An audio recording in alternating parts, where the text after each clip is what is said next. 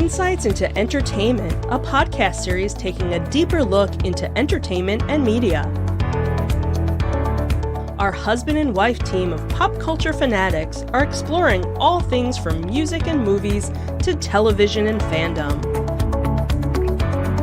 We'll look at the interesting and obscure entertainment news of the week. We'll talk about theme park and pop culture news. We'll give you the latest and greatest on pop culture conventions. We'll give you a deep dive into Disney, Star Wars, and much more. Check out our video episodes at youtube.com/insightsintothings. Our audio episodes at podcast.insightsintoentertainment.com, or check us out on the web at insightsintothings.com. Insightful podcasts by informative hosts.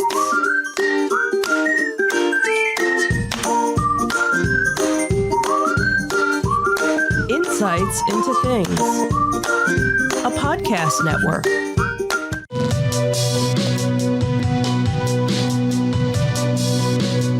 Welcome to Insights into Tomorrow, where we take a deeper look into how the issues of today will impact the world of tomorrow. From politics and world news to media and technology, we discuss how today's headlines are becoming tomorrow's reality.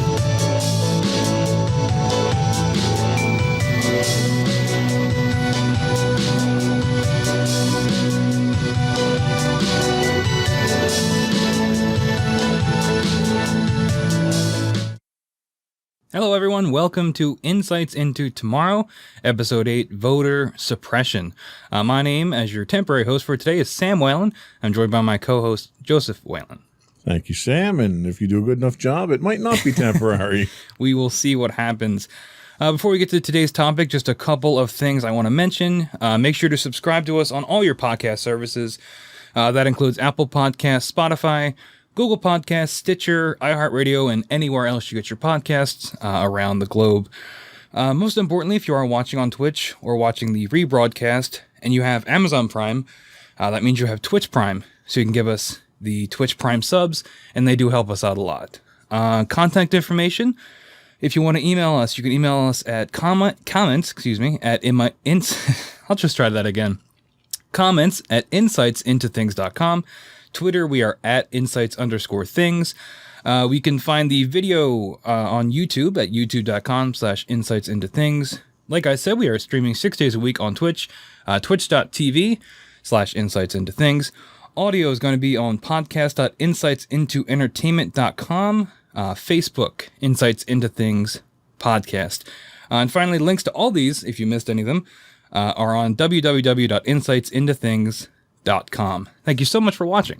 Let me correct one thing there. It's actually the audio's podcast.insights into tomorrow. Oh, okay. Insights in Entertainment is our other show. Oh, oops. Well, support all the shows.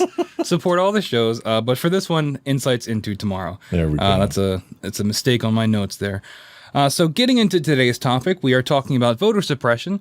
It is a big topic in the news, so we thought it would be pertinent to cover it. So going over to my co-host, what do you think when you think of voter suppression? What comes to mind for you? Well, I mean, if I just rip it right out of the headlines at this point in time, it seems to be today interference with the U.S. Postal Service, since we're going to be depending on mail-in voting during the pandemic. But it's a sadly, much richer, deeper history than just what we're seeing today. Even going back to the technology-related stuff from the 2016 election with the emails and the hacking and everything else. So it's much more complicated than what we're seeing today. And what we're seeing today is some pretty sophisticated voter suppression technique. Yep. Like you mentioned what we're going through today, what's going on in the past, and that's what we're going to do here today. We're going to break things down from the past, the present, and then go ahead and look at the future. So starting off, according to Wikipedia, which I know professors out there are going to get me for citing that, but I think it's a pretty good definition. It says voter suppression in the United States concerns allegations about various efforts legal and illegal, used to prevent eligible voters from exercising their right to vote. So these things can vary depending on the place, the state, or the method. A lot of the voter suppression is tied directly to voting rights, which started at the beginning of democracy itself. Initially, we'll actually touch on that later. I got mixed up there, so that's just a tease for the past. The current state of voter suppression, we'll look at what President Trump is doing, how he's dealing with the Postal Service, like you mentioned, and how he's using tactics of fear during this pandemic to sort of encourage people how to use their votes and what might happen, and how he's using that to his advantage. And finally, we'll look at the future of things. The 2020 election, what that effect might have on voter apathy, which has been a problem for many years, and how voting laws might be able to change, or how we can hope they can change to allow more people to be able to vote. And so we'll get with the past in just a minute when we come right back.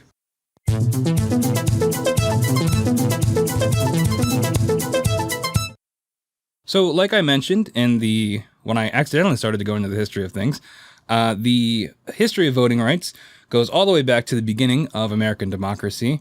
According to the people over at howstuffworks.com, quote, the U.S. Constitution does not explicitly include a right to vote, which is true. Only the House of Representatives were to be elected by the people, according to the Constitution. So that was where we the people could express their right to vote. However, these people were not all people, as you may be imagining. At first, only white, male property owners were able to vote. And that included some free black men later on when slavery was abolished. But even still, which we'll get into later, there were restrictions in place to discourage free black men from voting. Quote, all women, non-African American minorities, and many non-Christian religious groups were denied the franchise. So as you can see here, right from the beginning of the history of voting in America, immediately people were excluded and their votes were suppressed. What do you think about that? Well, I think that's kind of a unfortunate statement that we legislated voter suppression from the day that this company was started.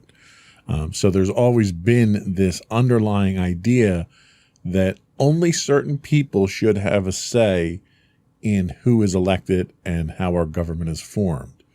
Now that's changed significantly over years, but what we've seen is a evolution of the legal disenfranchisement of people. And I don't know, maybe I'm idealistic by thinking that over 200 years later, we might finally have it right, but it seems like we still aren't doing what we need to do in order to get people the ability to vote. Yeah, so following the Civil War, there was the era of Reconstruction, which was basically the country trying to put itself back together. You had a lot more free blacks in the South gaining sources of power for a little while, until a lot of that was done away with the Dixiecrats in 1877, when the imposing of Jim Crow laws, which were designed to specifically restrict the black vote in the South and in other places. In addition to that, the 15th Amendment allowed voting regardless of race, color, or previous condition of servitude.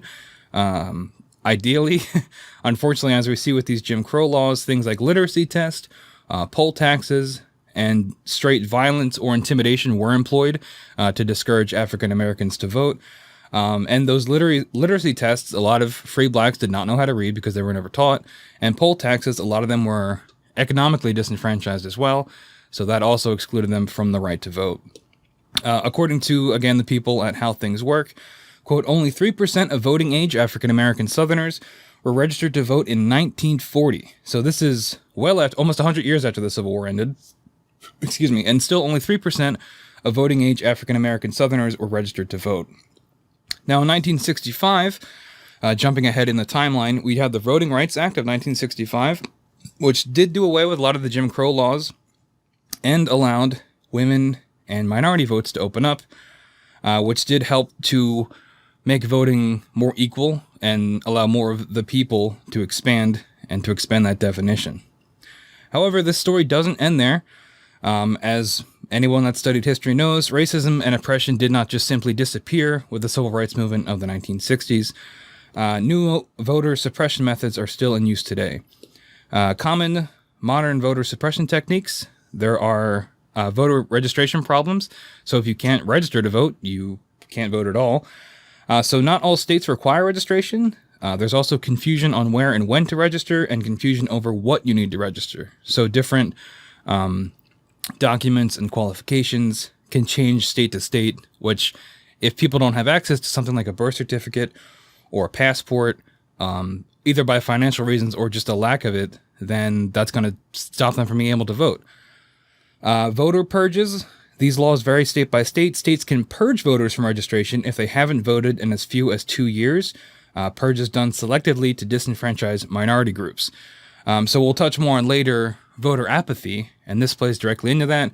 Basically, if you haven't voted in 2 years, they can nullify your vote, which presidential elections are every 4 years. And there's a case to be made there that that 2-year limit might be intentional, because I'd say the biggest election is the presidential election. It's what most people vote in, ideally. So by doing it every 2 years, you're going to be able to wipe out a lot of voters that would then need to re-register, which we just touched on could be difficult for different people. What are your thoughts on just these early, more subtle ways of getting people to taking away the ability to vote? Well, and I think a lot of it is the convenience factor, what we're talking about here. The need, there's a certain requirement that you have to have, because everyone's always very worried about voter fraud. That's what's getting thrown out now. So you come up with laws that on the face of them are intended to combat voter fraud, but really the underlying purpose is to make it inconvenient and difficult for people to register or to get to the polls and vote. And the one thing that your typical politicians don't want is an educated, energetic, and enthusiastic voting population. The fewer votes they have to worry about is the less effort they have to make in order to influence those votes. So by cutting back that number, and all of these laws really are designed to do that, is to cut back that number of voters, it makes it easier for them. If they can control certain segments of the population, like if they can get 50% of the population in Louisiana to not vote, well, then they don't need to spend money campaigning down there. All they have to do is get them to not vote. Because if they're not voting for me, then they're not voting for my opponent either. Then, just as an economic equation, they can go spend that money someplace else. And as a result, the citizens of the country lose out as a result. Yep, absolutely. And as we often end up to the conclusion on the show, always follow the money. That's typically where you'll go. So yeah, definitely moving those funds around can help their campaigns. Going back to the more the modern ways of voter suppression, strict voter ID and ballot requirements. So these laws, again, vary state by state. Some states require government-issued IDs to vote, and this was a big thing in the news a while back, voter ID laws, and it's still a very important issue, especially with the upcoming election. But basically, these impede low-income, disabled, and immigrant residents who may not be able to get a government-issued ID, whether it be because of a physical disability, a lack of money, or immigration status in general. In addition to that, voter confusion, misinformation from political parties to confuse voters, messaging from official and unofficial polling can be confusing and inconsistent, incorrect ballots invalidate voters' choices.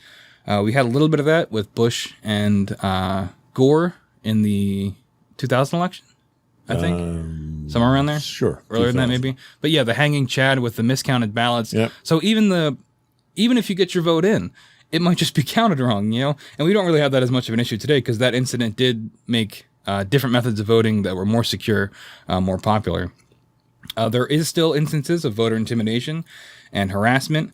Racially motivated scare tactics are employed to prevent citizens from voting. Fake robocalls from hate groups pretending to be candidates, and inappropriate questioning at polling locations to intimidate voters. I mean, there's incidents of this up into the 2012 election with Barack Obama, groups going around trying to intimidate people of color from voting to help sway the vote in the other side. Poll closures and long lines. This one pretty much speaks for itself. If the polls are closed, then nobody can go there to vote. And again, it goes back to what you said about inconvenience, right? I mean, if you have to walk, if you've got no way to transport yourself and you have to walk 5 miles to the polling station and you get there and it's closed, you're not going to walk 25 miles to the next one.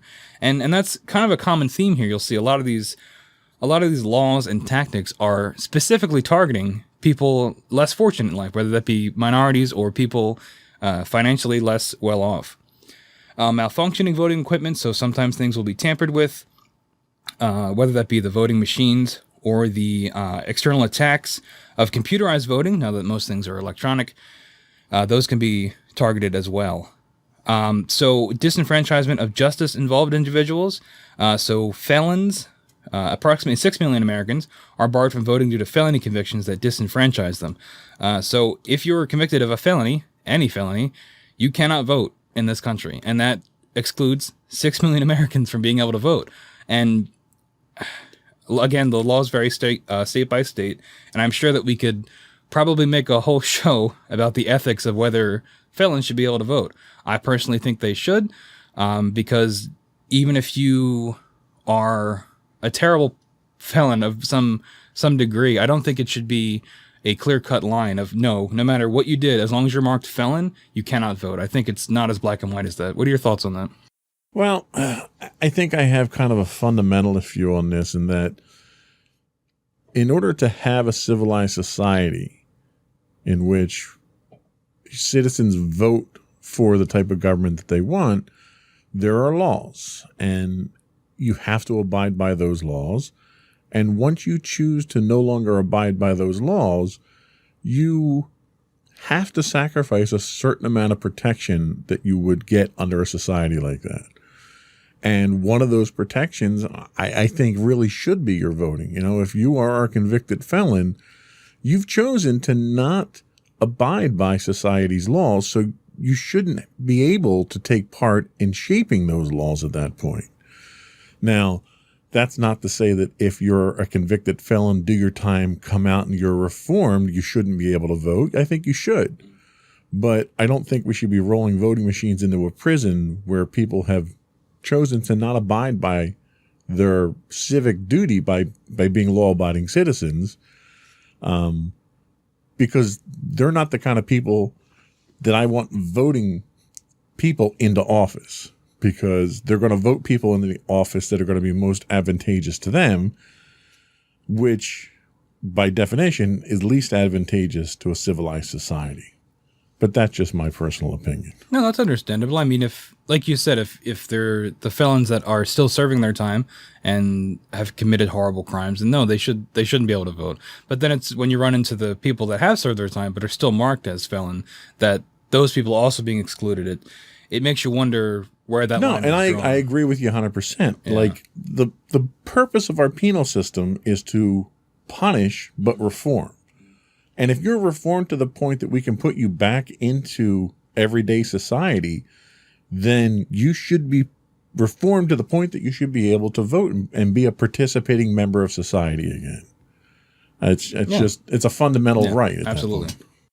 So we do have one more tactic here. We've got gerrymandering, which is politicians manipulate voting redistricting in ridiculous ways to shape the voting pools. This is a pretty blatant attempt to manipulate the voting population and has direct and lasting impact on election results. So you can look up pictures of this where districts are, they're literally maps of locations, and they're drawn in such a way that a certain politician will be able to get more votes because of the way the district is drawn.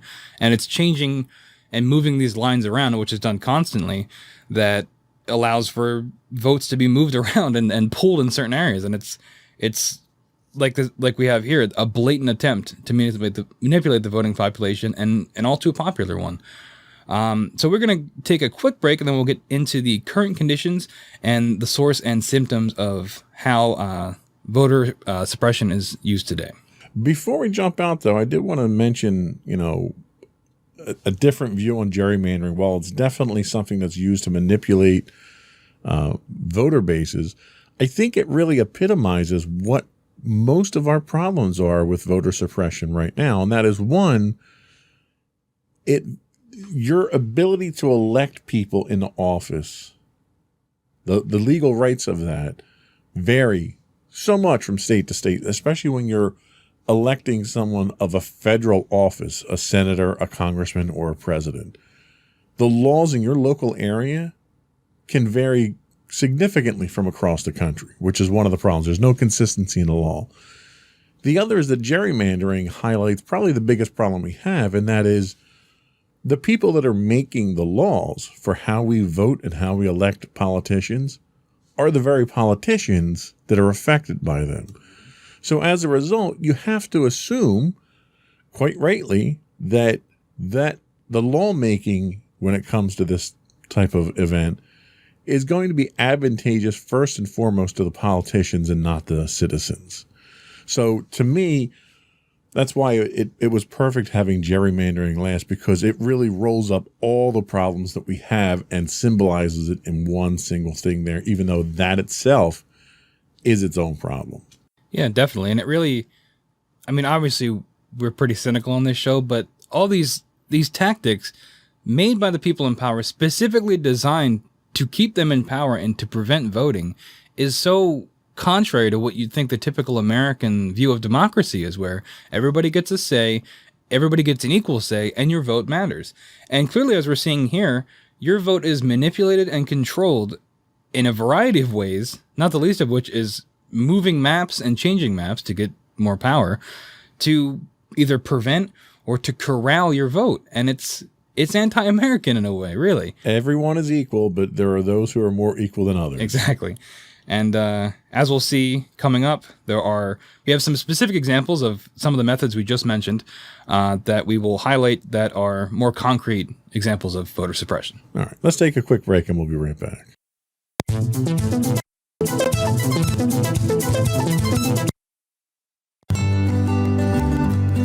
Insights into Teens, a podcast series exploring the issues and challenges of today's youth. Talking to real teens about real teen problems. Explore issues from braces to puberty, social anxiety to financial responsibility. Each week, we talk about the topics concerning today's youth. We look at how the issues affect teens, how to cope with these issues, and how parents, friends, and loved ones can help teens handle these challenges. Check out our video episodes on youtube.com/insightsintothings. Catch our audio versions on podcast.insightsintoteens.com or on the web at insightsintothings.com.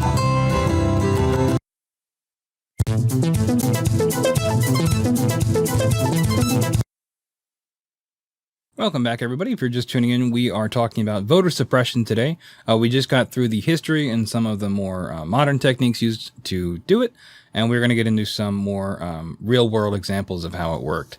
So, in one of the most important tactics used for voter suppression is the use of disinformation, and that is a very broad umbrella thing that is used to manipulate everybody in a variety of ways nowadays. But with voter suppression, it comes down to the highly popular and effective modern methods used. So in 2008, the 2008 elections, Democrats in Nevada received robocalls informing them that they could vote on November 5th. This was a day after the election, to avoid the long lines. So basically, all these people in Nevada got fake calls telling them a fake date for the real election. And this did impact the amount of votes that came in Nevada, because a bunch of people showed up the next day to vote for an election that was already over and already won. So what are your thoughts on this example? Have you experienced any kind of robocalls for voting? I have not. Somehow I've managed to get off of all the calling lists for robocalls. And I think it's probably because a couple that I had in the past did not end well for the caller. I don't take political ads very well when people bother me with them. Although I'm getting hammered with spam. I will say that, because it's so much easier to get through to people.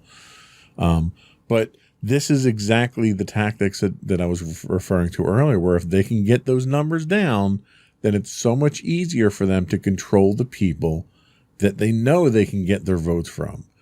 And a lot of times the people that they target are the lower income, lesser privileged individuals, because those are an unknown quantity to politicians.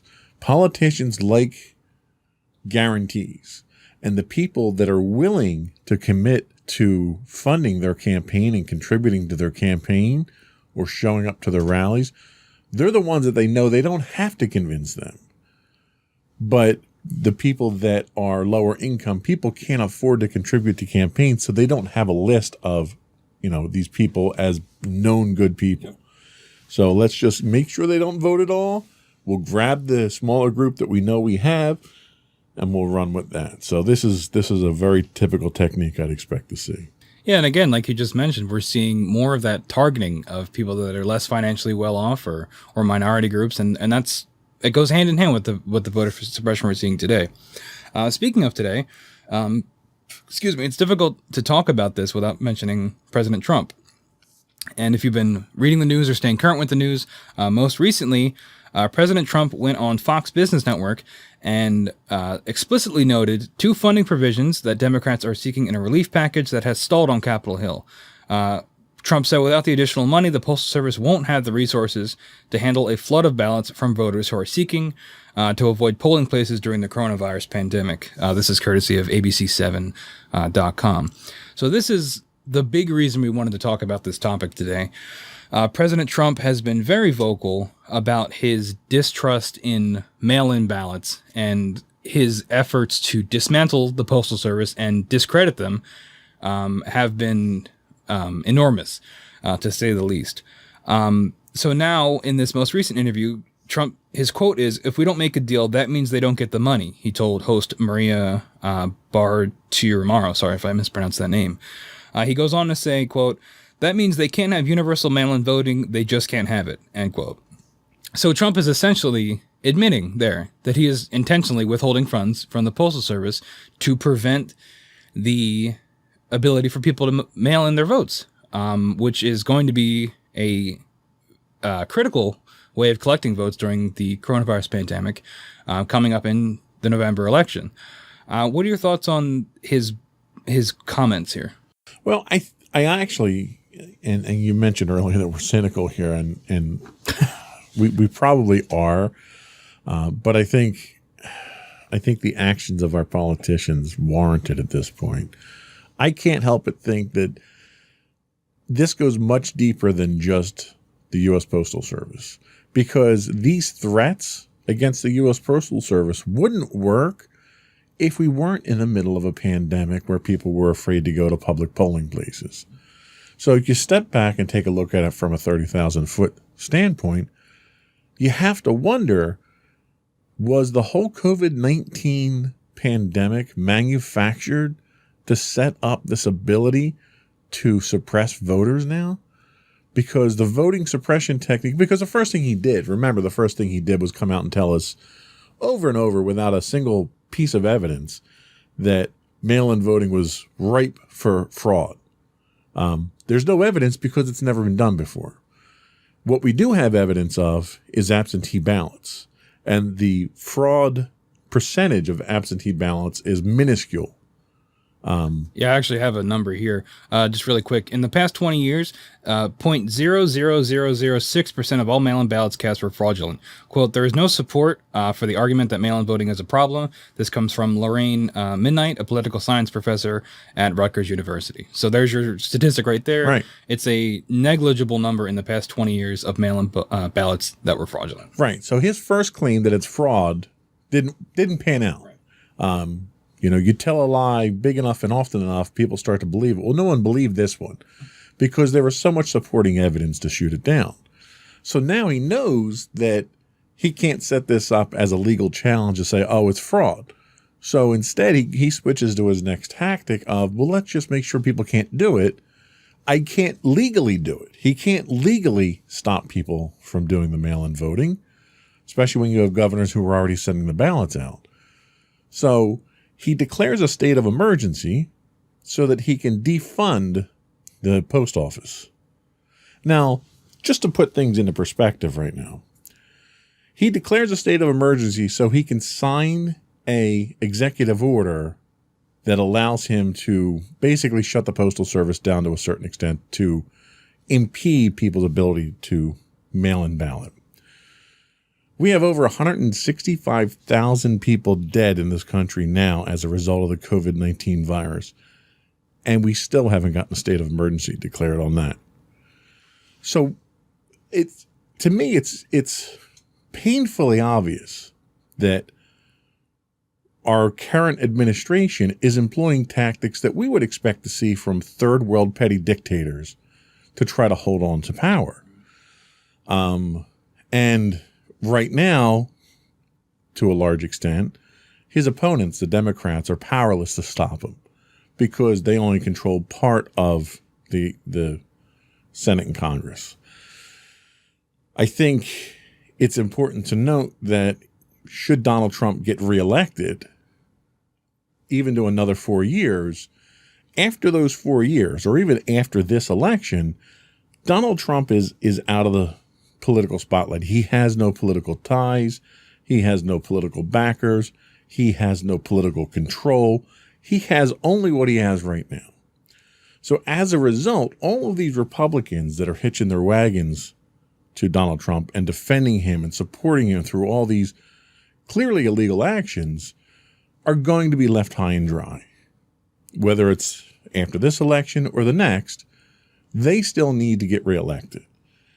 And when you choose the wrong side of history and you do it in such a spectacularly public way, it's going to come back. There's going to be a toll that has to be paid for that. And that's going to be in the number of seats that the Republicans will see in the Senate moving forward when Donald Trump isn't around anymore.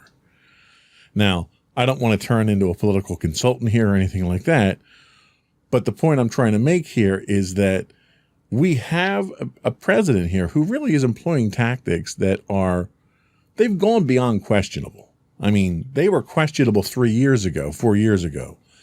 Now they're downright illegal. And you have Congress feels like it's powerless to do anything about it. And if Congress feels that way, how do you think the average voting American feels? And that in and of itself is a form of voter suppression.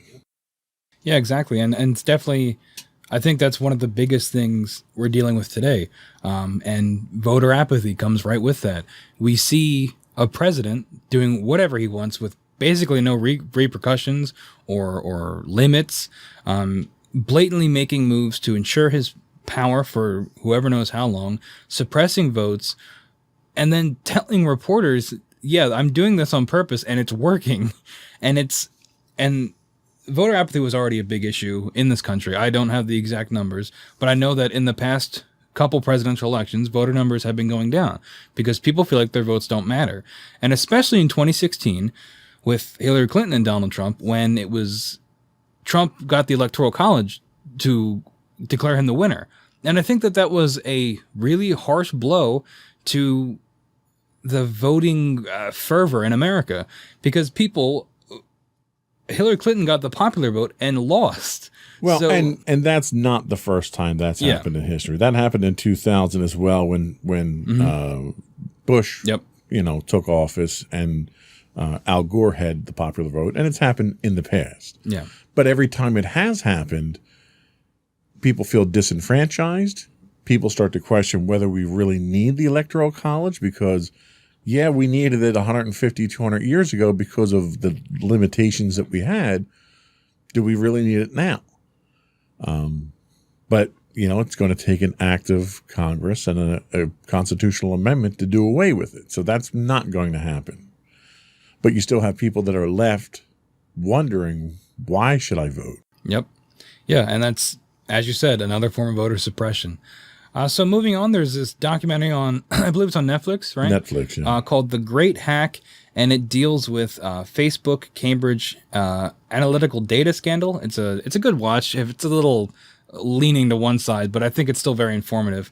It came out end of last year, I think, November, October.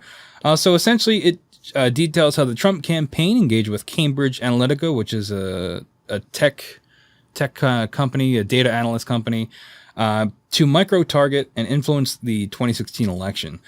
Cambridge Analytica was employed to influence elections in over 30 countries prior to the 2016 election. These countries include the United States, the United Kingdom, Argentina, Colombia, Guyana, sorry about that, and Uruguay. Right? Uruguay? Sure, close enough. I was never very good at geography. Sorry to those people if you are listening from those countries. So if you do watch this documentary, it pretty blatantly shows, It details what Cambridge Analytica does and how they composite user profiles based on data that people use in any aspect of life, mostly on social media or what they buy online shopping. And they compile all this data and they make it so that people can be targeted more effectively to vote on either side of a political party. So if you like a lot of posts that are left-leaning, then Cambridge takes that data and targets you with more left-leaning ads to further you down that line of thinking. And the same thing with the right.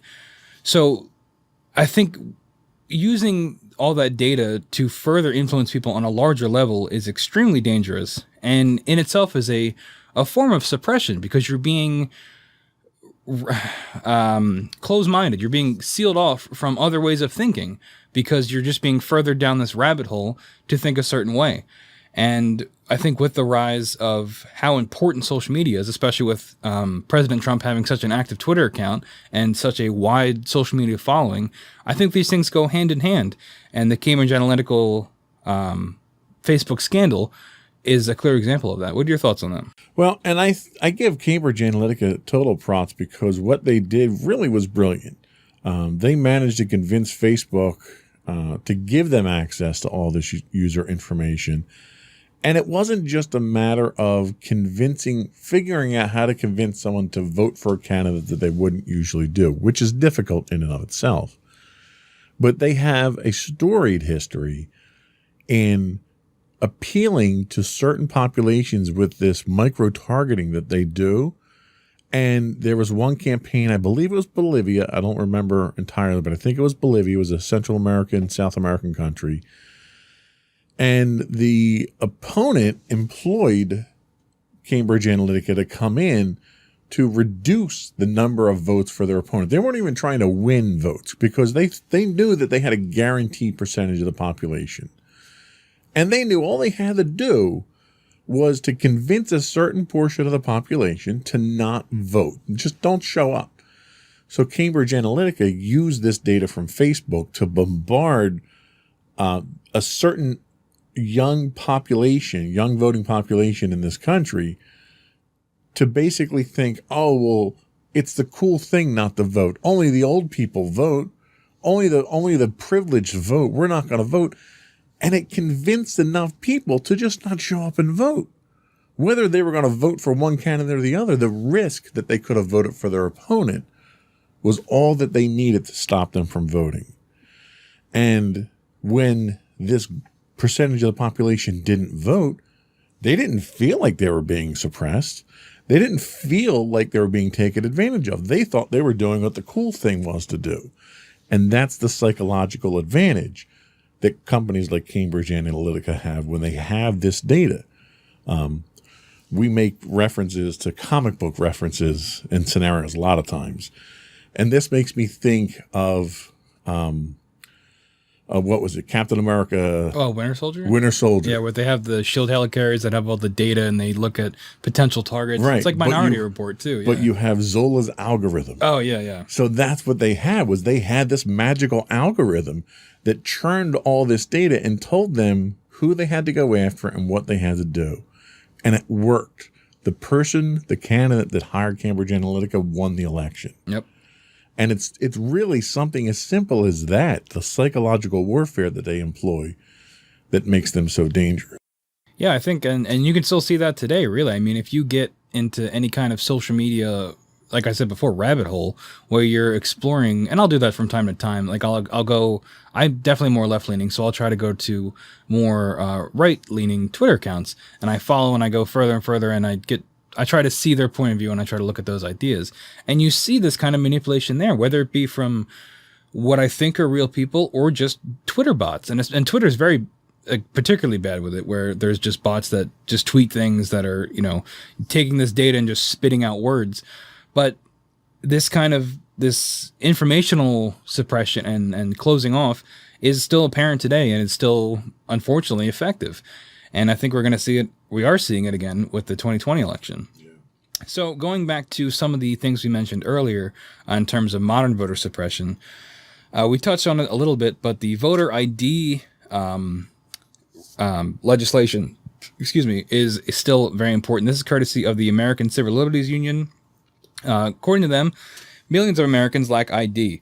11% of U.S. citizens, or more than 21 million Americans, do not have government-issued photo identification.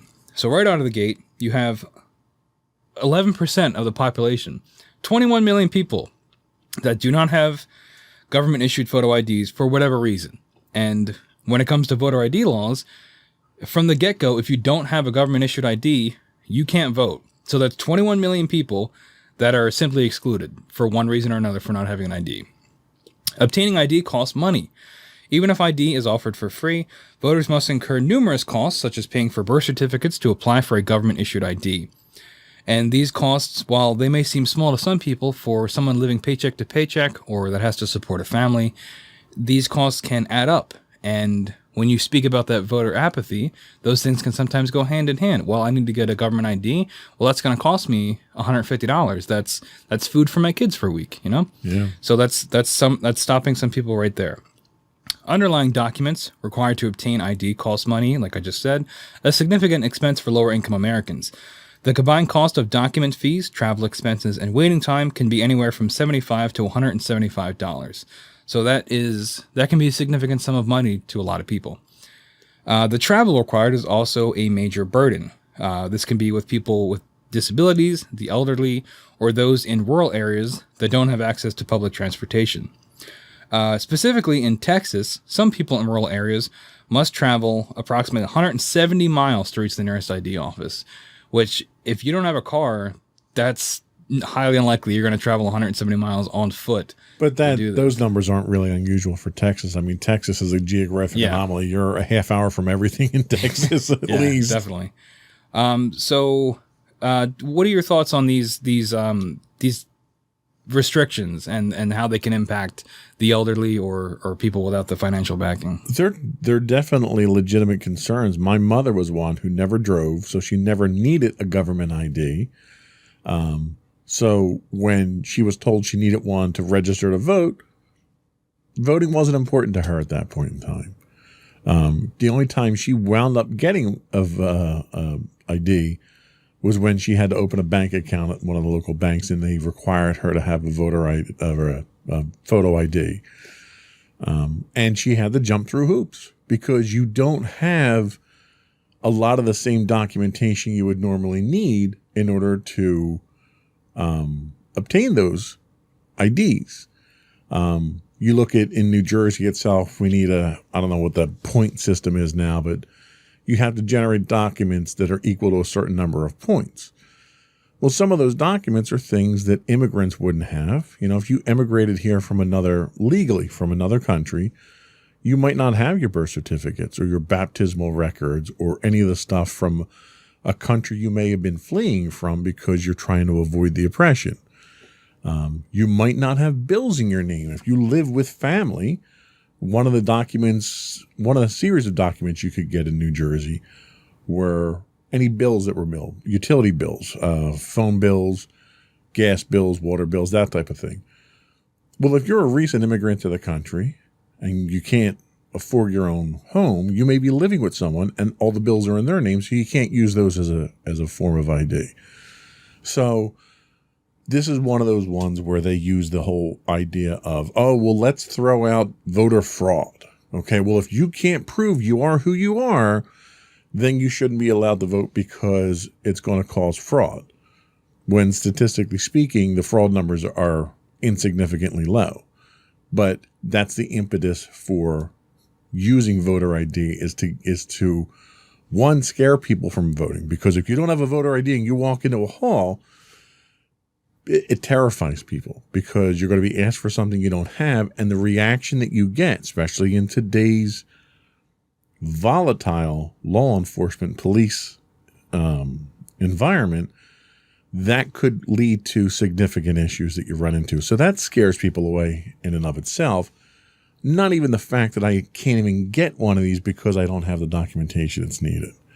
But because we could throw out we can link through some theoretical justification voter fraud with voter ID, then we can justify segmenting that portion of the population often denying them. Yeah, absolutely. And I think that, you kind of made me think of something. I think on this show before I mentioned the concept of how there always has to be an other, right? There always has to be some kind of enemy or some kind of idea to rally people against, whether that be for good or evil. And I think that voter fraud is that other for this, because as you said, the numbers on actual voter fraud are insignificant almost. But the concept of voter fraud, that the worst thing you can do as an American is vote and lie about it, or not vote at all and pretend you're somebody else. When in reality, by using the concept of voter fraud to deter people from voting is the really anti-democracy thing. And it's these levels of mental chess, of manipulation of an entire population of people, and getting it in their head that either your vote doesn't matter or the biggest threat to your democracy is this other. And it's dangerous, really. Yeah, absolutely. And it's hard to dig through the vines of all these manipulations. So we're going to take a quick break, and then we'll come back and look at the future of voter suppression.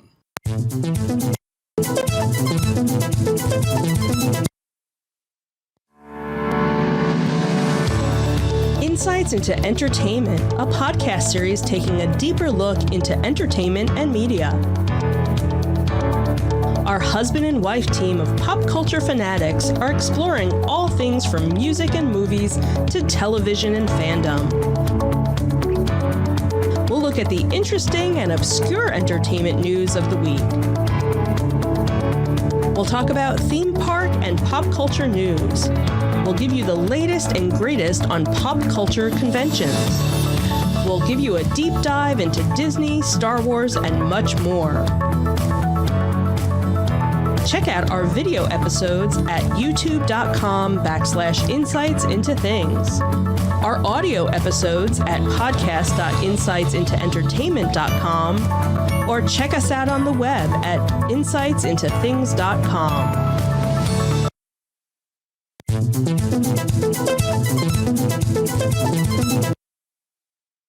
Welcome back, everybody. We are going to get into the future and potential solutions for how to combat voter suppression.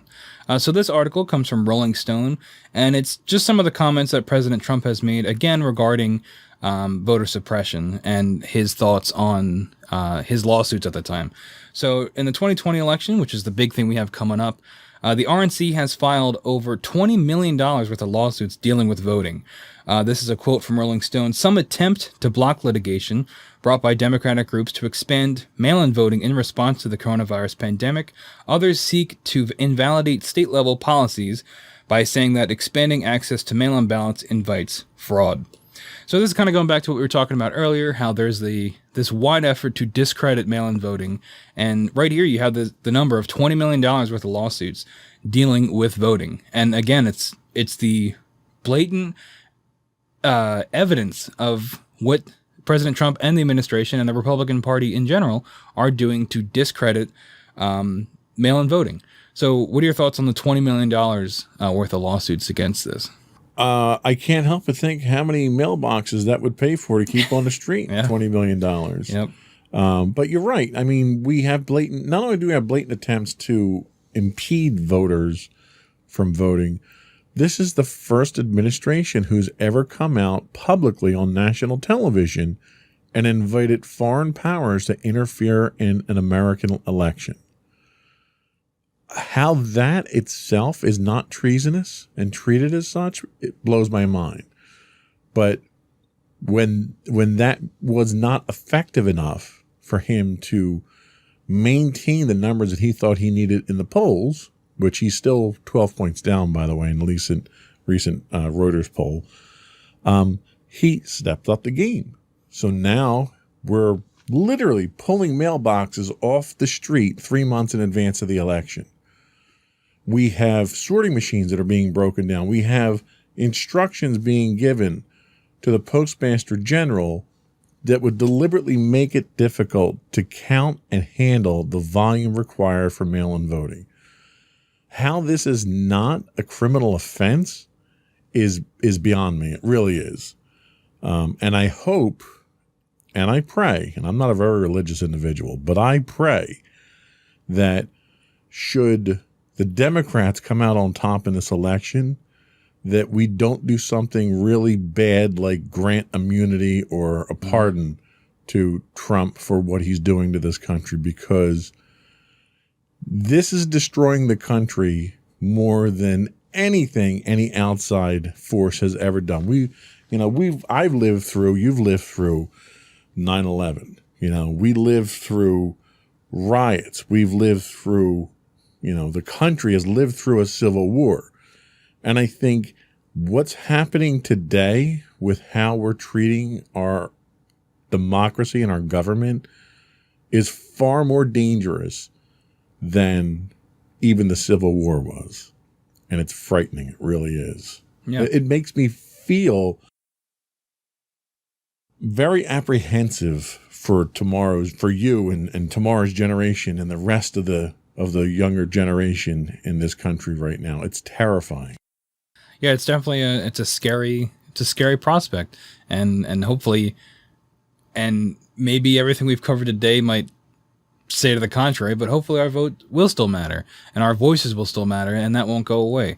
And we'll probably touch more on that when we get to our closing statements in just a little bit. But going back to this Rolling Stone article, Rick Hasen, a University of California Irvine law professor and author of Election Meltdown, says the goal of these lawsuits is to cast doubt on the legitimacy of the election, raising spurious fraud claims. So just like we just talked about, the goal is to discredit and disenfranchise and spread disinformation. And speaking of that disinformation, a big common theme has been the use of COVID-19 to stir up fear of the election being in danger, when in reality, these precautions are being taken to save lives, not to harm them. So things like social distancing, the use of mail-in voting, and we've touched on this mostly for the most part already. But basically, there's things being done for COVID-19 are being spun by members of the Trump administration as harming democracy, when in reality, it is, the administration that is the one doing that. Specifically, the group has run ads that warn against risky new methods like mail-in ballots and accuse Wisconsin Democrats of sowing election, quote, chaos after the state's Republicans refused to send every voter an absentee ballot or delay its primary election because of COVID-19. Again, this is from that Rolling Stone article. So in Wisconsin, you're seeing direct targeting of the Wisconsin Democrats because of how they had to handle things because of COVID-19. And in reality, it's not about, it seemed like it was meant to save lives, to prevent the disease from spreading, but it was taken and spun for political gain, which is horrible. And unfortunately, it might have worked for some people. Well, and I think a lot of what we're seeing out of the current administration is for political gain. The Trump administration still doesn't want to admit we have an issue. Every time Donald Trump addresses any media organization regarding COVID-19, we're told, oh, it's getting better. We're doing great. We're doing fine. The numbers are coming down. And being cynical again, I've come to expect lies from all politicians. More so from Donald Trump. I think he's statistically told more lies and misinformation in office than any other president in the time he's been in office, which is provable. But this series of lies are so blatant and so easily proven wrong that it's almost like he's daring people to challenge him on this. His own administration is having difficulty combating some of the misinformation that he's putting out. It changes. The administration policy statements change multiple times over a 24-hour period because the administration officials come up with a policy. They put Trump in front of the camera, and Trump, it's like short attention span theater. He can't stay on point for more than 5 seconds before he goes off on one of his tirades and one of his rants, and it's counter to what the administration is. So, and he's popular. He very frequently throws out the term of fake news. And it's ironic that he's generating more fake news about everything than is being generated about him. So the messaging itself, the obvious attempts at disinformation, the fact that if something controversial comes up, he's very quick to generate another manufactured controversy over here. You know, everyone pay attention to the new controversy over here, and we'll all ignore what was going on. He's a master manipulator when it comes to that. Like it's almost like sleight of hand in a magician, you know, and he's constantly misdirecting people. And the press and America, and I'm sad to say this, are so stupid that they continuously fall for it. And that's why we're in the position that we're in now. Because we're all falling for this misinformation. And until people have the wherewithal to step back and to objectively look at the statements and the claims and do their own research, we're sheep.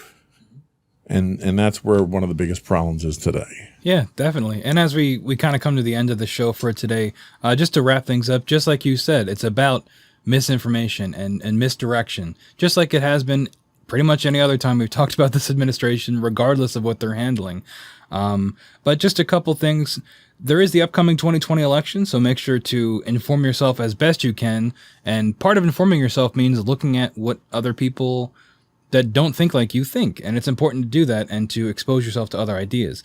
I know just in today, we've only scraped the surface, especially when it comes to the Postal Service, not scandal, but the Postal Service situation. So that's definitely worth looking into because it's been going on for longer than just the media has been covering it now.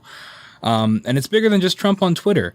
These things are systematic and designed to control and to manipulate. I mean, we covered the past going all the way back to the founding of the country and how these things were designed from the get-go to corral people's votes. And most importantly, you know, make sure you do your own research and make your conclusions and keep your mind open but suspicious. What are your closing thoughts? Well, I agree with you 100%. I think the one thing that terrifies politicians the most is an educated voter base. So the more educated you get, the better off we are as a country. It's good to have politicians scared of the voters because when they lose that fear of being able to get reelected, because you remember, that's all politicians want. Most politicians start out with all of the zeal and vigor and noble causes that most American citizens tend to feel. And they think that getting into politics is what's going to get them to that. And there have been people like Jesse Ventura, who was the former governor of Minnesota. He thought, well, you know what, if I run for office, I can change it. I can make a difference. And what he realizes that when he got into office, the system is not designed to be changed, certainly not for the disadvantage of the politicians. And he spent 2 terms as governor and hated it. He got blocked at every possible corner, and he was just beaten down and frustrated when he left office. And that's not the typical reaction. The typical reaction is a politician goes in there, they learn how to play the game, and then they slowly get corrupted over time. And then they lose that fear of the voter because at that point, the only thing that they want is to get reelected. And as long as they get reelected, they'll say and do anything. They don't care about you, the voter. They don't care about the district, the constituents, the county, the state, the country. They don't care. All they care about is getting reelected. And when there's a danger of that, because you as a voter are educated and you know what their position is and what their voting history is and what their philosophy is, then there's a chance that you're not going to vote for that. And that's what scares them. So let's scare the politicians. And I'm not just talking Trump. I'm talking every politician out there. Let's scare the hell out of them and educate ourselves and learn what the topics are and what the controversies are and what their positions are, and then make an educated decision when we go to the polls. Absolutely. And I think that's not easy. That's not an easy thing to do, but it's important. And as Americans and as humans. And I think that's one of the most important things we can do. It's not going to be easy and it's going to be difficult, but it's something that we all have to do, especially with this upcoming election. I agree 100%. All right. Anything else? I think that's it. All right, well, thank you for having me on today as your potentially temporary, maybe permanent host. We'll see how things go. But this has been Insights into Tomorrow. Thank you, everybody, so much for tuning in, and have a fantastic day. Stay safe.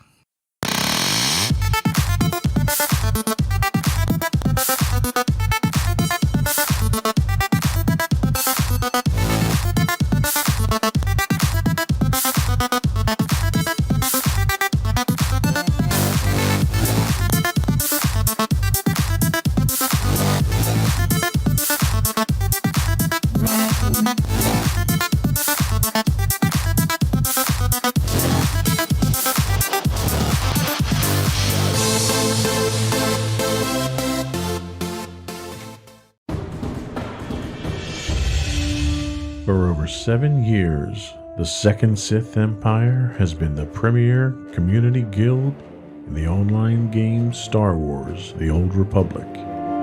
With hundreds of friendly and helpful active members, a weekly schedule of nightly events, annual guild meet and greets, and an active community both on the web and on Discord. The Second Sith Empire is more than your typical gaming group. We're family. Join us on the Starforge server for nightly events such as operations, flashpoints, world boss hunts, Star Wars trivia, guild lottery, and much more. Visit us on the web today at www.thesecondsithempire.com.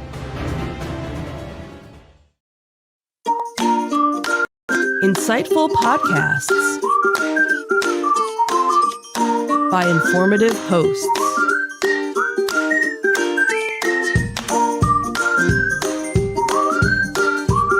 Insights into Things, a podcast network.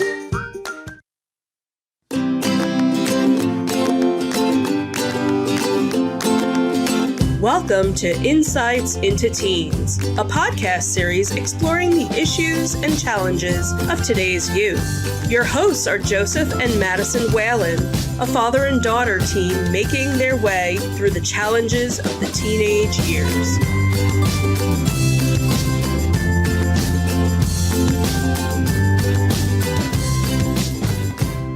Welcome to Insights into Teens. This is episode 100. Fun and Games with Dan. I'm your host, Joseph Whalen, and my strong and confident co-host, Madison Whalen. Hi, everyone. How you doing today, Maddie? I'm doing all right. So we're going a little off schedule. Today's a Tuesday we're recording on because we have a special guest with us today. Let me introduce our special guest. Today, discussing fun and games with us is Dan Worth. How are you doing today, Dan? I'm doing very well. Thank you. Thanks for having me on the show. Thank you for joining us. So Dan is a resident expert on games. Every time we think of anything that has to do with fun and games, toys, collectibles, board games, card games, Dan's our man to go to. So we're going to be asking Dan some questions about gaming. We have some statistics, some information on how games affect teens. We'll be talking about that. And then we're going to be doing a deep dive with Dan and some of his experience and just get his general input on gaming. Before we do that, though, I do want to suggest folks subscribe to the podcast. You can reach us on Apple Podcasts, Spotify, Google, Stitcher, iHeartRadio, pretty much any place you can get a podcast at this point.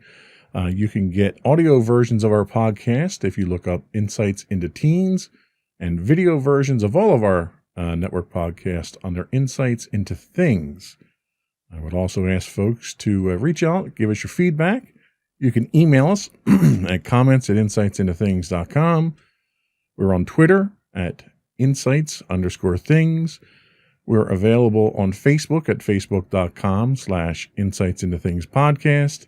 On Instagram, we are at Insights into Things, or you can get links to all of those social media outlets at www.insightsintothings.com. Shall we get started? Sure. All right.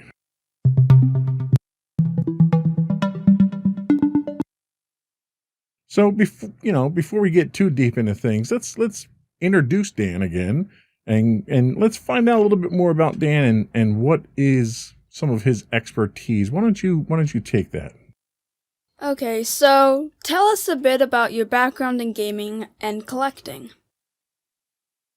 Sure. I have been actively collecting something since the early 70s. I started with comic books, picked up board games in the 1980s and action figures along the way. Pretty much just all pop culture, sci-fi, monsters, TV, movie related stuff. And then it's just such a wealth of just a great time for board games in general right now because there's so much out there to choose from, and it's a great subject for you guys to be talking about tonight. Okay. Alrighty. Would you describe yourself as a collector or a dealer of classic toys? Right now, I would say it's much more of a collector. Some of that is by choice. Some of it is by, the situation with the COVID restrictions that are on us right now. It's very difficult to try to do a lot of the events that we would normally do, like Comic Cons, toy shows, antique shows, things like that. We did own a store in Bethlehem for about 6 years. That was a toy and collectible shop, and that was just a few years ago. But right now, the environment does not lend itself as easily to have people walk in or even do the conventions as much. So I am much more of a collector right now, just picking up things that I think are going to be of interest to the group that I game with. Alrighty, that kind of leads well into our second question. So, how long did you own your gaming/toy store? It was about 6 years. We had a really good run in downtown Bethlehem, Pennsylvania. We had a variety of collectibles from comic books to action figures, board games, of course, certain card games like Magic and Pokemon and, some of the mainstream stuff that you'll see. And we tried to really pick some obscure things as well that we would pick up at, major toy shows like the New York Toy Show that's at the Javits Center, and just odds and ends that we would find in our travels. So, Dan, you mentioned comics at the store. Are you a comic aficionado or a comic collector? What's your affiliation with comics? I would say that is primarily where my heart lies, Joe. My collection started with Marvel, specifically with Spider-Man. I started with Spider-Man number 96 in 1971. Back in the olden days. Yes, they did have comic books back then. And it was that first comic book that led me to get all the rest of those and a lot of the other major Marvel comics. So I would consider myself primarily a comic book collector. But as it's turned out, and as we'll talk about, it's hard to ignore the fact that I've got a very large collection of board games. So I have to ask you on the subject of comics, are you just Marvel? Are you DC? Are you indie? Where do you usually lie in that realm? My loyalties have gotten much broader over the years. I am not afraid to expand into some of the DC comics. I also love a lot of independent comics and have loved a lot of independent comics over the years. We have those folks to thank for the Teenage Ninja Mutant Turtles. We have them to thank for The Walking Dead, The Boys, a lot of the stuff that's out there right now that is so popular is a result of independence, and it's a huge faction in the comic book world. Yeah, I agree 100% there. What's our next question? Our next question was, do you still sell toys? I do. It's more of an online sales technique that we use. We do some eBay. We still sell some things through our Facebook page for the Underground Lair. But right now, I'm much more of a collector than a seller. All right, so picture this scenario. Picture the scenario where, what is your go-to game at a party where the participants might not be big on gaming? That's a great question because, you're going to have a wide variety of people at things like that. And you want to get something that's going to appeal to everyone. I like things like Apples to Apples. That's a great general, easy board game to teach people. I know it's basically cards, but I think we have to really expand the way that we're thinking about this category to include some of that stuff. And you can't mention Apples to Apples without the adult version of also Cards Against Humanity, which has just become so huge of a product over the last couple of years and immensely popular, and has really gotten people who wouldn't normally do gaming nights to do some gaming nights. When we would go to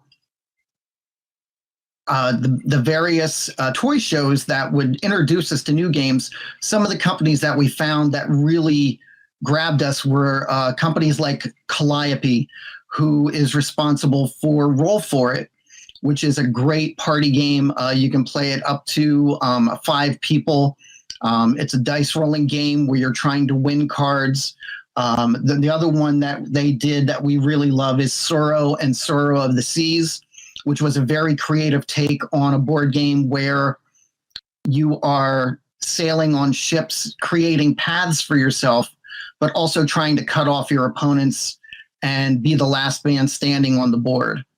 Another one that's great for parties and that we have found over the years really helps people break the ice is a game called Outburst.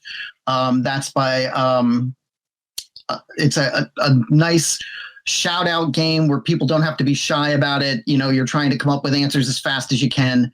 There's another one that just came out recently called Codenames, which is of the same flavor, by a company called CGE. And that's gotten a lot of popularity, and there's a lot of different versions of that one out there as well. Great. That's a lot of great suggestions. Next is a pretty big question. How many games would you estimate you currently own? This was an eye-opening question for me, because I don't think I realized how many games I had, but just in the house right now, we have close to 100. Wow. So I would say easily we have over 200 different kinds of board games. I am not counting the card games in that. So, or just the strict dice games like Yahtzee and, Magic the Gathering and some of the other stuff like that, that is a whole nother category. We're not going to count the role-playing games as well, like D&D or again, another totally different category. And that would be why Dan's on this show, because Dan is the expert on games. Yep. What else do we have? Okay, next one is, what do you find to be the most important thing that games offer to individuals? One of the great things about board games is that it brings people together, has them sitting in close proximity and exchanging looks and smiles and jokes.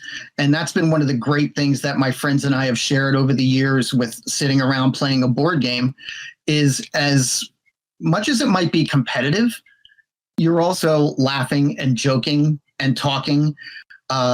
It's a great way to just have a nice camaraderie and have people come together over, something that's a neutral ground and you enjoy doing. Yeah, that makes sense. Now, to kind of go along with that question, what do you find is the most important thing that collecting offers to individuals?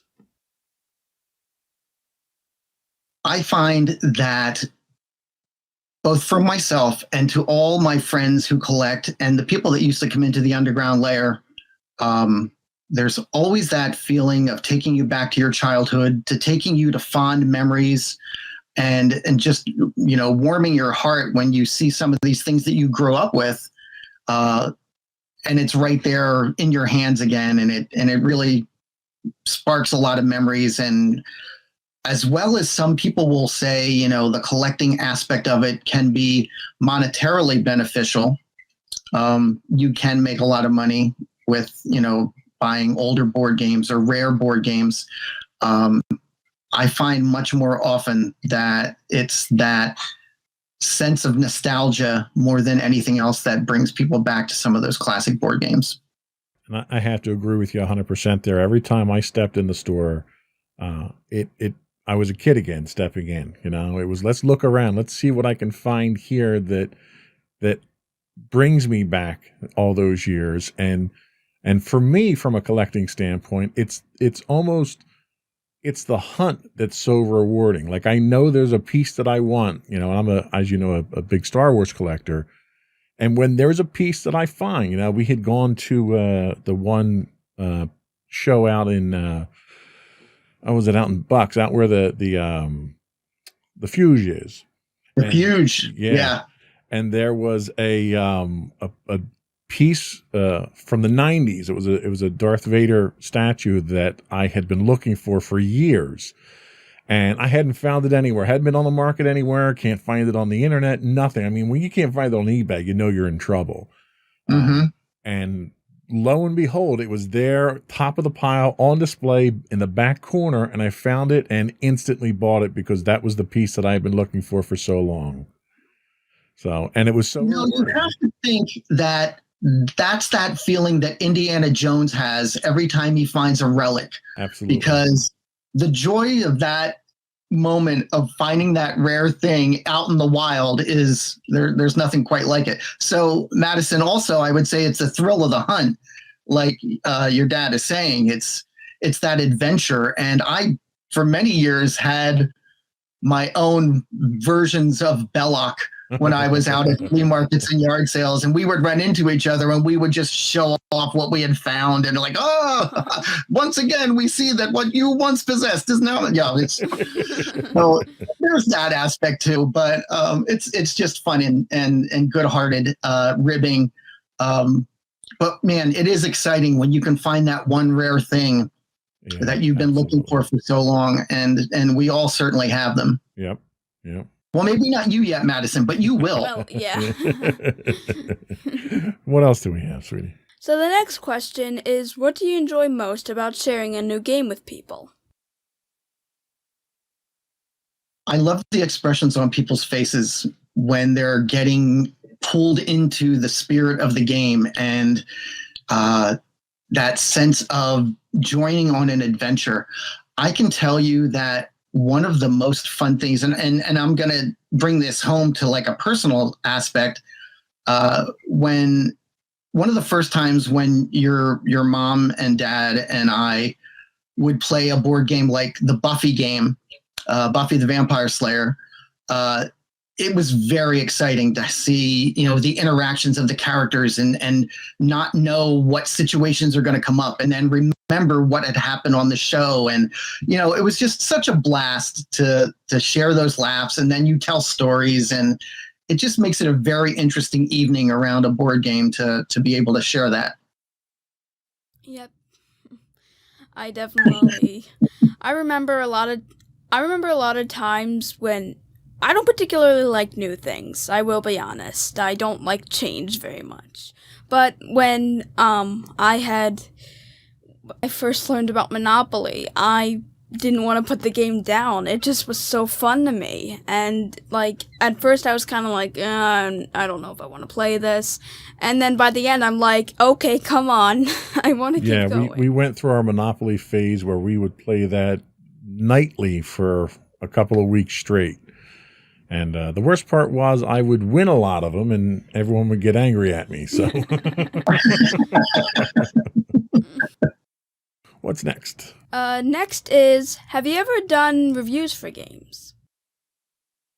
That's something that I haven't done yet. I do have friends that do that, but we haven't actually sat down and done the reviews. I can't mention, the names off the top of my head, but I know that is a lot of times an invaluable service to be able to see the game being played, to understand, what you're getting in for before you make that purchase. And let me just mention at this point something else that people are going to find when they go to buy some of these board games. The price point nowadays is a little bit different than it used to be. I think the average right now is somewhere from the $60 to $80 range. So when you're spending that much money, game reviews are invaluable to be able to see if it's something you're going to enjoy when you're investing that much money in something new. Like you said, Madison, especially if you don't like something new, you want to make sure that it's something that you really are going to like. Yeah, absolutely. Definitely. Kind of going along with that question, have you ever graded toys professionally?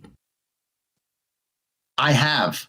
That was one of the services that we offered at the Underground Lair, and I had been doing it, in a much more amateur sense for years leading up to that. I would do it for friends who would be cleaning out a relative's attic or a basement, or, would be ready to get rid of their collection and want to know, hey, do I have anything here that I can, maybe make some money on? And that's something that I've always been up on. I know, the grading system of a lot of the board games and comic books and action figures. So it was a service that we definitely wanted to offer at the Underground Lair. Okay. Our last question we have is, do you do game and toy shows? If so, is the choice show for If so, what is the choice show for collectors to go to in the area? Great question. And we are really lucky in that we have a couple of premier toy shows in our area. Some of my favorites, and again, we're going to have to talk about this from outside of a COVID situation. If it was a normal year, regular, events being planned, these would be the places that you would want to hit.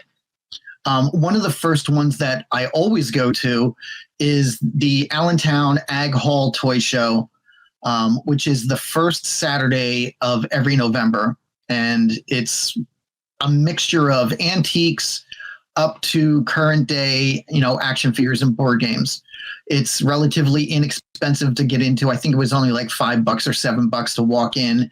And they just have aisles and aisles of really fun vintage stuff that you might not see anywhere else. The other one was the Lehigh Valley Comic-Con is also in Allentown. There you'll see a good mix of comic books, board games, action figures, a little bit of everything. There's ZoloCon in Warminster, PA, which is the other name for the Fuge, Joe. Yep. Again, a fabulous show in just a fantastic sci-fi, realistic, it walks that line between, fantasy and reality that just adds to that ambiance of being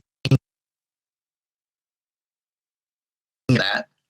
The other one was RetroCon in Oaks, PA. Yeah. And then the Toy Con in New Jersey at Atlantic City. That one, I think we've never been to that one. That's a really big one, Joe. That's again, it's kind of like a good mix of antiques and new stuff, but it's much more of the older stuff and in much more quantities. Right. So on that note, what about the Comic Cons? We get Wizard World in the area. We get New York Comic Con. Are these some of the premier shows? Yeah. Are these someplace that a collector would go, or are they more contemporary vendors that you have there? You're going to have more contemporary vendors. You're going to have people that know what they're doing.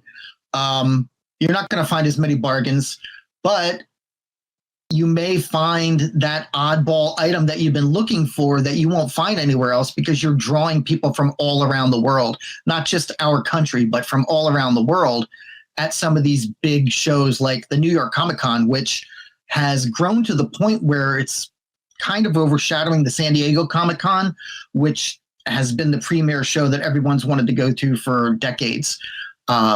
So that's the advantage to going to one of those big major shows, is you will get a cross section of everything from around the world and dealers who you might not normally see at the smaller venues. Yeah. What about the convention exclusives at these big Comic-Con conventions? Are they something that a collector, is that an entry point for a collector, or is that gimmicky more than a real collectible?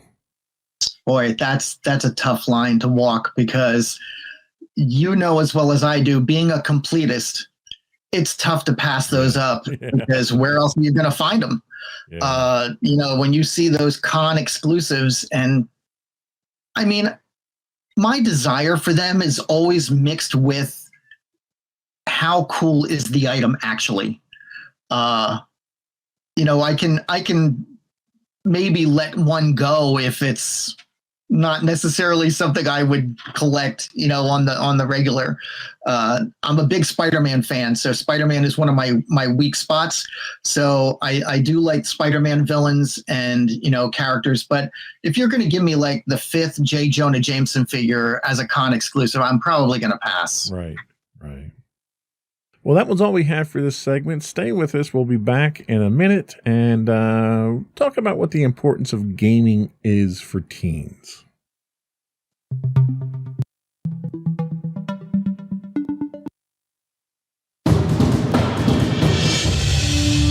For over 7 years, the Second Sith Empire has been the premier community guild in the online game Star Wars: The Old Republic. With hundreds of friendly and helpful active members, a weekly schedule of nightly events, annual guild meet and greets, and an active community both on the web and on Discord. The Second Sith Empire is more than your typical gaming group. We're family. Join us on the Starforge server for nightly events such as operations, flashpoints, world boss hunts, Star Wars trivia, guild lottery, and much more. Visit us on the web today. Just watching the fun Star Wars stuff. www.thesecondsithempire.com.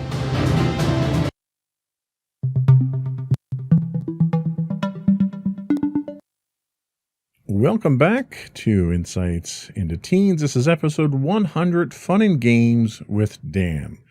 So games have an important part in our lives. They bring the family together. They bring the friends together, like Dan had mentioned. They give us some camaraderie, and you can even learn from games to a certain extent. So we had you had gone out and done some research on this. Why don't you tell us about what your findings were in your research?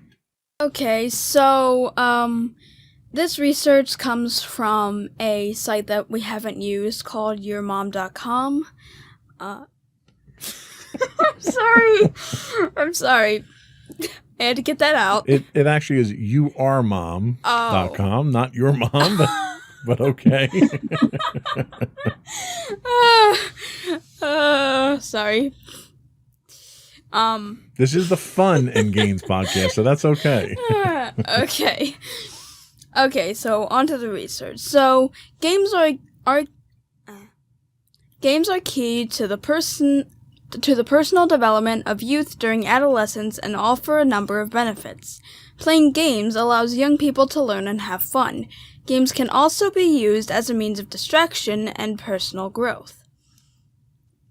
The most popular games for teens are those that provide challenges to the mind. Some examples are strategy games, puzzle games like Tetris, Candy Crush, To Zoom, board games like Monopoly, Clue, and The Game of Life, and word games like Scattergories, Scrabble, Words with Friends, and Boggle.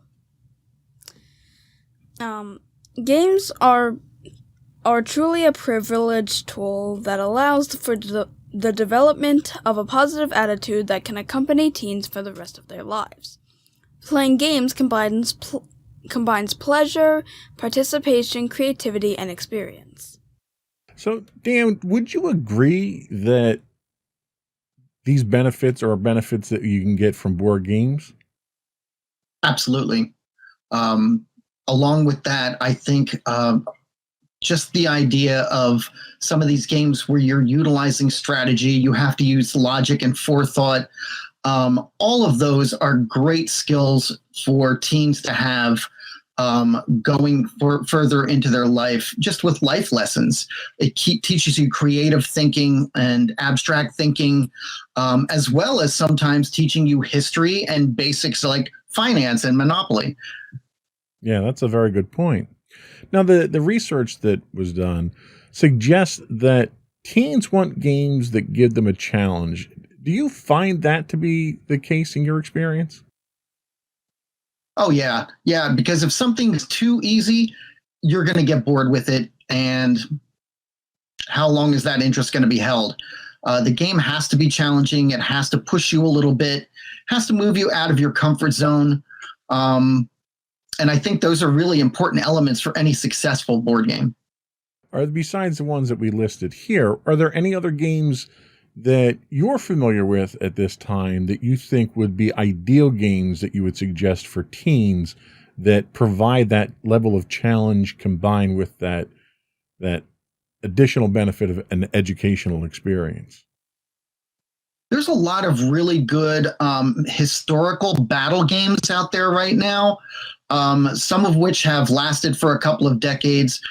There was a series called the Game Master series by Milton Bradley, which is one of the first ones that I started with. And that was back in the 80s. And that was, our early gaming days. But as you can probably see in the background there, we have Axis and Allies, which is the World War II version, which helps you recreate some of the famous battle scenarios of that era. But there's also ones that were Civil War oriented. There were Revolutionary War oriented ones that teach about history. And again, we can go back to just things like word building and things like Scrabble. And as Madison mentioned, Boggle and some of those games that teach, basic spelling, memorization, mind strength, all very important for a young mind that's growing and learning. So, do you think it's possible that you can play too many games? Well, I think like anything, moderation is the key. I feel the same way about video games. I've never felt negatively about video games, but if you're spending more time on that than you are in the rest of your life, you've got to create a balance. And the same thing with board games. You want to have moderation and, not dedicate hours and hours out of a day to it. But I have in the past with some of these other games, some of them can last, 4 or 5 hours. But are you going to do it every night?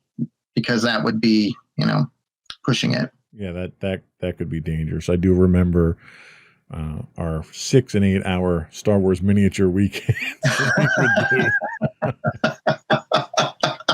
That's not something you would want to have as your life going, every night. No, not unless you're getting paid to do it as a playtester or something like that. Right.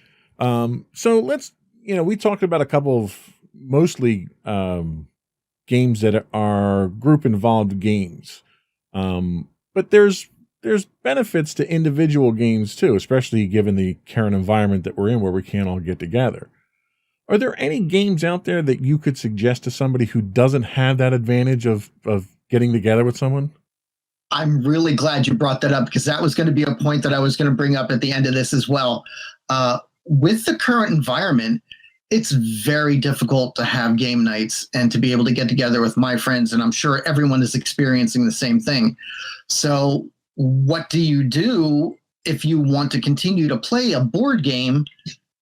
What can you do on your own? Are there solo board games out there? And yes, there are. Some of the ones that I was able to find were things like the Escape the Room series. It's not easy to do those on your own, but you can. There's another great series called Choose Your Own Adventure, which is by Z-Man. And those are based on those books that you and I probably remember more than anybody, Joe, where you would page through the book and you're reading it. And at the bottom, it would give you a choice of what page you would go to if you chose this and what page you would go to if you chose that. So they've created solo games in that fashion. And I did want to mention one other thing that I discovered this past year because again, I really wanted to find something that I could do on my own without having to do, a get together. And I found on Kickstarter, and I'm very excited about this, it's going to be coming out in May, a game called Final Girl, where you play against the game, it's a solo version of a game where you are the final girl in a horror movie. And there are different scenarios with different types of, axe murderers and horror characters that are very similar to like your Freddy Kruegers and Jasons and things like that. And you have your final girl who's trying to rescue people around the lake or around the house while being chased by this maniac. And it's you against the clock and against this character. And it's a solo adventure. And it sounds like it's going to be fantastic. And that's coming out May of this year. Well, that's very cool. That sounds very interesting. So I know we've done Zoom calls a lot to keep the family together, special occasions, stuff like that. And, whenever we get together as a family, we always play a game. Thanks to you, pretty much. You've always got games with you whenever we get together.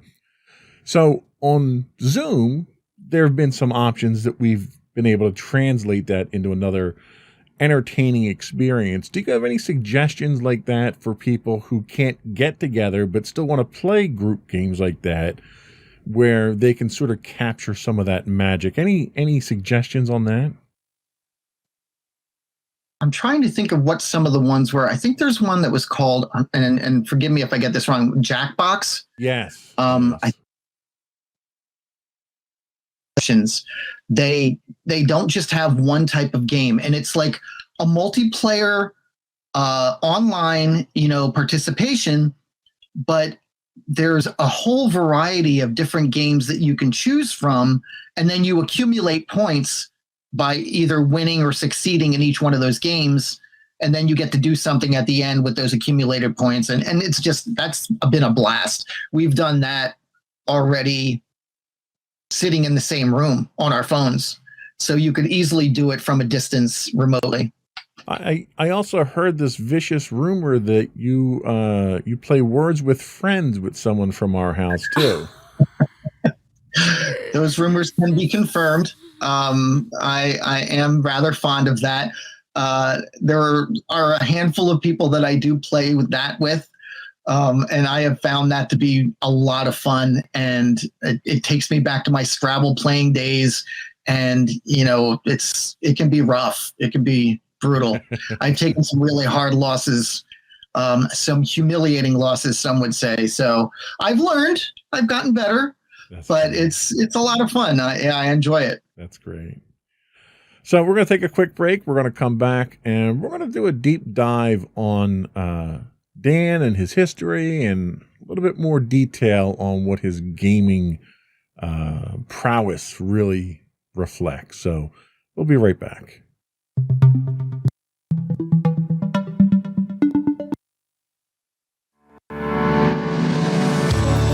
Insights into Entertainment, a podcast series taking a deeper look into entertainment and media. Our husband and wife team of pop culture fanatics are exploring all things from music and movies to television and fandom. We'll look at the interesting and obscure entertainment news of the week. We'll talk about theme park and pop culture news. We'll give you the latest and greatest on pop culture conventions. We'll give you a deep dive into Disney, Star Wars, and much more. Check out our video episodes at youtube.com/insightsintothings. Our audio episodes at podcast.insightsintoentertainment.com, or check us out on the web at insightsintothings.com.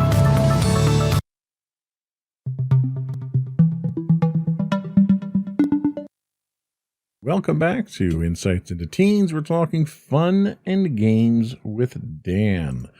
So, deep dive on Dan here. I guess the first question I have to ask is, how old were you when you started getting into gaming and collecting? The actual collecting aspect of it didn't happen until I reached college. And up until then, I was a very hardcore comic book and action figure collector and had an extensive collection of the Marvels dating back into the 1960s, all the major titles, and all of the action figures that had been produced at that time. And it was a much more meager selection during the 70s and 80s than it is now, where it is just a plethora of choices out there to make as far as action figures. But when we got to college, there were two things that I became involved in. One of them was the wonderful world of D&D, which I got to play for the first time with a group because growing up, none of my friends knew how to play. So it's very difficult to learn to play D&D on your own when you have no one else to play with. So that was the one thing that I kind of became involved in.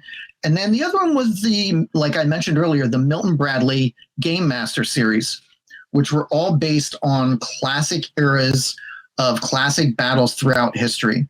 They had Conquest of the Empire, which was the Roman Empire's attempt to take over the world. There was Axis and Allies, which was the World War II version. There was Shogun, which was the feudal Japan version. And they had another one called Broadsides and Boarding Parties, which was a tall ship, sort of a pirate kind of version where you would chase each other around in ships on the board, and you would get to a point where you would do a broadsides with each other if you were next to each other, and then you had characters that could actually attack each other from the ships. So those types of military strategy games were a big part of my formative game playing years. Very interesting. So, what games were popular when you were a teen?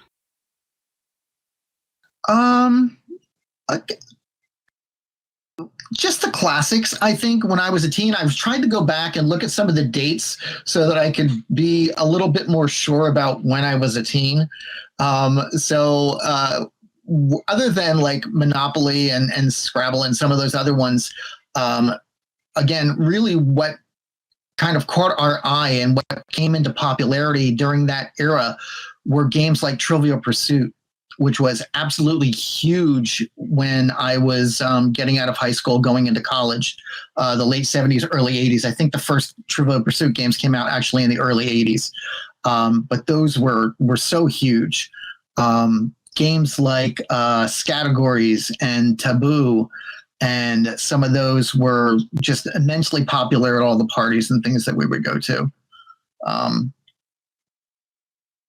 Other board games, I know my sisters and I, because I had two younger sisters, we would play, Life and a game called Careers, which is basically you choose an occupation and you try to become successful at it. And it was very straightforward, kind of like a little bit more involved than Life, but it was a lot of fun. And then just some of the classics, like I said, like Clue and Monopoly and Life and some of those other ones. Interesting. So, what is the most bizarre but family-friendly game that you've played? Okay. One of the ones was the Green Ghost game, which came out in the 60s during a time when things like the Munsters and the Addams Family were very popular. And it was basically, you played it in the dark, the game board glowed, a big green ghost in the center of it glowed, that's what you would spin. And then you had to go around the board, and the board was raised about 3 or 4 inches, and there were boxes underneath it. And you were in the dark, and you would have to reach in and identify what the items were that were in it, kind of like the classic Halloween party game. That was a weird one. There was another one called Kaboom, which was a way of blowing up, taking turns pumping on a balloon that was on a dynamite shack. And you would go around the board and try not to get blown up by the balloon. That's funny. Yeah, there was some great ones. And then, of course, there was the pie in the face one, which not really a board game, but that was a very bizarre game, too, where you would take turns twisting the dials, and you would get a pie in the face if you got it wrong. Wow. Nowadays, you'd never see a game like that now. I mean, it wouldn't pass like safety inspection. What's our next question? So was there a particular theme of gaming or gaming type that you were interested in? Well, I really liked the competitive military style games. Games like Stratego were a lot of fun. And then we got more involved in like Battleship. Then it came out with Subsearch, which was even better. Joe, if you remember, Star Wars did a version of that where it was 3 tiers of ships. Yeah. And they just said it was like layers of space instead of like underwater. Yep. But such a great idea to like have a 3-dimensional like Battleship kind of game. It always struck me as though they were trying to recapture like 3-dimensional chess from Star Trek with something like Star that. Trek. Yeah. Yeah. Yeah. Absolutely. So we've talked a lot about classic games. Are there modern games that you play now? Like, would you go out and buy a game now? You know, are they still making good games? Oh, they are making some great ones. Besides the ones that we mentioned already, there's a couple that I do want to give like honorable mentions to, and I feel really bad because I don't have one of these at home, but it's one that we've played all the time that we ran the Underground Lair, and now we have a couple of friends that have it. It's a game called Elfin Land. It's a semi-cooperative game where you are a young elf going out into the world and traveling and trying to visit as many towns as you can. And it's a lot trickier than it sounds because you have to travel. So it's a really interesting concept. Another game that we've enjoyed recently was the Castle Panic series, which is now, they also have a Star Trek Panic. They have, a bunch of other ones like Munchkin Panic. And it's, again, a semi-cooperative game, which we seem to be drawn to. And you and your teammates try to prevent, in the case of Castle Panic, goblins and orcs and things from destroying your castle. In the Star Trek sense, you prevent the Romulans and Klingons from attacking you. So that's a really fun one. That's a relatively new one. That's only been like the last 10 years that's been out. There's another one called Formula D Racing, which is a huge game board with race cars on it. And as you roll different sizes of dice, depending on what gear your car is in, and you have to change your dice when you come around a corner to slow down. That's been loads of fun. We have I am infamous for crashing my car more times than not. And I don't win very often. and knowing you, that must be painful that you don't win very often. No comment. I'm a gracious loser. Mm-hmm. Okay, so our next question is, what do you think makes a good game? Well, I think we touched upon some of that earlier, in that you need to have a challenge and you need to push your limits a little bit and make it a little bit exciting. There has to be some kind of either reward that you're striving for, either cooperatively or individually. And there has to be some kind of threat or time or things moving against you that's going to cause you to have to act. And I think that represents a lot of what we have going on in life too. Yeah, So, isn't that the truth? So based on those qualities, have you ever made your own game? it's going to surprise you, but I have not. That's something that I haven't done. Me. I have helped some friends with games in design level stuff where they needed like flavor text or character backgrounds and things like that. We did a whole series with a friend of mine for a sci-fi game that he hasn't been able to obtain rights to yet, so I don't really want to talk about it. But each one of the individual characters in the game that popped up on a card had a backstory and a reason why they were criminals, let's say, and had to participate in this competition. Very Uh, interesting. but it was it was a fun experience, and I would like to do more of it, but probably from a writing standpoint as opposed to design. Sure, sure. That makes sense. So are there any games that you think are underrated?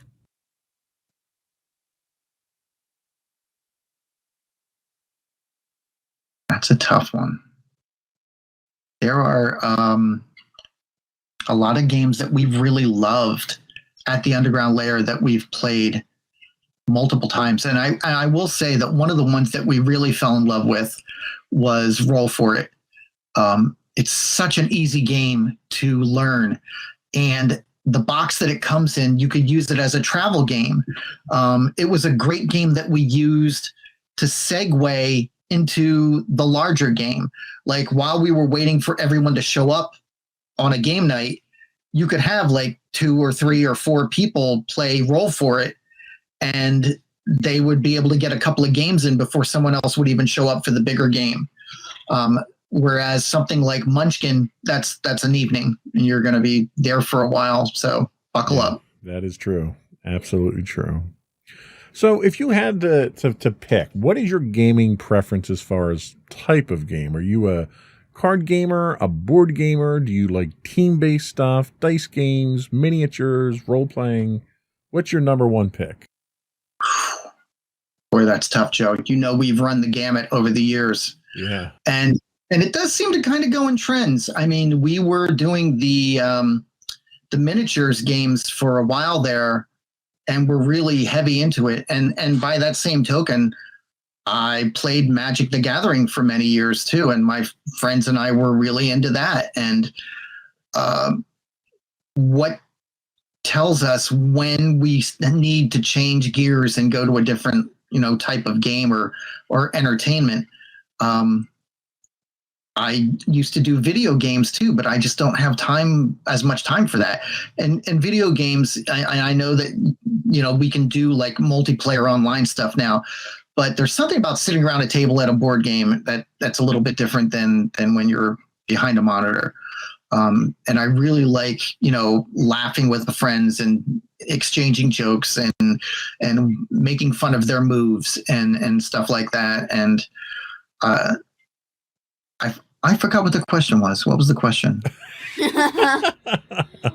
What type of game would you pick if you could pick one? All right. I would say it would probably be one of the military strategy combat games. We've really had a lot of fun with them over the years. Okay. It's a step up from Risk, and I know we didn't talk about that yet, but that's not one of my favorite games. But I think the idea that some of these game companies took it to the next level and really made them interesting and involved and gave you some great pieces to move around the board, because who doesn't love little plastic pieces? It really changed the way that we looked at games and what our expectations were. And those are the ones that I go to. Okay, fair enough. Alrighty, so now we're going to go back to the collecting aspect. So, what inspired you to start collecting?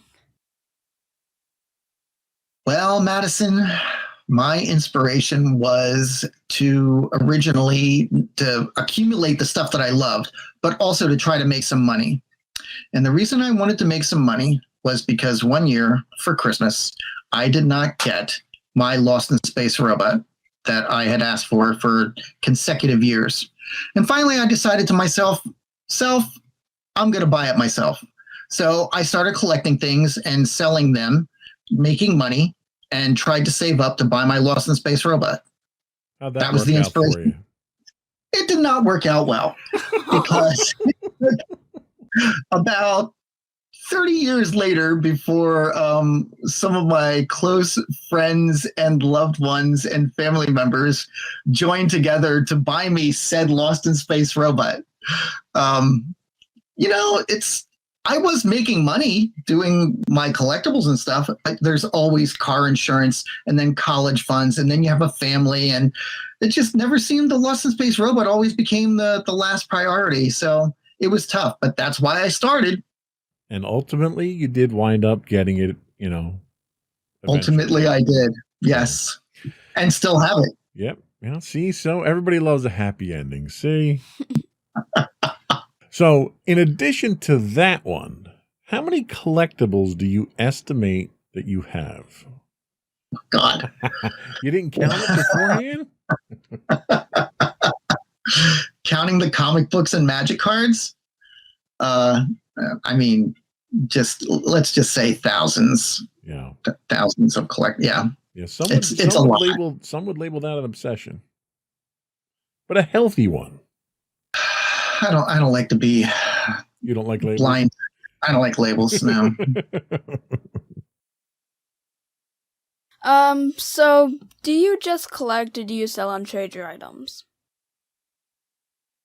I do trade some items and sell some items yet. Again, much more when we weren't having the restrictions that we've had.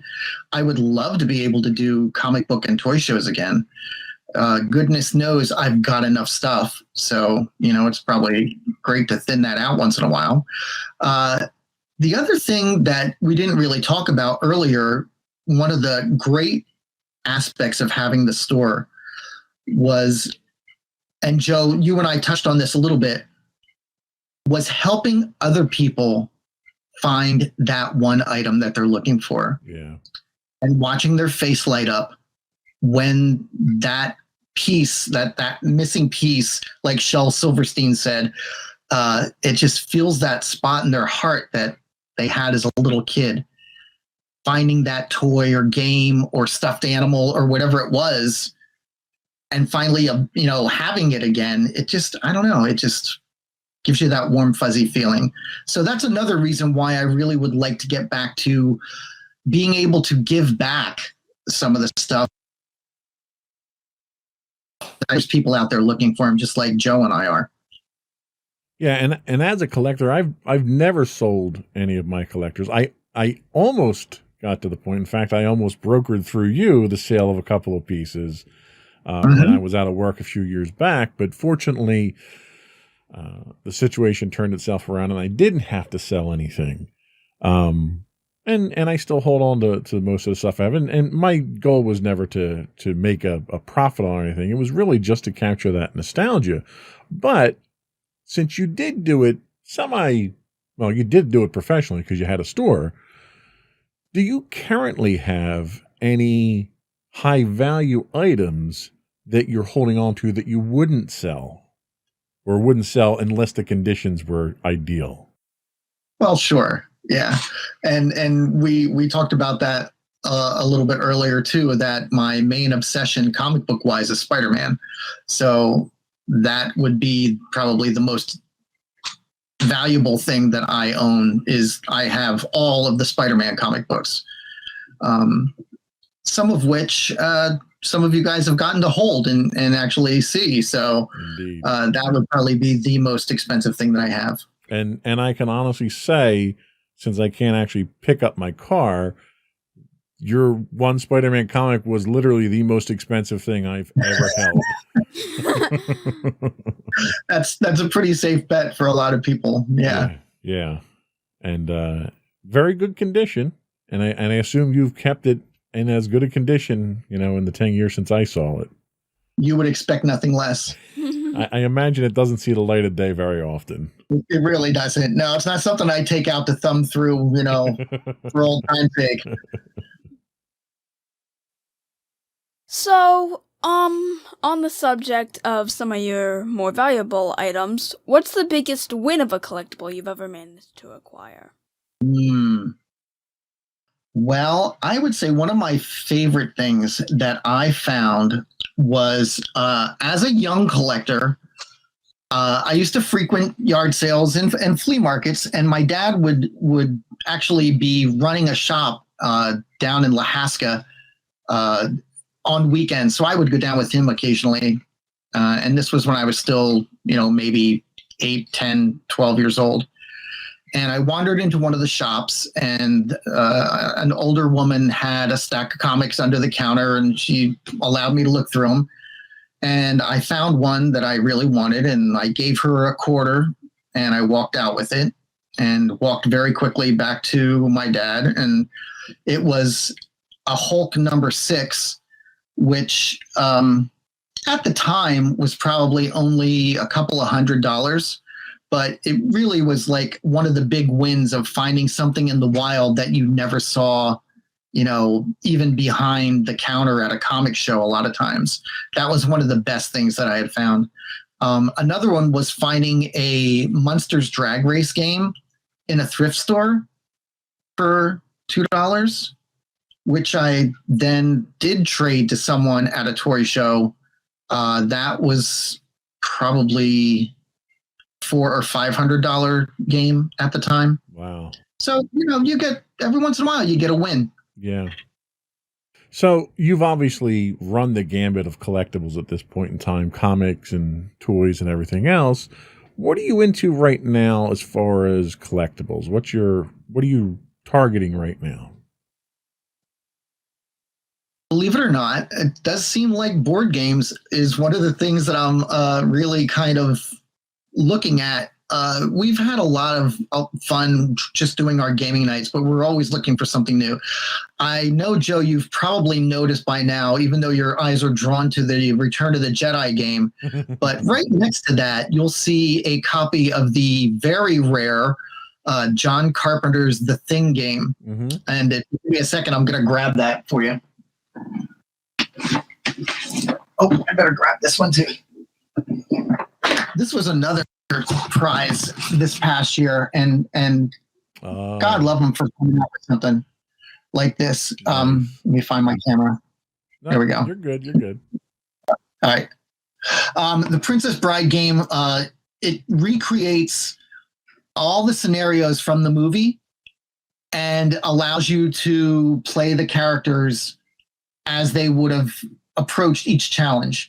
So you have the Pit of Despair, you have the Cliffs of Insanity, you have the Shrieking Eels, and you have to do different things in order to get through those scenarios, and it's a lot of fun. And then this one was a Christmas present that just came out a couple of years ago. I had seen it at Toy Fair, tried to buy it, they were sold out. Tried to buy it at Go Games, they were sold out. Then they stopped making it for a while. Uh-huh. So this was quite a find this past year. Very cool. So this is very much similar, and Madison, you might be aware of this game. There's an online game called Among Us. Oh, yeah.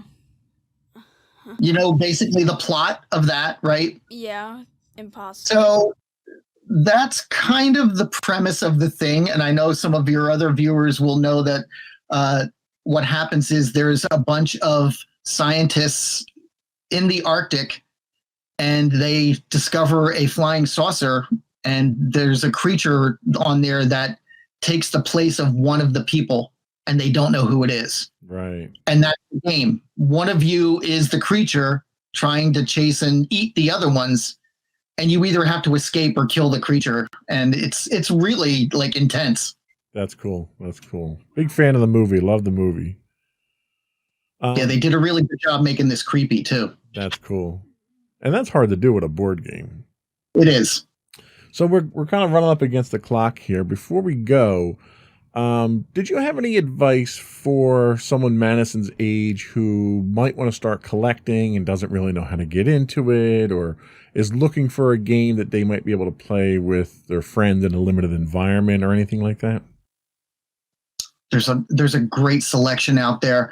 I would say one of your options is to maybe go to some of these comic shows and collectible shows, or even a comic shop, and ask some of the, not only the owners or people that are working behind the counter, but if you see someone at a table playing a game, stick around and check it out, because that's a good way of seeing one of those reviews, those game reviews in person. There's a lot of options out there. I know that there aren't a lot of toy stores anymore, but Barnes & Noble does a good job of putting a bunch of different games out there. Target does a great job. They've really, kind of stepped up their game this past year with the board games. We don't have Kitty City. We don't have Toys R Us. We don't have KB Toys anymore. but you'll have like a Go Games at Christmas time that you can maybe find some cool stuff at. And then just go with what you really enjoy. I mean, we've had a lot of success with that, Joe, as far as, your love of Star Wars, Michelle's love of Buffy, us with, any of the other games that we've brought over to you guys. See what your friends like. Check it out. There's such a variety of games out there right now. You're bound to find something you like. Awesome. Well, we'll be right back, and we'll get Madison's closing remarks.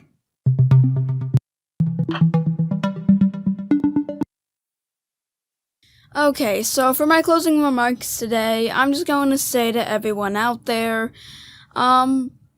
play some games. You don't have to always do it with people because, of course, restricted environment, but try it out for yourself. Try out some single-player games, and if you can, try out some group games. Be creative with how you can play them, and try out new games, and see if, and I'm sure there's something you'll like. All right, great advice. Dan, again, I want to thank you for joining us today. It's been a pleasure. It's been insightful, entertaining, educational. Of course, most of the Thank you so much for having me, guys. I really enjoyed it. Most of our entertainment was the your mom joke, but we'll take them where we can get them. Exactly. So that's it for this week. We'll be back. We won't be recording this weekend because this will be this weekend's podcast, but we'll be back the following week. So thank you for joining us on our special 100th episode. And that's it. Another one in the books. Bye. Everyone.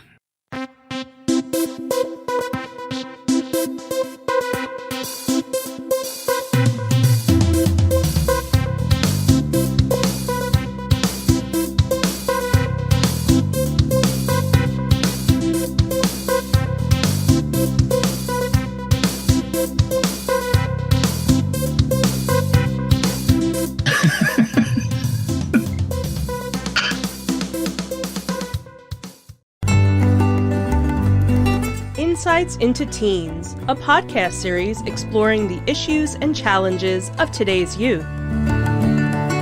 Talking to real teens about real teen problems. Explore issues from braces to puberty, social anxiety to financial responsibility. Each week, we talk about the topics concerning today's youth. We look at how the issues affect teens, how to cope with these issues, and how parents, friends, and loved ones can help teens handle these challenges. Check out our video episodes on youtube.com/insightsintothings. Catch our audio versions on podcast.insightsintoteens.com or on the web at insightsintothings.com.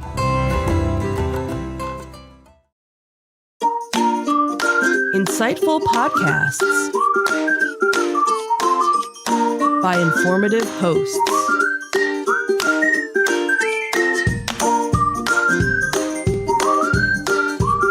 Insights into Things, a podcast network.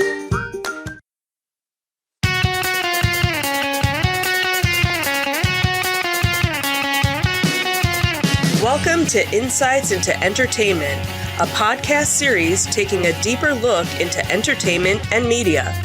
Your hosts, Joseph and Michelle Whalen, a husband and wife team of pop culture fanatics, are exploring all things from music and movies to television and fandom. Welcome to Insights in Entertainment. This is episode 100, The Thrill of the Hunt. I'm your host, Joseph Whalen, and my insightful and enlightened co-host, Michelle Whalen. Hi, everyone. How you doing today, sweetheart? Good. How are you? I'm cranky for some reason. Yes, you are. I need to throw you a Snickers or something. Yeah, I'm not really sure why. So we're doing something a little bit different today. Yes, we are. This was kind of your idea for the format of the show today. So why don't you tell us what we're doing? So, normally each week we, highlight different articles that, have come up or stories that have come up. When we first started the idea of the podcast, we realized we wanted it to be like pop culture themed. And the idea was, when we go to conventions and toy shows and things like that, we'll be talking about that. And unfortunately for the past year, we haven't been able to do that aspect. So I thought for our 100th episode, we'd kind of, take a break from talking about the different news stories and things like that, and kind of give you a little bit of insight into the two of us and, our collections that we have. Obviously, you can see, in the studio, some of the things that, we have, but, and maybe talk about how we got into it and what our collection entails and kind of give you guys a insight into, what our house looks like. I think it was always one of those things I wanted to do, like a little tour, because all of our friends who have, come to our house always marvel at our collection. It started out, with a little bit of mine, then yours grew, and over the years, it's grown. It's taken over the whole house. Yes, it has. So this was kind of, a Q&A, I guess, in some respects of what. Without any cues. Without any cues. Just a whole lot of A's. So, what we're going to do to celebrate this technically 101 episode, but we won't count episode 0. We have a whole lot of Dalmatians running around. Exactly. Or we should. Disney, so it Well, works. it's Disney. There you go. We're going to take a look at some of our collections. Mm-hmm. We have a video we did for your collection. Mm-hmm. Just a quick slideshow style panoramic of what we have out. Same thing with mine. So we'll talk about mine later in the show. Mm-hmm. But I thought it was kind of interesting for us to talk about, what got us started collecting. Mm-hmm. What's our inspiration? Why do we do it? Where do we get our stuff from? There's a lot of people out there that collect. We did this week's 100th episode of Insights into Teens. We did fun and games. Mm-hmm. Yeah. And we had a special guest on who's also a collector and, Mm-hmm. and kind of, I think, has sort of been a inspiration and motivation for some of what we've done as well. So it kind of fit the theme this week. Mm-hmm. So we'll talk about that. Then we'll highlight your collection, talk about your collection. You have a couple of special items that you've cherry picked. I didn't, because all the items that I would want to highlight are actually packed away for safety at this point in time. So I don't have anything hands-on unless I grab something off the shelf here. Right. Because Lord knows I've got enough around here. Right. There's a couple of Darth Vaders somewhere. But we'll talk about, some of the stuff in my Mm-hmm. collection and what some of my prized possessions are. And we'll kind of go from there and a slightly different show today. Yep. Shall we get started? Let's do it. All right.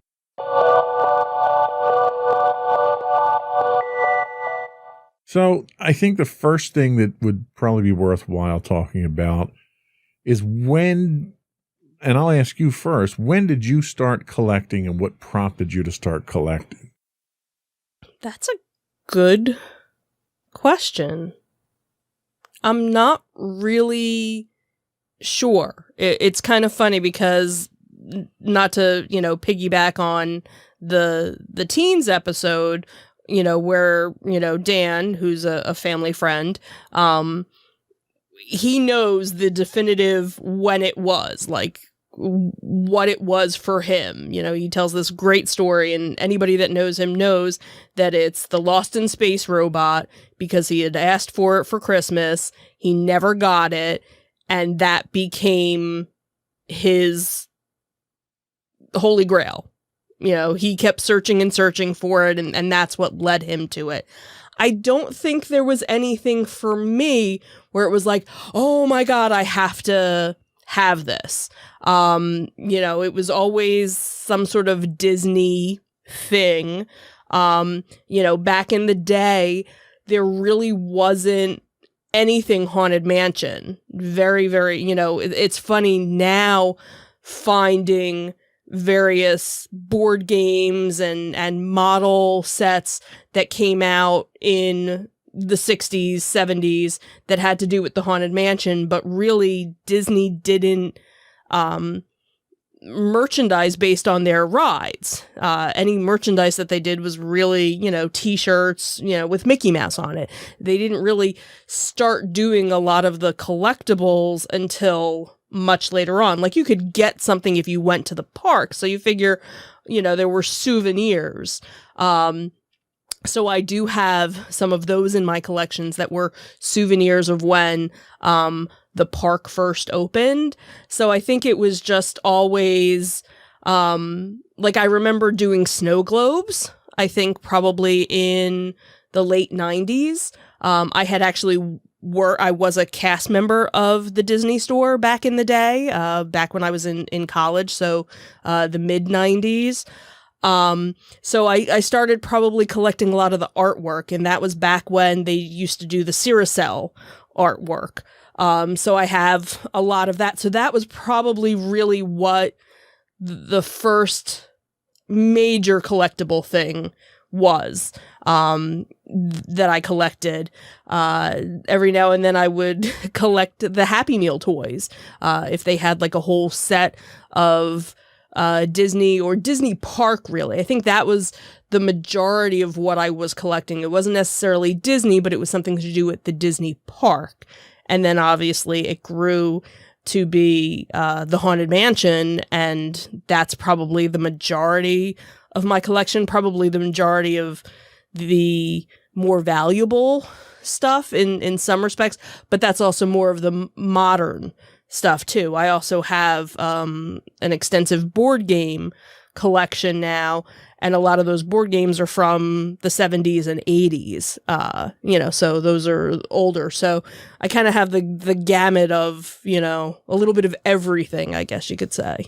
So a lot of people collect for the sake of investment. Mm-hmm.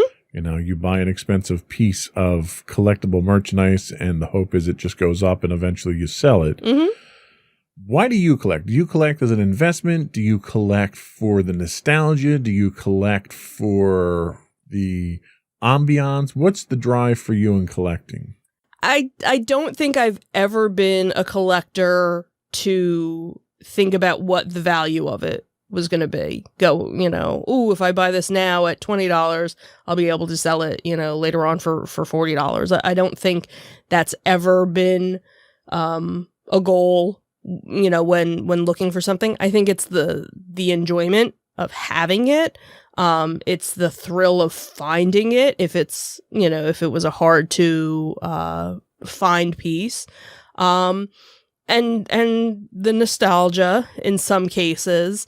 I don't remember, I know for you, and you'll probably talk about it later on, I don't think there was really a toy that I had that I lost or I got rid of, and then I ended up buying it later on as an adult. I don't remember there being anything like that.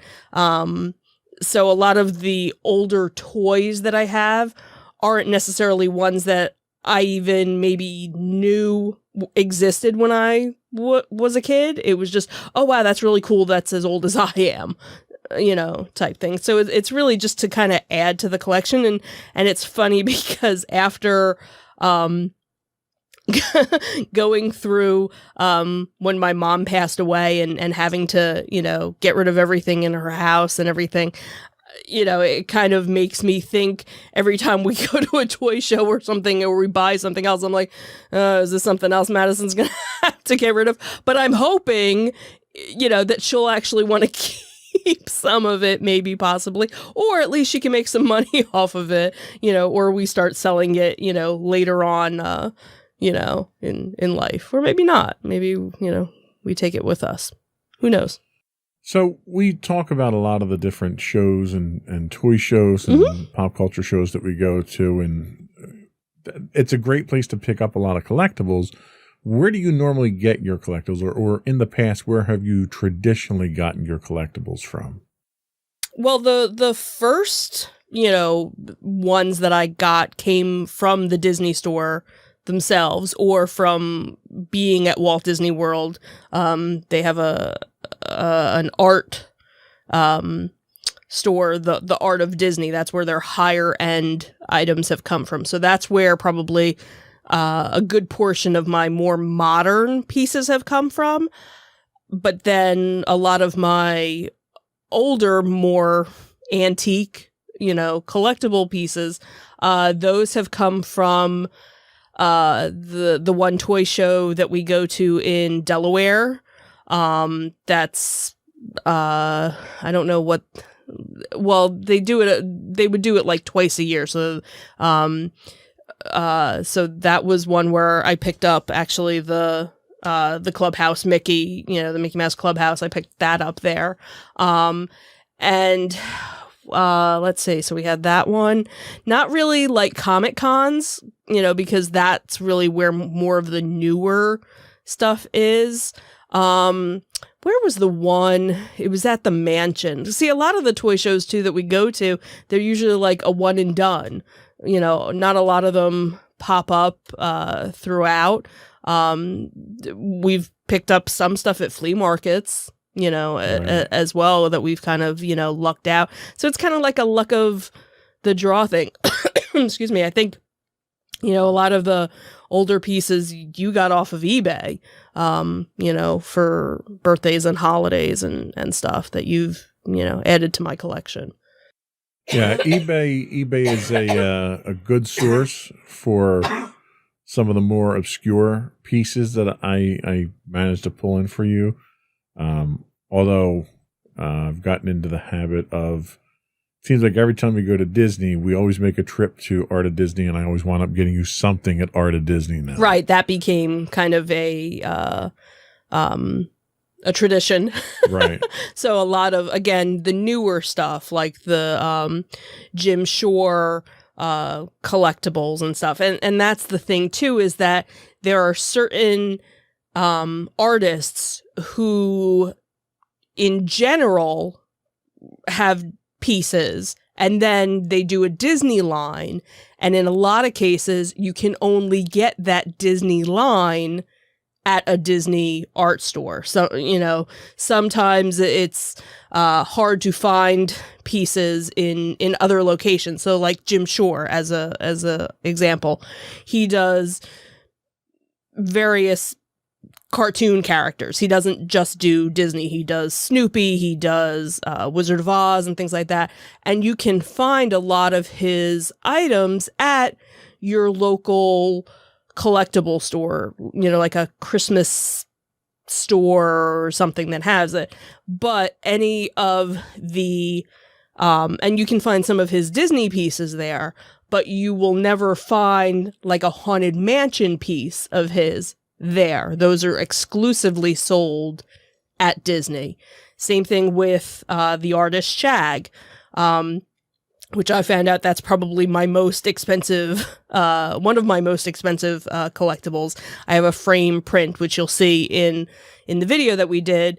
Again, you can find some of his prints, but the majority of his Disney World or Disneyland prints are usually only sold at the parks, or, that's where it's easier to find it. You might find, like a private seller that's doing it, but the majority of them are sold in the parks. Well, how about we take a quick break? We'll come back and we'll show your video first. Okay. And then you can talk about some of your pieces, and then we'll talk about my stuff afterwards. Sure.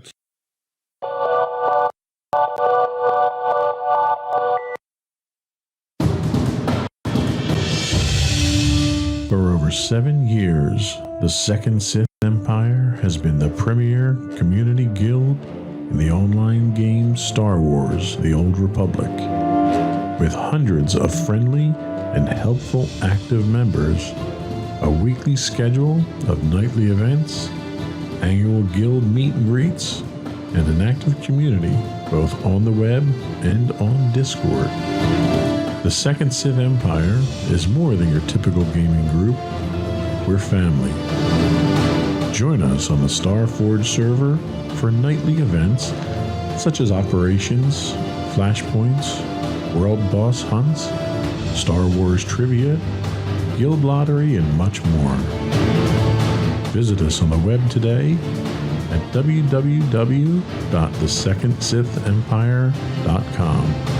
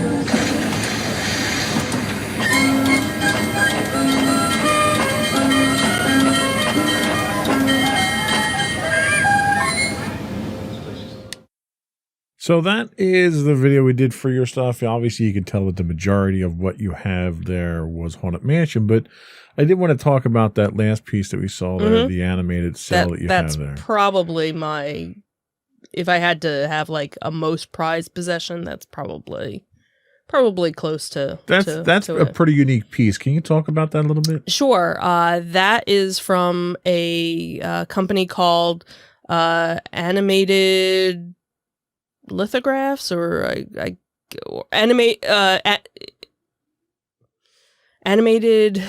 Animation, I think is the name of the company. Anyway, it's company was late 90s, and they had a couple of different, I want to say maybe 10 different types of animated lithographs. Again, that was back when art was kind of the big collectible. And they had a couple of different Disney ones. They actually came out with they came out with a Wizard of Oz one. I think they came out with a couple of Looney Tune ones. And that happened to be, I think, one of the first ones that actually came out, and it's Steamboat Willie. And I've had that for, 20-something years now that I think about it. Yeah, so that's probably, one of my most prized.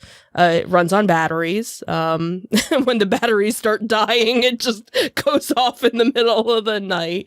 And just, it was actually one of the pieces where it was having some issues, some technical issues, and I contacted the company, and they had me mail it to them for them to fix. And I could probably look online, but I don't even know if the company still exists. But what was cool was some of the more intricate ones that they created later on actually had like little LED lights in it that would light up and stuff. There was a Sorcerer Mickey one where it would do like the splashing water, and it would light up, and it would play the music from Fantasia. So that was a really cool one. But again, Steamboat Willie was always my favorite. So you obviously have a fondness for horror, shall we say? There was what much gave more, that away? There was much more in that video horror-wise than just Haunted Mansion, though. Right. Tell us a little bit about some of the other horror collectibles you've got. Sure. So some of the other collectibles would be a lot of Dracula, and various versions of Dracula. We have the Bela Lugosi Dracula, that I have a couple of dolls of that. There's the Nosferatu. There's a couple of, I think I have a Funko Pop of him in that, and then some other variations of him in that, and then obviously the Bram Stoker Dracula. I have a couple of different versions of that as well. So yeah, horror's kind of been, I've been a very classic horror fan for as long as I can remember, and and I think that's where the Disney and the other pop culture kind of blend together so nicely with the Haunted Mansion. I don't think I really had as much Haunted Mansion stuff before we moved into the house. And I think it was, when we were living in our apartment, I had a couple of little pieces here and there. And when we moved into the house, our plan was that the living room was going to be my Haunted Mansion. That was the idea behind it. And so that's why it looks, that's why there's so much Haunted Mansion. So it basically looks like Halloween all year long. So I'm decorated for Halloween, Halloween all the time. So I think that kind of helped to fuel the fire of what we were going to buy. Because if you remember, we would kind of start out with generic Halloween decorations that we would find. You know, Halloween was the best time of year for me to redecorate the living room. That was kind of, you know, what we would do. And as the years have gone on and Disney has released so much more Haunted Mansion stuff, but also, you know, mainstream with like the Funko Pops and different things like that coming out, we kind of, you know, changed things over. And during the pandemic, one of the things we did was we redecorated the living room. There's still one more piece of furniture that's going to get changed out once it becomes available at IKEA.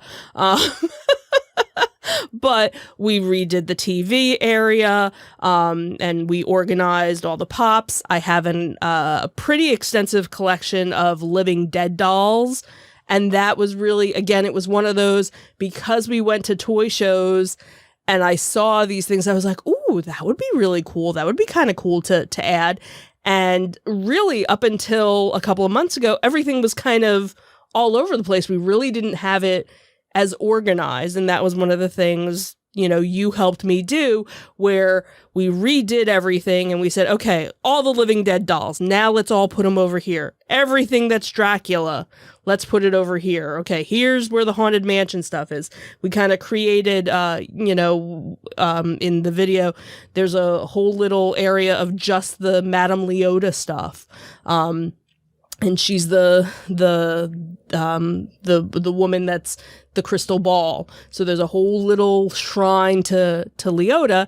And what's kind of funny is the cat that's in the beginning of the video, she's Leota, and she's Leota because of the Haunted Mansion. So that's why, you know, she was added. So we you know, we worked really hard to create, you know, the balance of the Force, which is stealing your thing.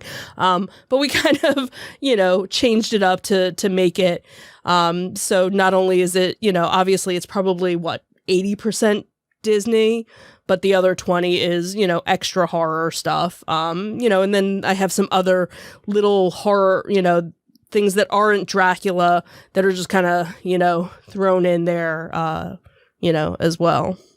So you've obviously got a pretty extensive collection just from what we've shown in the video itself, but there's other things that didn't make the video. Right. We have a curio in the kitchen that we did not get into the video. Right, and most of the stuff that's in the kitchen is probably more Mickey and Walt Disney World, you know, related. Right. So is there anything in the extensive collection that you have now that you want to highlight that might not have made that video? Oh, well, the two pieces that I brought up here, maybe? I don't know. Do you want to talk about that? That was your prompts. So show us what you've got. All right. So the first thing that I will show is from the 1970s. It is a Walt Disney World lunchbox. So anybody that's, you know, a child of the 70s, 80s remembers having these, you know, lovely metal lunchboxes. What's special about this one is this was a gift from Dan. Because Dan, being the collector that he was, he got his love of collecting from his grandmother. And his grandmother would basically just like go to the store, see something, buy it, and leave it in the packaging and like never take it out because I don't know how she knew, but at some point she knew it was going to be worth something. So this was never used. When Dan actually gave it to me for my birthday, he still had the brown paper bag that it had come in when she bought it. One of the funny things is this one sticker is still on it. The, you know, the Aladdin sticker talking about, you know, the thermos and everything. The other thing that's really funny is the price sticker is still on it. It was $2.99. If you look on eBay, most of these you'll find are used and dirty and bent with lots of nicks and used, and they're going for like $40 to $50. This one is probably, I would say, probably more, maybe even $150, because the other thing too is, and not a lot of them that you find online have it, but if you look inside, it's nice and pristine, and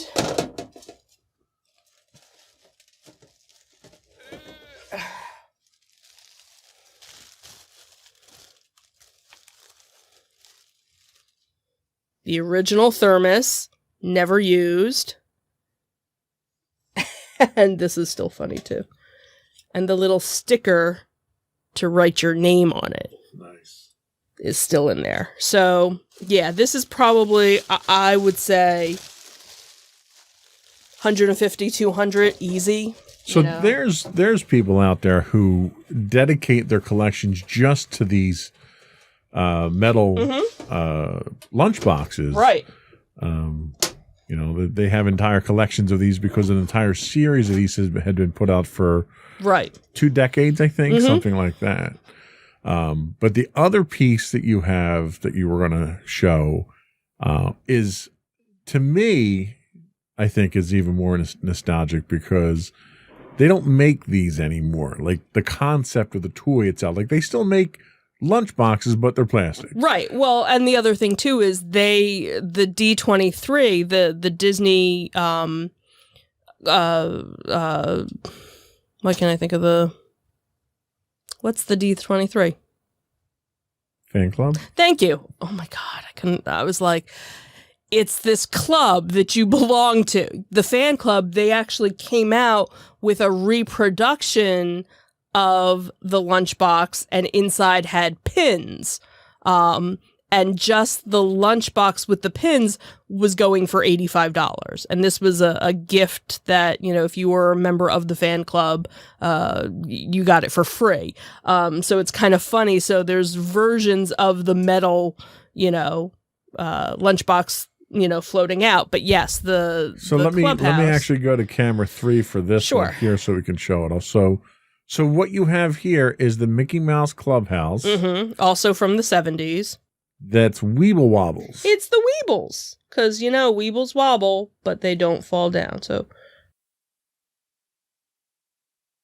now this was a reflection of the Mickey Mouse Clubhouse TV show? Yes, this was from the 1970s Mickey Mouse Clubhouse. So, most people remember the 1950s version with Annette Funicello and that whole Cubby and Karen and whatever. This came out in the 70s, and it was kind of in relation to the 70s version of the Mickey Mouse Clubhouse. Now, this was not a complete set. The complete set came with a play mat that you would put it on, and also right here had a flag with a flagpole. But everything else, I actually have some of the Weebles are from multiple sets, because I think it only came with 4. It came with Billy, Karen, Pluto, and Mickey. And you have the little TV camera, so you could put on your little TV show. You have your little mailbox, so you can get your mail, your little rocking chair. There's a little seesaw, and then... So the front door opens. And don't worry, they won't fall down. And you're not carrying off. So where did you get this? This one we ended up getting at the toy show that was held in Delaware. That toy show is it's linked with a train toy show. So, the one day it's the trains and the second day it's toys. And it's, the majority of the toys are, older toys. They have some more modern stuff, but most of the vendors there are, people selling either their collection or they might have a store and, they sell older things. And this just happened to be, one of the things. She had it in a box and make me an offer. I said, okay. And I made her an offer and it became mine. Now, have you made an effort to complete this by finding the other pieces that are missing? Well, we actually ended up buying another one probably a couple years later. So I have another house, and some of the pieces, from that set kind of help to complete this one. I don't think it's one of those things where I'm not a completist when it comes to that. So if I can get the full set, great. If I don't, all right, whatever. No big deal. It brings me joy. It's in our kitchen, so I see it every day and I just go, makes me happy. So is there a holy grail out there, a piece of unobtainium that you have not got your hands on that you very much would like to get your hands on? Something obviously within reach. I'm not talking about a $30,000 super rare piece or something like that. Yeah. Yeah, I don't think there is. Like I don't. That's the thing for me. A lot of the things, like, until Dan had shown me this, lunchbox, I never knew it existed. But of course, now that I have it, I know they exist, and every now and then I kind of look online and say, "Ooh, how much is it going for?" Type thing. I don't think there's really. Maybe there's one thing, and it's one of those things where I remember it. It's probably the one and only thing that I remember from my childhood that I wouldn't even know how to look it up because I don't really remember that much about it. I remember it being like a piano, and I don't know if it was like a player piano type thing or what it was, but it played Disney music. And I think it had Mickey and Minnie on it. And I remember my father had it in his apartment, and I would play with it when I would go to visit him. But I don't really, I don't know if I saw a picture of it, if I could go, oh my God, that's it. That's probably, way, way back in my memory bank of everything. What I would want would be, like something from the Haunted Mansion. That's not really as obtainable or within my price range is really, so if the sky, if money were no object, it would be, something from the actual, ride itself. Like, or a costume even from one of the cast members, and that stuff, kind of floats around eBay. And that's the thing is, if you give me like a couple of hours to look on eBay, I'm sure I could find something that would be like, oh, that would be really cool. I think for me, a lot of it is when we go to these toy shows and yard sale type things, and like I find something that I didn't know existed. And that's kind of ooh, that's really cool. I didn't know they made that. Of course, then I, go on my phone now and look to see how much it's going for so that I don't overpay. But yeah, for me, I don't think there's that, I gotta have it. So, do you sell any of your collectibles? Nope. Would you sell any of your collectibles? I don't know. That's a good question. It's like, which child do you get rid of? The one you like the least. I don't know. Maybe if, the right price came around, or, if it was one of those, maybe some sort of bartering thing where, okay, I give you this to trade up for something, for something else. But I could probably see, us downsizing, our collection maybe at some point. There's somebody that I'm friends with on Facebook, a Disney collector. It's like, if you think we have an extensive collection, he has a freaking museum. Like, he actually has an outside warehouse. It's almost to the effect of the Steve Sansweet, right, with all of his stuff, and he actually has from Mr. Toad's Wild Ride, an actual car from I can't even imagine how much I've always wanted to just message him and be like, what's a ballpark what your collection is worth? I'm sure it's in the millions. I can't imagine that it's not a couple of $1 million, and he's, and he has it broken down into different sections. So, different characters, and he has a very nice haunted mansion. How much do you think your collection's worth?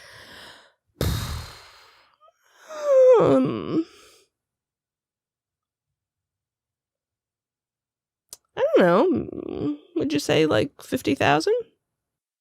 I don't know. I don't know the value of most of your stuff, but sure. Maybe. I don't think it's more than 50. I would say probably, because there's probably a couple of well, I know there's at least one piece that's $1,000, over $1,000, just that. And then there's, probably, 30 to 50 maybe. All right. Was there anything else you wanted to highlight before we go to commercial? No, I don't think so. All right. We'll be right back.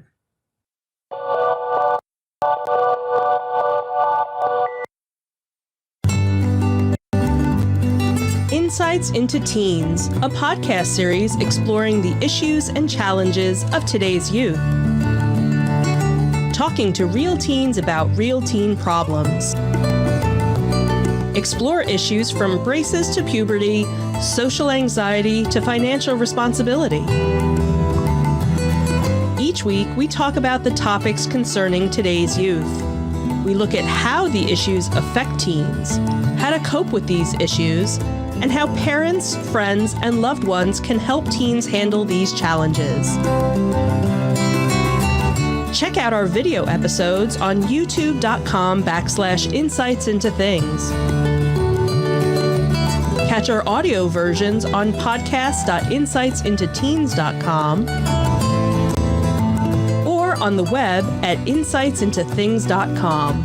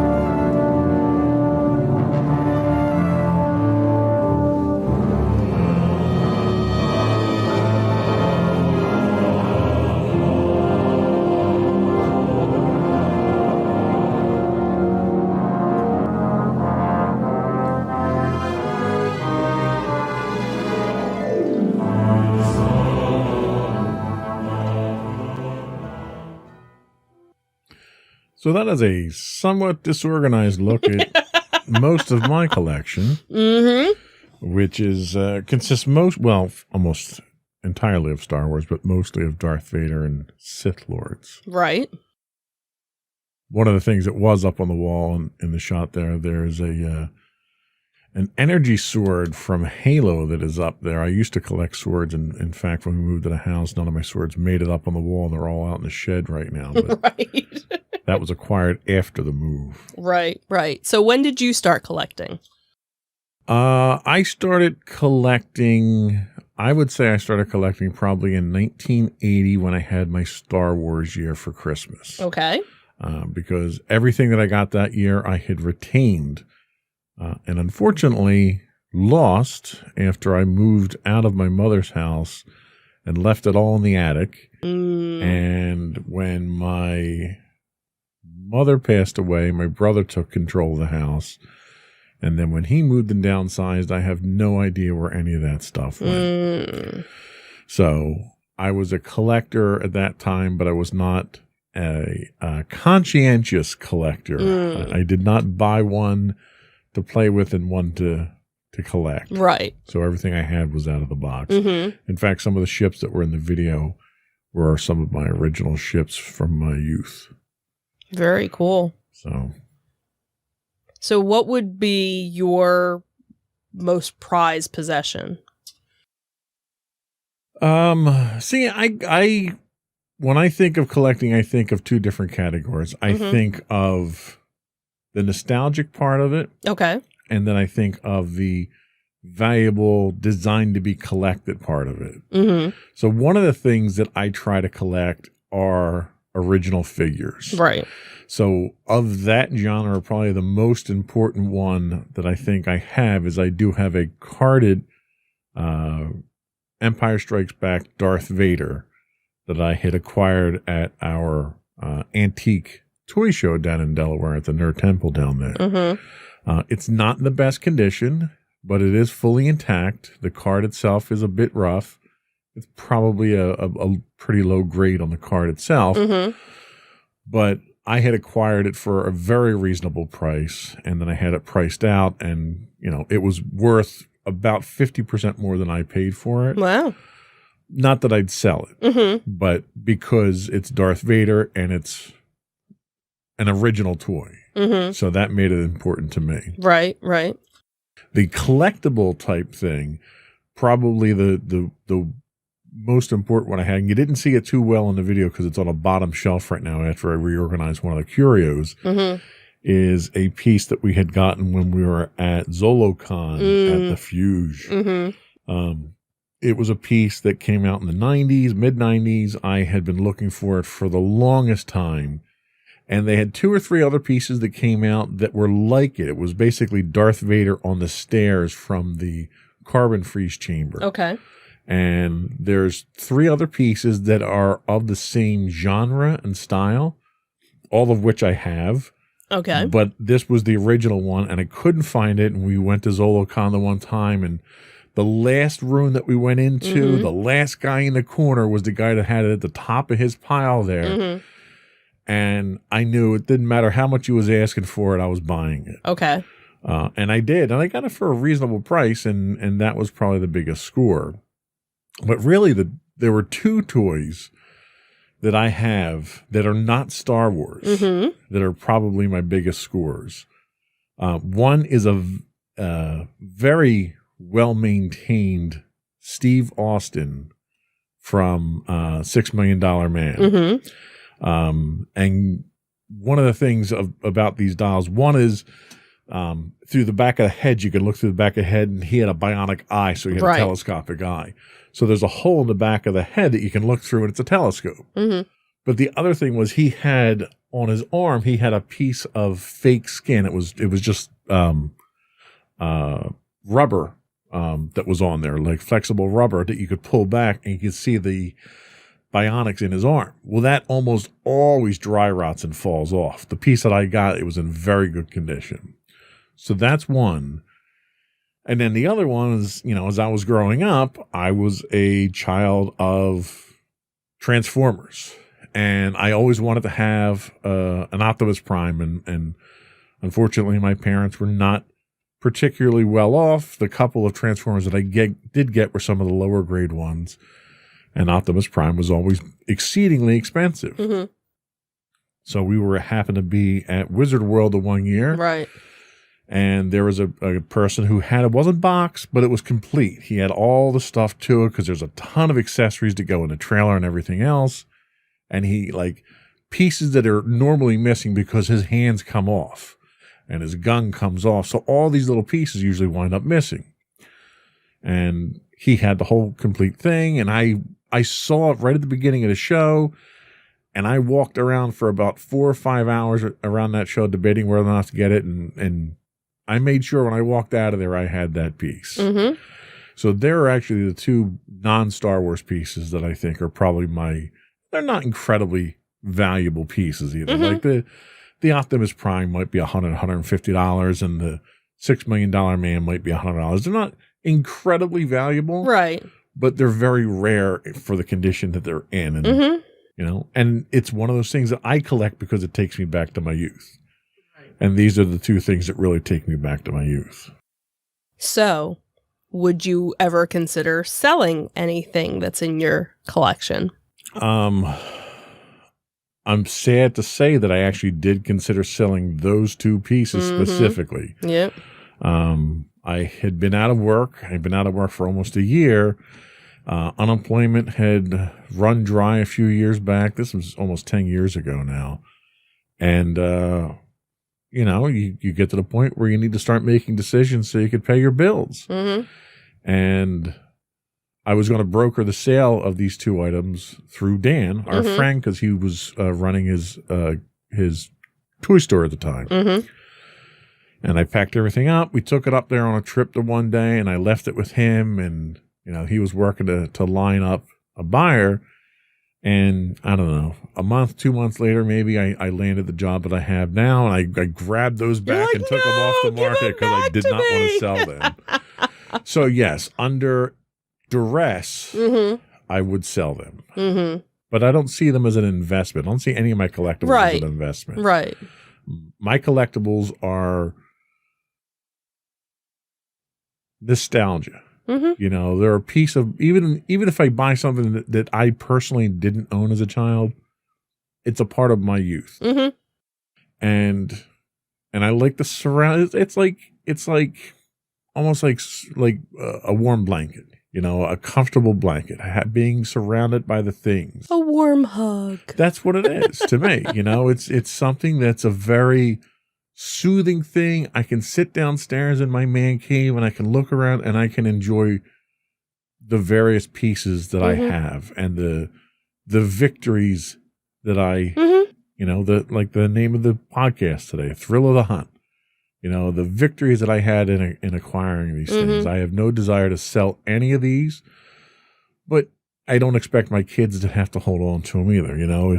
If God forbid I'm gone at some point in time and my kids don't want the stuff, it might be an opportunity for them to have a little bit of inheritance that they wouldn't otherwise normally have had, because I spend a lot of money on my collectibles. and I would like to think that, Maddie would keep a couple of pieces to remember us by. Right. To pass down to her, kids if she, has or I could see that there's probably a couple of pieces Sam would want to keep. Right. But I wouldn't expect them to keep everything. Right. I wouldn't. Yeah. And that's the thing, is I wouldn't expect them to, to keep everything. But, it's also stuff where we pretty much know there's a buyer for it, know. Whereas, like my mom, my parents never really collected, much of anything. And unfortunately, they had a mold problem in the house. So there was a lot of stuff that just had to get tossed, because it got ruined, so there's like a couple of little things that I have from her house, nothing, big or major, mostly furniture, but nothing really collectible wise, where, between the two of us, we have we have Well, quite and, a, like you the know. kids aren't going to get rich off of our collection. Right. They're not going to, you know. Especially mine. Like my stuff, I don't collect my stuff for investment purposes. Right. And I don't either, you know, but they're also not going to get, you know, like $5 for, Right. you know, something. Well, I mean, yeah, like I spend, you know, I think the last piece that I bought was maybe a couple $100 and it holds its value, but it's not Right. doubling, tripling, quadrupling in right. price. Well, and that was the thing too. I happened to look before the show just to see, you know, the one Haunted Mansion miniature that I have. And Disney still sells it, so there's no markup. It's still the same price it was, you know, 3 or 4 years ago when we bought it. You know, so it's like, all right, well, it's good to know it's still holding its value. It's not like, oh, it's worth $10 now. Right. And that's the thing, you know, like the type thing. collectible pieces that I have, like there's a Darth Vader statue kneeling from Empire Strikes Back. There's the other Darth Vader statue on the stairs that I got. And, you know, there's like probably 6 or 7 pieces like that that they don't make anymore. Right. But even though the prices have gone up from what the retail price is, you're not going to Antique Roadshow and having a $50,000 Discovery show up. Right. You know, Right. Nothing like that. Right. Right. And there are pieces out there that are still out of print that I would like to get. Mm-hmm. You know, there's one particular diorama. It's called the Diplomatic Mission, and it's Vader choking the Captain Antilles from A New Hope. And I'd love to get my hands on that because I missed the one opportunity I had to buy it at the time because I didn't have the money on me. Right. And I haven't been able to find it. Right. And that one originally went for, I'm going to say somewhere around $150, $200 at the time. Mm-hmm. And it's going for like $800 now if you buy Right. it. That I would love to have that because it's a really cool piece and it really epitomizes what Darth Vader is. Mm-hmm. But I won't spend $800 on it because Right. I don't think it's worth that. Right. If I could spend somewhere close to what retail was at a show, I'd do that. But, you know, that's not going to happen because they made so few of them. Right. Right. The one thing I would also want to add in there is kudos to IKEA for making such affordable curio cabinets because we have, what do we have, 4 of them now, I think? 3 of them? Well, I have one, and I you have have 2 2. down there. So So, we have, so Yeah, we have we 3. love IKEA curios. Yes. They Keep work. making. Keep making them. Yeah, that's where, you know, even my Haunted Mansion, a lot of my Haunted Mansion stuff is, Yeah, you your know. cube that we have down Yeah, there now. yeah. So, Yeah, IKEA. anyway. Anything else we wanted to talk about today? Not that I can think of. Is there something that I missed? Not that I'm aware of. We're not going to do any insightful picks this Right, week. right. We'll save that for next week. I didn't have anything to show off. The stuff that I would have shown off is stuff that's packed up and packed away. My Death Star, Assault the Death Star game, original, because they did reprint it in the same box art. But I have an original of that. My sail barge, Jabba sail barge game, that's packed away. My Darth Vader, my card of Darth Vader is all packed away. So I don't keep any of the really valuable stuff out on display unless it's designed to be on display. So I don't have anything to show. It's okay. Anyway.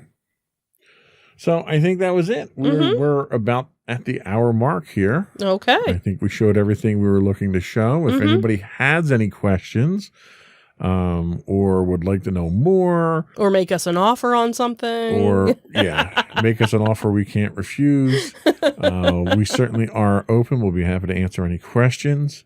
Would also invite people to subscribe to the podcast. You can get us on Apple Podcasts, Spotify, Google, Stitcher, and pretty much any place you can get a podcast. You can get the audio versions of our podcast if you look for Insights into Entertainment. You can get the video versions of all of our podcasts listed as Insights into Things. And if you do want to reach out and give us some feedback or ask questions about any of the things we talked about today, You can email us at comments@insightsintothings.com. You can find us on Twitter at insights_things. We stream 6 days a week on Twitch at twitch.tv/insightsintothings. You can find us on Facebook at facebook.com/insightsintothingspodcast. You can get us on Instagram at insightsintothings. You can find the audio versions of all of our podcasts at podcast.insightsintoentertainment.com. You can get high-res versions of our videos on YouTube at youtube.com/insightsintothings. And if you don't remember any other website and you want to go to our main website, which also has links to our other podcasts as well, that is at insightsintothings.com. And I think that's it. Another one in the books. Have a good week, everyone. Bye. Bye.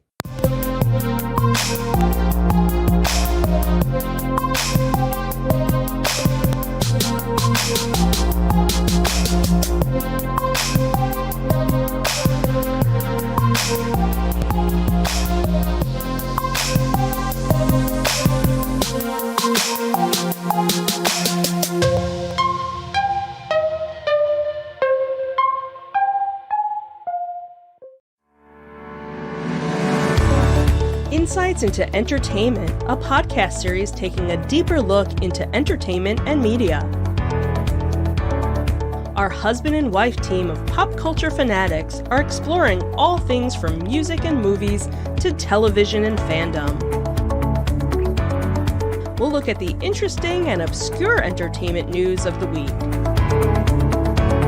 We'll talk about theme park and pop culture news. We'll give you the latest and greatest on pop culture conventions. We'll give you a deep dive into Disney, Star Wars, and much more. Check out our video episodes at youtube.com/insightsintothings.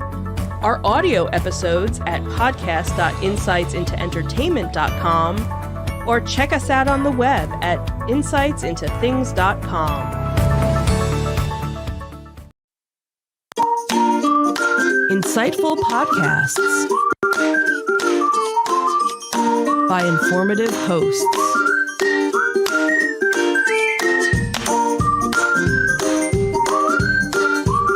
Insights into Things, a podcast network.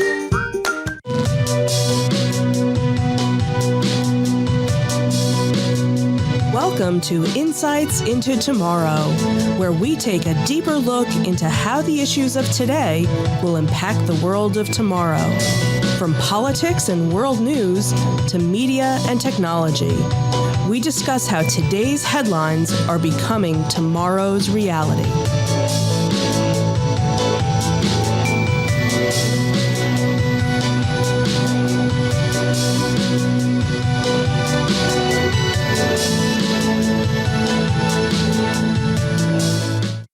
Welcome to Insights into Tomorrow. This is episode 9, Entertainment a la carte. I'm your host, Joseph Whalen, and my co-host, Sam Whalen. Hi, everyone. How you doing today, Sam? I'm doing all right. How you doing? Doing all right. So, aside for the landscapers that we're dealing with here, but that's okay. So this week we decided to sort of ratchet it down a few notches. We've been having last couple of podcasts we've been doing some pretty heavy-hitting, timely subjects. And with the election not too far away, we knew we were probably going to be doing another heavy-hitting one to cover that. So this week we're going to do something a little more lighthearted, a little more fun, and a little less dipped in controversy, I guess I could say. Yeah, so if you're filling out your bingo cards about how we're going to get to the end of the world by the end of this, I don't know if you're going to win this time. But we'll see. Hopefully we won't have doom and gloom by the end of the show like we usually do.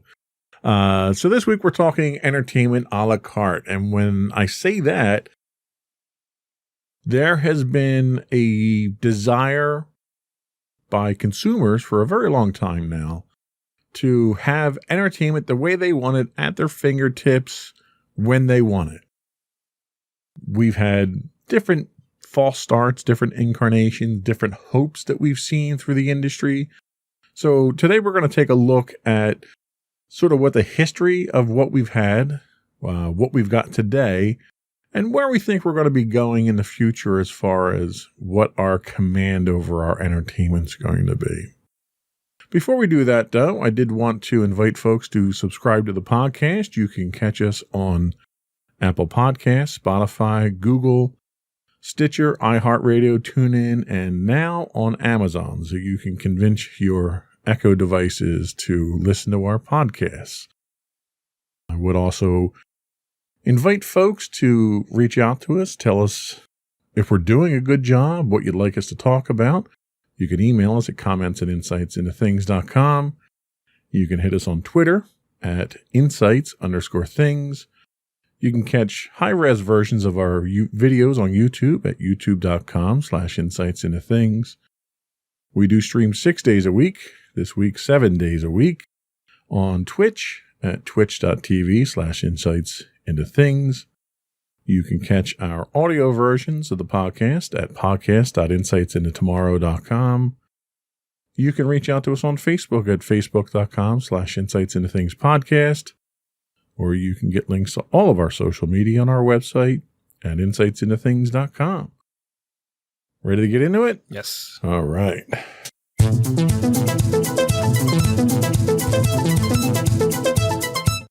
So first up, I just wanted to sort of kind of summarize what we're looking at when it comes to entertainment here, and how important entertainment is in the home. But before we do that, let me ask you, Sam, what aspects of entertainment are important to you? Do you listen to music? Do you stream videos? Do you watch movies? What's your prescription for your entertainment? I'd say I mostly watch a lot of YouTube. Like I follow a lot of channels and watch content on there. And then from there, it's probably like Netflix. I don't really watch live TV at all anymore, unless it's like a football game or something. And even then, I'm only watching 20 to 30 minutes. So for me, it's definitely mostly YouTube, podcasts, like things on Stitcher. I listen to a lot of things on there. And Netflix. They're like the big three for me. So what about radio? I know, with the college and everything that you have, you have a presence on broadcast radio. Do you listen to broadcast radio yourself much? If I'm in the car, like on the car road over here, I definitely listen to it. Like I don't have Bluetooth in the car or anything like that. I'll put on, sports talk radio or MMR or something like that. Other than that, I don't really just tune on the radio just for fun. Like in the mornings I'm getting ready, I'm usually listening to a podcast. It's not so much the radio. When I was younger, I used to do that a lot until I got into podcasts. Sometimes, if I'm taking a shower, I'll put the radio on. But overall, I'd say not really that often. It's mostly in the car. Okay. Yeah. And how about movies? Do you own DVDs or Blu-rays, or do you stream most of your movies today? I'm mostly streaming. I mean, I'd say probably like 30 to 40 maybe Blu-rays and a couple, 4Ks and things like that. Movies that I really want to have, the physical copy of, movies that are special to me, or movies that I just like a lot, or movies that I got on sale for Right. Blu-rays, because Amazon does Blu-ray sales all the time. So things like that. I don't have I wouldn't say my Blu-ray collection is like my pride and joy. But it's mostly just to have those physical copies, just in case, I can't get The Lord of the Rings on, Netflix because they take it off all the time or something like that. Right. So it sounds like a good chunk of what you do is some of the more modern technologies then. Mm-hmm. What about when you listen to radio? Is it talk shows you listen to? Is it music that you listen to, or you listen to the sports radio? Yeah, I mostly do sports talk. 94.1 for our local area. That's like the sports. And then there's 97.5 too. I'll alternate between those. I don't really listen to music that much. I don't know, something about hearing people talk and discuss. I just like to listen to that more than, a song I can pull up on my phone. As a podcaster, that's exactly what I like to hear. Yeah. Well, it's nice to not hear my own voice. It's nice to hear other people talk for a while. Absolutely. So, we've had various forums, and we're going to talk about the history of some of these forums in a little bit there. But obviously, our entertainment started out as purely live entertainment. If you went, back in the 1800s and in the beginning of the 1900s, if you wanted to be entertained, you either produced music or entertainment at home, or you went to go see it somewhere. Radio finally allowed us to bring it in the house. Then we moved from that naturally, almost, through evolution through to TV. Then we started to have home entertainment systems, VCRs, DVDs, and so forth, followed eventually by streaming. But it was basically force-fed to you. So when you would listen to the radio, you would have a schedule of things that you would listen to, and if you missed your show, you missed it, right?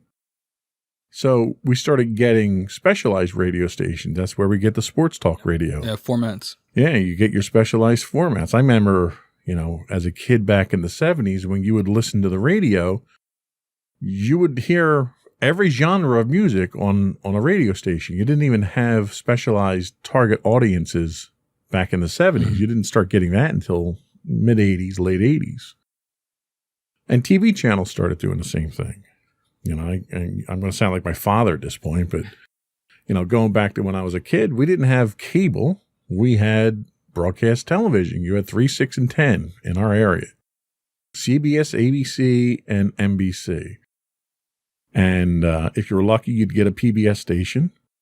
But outside of that, that was what your entertainment was. We've come a long way since then. Yeah, we've gone the complete opposite way. Now people can have access to everything, which I think a lot of people realize is too much. Yeah, yeah.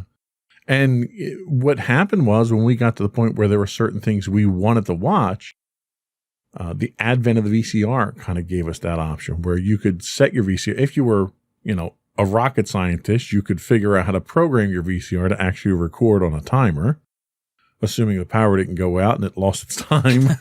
There was a lot of factors involved in getting this technology to work at the time. So you would record your programs and then watch them after the fact. You didn't have streaming. You didn't have DVRs even at the time. Yeah, and I think something that I'm sure I don't want to get too far ahead of ourselves, but one of the things we'll probably talk about is how as a society we all, like when it was the radio, everybody would gather around and listen to the radio at the same time all around the world. So you'd all listen to, something at 8 p.m. on a Thursday every week. Everybody would do that. But then as we kind of went further and further down the timeline, viewing experiences became more individualized, where now it's not everybody tunes in Sunday to watch something. I mean, you still get that with like sports, but for things like Game of Thrones, right? I mean, that was kind of the last big thing that everybody would tune in and watch, except for things like reality shows like The Bachelor and things like that. Those are usually still watched live.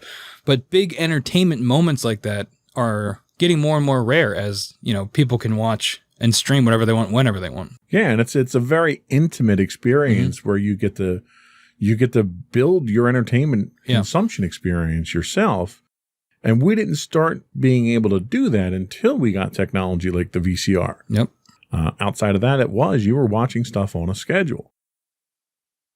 We got smart cable at some point in time in the 90s where you started getting video on demand, where you were able to go in through your cable box and say, all right, I want to watch a movie now, whatever time it is, and they would charge you for that, and they would send you a bill for the pay-per-view experience.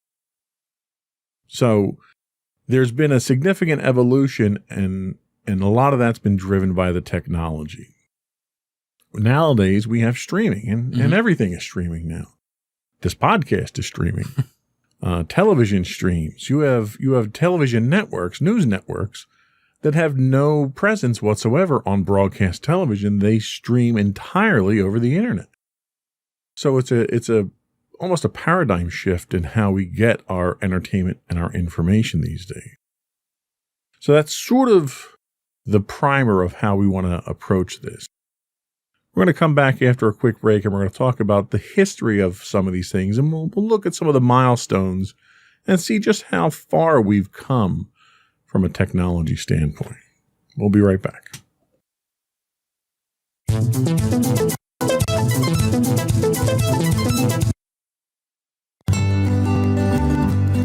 Insights into Teens, a podcast series exploring the issues and challenges of today's youth. Talking to real teens about real teen problems. Explore issues from braces to puberty, social anxiety to financial responsibility. Each week, we talk about the topics concerning today's youth. We look at how the issues affect teens, how to cope with these issues, and how parents, friends, and loved ones can help teens handle these challenges. Check out our video episodes on youtube.com/insights into things. Catch our audio versions on podcast.insightsintoteens.com or on the web at insightsintothings.com.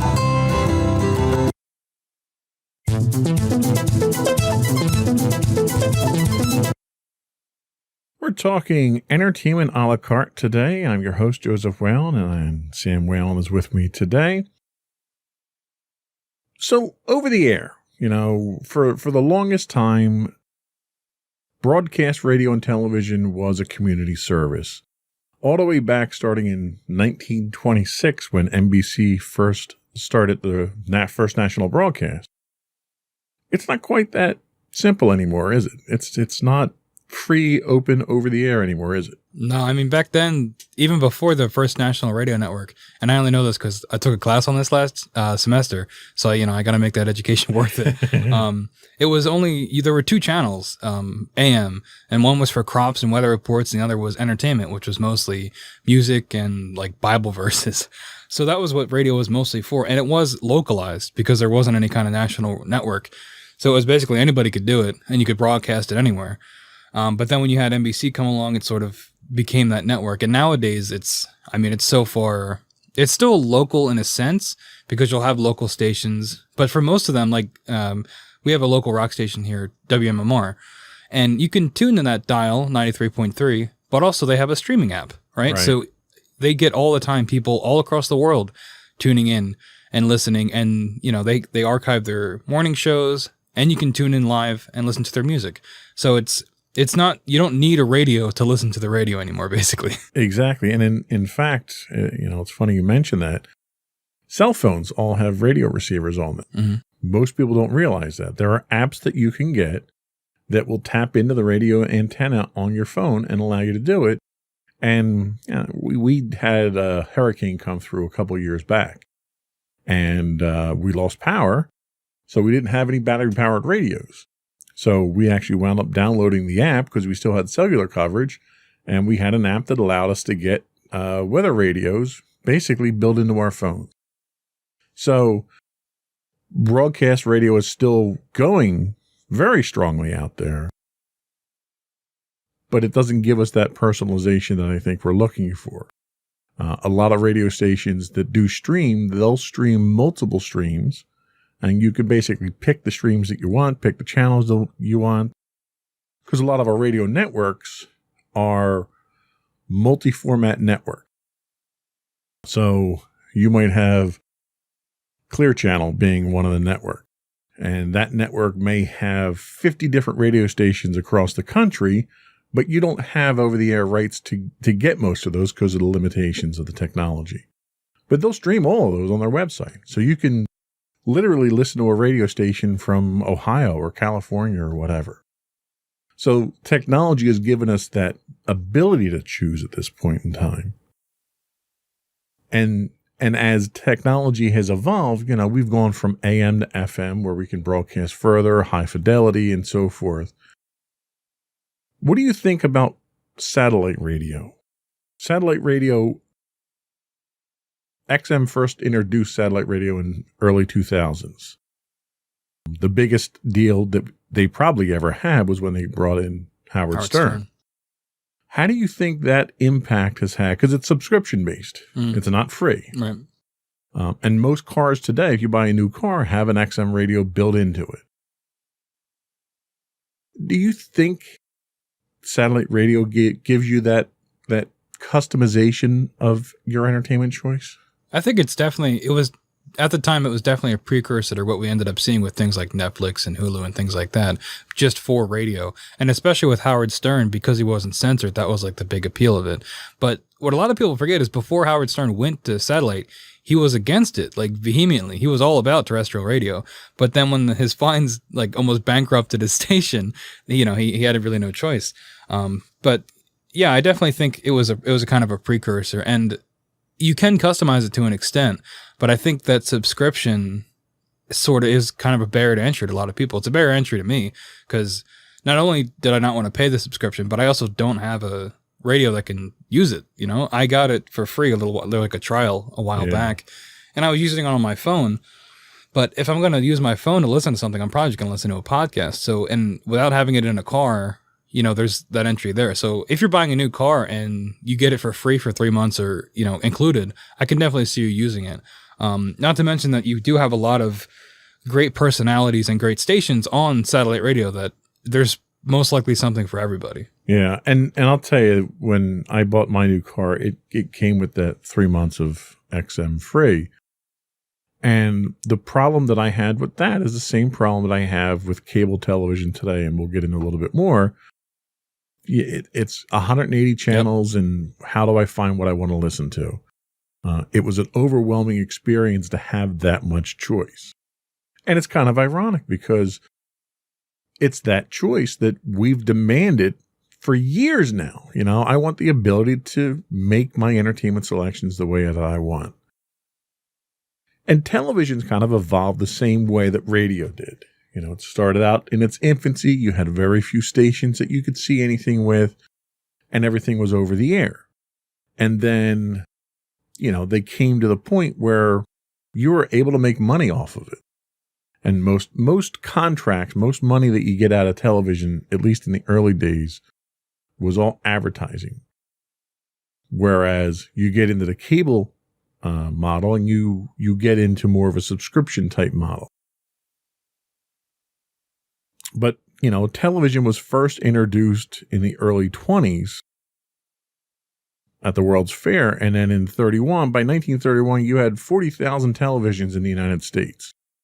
You had 2 networks transmitting at that time. And they were local stations. You had to be in those local areas, New York being one of the markets.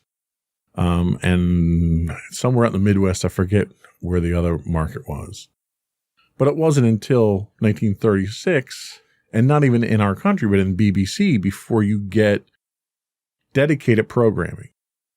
And BBC opened up with 3 hours of programming. Can you imagine a television station with 3 hours of programming? I mean, like, what do you do at that point in time? I mean, it's a pretty big 3 hours, right? I mean, if nobody had ever seen anything like this before. So those 3 hours, people were probably, you know, enraptured by this thing. Yeah. And I mean, there's a lot of parallels between TV and radio and their evolution.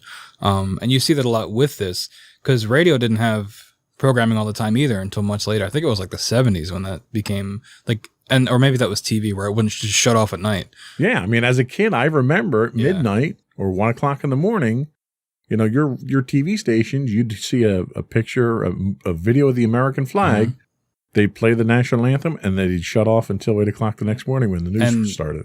For modern audiences, that's an insane concept because now it's, again, we keep making this comparison, but it's the complete opposite where you're just inundated with content all the time. Yeah, and you saw some monumental achievements in television, like in '67 when we get PBS. Where it's publicly funded broadcasting. You know, they mandated children's programming with Children's Television Workshop in 1969 with Sesame Street. So you had a lot of positive things come out based on demand. And I think that's really the important thing is as people started to consume the media that was out there, they realized they wanted more. They wanted specific programming. They wanted specific shows. They wanted to watch their local sports franchises. And as a result of that, you started to see more specialized television networks come out. And a lot of that fell over into the cable industry as well, because there's only a certain amount that you can get out of an over-the-air broadcast with television at the time. And really the latest biggest innovation over the air television wasn't until 2009 when they went all digital, which I got to tell you, that was a real monster to deal with because you had people throughout the country who didn't have cable, couldn't afford cable, and they were getting all of their news and sports and everything over the air broadcasts. And with the mandate to move to all digital, and the reason for the all digital is because of how much more data you can put out over a digital signal than you ever could over an analog signal. And you see now with digital with digital transmissions, your local ABC station might be putting out 5 different channels over the bandwidth it used to use for one. So there was a definite benefit to it, but it also required everyone to replace all their equipment, which is expensive. So much so that when they went through this process, the federal government actually subsidized it. And you could go to the government and get a coupon to buy a digital antenna at the time. And the program ran for like 18 months or something like that. I remember when it ran, and they funded it with, a ludicrous amount of money. And even after that fact, people still didn't have it because of how inaccessible it was for a lot of people. There's a lot of televisions that sit around right now that have no function whatsoever because nothing's broadcasting on frequencies they can receive. So then we move into, the natural progression, I think, is cable television. And it's funny because in doing the research for the podcast today, I learned a lot about cable television that I didn't know. The fact that it's existed since 1948 blew my mind. Like, when I grew up, I came from a fairly underprivileged house. We didn't have a lot of money coming in. So my dad did not subscribe to cable for a very long time. But I kind of thought he was just sort of behind the times in the 70s. Not realizing that cable's been around since the 1940s. So that was a big thing for me to realize it. But cable television progressed, I think, at a rate much faster than over-the-air transmissions did. You make a lot more money from it. And that's exactly it. You have people that are paying you, in 1950, Tuckerman Appliance, an appliance store that sold TVs, started their own cable network. Could you imagine that today? One of the biggest radio stations in Philly was originally from an appliance store. Right. Appliance stores were like they had a lot of power back in the day. It was they would buy their feeds and then they would send it out to their customers. And people in Arkansas were paying $3 a month for cable. And it was because they were rural households that weren't close enough to a transmitting station. So they'd physically run a cable out there and then wire up the little town. So in 1972, you start getting into specialized television channels. You get HBO. And then that sort of opened up the Pandora's box, to use a bad pun there. You started in the 80s and 90s, you really started getting channels. You got channels for everything. You got channels for cooking. You got multiple channels for cooking. You got home shopping channels. You got multiple music television channels, none of which, ironically, play music anymore. These were what were categorized as narrowcasting channels. And some of these, which is kind of interesting, they started out as regional. Like, for instance, Sports Channel New York started out as just regional sports broadcasting, and that eventually evolved into Fox Sports. So from humble beginnings to a major player in the sports franchise market now. You had other things like BET, Black Entertainment Television. That's a channel all of its own with its own award-winning programming today. Started out as a segment on USA Networks. So they had a couple of hours a week that they would broadcast it, and eventually there was such a demand for it that they came out with an entire network for it. And that's what I'm talking about, like very specialized networks. You've got Sci-Fi Network. You've got History. You've got multiple history channels. So the idea of catering to all of these entertainment needs was fulfilled in these specialized networks, these specialized channels on cable TV. but you still didn't have the ability to get what you want when you wanted it. You were still bound to a schedule. And that's really what's probably held cable television back for the longest time until the late 1990s, early 2000s. You started to get your video on demand. You started to get more pay-per-view.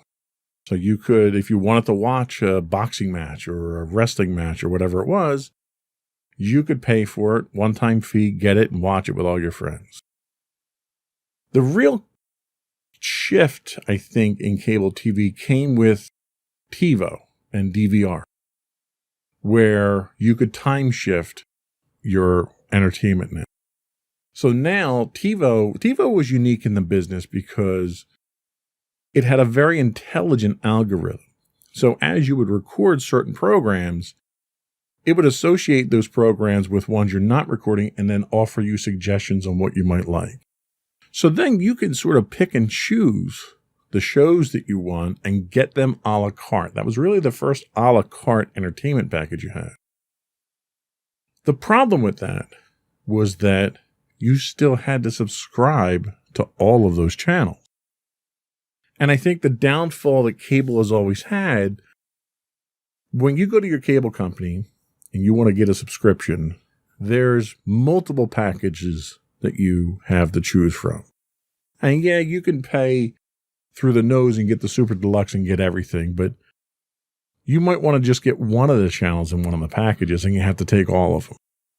So the cord cutters of the world in the 2000s got to the point of trying to find ways to not have to subscribe to all those channels and just get what you want. And that leads us up to sort of where we are today with all the streaming options. Yeah, I mean, that ability to pick and choose channels is the entire marketing platform for things like Sling, where you can pick and choose your channels, or I think Hulu Live TV does that too. Well, even Sling. So Sling and Hulu Live give you packages that you can choose from. You can't choose individual channels. Okay. So it's not as bad as the cable company. It's still cheaper. It's much cheaper than the cable company. But the problem that you run into now is all that's delivered to you as digital content over the internet. Yeah. So you have to worry about your internet speeds. Absolutely. So you have internet companies you have cable companies that are becoming internet companies. And in doing that, you run into what is often referred to as the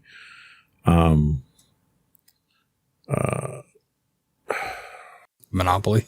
Well, no, they've been monopolies for a long time. Net neutrality. Oh, okay. So, and with net neutrality, the concept behind net neutrality is data.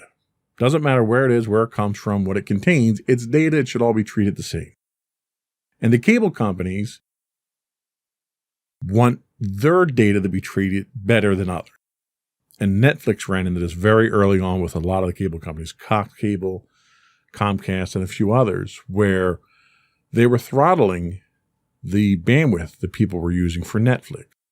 So you may have an unlimited agreement with your cable company for data, but if they see that the majority of the data that you're using comes from outside their network from Netflix, they throttle it. You see a lot of buffering, your quality goes down, and they're trying to push their own video on demand services instead, which they don't count against your bandwidth caps. So none of this has been resolved. This is still a problem. But what's happening is cable companies are becoming less about providing cable and more about becoming internet companies in general. And until all that sort of washes out, we're going to have a fight on our hands here because they're losing money. And they try to get it back by offering you bundles. So, for instance, if all you need is internet, it's cheaper for you to get internet, cable, and phone than just internet for the first year. After that, the rates go up, but they lock you into a 2-year deal, minimum usually. So, I can't blame the cable companies. They're trying to make a buck. It's their job. But in the end, it's the consumers that wind up paying for it. Yeah, and even now, I mean, we have Xfinity, and you can watch Netflix and Hulu and Amazon Prime all through Xfinity. So, I mean, I'm sure there's there's kind of handshakes there where they kind of meet in the middle and they say, well, okay, Netflix, we'll host your platform here. You'll get a lot more viewers, but you still have to subscribe to Netflix to access those services. Right. You don't get any of that for free. I think with Xfinity, you only get like Peacock for free because it's NBC Comcast, it's the same company. But they're kind of merging now, and we're just going to have a big old blob of media eventually. That's just everything. Well, and it's funny you mention that because the solution that Netflix eventually came up with was they would implant caching servers in the cable providers. And they would pay the cable providers a certain amount of money. They would put a physical box inside their network. So when you went to watch, if you went to stream Game of Thrones off of Netflix, it would download from Netflix's home server to the caching server there. You would watch it, but anybody else who went to watch Game of Thrones would pull it from that caching server. So the result of that was it didn't put a demand on the backbones, the internet backbone connections that the cable companies had. So that was an exclusive deal they offered to Netflix that they're not offering to other streaming providers either. And I'm not even sure they're still offering. There's some debate whether or not they're still offering that service. I know Comcast was having a bit of an issue with that, where they stopped offering it to Netflix. But it's all, you're right, it's you scratch my back, I'll scratch yours, and we'll all make a buck off of the end consumer. Not to mention now, I mean, you've got Disney, which now effectively owns Hulu because they own Fox, right? So it's a lot of that programming too. So it's not just, these streaming companies are not like small businesses. They're all, I mean, I don't think Netflix is owned by any major corporation. No, Netflix is still independent. Yeah. And then Amazon obviously is a mega corporation. So, you know, the streaming service is just a portion for most of these companies, just a portion of their revenue. Right. I mean, except for Netflix, but even then, I mean, they've moved more into film production in general too. So they're they're not just streaming anymore. They're making a lot of their own content as well. And it's interesting to mention that. So we talked over the radio, television, and cable. The alternatives that we had to get our a la carte fix of entertainment were VCRs. You know, the VCRs came out in the 1970s. They became popular in the 80s. Blockbuster Video opened in 85. So if you wanted to watch a movie, you could a la carte on demand, go down and get a movie and bring it home and watch it. As long as you rewound it, you were fine. DVDs became the alternative. They were much more convenient, higher quality. First DVDs were released in 97. Blockbuster started carrying them in 2001. They kind of missed the boat on that a certain amount. Hollywood Video actually started DVD rentals as soon as they became available. But the one interesting thing with Blockbuster was when Blu-ray came out, there was, just like with VCR, when VHS came out, you had Betamax as an alternative. When HD Blu-rays came out, you had HD video. And when Blockbuster had such a huge portion of the market that they decided that they were going to go Blu-ray. And as soon as that happened, it basically was the end of life for HD DVD at that point. So they had such a huge segment of the market that they could make that kind of demand. But then you see other services like Redbox pop up. You know, you see Redboxes all over the place still, even though a lot of people are streaming stuff. I think Redbox is a streaming service too. Like, I think you can stream, and I think they have their own original things. Like, I don't know if they make it, like, I don't know if they produce it like Netflix does, but they can definitely license and stream a lot of stuff on their own site as well. Yeah. So, and then streaming, streaming really started in the early 90s. The problem you had was your data connections. The first practical codecs for streaming, the compression algorithms for streaming came out in 92. But 92 was also when we had 33K baud modems. You didn't have your high-speed data connections, your cable modems, your DSL even at that time. So that kind of killed a lot of what you could do with it there. But the real streaming services itself didn't start until 2005 when YouTube opened up business. And at the time, YouTube and streaming was, YouTube was where people posted their videos. It was the TikTok of today. That's what YouTube was. You didn't have professionally produced content that was going up there. Nowadays, every streaming service, Netflix, Disney, obviously, YouTube, Hulu, they're all producing their own television shows. To the point that you have award shows that are controversial because you have TV awards for Streaming services that never appear on TV. Yeah, I think the Emmys, like I think maybe more than the majority, was mostly all from streaming services. Yeah. So there was really a fundamental shift, probably 2013, 2014, to more streaming. So that's a history. It's important to know where we came from with our entertainment. We get up to that 2015 mark there, and we're still stuck with 180 channels with nothing to watch. And that's really where the problem came from, and the demand for cord cutters and the demand for a la carte entertainment. So we're going to take a quick break. We'll come back, and then we'll talk about where we are today with cable TV and all these other outlets.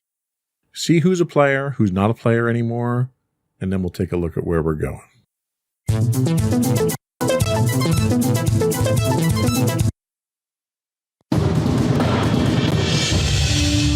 For over 7 years, the Second Sith Empire has been the premier community guild in the online game Star Wars: The Old Republic.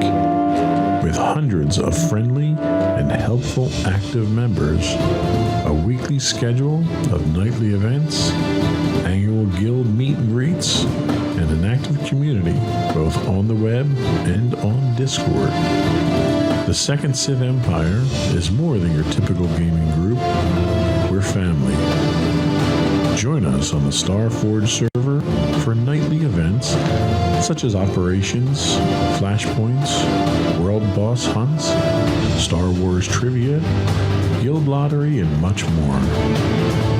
Visit us on the web today at www.thesecondsithempire.com.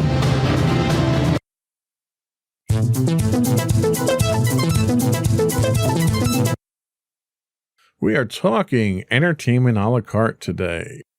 So we've looked at the history of it. We've sort of set the stage here. Let's take a look at where we are today as far as cable TV goes. So we're still running packages on TV channels today. So we haven't really changed much there, have we? There is an increasing push to cut the cord with different services. We've got enough streaming services out there as long as you have a good internet connection. Now, the one thing to mention here that I actually didn't put in the notes, that's the new satellite internet network that Elon Musk is putting out.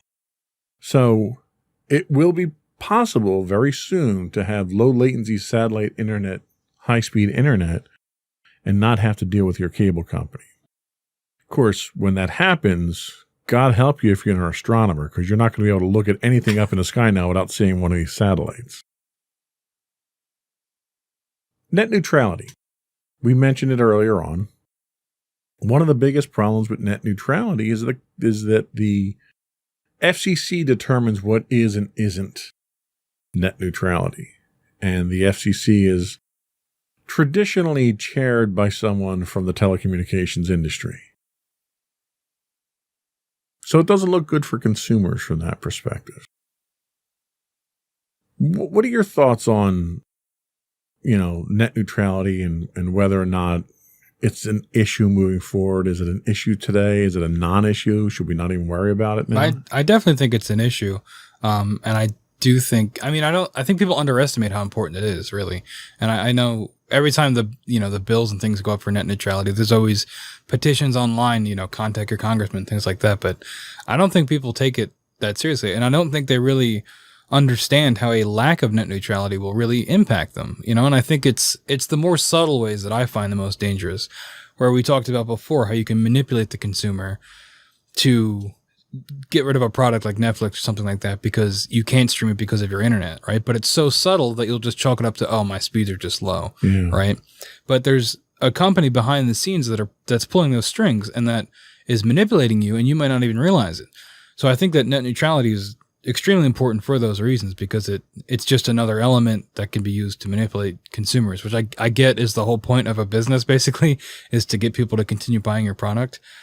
But I think when it's something so universal like that, where the internet should probably be a utility that everybody has access to, but it's not that yet. And it's not looking like it's going to go that way either. If the patterns that we're seeing now continue, it looks like a lot of people are going to have restricted access where the internet should be a free and open resource for everybody. Yeah, and I agree. And you touched on it earlier when you mentioned cable companies and monopolies, and this is really them behind a curve, not getting with the program here because there's a lot of things. Technology moves much faster than cable companies. Cable company lawyers can move. We're looking at satellite communications that have exploded at this point. You're looking at alternatives like Verizon Fios, where you can get fiber run right to your house. You're looking at 5G now, where, once the 5G networks are built out, you won't need to have a wired connection to your house, at least if you buy into the hype. Yeah, but it's going to make all our heads explode. Haven't you heard? And cause coronavirus. Yeah, I know. It's going to turn us into zombies. But you can get over-the-air speeds for your internet now that are comparable to your cable connection that are more than enough to stream video. So I think if nothing else, the cable companies have a real problem ahead of themselves. They've got too many outlets that people have alternatives for, because cable companies thrive when you didn't have options. And, a lot of this started in the 90s when cable companies started gobbling up all the regional cable providers. And you start having giants emerge like Comcast, where you have entire regions of the country that don't have an alternative to cable, phone, or internet but Comcast. So you don't have a choice but to go with that. But it's not a monopoly. But that's not a monopoly because it's only regional. Yeah. But I think the problem is that they've had that level of monopolistic protection for so long now that they don't realize that they're really threatened at this point in time. So I don't know where cable's going to go. It's an endangered species right now, but it doesn't realize it. Yeah, I think you're seeing a little bit of that with things like Peacock, where Xfinity, which is Comcast, which is NBC, is trying to get into that streaming market. But I don't know, maybe it's just me, but Peacock seems like it's really late to the game. And they don't really seem like they have a whole lot to offer other than things they already own, like reruns of like Cheers and Frasier, which used to be on Netflix, but it looks like they were just flexing that they own the rights to these shows, so they put it on their own streaming service. But it doesn't seem like it's enough to make them a competitor for something like Netflix or Hulu, because it's not making what separates companies like our services like Netflix and Hulu and Amazon is that they're making their own shows, like we mentioned before. But with things like Peacock, if you're just rebroadcasting essentially content that everybody's already seen and just wants to watch reruns, I don't think that's going to make you enough of a competitor in the market. And I think that if that's their attempt to keep their cable company status, but also dip their toe in the streaming water, I don't think it's going to be enough. And I think that's a great segue to the streaming services in general. So what really got me on this topic was there was an article on CNET. I think the person who did the research and wrote it was Ashley Esqueta who wrote it up. And she went through and ranked 101 quote unquote major streaming services. And she ranked them based on price, the number and quality of original programming, the number and quality of their back catalog, their overall variety, and what their availability was for subscribers. And it was kind of eye-opening to me that there were 101 major streaming providers out there. Well, I mean, major, I don't know about that because on this list we have what is it, the top? We have the top 10 here, This is just the top 10. and I haven't heard of one of them, so I don't know how major it is. I've never heard of Acorn TV. I don't know what that is. Well, and that's like Acorn. So, like, if you use Plex or Kodi or any of the media streaming service players at home, Acorn TV you would know. Acorn TV is like a free add-on that you can get for it. And think of it like the MeTV of streaming, where it's like some of the nostalgic Oldies stuff. and Yeah. Okay. All right, that makes sense. But a lot of them are like that. I mean, you had ones on here that were rated much lower because they were so specialized. So, for instance, NFL Networks has a streaming service. NHL does.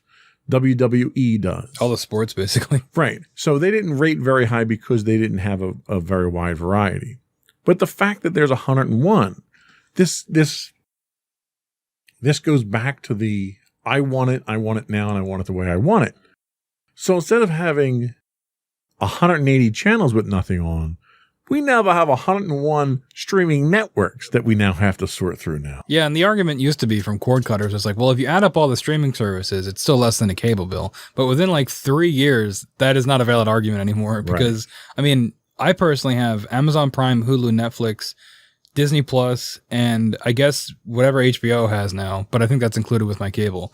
So it's like, that's like 5 right there. Well, and HBO has 3 different streaming services that they offer. Yeah, they have HBO Now, HBO Max, and then HBO Go. Is that still a thing? Go is the new one, yeah. And I have no idea what any of them are. Right. Like I have HBO Max and I barely use it, but I have it and I know where to access it, but I don't know what HBO Now and HBO Go are. Right. And that's the thing. Like we've gotten to the point now where we want it to be able to basically go to the cable company and say, all right, I want 50 channels. These are the 50 channels I want. Give them to me and charge me a reasonable rate. We never got that.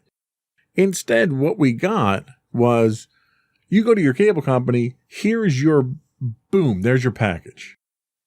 Oh, and if you want all this other stuff, because you have stuff that are exclusive to the streaming networks. So if I want to watch Star Trek, I can't watch Star Trek on cable anymore.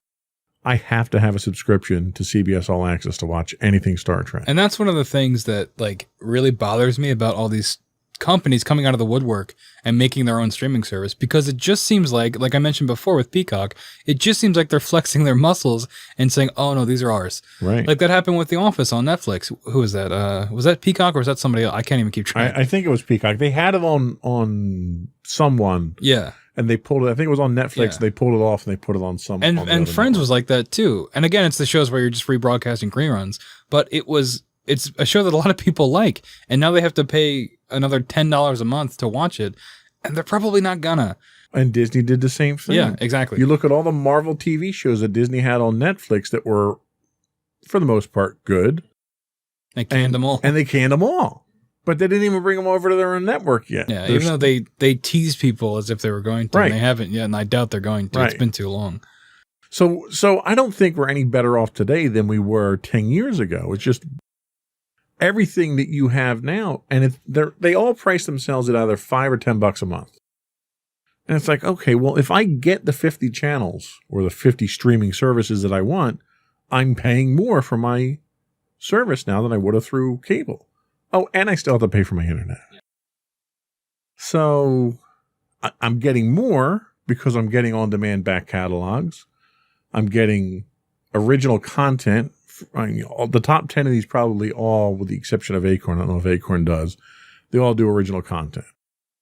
So I'm probably getting more things to watch, but the price is going up exponentially at this point. Yeah, I mean, I know in my house, I've been a strong advocate of we don't need cable, right? But I'm not the only one in the house, obviously. Like my mom, she watches a lot of live TV and she records a lot of things live. But there are also things that I'm pretty sure are available on some of these services. Like she watches Big Brother, and I'm pretty sure that's on CBS All Access because that's the network it airs on, I think. I'm sorry if there's Big Brother fans out there and I'm wrong about that. But that's the thing too, because it's like, and like my grandma doesn't really understand how streaming stuff works, but she can get on her Roku TV and put on ABC and stream the live TV. So she doesn't need a cable box. Right.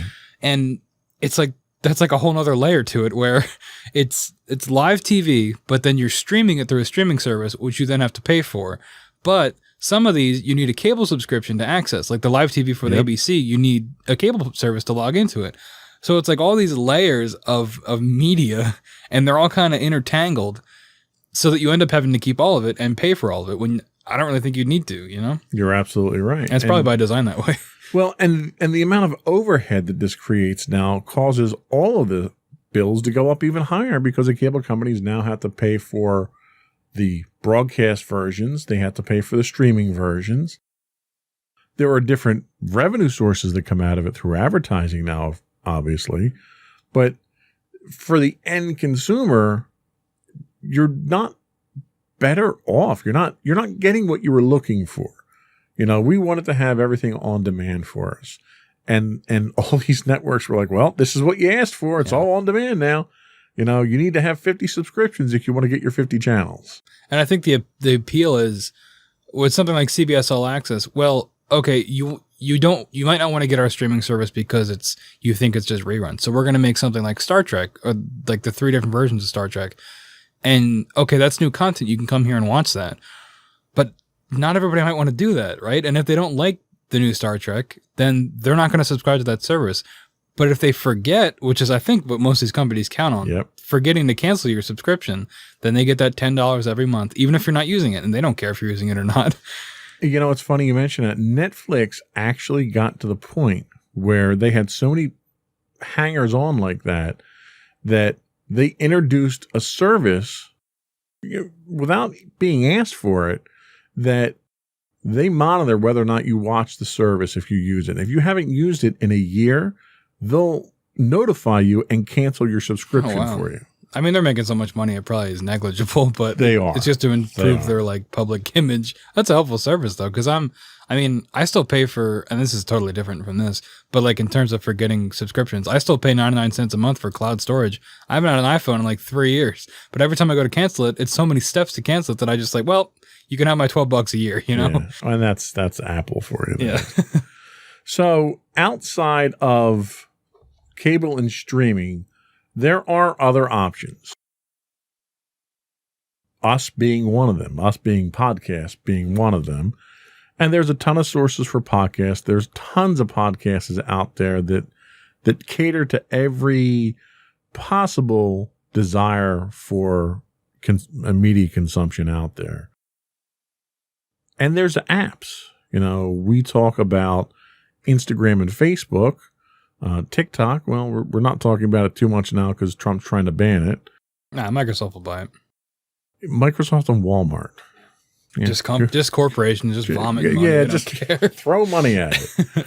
And then you had someone who tried to corner the market with, I'm not even sure what, 7-minute segments? I think it's like 15 minutes. 15-minute segments? But it's all shot vertically, which is awful.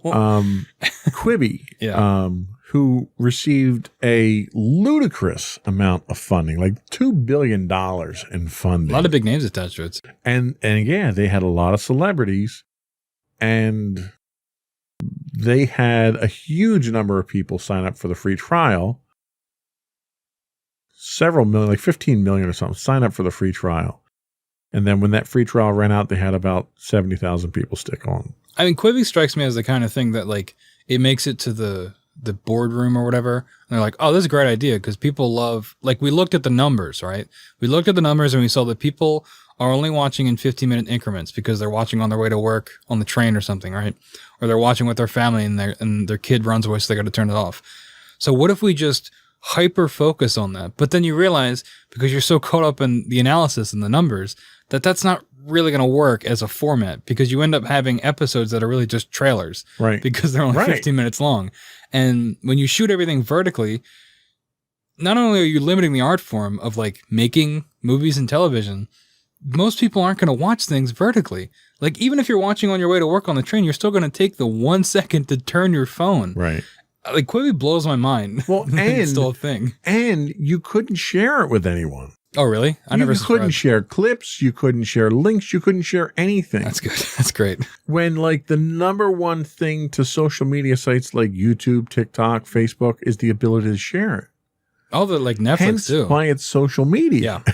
Yeah, I mean, Netflix especially has a huge social media presence. Yeah. So, and that's so critical. And it's like, what are you So, doing? but I guess my point is these options that we have here between podcasts and the apps, I think probably fill the gap of entertainment a la carte more than anything else right now, where we can go and find what we want. I can download 50 different podcasts a week and pick and choose which ones that I want to consume.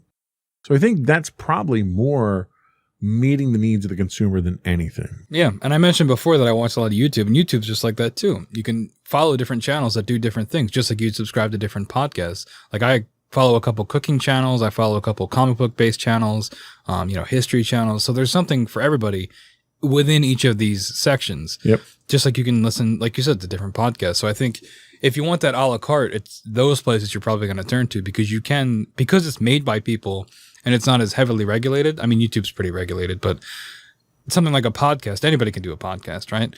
So there's always something for somebody. Really? Literally anybody. I mean, anybody can do it. You just talk. No, but Wow. Hey, make sure to subscribe to our podcast on your local podcast provider. Good thing you're not in our advertising department. Hey, just free plug, shameless advertising. But yeah, I think that's where you get a lot of that a la carte, right? Because I agree. You can find any kind of channel or any kind of podcast to meet your needs. I agree 100%. Let's take a quick break. We'll come back with our doom and gloom section where we look towards the future.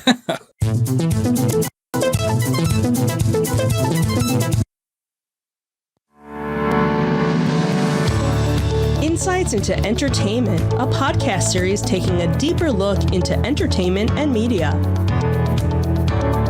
Our husband and wife team of pop culture fanatics are exploring all things from music and movies to television and fandom. We'll look at the interesting and obscure entertainment news of the week. We'll talk about theme park and pop culture news. We'll give you the latest and greatest on pop culture conventions. We'll give you a deep dive into Disney, Star Wars, and much more. Check out our video episodes at youtube.com/insightsintothings. Our audio episodes at podcast.insightsintoentertainment.com, or check us out on the web at insightsintothings.com.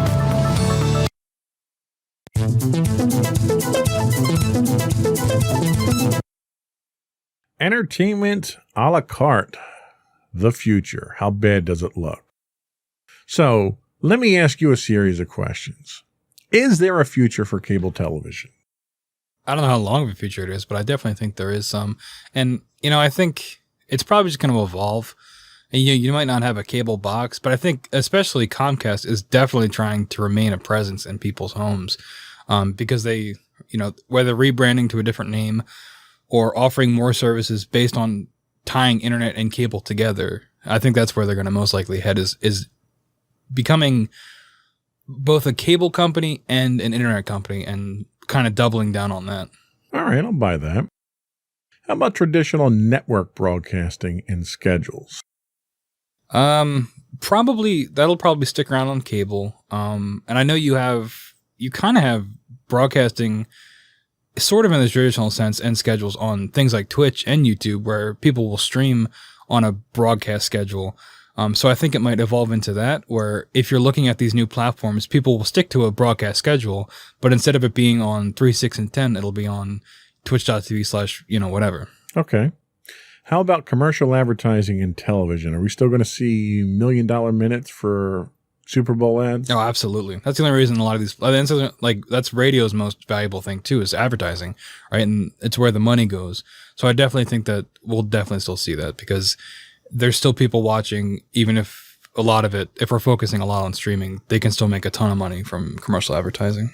And the last question in Is There a Future is subscription television channels like HBO. I'd probably have to look at the numbers for things like this to see if their subscriptions are going down. But I think with HBO, as an example, they're migrating over to streaming. So that's probably where it's going to go too. I mean, we had earlier Showtime was on that list too. So I think most of these channels, and I know WWE has one too.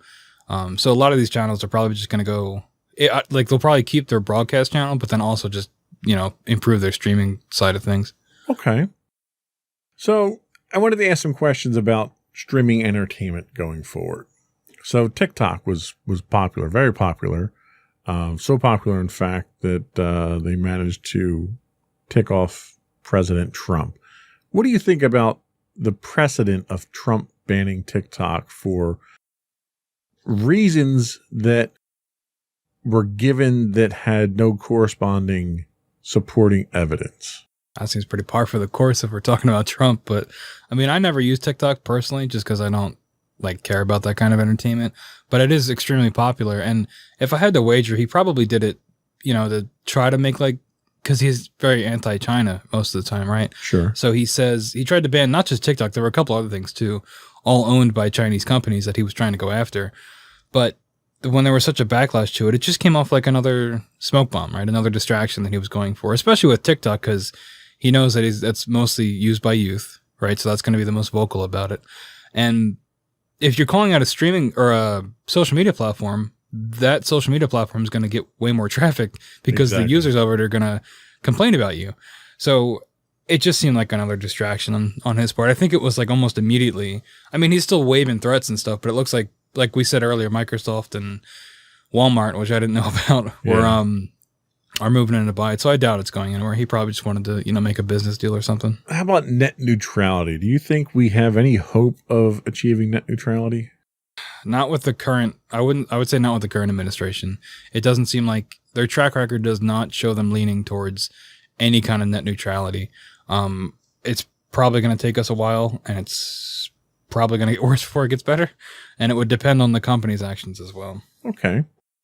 5G technology. It's everywhere. Everyone's talking about it. Do you think 5G is going to be the end-all, be-all to give us the entertainment solution on our phones or in our homes that we're looking for? I don't think it'll be the end-all, be-all, but I think it's probably the next step. I mean, we see that with all the time. Technology always progresses, and it just seems like 5G is the next step in that.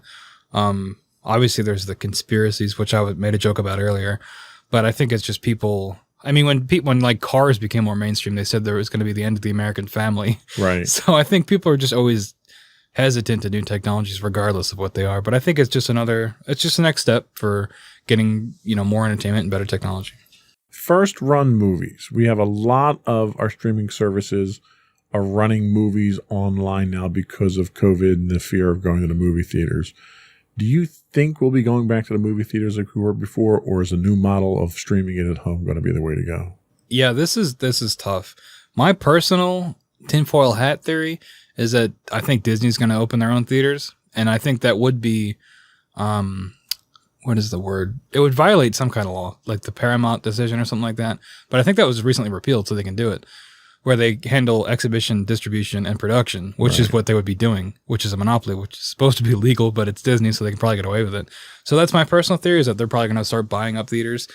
But if not, I mean, a lot of them have already filed or are going to file for bankruptcy, most likely. And I don't know how much people are going to want to go back, because there's theaters open now, but I don't think big movies like Tenet are still making money, but not nearly as much as they should be making, given their production, plus what a normal Christopher Nolan movie would take. Yeah. I think it's difficult, and I think there's also a lot of hesitant to put a lot of these movies on streaming services, even though they make a bunch of money. And maybe not as much as you'd make with a traditional theatrical run, but you'd make a significant amount of money back, and you wouldn't just have to cut your losses. Yeah. No, I agree with you there. The last question I'll ask, and it's not in the notes, but the last question I wanted to ask was, do you think we'll ever reach that entertainment a la carte level where we'll get to pick and choose what we want and it would be affordable? I'd say probably not, because the whole reason it's not a la carte is so that companies can make more money, because you're roped into buying things you don't really need, which is, I mean, that's the whole point of business too. I said that earlier, but I'll say it again. They're not going to make it that simple for the consumer. It's not designed to be pro-consumer. They'll give you what you think you want, because you'll get, this thing, but this thing will also come with all the other things that you're going to have to pay for. And I don't see that ever going away. If anything, it'll probably just increase. Yeah. Sadly, I think you're right. I think the packaging aspect of things is too cost effective for these distribution companies to move away from that. Yeah. And I mean, that method of packaging goes back to the beginning of modern entertainment, right? Of radio. I mean, you'd have formats, which are essentially packages, because you'd listen to, you might like sports, but you don't want to listen to sports all the time, but that's the format. And TV, again, what we talked about before, but with channels. So I think packaging has always been the way. And the reason it's been the way is because it works and it gets people's money and it furthers the industry in some kind of way. All right. Well, I think that was all the questions that I have. We'll come back. We'll get your closing remarks and thoughts and end the show.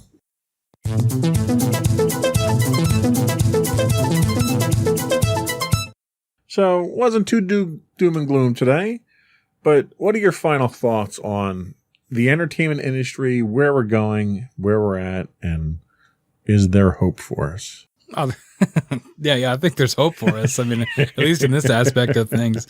Even if the world's burning outside, you can close your curtains and watch something on Netflix, right? I think it's just like anything. I mean, I'm more focused in the radio industry because that's what I'd like to go into one day. And I think with any industry, it's just going to evolve and it's going to change. I don't think they're going to go anywhere, at least not for the time being. I mean, cable might be a different story, but like I said, it's probably just going to evolve into something cable and internet, and I think that's the name of the game, is changing and evolving and not being resistant or hesitant to a lot of these new ideas. Where like you wouldn't want to release a new movie on streaming because the theaters are closed and you insist on putting it in theaters regardless of the situation. I think there's that friction there of resisting change, which I can understand from someone like Chris Nolan's perspective, where he wants his movie in theaters because that's what he made it for. It was designed to be watched that way. But I think the tides are just changing too fast. And if you want to make any sort of, if you want your art out there and if you want the profit from that art, I think you're going to have to, just go with the flow of things, honestly. And I think that's very well said. And I agree with you 100%. I think we're going to continue to evolve. Technology is going to push that evolution. And the people that are adaptable enough to pick up on those things are the ones that are going to thrive in the future. So, very well said. That was all we had today. I do want to reiterate for folks out there that we do publish our long form articles on Medium at medium.com/insightsintothings. And please do subscribe to our podcasts on Apple Podcasts, Spotify, Google, Stitcher, iHeartRadio, Amazon. You subscribe and you'll get our podcast the instant they're available, Monday mornings at 8 a.m. Please feel free to reach out to us at comments@insightsintothings. You can hit us on Twitter at insights_things. And I think that's it. Did you have anything else? Just one quick thing.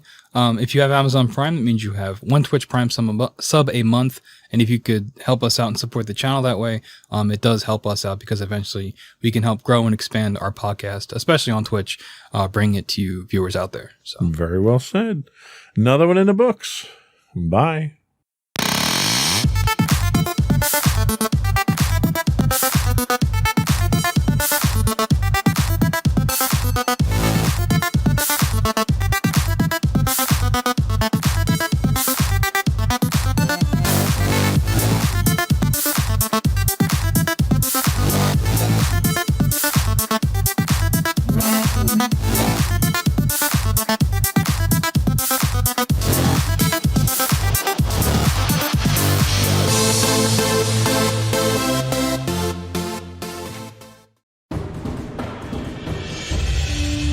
For over 7 years, the Second Sith Empire has been the premier community guild in the online game Star Wars: The Old Republic.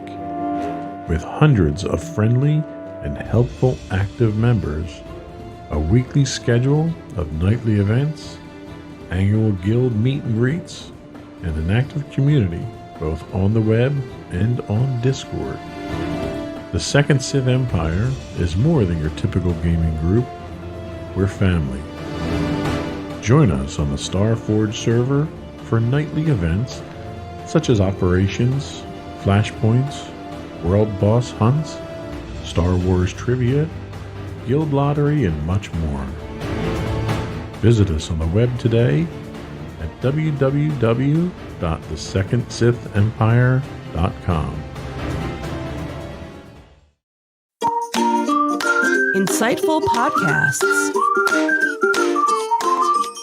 by informative hosts.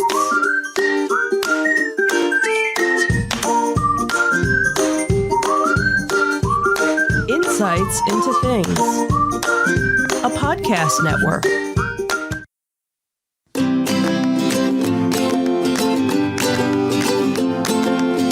Welcome to Insights into Teens, a podcast series exploring the issues and challenges of today's youth. Your hosts are Joseph and Madison Whalen, a father and daughter team making their way through the challenges of the teenage years.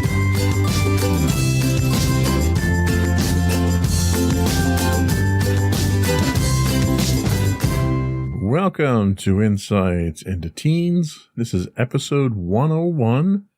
This is the first in a creativity series we're going to be doing. We're going to be talking about creativity in a form of artwork today. I'm your host, Joseph Whalen, and my intuitive and creative co-host, Madison Whalen. Hi, everyone. How you doing today, Maddie? I'm doing all right. So how was your week this week? It was all right. Nothing too crazy. I actually wasn't too stressed this week, which was good. That's a kind of a change. Maybe the nice weather we had, because we had some nice sunny, warm days this week. Maybe that helped. Maybe. Well, anyway, you weren't too stressed, so that's always a good sign. Did you have any tests or any quizzes or anything big this week? Yeah, actually, I had 2 quizzes in math, and a quiz and a test in ELA. Wow, that sounds like a kind of a challenging week, and you weren't stressed out. That's impressive. Yeah. Maybe the podcast is starting to help. You never know. You never know. So we will be talking artwork today. So the next couple of episodes that we're going to be doing are going to focus on creativity, the benefits that it offers to teens, some of the benefits that you get from it. And then we're going to talk kind of a little more in depth about your experience with these creative endeavors. Okay. But before we do get into that, I would suggest that folks subscribe to the podcast. You can find us, our audio versions listed as Insights into Teens. Our video versions are listed as Insights into Things, and that will get you all the videos for the network. We are listed on Apple Podcasts, Spotify, Google, Stitcher, iHeartRadio, Amazon, pretty much any place you can get a podcast these days. We also invite folks to reach out to us and give us some feedback. You can email us at comments@insightsintothings.com. We are on Twitter at insights_things. We are on Facebook at facebook.com/insightsintothingspodcast, where you can get links to all of our social media. On our website at www.insightsintothings.com. Shall we get into it? We shall. Let us commence shalling.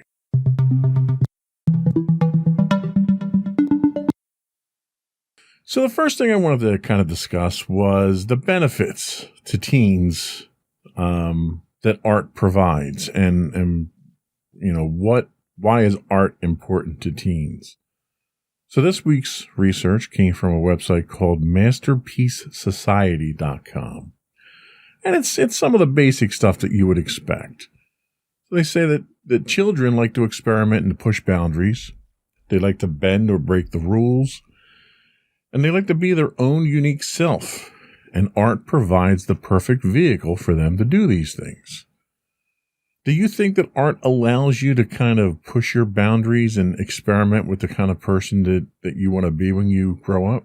I mean, yeah, when you think about some of the regular classes in school, like math, English, science, and history, a lot of that is kind of structured. There's really no creative potential the students can really have, except maybe in ELA.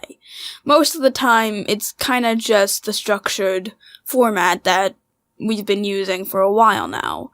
But with art, kids are allowed to be themselves and figure out who they are. You have a lot less boundaries, a lot less limitations, and there's so many more potentials for you to find yourself and do things your own way. Sure, yeah.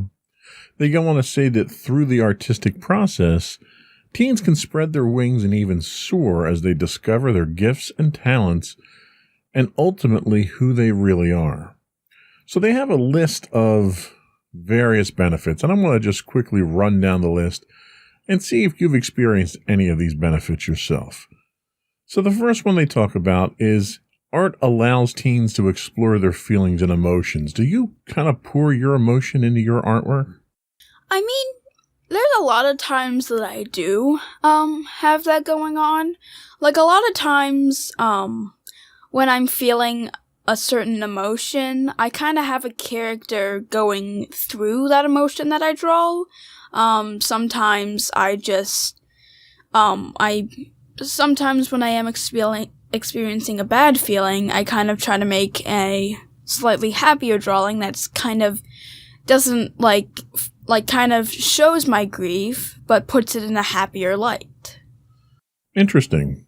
So they talk about using art to reconcile conflicts. Has that helped you? Like, I can't even, in my own mind, fathom an example of this, but have you ever had an example where maybe you drew a picture for a friend to try to resolve something, or you used a piece of artwork you were working on to kind of work your way through how to solve that problem? Actually, yes, I do have a specific example of it. So, back when I was in 6th grade, I didn't have a lot of emotional control.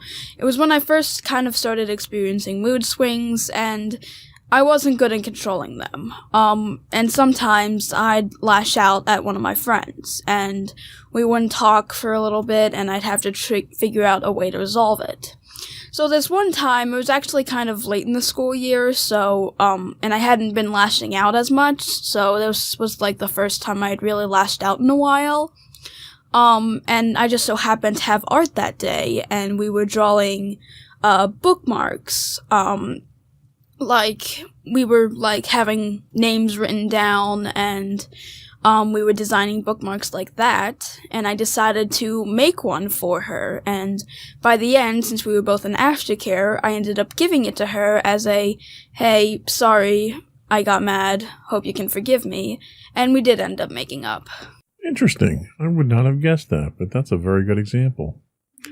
So the next couple actually fall into that sort of same situation, I think. So one is that art helps teens to become more self-aware, and it helps to manage and improve behavior, which it sounds like this one specific example, it seemed to do both of those for you. Would you agree? Yeah, I'd say so, because when I was making it, I had been a lot more calm. It had helped me kind of wind down from the fight and realize that, hey, maybe you should apologize. You really didn't mean to lash out. So it definitely helped me become more self-aware and helped improve my behavior. How about your stress and anxiety? Has your artwork and applying your skill in your artwork, does that help to reduce your stress and anxiety? I mean, yeah, when I do make art, especially when I like outline things, I feel very relaxed when I do art. I never feel pressured to finish it. It's just like, you'll get it done when it gets done when it gets done. And a lot of times doing the art is very calming and satisfying to me. Nice. And that's exactly what it should be, because it's a recreational activity for you. Mm-hmm. How about self-confidence and self-esteem? Does your artwork help you to build both of those? Yeah. Especially when I compare it to when I first started doing art. Like, a lot of times when I finish a piece and I look back in it and I'm like, wow, I just did that. And it really does help me boost my confidence and makes me say, hey, you're not just a regular artist. I'm pretty sure you're good. Like, It's kind of like that feeling. And especially when I compare it to when I first started, I'm like, wow, I've improved so much over only a few years. Yeah, that is true. It also goes on to say that art helps to improve a teen's sense of well-being. And I have to assume that a good portion of that is that sense of self-satisfaction that you get when you take it upon yourself to do a piece of artwork, or if someone commissions you to do artwork. And once you complete it and you see the reaction that you get from the audience, is that part of the well-being, or is it deeper than that? Well, it is part of the well-being, seeing that other people like your art, but I think it's also the own self-satisfaction of it. Realizing that you might be better than you originally planned, like especially if you try something new for the first time and you realize, hey, you actually are kind of good at it. It was kind of the same thing when I made your poster. I had tried a slightly different art style than what I was used to, and it actually turned out really nice. Yeah, it did. It turned out really nice. We might actually showcase that when we do our D&D episode. So they go on to say that it helps teens to think outside the box, and it helps them to express themselves creatively. Now, I have to assume both of those are correct just based on that example you gave. I mean, yeah, because a lot of times when I do create art, it harnesses a lot of my creativity and I'm able to express myself in a lot more ways. Like, art to me isn't just the drawing part, it's also, like, multiple parts. It's kind of also takes into the story aspect of it and, like, it shows not tells. It basically shows you it can show you something and give it a huge meaning. Kind of like propaganda, if you will. And that's a great segue into the next benefit they talk about here, and that's improving performance in other areas. So one of the other areas is actually telling stories. You use it when you were making your comics, flat out to tell a story. But what other areas do you think art has helped improve for you? I think a lot of it is storytelling without words, basically. Like, you, once again, show not tell. You see a character in a situation, you can tell by their facial expression, by their pose, and just by the way they dress and what colors they're wearing, you can kind of tell about them, and I've learned how to express characters more through their accessories, their facial expressions, and their poses. It's funny that you have that level of insight into the artwork because a lot of classical artists, like you look at the works of Michelangelo, you see what he did with the Sistine Chapel or the Last Supper, and you realize, or Da Vinci rather, you realize that he tells an entire story with a single image, but there are so many elements in that image itself that there's almost subplots that happen. Like you look at the Last Supper itself, there's undertones, the shading, the colors, the depth, the expression, all these things that are incorporated into the work of art. They tell a story. It's not just a snapshot in time. You can go back and you can analyze each element of the painting itself. And while there's visual depth to the painting itself, there's a sense of depth in time as well, because you can see how that the painting, how that entire scene progresses almost in time, even though it is a snapshot. So it's very similar to what you're describing. Yeah. So what about personal insight? Art helps you achieve personal insight into who you are, the type of person that you are, what your personality is. Do you find that it tends to bring out some of the qualities, those personality qualities that might not be right at the surface there coming out? I mean, yeah, there's a lot of times where, like, I can think of a particular image that kind of expresses a certain part of me. There was one point when I was feeling, like, some negative emotions, and I described them to you as somewhat of a demon look. And the more I thought about it, the more the demon kind of formed itself into a form. And I know a lot of people kind of make their negative emotions and draw them into what they perceive. And it's really interesting to see how so many people perceive their own emotions, because there are so many different ways someone can interpret one specific emotion. Absolutely, yeah. I mean, and a lot of times it's difficult for teens to even label or vocalize what their emotions are, and art tends to help you to conceptualize those emotions that you're feeling that you can't vocalize. Mm-hmm. And that kind of leads us into the next section here. This information came from a website called PolarisTeen.com, and they talk about the therapeutic benefits of art for teens. And there's what do we have? Five items here that they talk about, and we'll just run through these real quick. One is it's a productive self-expression. So by being able to express oneself on a physical medium, teens gain a voice they otherwise may never be able to access. Language is just one of the ways ideas are expressed, very much like what you were alluding to. But through the creative process, troubled youth can learn to visually convey what they are struggling to express in words. Have you found that your artwork is giving you a voice that you wouldn't normally have had? I mean, yeah, a lot of the things I think about, I can kind of put into a piece of art. Like I said before, art normally shows you a lot more than just words would. And drawing, if I did end up drawing that one demon, I think you would kind of understand it a bit more than me just describing it to you. Like, I couldn't entirely pinpoint the exact moment I felt fear and why I felt fear.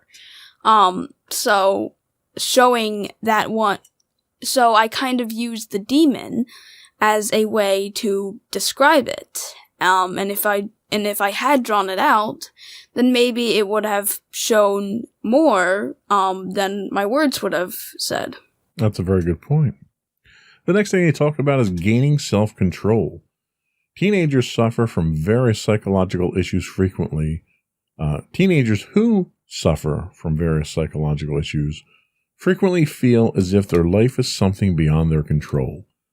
And I think a lot of us these days tend to feel that whether you're a teenager or not. This sense of personal paralysis can often cause feelings of hopelessness. But by stimulating the mind through artistic engagement, teens can create something that they can tangibly call their own. This helps regain the sense of self-determination necessary in order to overcome other problems in their life. So, do you find that your artwork has helped you to deal with stressful situations or some of the anxiety that tends to build up and help you deal with it? Yeah, because art isn't really stressing to me. I never worry that, hey, you're not going to be able to finish it by this deadline. Like, it's a way for me to kind of step back and control something that and help me feel as though I'm in control of something that, and makes me stop thinking about something I can't really control. Yeah. Confidence through progress. By acquiring a progressively refined skill, such as painting, drawing, photography, and sculpting, adolescents can gain the confidence they need as their talents begin to improve. Being able to look at something they produced and physically see improvement of a unique skill is a tangible demonstration that things can get better with time and effort over time. Do you see yourself improving, and does that help to bolster your confidence as you see those improvements? Yeah, definitely. Like I said before, the fact that I can look back at I can step back from a drawing and be like, wow, that's actually really cool. And then I look back at one of the earlier drawings, and if I do want to try and redraw something, I see how much I've improved, and I feel a lot of people feel as though they don't improve their art style over a long period of time. And I feel as though looking back and redrawing something from the past kind of helps that, and it helps put their confidence up and realizes that, hey, you are improving, and yeah, it definitely teaches them that things can, be improved with time and effort. And that's an interesting approach, to go back and redraw something you may have drawn a few years ago just to see how your skills have improved, to have that one-to-one comparison. Mm-hmm. They also say that art helps building an immediate sense of purpose. So art is a tangible medium. An artist is able to look at what they have produced and realize they created something positive and worthwhile. Looking at a beautiful painting they have made, at a fun drawing that expresses their interests, or at a photograph that reminds them of a positive time in their life, makes them realize they're producing something real and lasting. Does that sense of permanence of your artwork have an effect on you? Does it inspire you? What kind of effect would something like that have on you?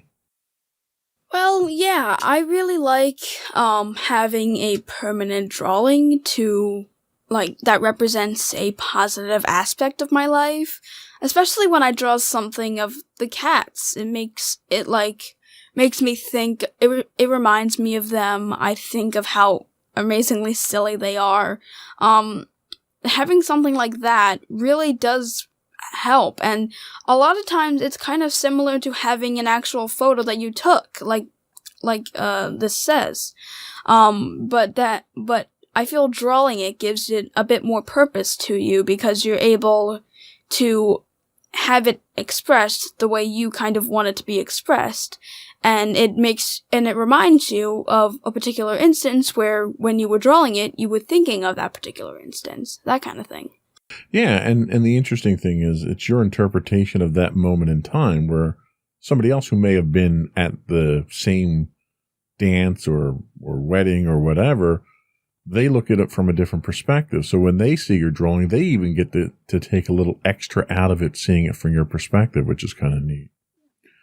So the last thing they talk about here is that art is good at finding a lifelong interest.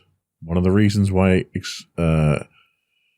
experiential treatment through art has produced such remarkable results is that it allows teenagers to find a lifelong engagement. This passion may persist well beyond their clinical treatment. Creative therapies can produce a sense of value, both in the present and the future. These healthy coping mechanisms can replace risky and dangerous behaviors. Art therapy acts as an aid to those struggling with depression, substance abuse, low self-worth, and other serious mental issues. So, I know you don't suffer from really any of those particular ones, although we did go through a depression phase here that we worked through. Does art help you when you get into those moods? You know, everyone gets into that lull, that down mood, especially nowadays with the pandemic and everything. Does art help to lift you out of that funk, we'll call it? Yeah, I'd say that doing anything creative really helps me to kind of step away from reality, because art is really what you make of it. And if you want to stepping away from reality and making something fantasy always seems to help me, because it's taking a step back from the real world that, although you shouldn't leave it fully, it's still always good to get away for a little bit. And art is a good way of doing that, because you make art the way you want to make it. It's your own ideas, it's your own way of life, and it's your own point of view. That's a very good point. Excuse me. That was all we had for some of the clinical benefits of it. We're going to take a quick break, and we'll come back and we'll talk about you and your art.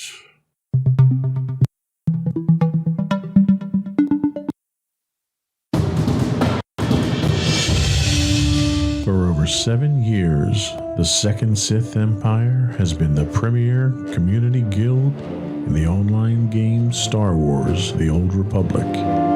With hundreds of friendly and helpful active members, a weekly schedule of nightly events, annual guild meet and greets, and an active community both on the web and on Discord. The Second Sith Empire is more than your typical gaming group. We're family. Join us on the Starforge server for nightly events such as operations, flashpoints, world boss hunts, Star Wars trivia, guild lottery, and much more. Visit us on the web today at www.thesecondsithempire.com.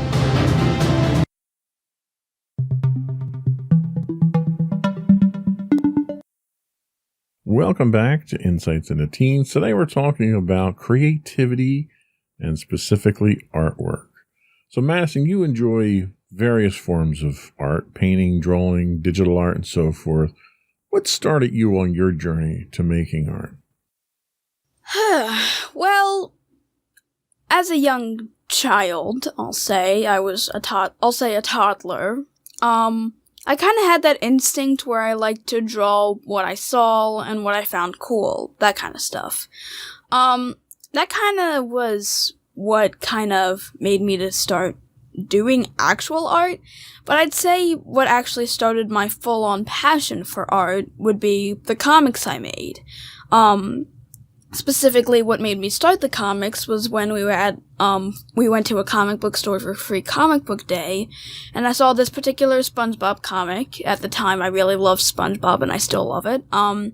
So we'd gotten the comic, as well as some other comics, and I read that thing nonstop, and one day the thought kind of came to me, what if I made my own comics? Like, I was thinking about, like, how cool the artwork was, and how cool it was to make these stories, and then I'm like, why not make my own? And that's kind of what started my career in comics, which inevitably started my career in art. Interesting. So, I read comic books too, so I totally get what the inspiration is from there. I don't have an ounce of artistic ability whatsoever to draw.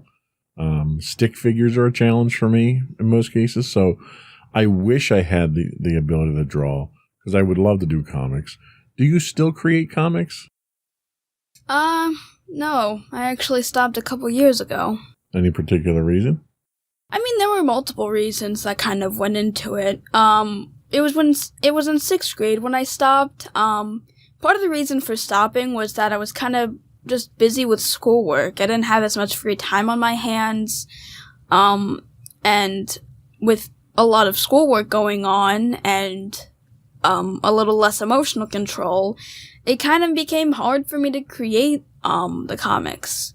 Another reason was just I kind of got tired of the comics. I'd been doing it for 3 years, ever since I was in 4th grade, and honestly, creating the comics felt more like a chore and less like a hobby. So that's kind of why I stopped, and the final reason I'd say was because I was trying to improve my art style.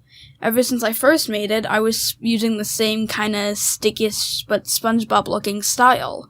And although I had improved over time, I kind of got tired of repeatedly drawing these little characters, and I honestly started to feel as though it was a little less fulfilling for art specifically, so I kind of stopped in order to improve my style a bit more.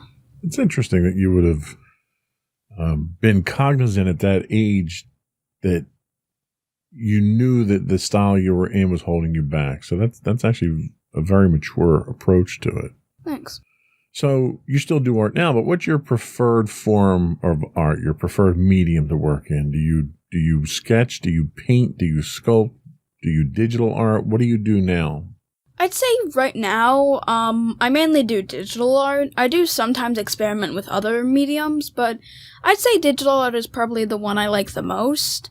I did originally sketch a lot, but being left-handed and normally using a pencil, it would kind of smudge a lot, and it would kind of get a little messy, and I would never really be able to color it in, because for some reason it always looked bad when I colored it in, because like the pencil kind of smudged with all the other colors, so it never really looked nice. But when I was able to do digital art, it looked a lot nicer. I was actually able to color it in, and it wasn't a smudgy mess. So I definitely think digital art is my preferred medium, just because it is so convenient for me.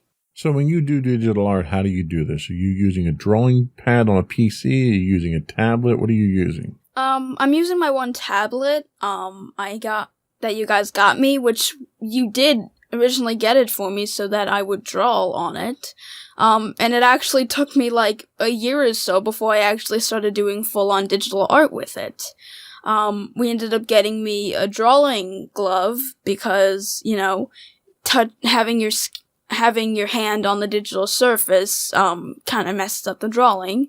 So I got a digital glove for that. You guys also got me a digital pen. Your pencil, your Apple Pencil. My Apple Pencil, so that I could draw with it. So you're working off of an iPad with a pencil, Apple Pencil right now. Yep, that's how I'm doing it. And you find that gives you the level of control and resolution for your artwork that you're comfortable with? Yeah, I like the fact that it feels like a real pencil and that it is like, it basically like drawing on paper because I still like doing that.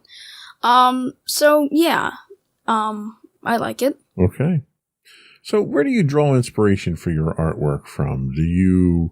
Is it spontaneous? Is there a theme? Do you get it from everyday life? What makes you produce the artwork that you produce? There's a few things. One is specifically characters that I've made up. A lot of them I've made in the one app, Gacha Club, and I've been using that as somewhat of a way to, like, I draw those characters from it, and I change up their poses, put them more in my art style, and give them a little more personality than just a regular character design from the app.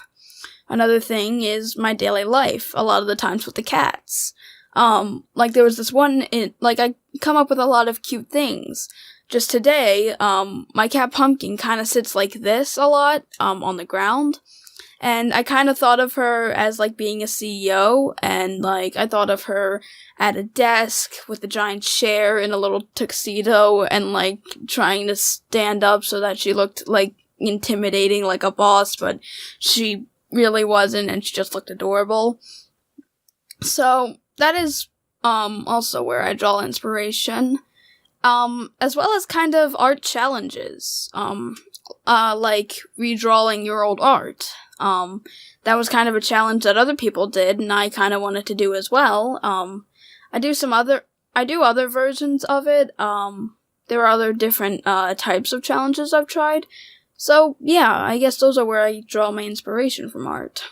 So you talked about your style of art. Now, there's a lot of different styles of art out there. There's formal definitions. There's informal definitions.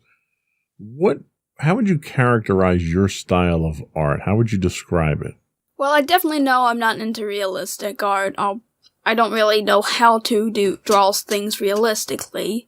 I'm a lot more into character design, and drawing specific characters.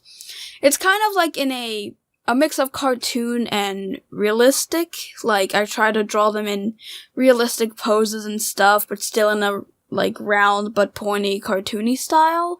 There's a specific way I draw faces, a specific way I draw necks. I do try to make them look somewhat realistic, but still cartoony at the same time.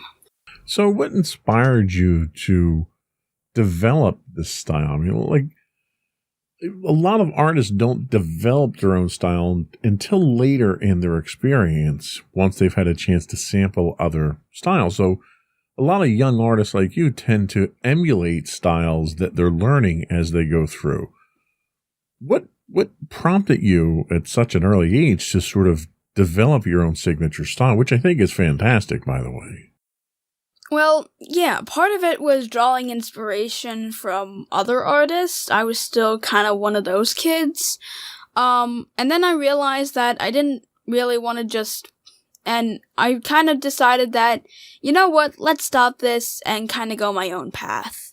Then I kind of started experimenting for a little bit, experimenting different ways to draw faces, different ways to draw bodies, and eventually I did come up with my own style for it.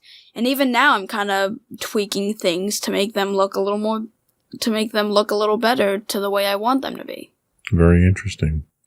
So, do you think you're destined for some sort of art-related career when you graduate high school or college or whatever? More than likely. I don't think I'll be making paintings specifically in that art form, but I do think that I still want to have some career that is based on my artistic ability, because I feel as though I feel as though I've put so much work into it now, it would be kind of a waste to get rid of it. Or, I just do it for a hobby and have a art-related job. Interesting. Yeah, I guess that works either way, as long as you're doing what you enjoy doing, right? Yep. So let's take a quick break, and we'll come back and we'll talk about the steps to pursuing your passion for artwork when we come back.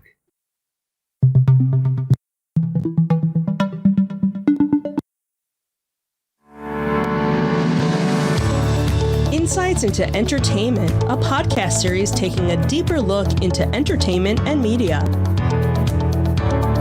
Our husband and wife team of pop culture fanatics are exploring all things from music and movies to television and fandom. We'll look at the interesting and obscure entertainment news of the week.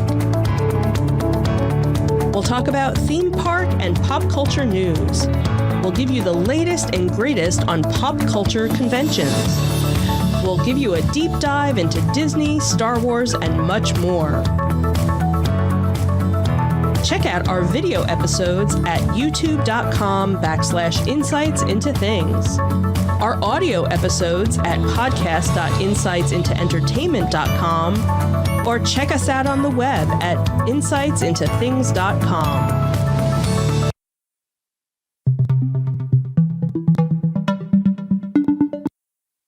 Welcome back to our creativity podcast, talking about artwork and Madison's artwork. So I want to talk about what you steps or what steps you take to pursue your passion for artwork. And really, the first and most important question is, how did you learn how to draw?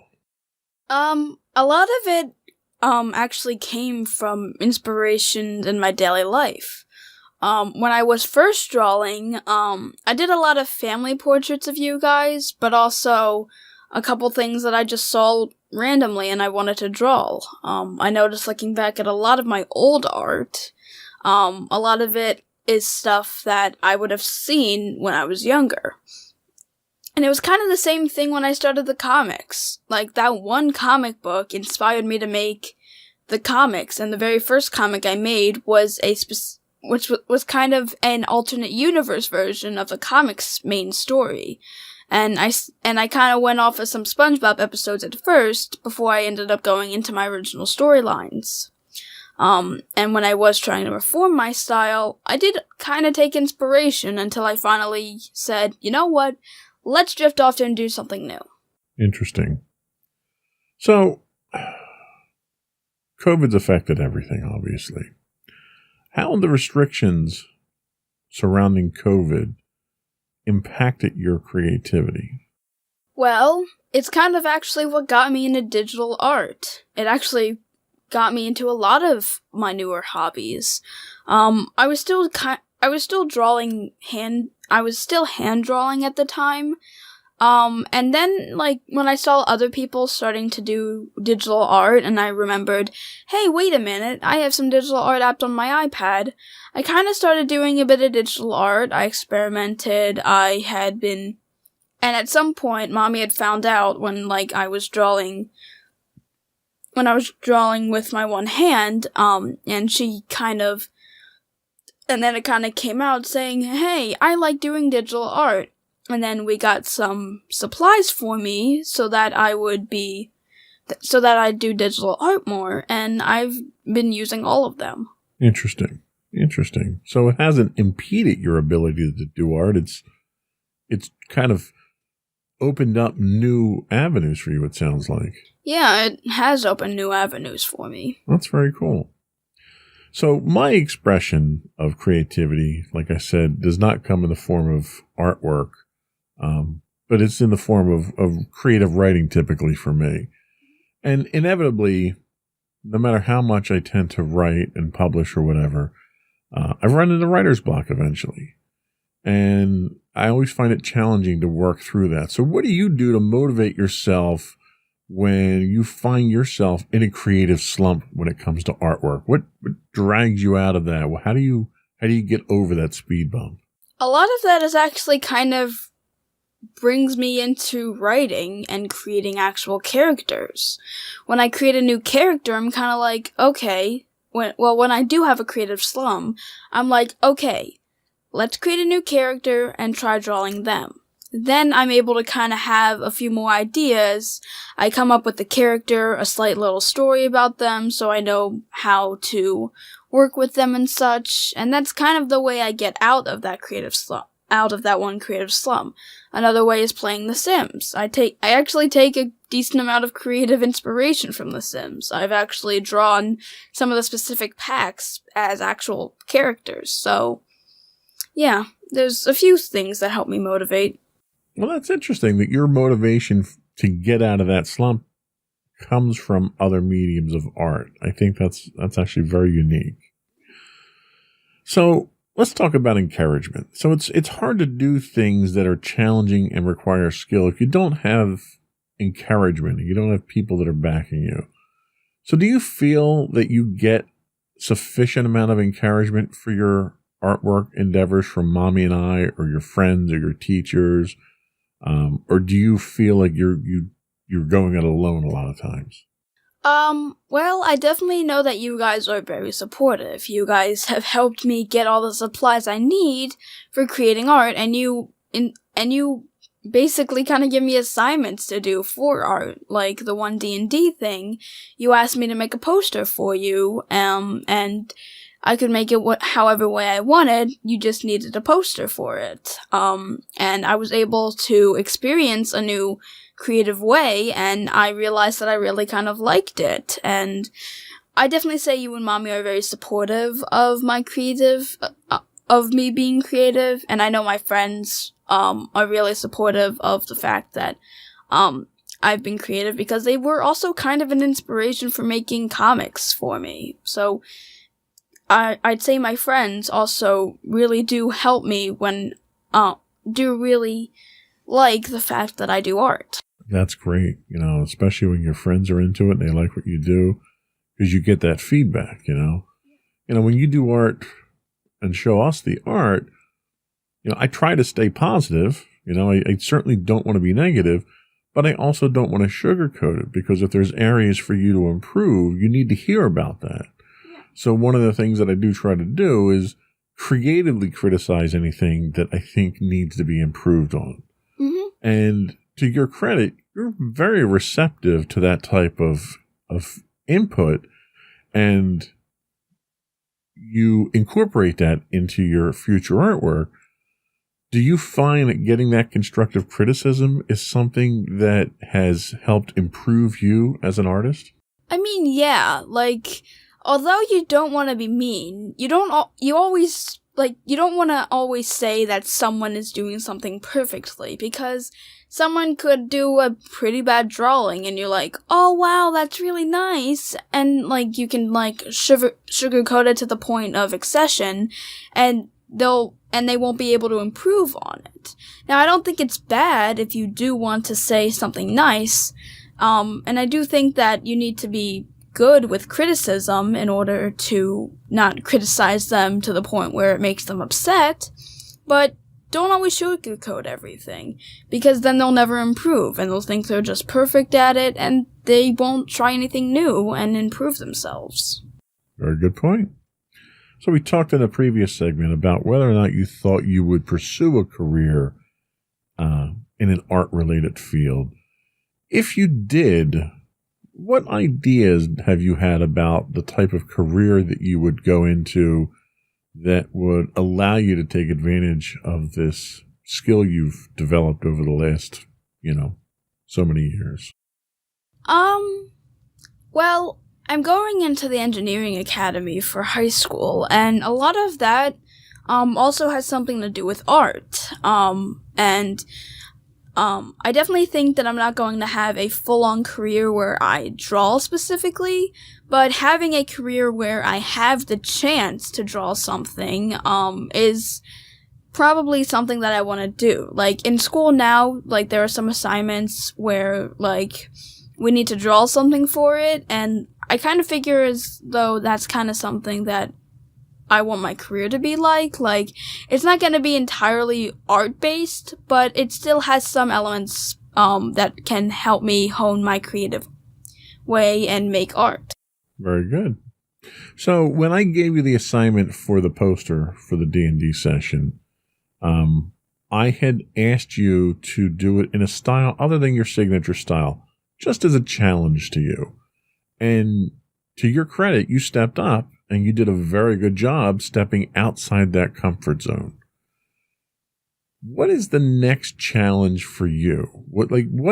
What's the next creative obstacle that you want to get past to expand your ability? You've already recognized the fact that working in comics was not helping you to excel. So you had the forethought to step outside of that and move into something else.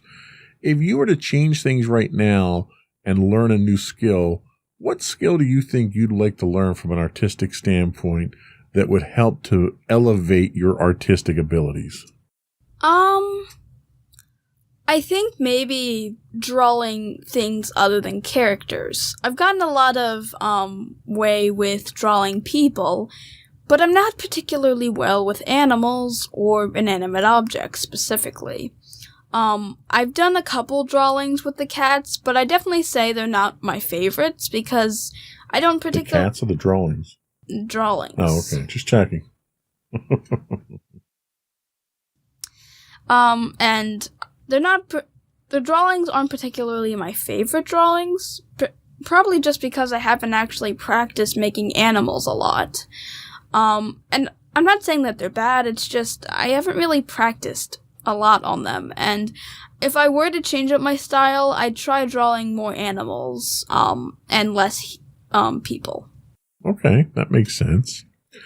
So the last question I have here, I don't want to steal your thunder from your closing thoughts, so kind of characterize these separate from your closing thoughts.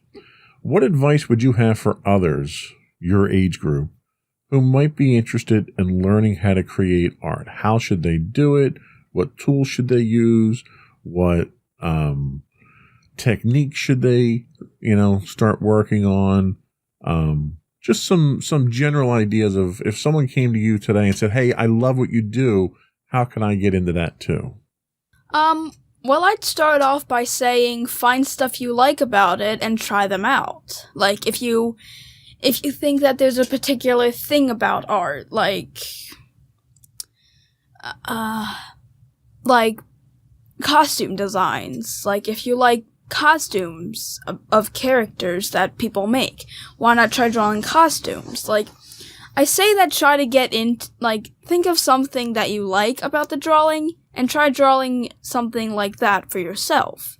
That can kind of get you into art because it focuses less on the parts of art you can't do, and more on the parts that you love. So, I definitely think it's, that is something that you should probably do. Another thing is try taking some inspiration. Like, you can take inspiration from multiple different people. You're not necessarily stealing it, but change it up. Make it your own, and it's not bad to get inspiration from someone, but don't entirely steal everything they do. If you like a particular style, try it out, but make a few adjustments, for something that you want to do. If there's a particular thing you don't like about that style, try changing it up and see if you can make it a little more different and a bit more unique to you. Okay, I think that's some fantastic advice there. So that was all we had today. We're going to take a quick break and come back. We'll get your closing thoughts and shout-outs, and then we'll finish up with the rest of the podcast business.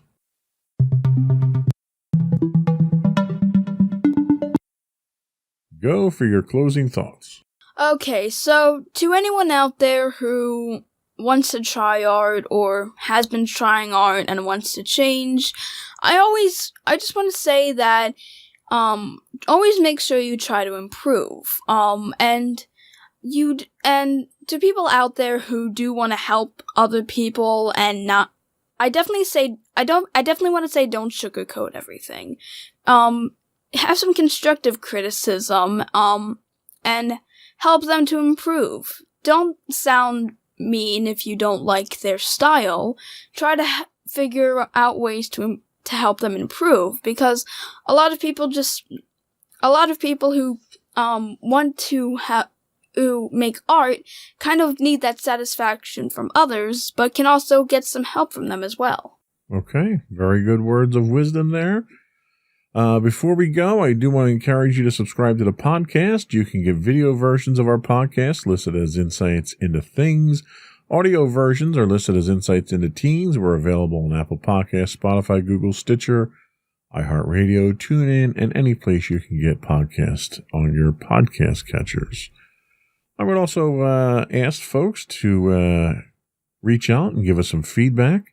Let us know how we're doing. Give us some topic suggestions that you'd like us to talk about. You can email us at comments@insightsintothings.com. We're on Twitter at insights_things. You can get high-res versions of our videos on YouTube at youtube.com/insightsintothings. We do stream on Twitch 6 days a week at twitch.tv/insightsintothings. If you are an Amazon Prime subscriber, you do get a free Twitch Prime subscription monthly. We'd really appreciate it if you threw that our way. Audio versions of the podcasts are available at podcast.insightsintoteens.com. We are available on Facebook at facebook.com/insightsintothingspodcast. On Instagram, we are at Insights Into Things, or you can get links to all those on our website at www.insightsintothings.com. And you. And don't forget to check out our other two podcasts, Insights into Entertainment, hosted by you and Mommy, and It's Into Tomorrow, our monthly podcast hosted by you and my brother Sam. Awesome. And I think that's it. We will be shooting, hopefully, Insights Into Tomorrow, a new episode tomorrow. I think that's it. Another great podcast. Anything else before we go? Not that I know of. Go create something. Go create something. All right. Bye, everyone. Bye, everyone. Another one in the books.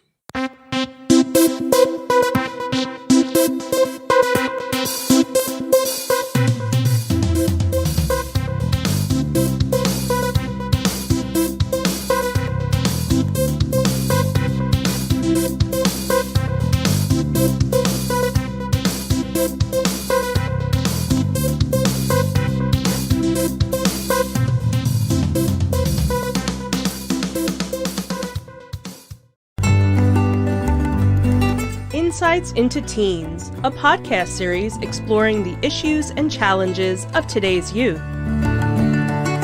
Talking to real teens about real teen problems. Explore issues from braces to puberty, social anxiety to financial responsibility. Each week, we talk about the topics concerning today's youth.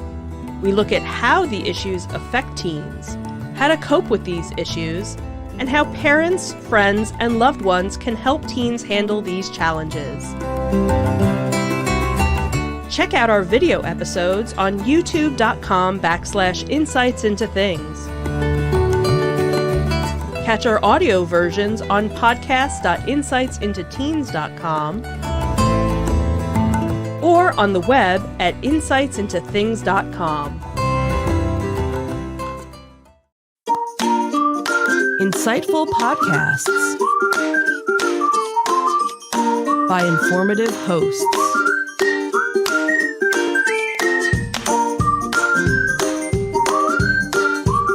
Insights into Things, a podcast network.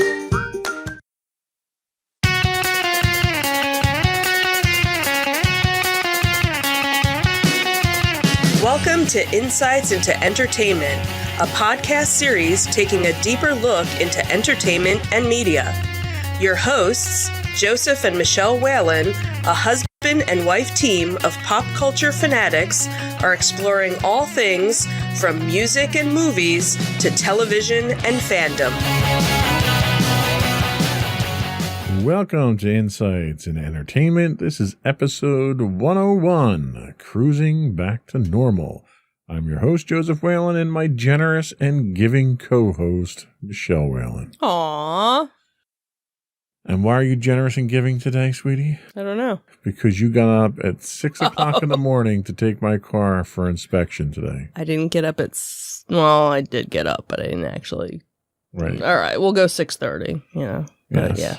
Because in order to get the tight window that you have with the MVC here in New Jersey to get your car inspected on the weekends, I would never wind up successfully getting it done because I wouldn't get up till 10 o'clock. And by the time I get there and sit in the line for 2 hours, they'd close. Right, you'd be done. And what's funny is I had mentioned it to a friend of mine, and they were like, "Oh, was it a new car?" I was like, "No, we have to get it inspected." They're from Ohio. They don't do car inspection. So Wow. it was just like, what do you do?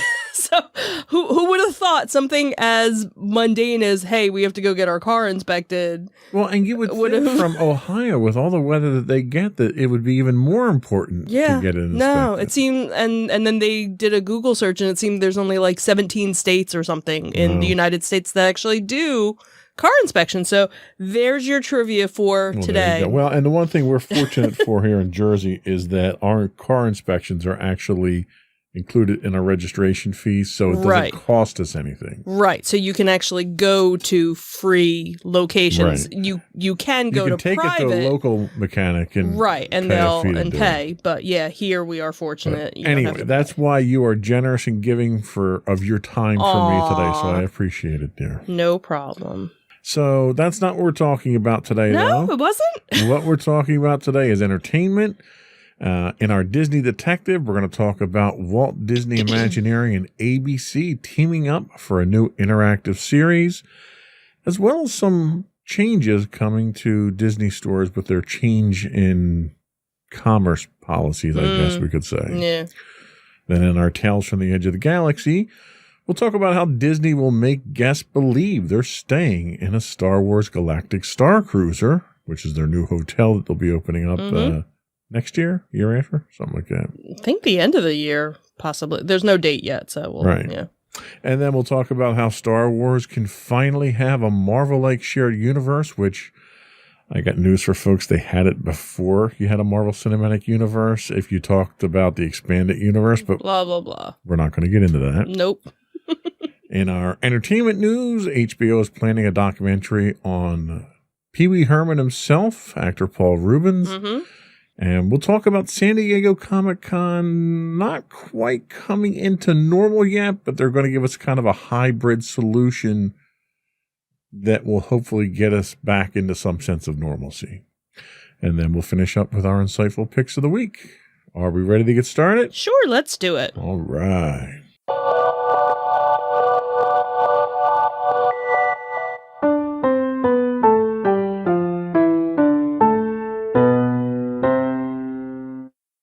Go for Disney Detective. So, Walt Disney Imagineering and ABC are teaming up for a new interactive series called Imagine from Home. They're collaborating on this interactive video series, which is actually streaming online. And in each episode, Disney Imagineers will actually share their skills and passion by showing you step-by-step instructions to draw or craft something inspired by the Disney parks using materials that you probably have around your home. So the website for all of these episodes is actually imaginefromhome.com, and there are 5 episodes that they have. It doesn't look like they're going to produce any more, so it's probably, these are them. And for each episode, they list the level of difficulty from beginner to advanced, as well as the supplies that you're going to need for each project. So the different projects are Draw Your Castle. Then they have Build Your R2 Droid, Draw Your Big Thunder Mountain, Make Your Castle Nightlight, and then the final one is Make Your Small World Animated Scene. So it's cute. It's, in the in the age of the DIY, and everybody trying to find crafts, to do with kids or for themselves, this was a cute little series that Disney's doing, because they're all inspired by things from the different parks. So kind of cute. Well, that is kind of cute. And it kind of goes along the lines of what Disney's been doing through this whole last year, where they're giving you recipes and right, insider little tours, and they're kind of keeping that interest going when you can't get back to the park. Yeah, so it was cute. So for the drawing ones, it basically, you need paper, you need things to color, but then for like the nightlight, you need a box and you need some sort of light source, so like a battery operated Christmas lights or something. And then for the animated scene, you need like an X-Acto knife, and you need a glue gun. So some are a little bit more advanced than just paper and a pencil. So that's cute. Well, and the other neat thing is, it's one of those things where it might be that spark to spark a kid to want to go down that path themselves and start doing their own stuff and eventually become an Imagineer themselves. Yeah, sure could. Very cool. So let's talk about Disney stores and what's happening with them. Yeah, so Disney had made an announcement the other week that they would be closing 20% of its brick and mortar Disney store locations before the end of the year as part of a bigger focus to focus on the e-commerce business. So now, actually, if you go to the DisneyStore.com's website and you go to the store locator and you look for, like, they don't list the stores that are closing. You actually have to go and look for a certain location. It actually says that these locations would be closing on or before March 23rd. So a lot sooner than the one article that came out talked about. So at least 60 of the North American locations will close, the company had said, citing that changes in consumer behaviors and a desire to link its online shopping experience to its Disney Parks app and social media platforms. There are about 300 Disney stores worldwide. Stephanie Young, who is the president of consumer products, had said, while consumer behavior has shifted towards online shopping, the global pandemic has changed what consumers expect from a retailer.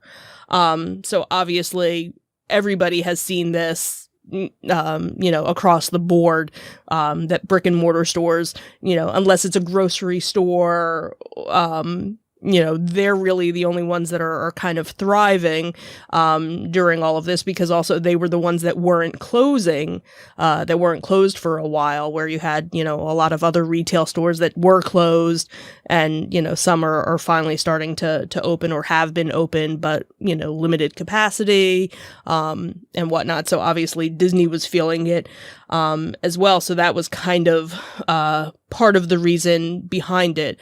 So it's going to be closing, some of their stores. Now, so they had actually started putting, Disney had partnered with Target back in 2019, where they had like miniature Disney stores located within certain Targets. So as of right now, those don't seem to be affected by it. The article also talked about the Disney outlet stores that are, open throughout, that those are not affected either. So it just happens to be the actual Disney stores. In our area, it looked like Freehold, which isn't that close to here, is one of the stores that will be closing. And that was like the original Disney store that was, where close to where I grew up. So that was my original Disney store. So that's kind of, sad to see. And then in some areas where there might have only been, one Disney store in a certain state, now that state's not even going to have a Disney store. But the idea from what they were talking about is that they're going to revamp the website and actually do more, not just toys on the website, but do more adult clothing and collectibles and kind of what the Disney stores originally had back when they first opened. They had a much bigger variety of items that they offered, and then they kind of revamped it, and it went more towards the kids aspect of things. So it was harder to get those collectible items unless you actually went down to Disney where they would have it there. So now it seems like they're going to try and bring back, a lot of that. So, well, and this also comes on the heels of Disney having done a couple of year project of doing updates to their stores too. Yeah. They just, not only did they update the Deptford store near us, they completely moved it into a new store area. In a much larger location as well. And yeah. They had done the update to Cherry Hill as well to make it a much more interactive style store. Right. I'm curious if the stores that they're closing are ones they haven't actually gotten around to updating I don't yet. know, because I can't remember the last time we were up in Freehold. But we've, in our travels, we've happened upon a lot more Disney outlet stores than there ever were, before. And, the last, the last two that we, went to, they had lines to get in. Now, granted, it was because of restrictions on access. But it was amazing, where there were other stores in the outlet mall that didn't have a line. Disney was one of the only ones. But even, the one that's down in Orlando, we haven't obviously been there in ages, but they actually started doing a line as well. A little over a year. It's not ages. Well, it feels like ages because we were down there not this past Christmas. It was 2019. That was a long time ago. Yeah. We went through 2020. When you go to Disney 2 or 3 times a year, I could see going that long being ages. Well, it just seems like ages since we've actually been anywhere. Just, Now, they did have a total number of stores that they're closing. Did they talk about how many jobs this is going to cost? No, they didn't mention how many jobs would be affected by it. Yeah, you figure what those numbers are. Yeah, you figure each store maybe has 20. Did they discuss at all what the financial impact was that caused the decision to close the stores? No. Yeah, Disney usually plays that pretty tight to the vest there. Yeah. So, well, unfortunate, especially some of the longtime ones that, like Freehold, that have been there for years. Yeah. So that was all we had for our Disney Detective. We'll be back after a quick break with our Tales from the Edge of the Galaxy.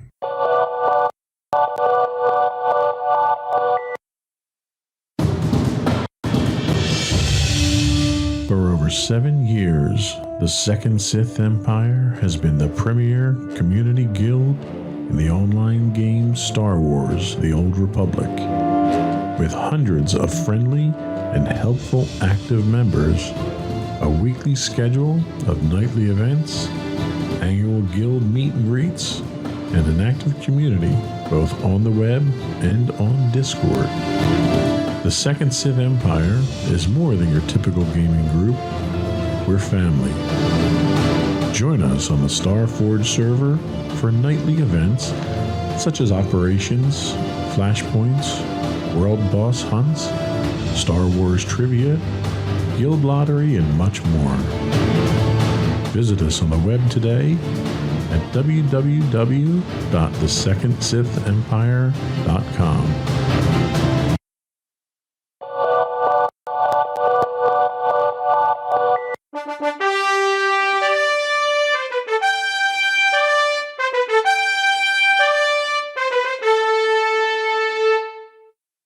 Pew, pew, pew, pew.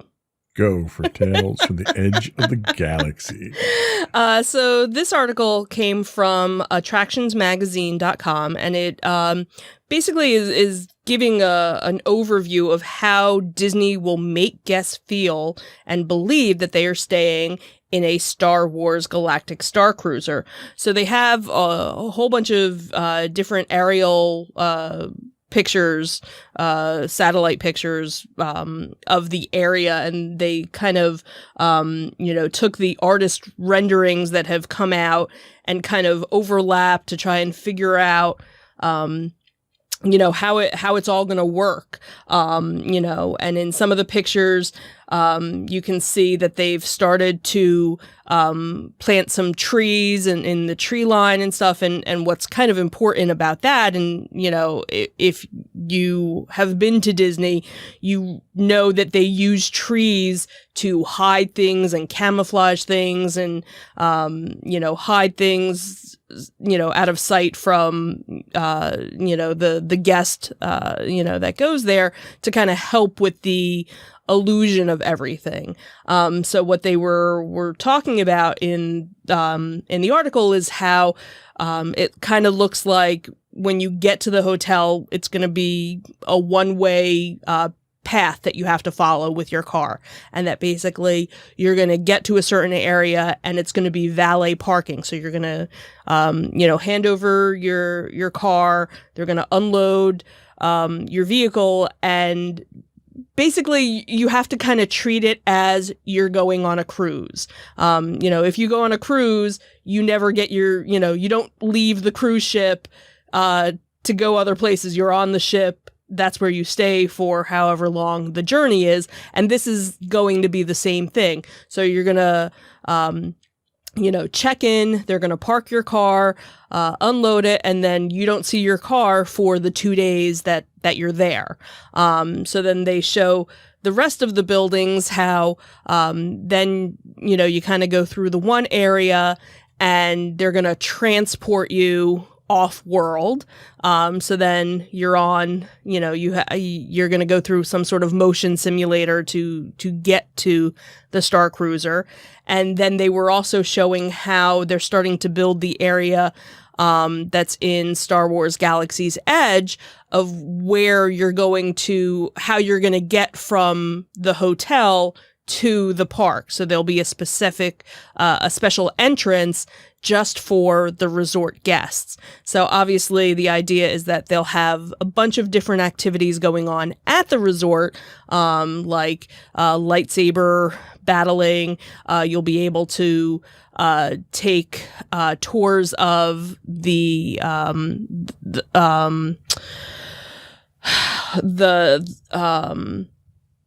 why can't I think of the word? I just totally blanked out. You know, so they'll have the restaurant, they'll have a bar, they'll have character meet and greets. You'll be able to check out the bridge of the ship, and maybe depending on what time you're there might be a battle going on that you kind of help with. And then obviously also being able to go to the park.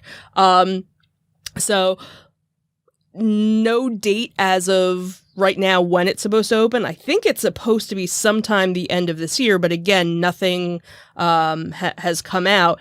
But the idea is, if this kind of takes off, could they do other themed, you know, hotels, you know, something like this? Takes off. That's funny. I see where you went there. I wasn't even trying. Thanks. So, you know, obviously we know that they already have themed rooms. You know, they have the Pirates of the Caribbean room. They had always talked about doing a Haunted Mansion themed room, and that never came to be. But how cool would it be if they did a Haunted Mansion hotel, or even a Marvel themed, you know, hotel, now that they're incorporating, you know, Marvel into the parks. So cool little, you know, hints and teasers, you know, as it's getting, you know, closer and closer. So I have to say, in looking at some of the shots that we have, some of the overhead shots, this does not look particularly large. In fact, it looks very small compared to a typical Disney resort. Well, and that's the thing too, is most of the Disney resorts are multiple buildings. That's my point, right, is that this literally looks like one building.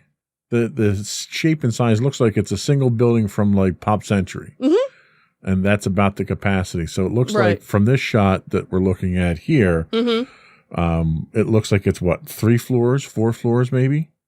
Yeah, and it looks I'm like guessing 3. Those are the rooms in the back in the narrow area. Mm-hmm. The area in the front's going to be what your bridge is, and your restaurant and everything else is going to be. So literally almost a third of the building that you have there is services. It's not even the rooms themselves. Right. And from what, you've seen, the rooms aren't particularly large either. Right. It's supposed to give you that feel of being on a cruise. Have they announced what the capacity of the resort is at this point? No, I don't think so. I don't think there's been anything about it yet. As you would expect, it looks like everything is an indoor attraction because there's no pool areas, there's nothing outside. Right, because the idea is you're supposed, and that's the other thing too, is I don't know if they're gonna have a pool because it's Florida, and usually when you go to Florida, you want to go swimming. Right. So I don't know. They haven't really given you much of, maybe in Star Wars you don't swim. I don't know. Well, they swam on Camino, right? It was a water world, so you kind of have to swim. Yeah, that's true. Yeah. So I don't know. So it's shaping up, not no pun intended, but it's shaping up to be a very different resort experience than what Disney typically offers. Right, and I could totally see the person that would normally go for, a 5-day trip, 7-day trip. This would be part of their vacation, and then they'd stay. Like we talked before, like it was the sea and land, the cruise and theme park attraction type thing. Right. What we had said, how are they going to keep you from leaving? Right. It sounds like Well, you can't get to your car now, so. Right, you're not going to. They valet park your car someplace that you can't get to it. And, and I guess that's what they're trying to convey is. Because if you look at the land, there's literally no parking area in the the immediate vicinity. Yeah. So they're probably trying to, to convey to people that make this reservation, think of it as you're going on a cruise. So don't plan to make dinner reservations someplace else. Everything will be, and I wonder if they're going to do that kind of like when you go on a cruise where, you do your rotation, certain how many restaurants are they doing? I know they're doing one, but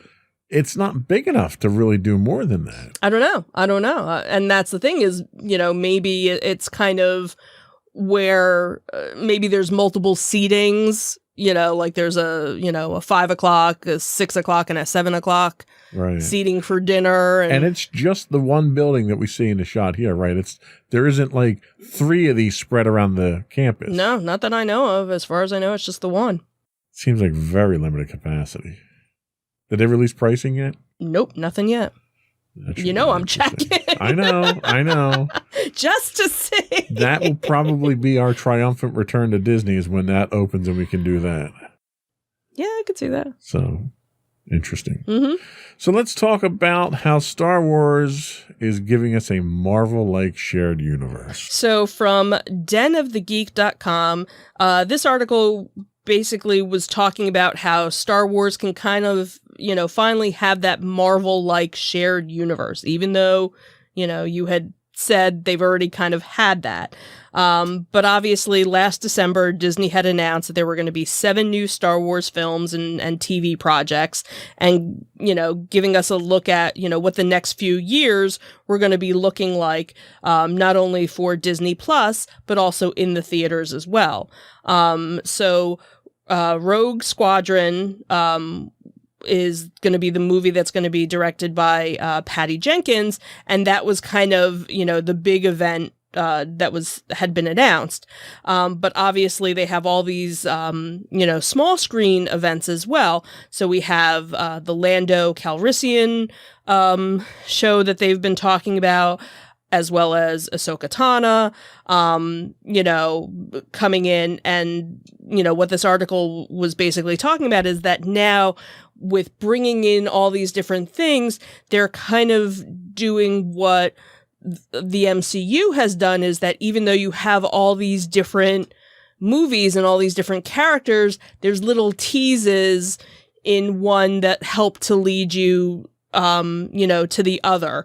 And, so that now that, even though you had, the original trilogy and the original trilogy and the prequels and the sequels, it was all still the same storyline.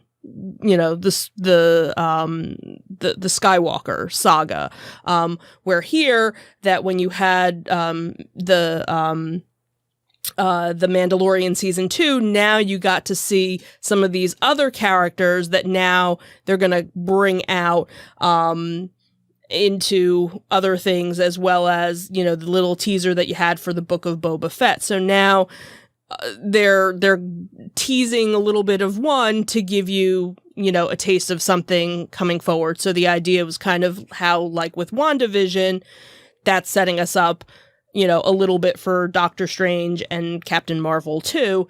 And that, yes, in the books and the expanded universe, they did that for Star Wars, but the films didn't do that. So maybe that's what, you know, the article is really trying to... The films didn't do it because the films were a serialized version of a single story. Right. So everything in the films were interrelated. Right. They didn't have, you know, because you figure you had the offshoots. You had the droid animated series. Right. You had the Ewok series, Village of the Damned Ewok or something. I forget what it was called. But wow, really? I didn't think it was that scary. Yeah, Village of the Damned Ewoks. Damn Ewoks. But they were all tied into the original. Right. So you had that before. So for them to pretend like they're doing something extraordinary here, Star Wars was the first real genre that gave you that interconnected universe.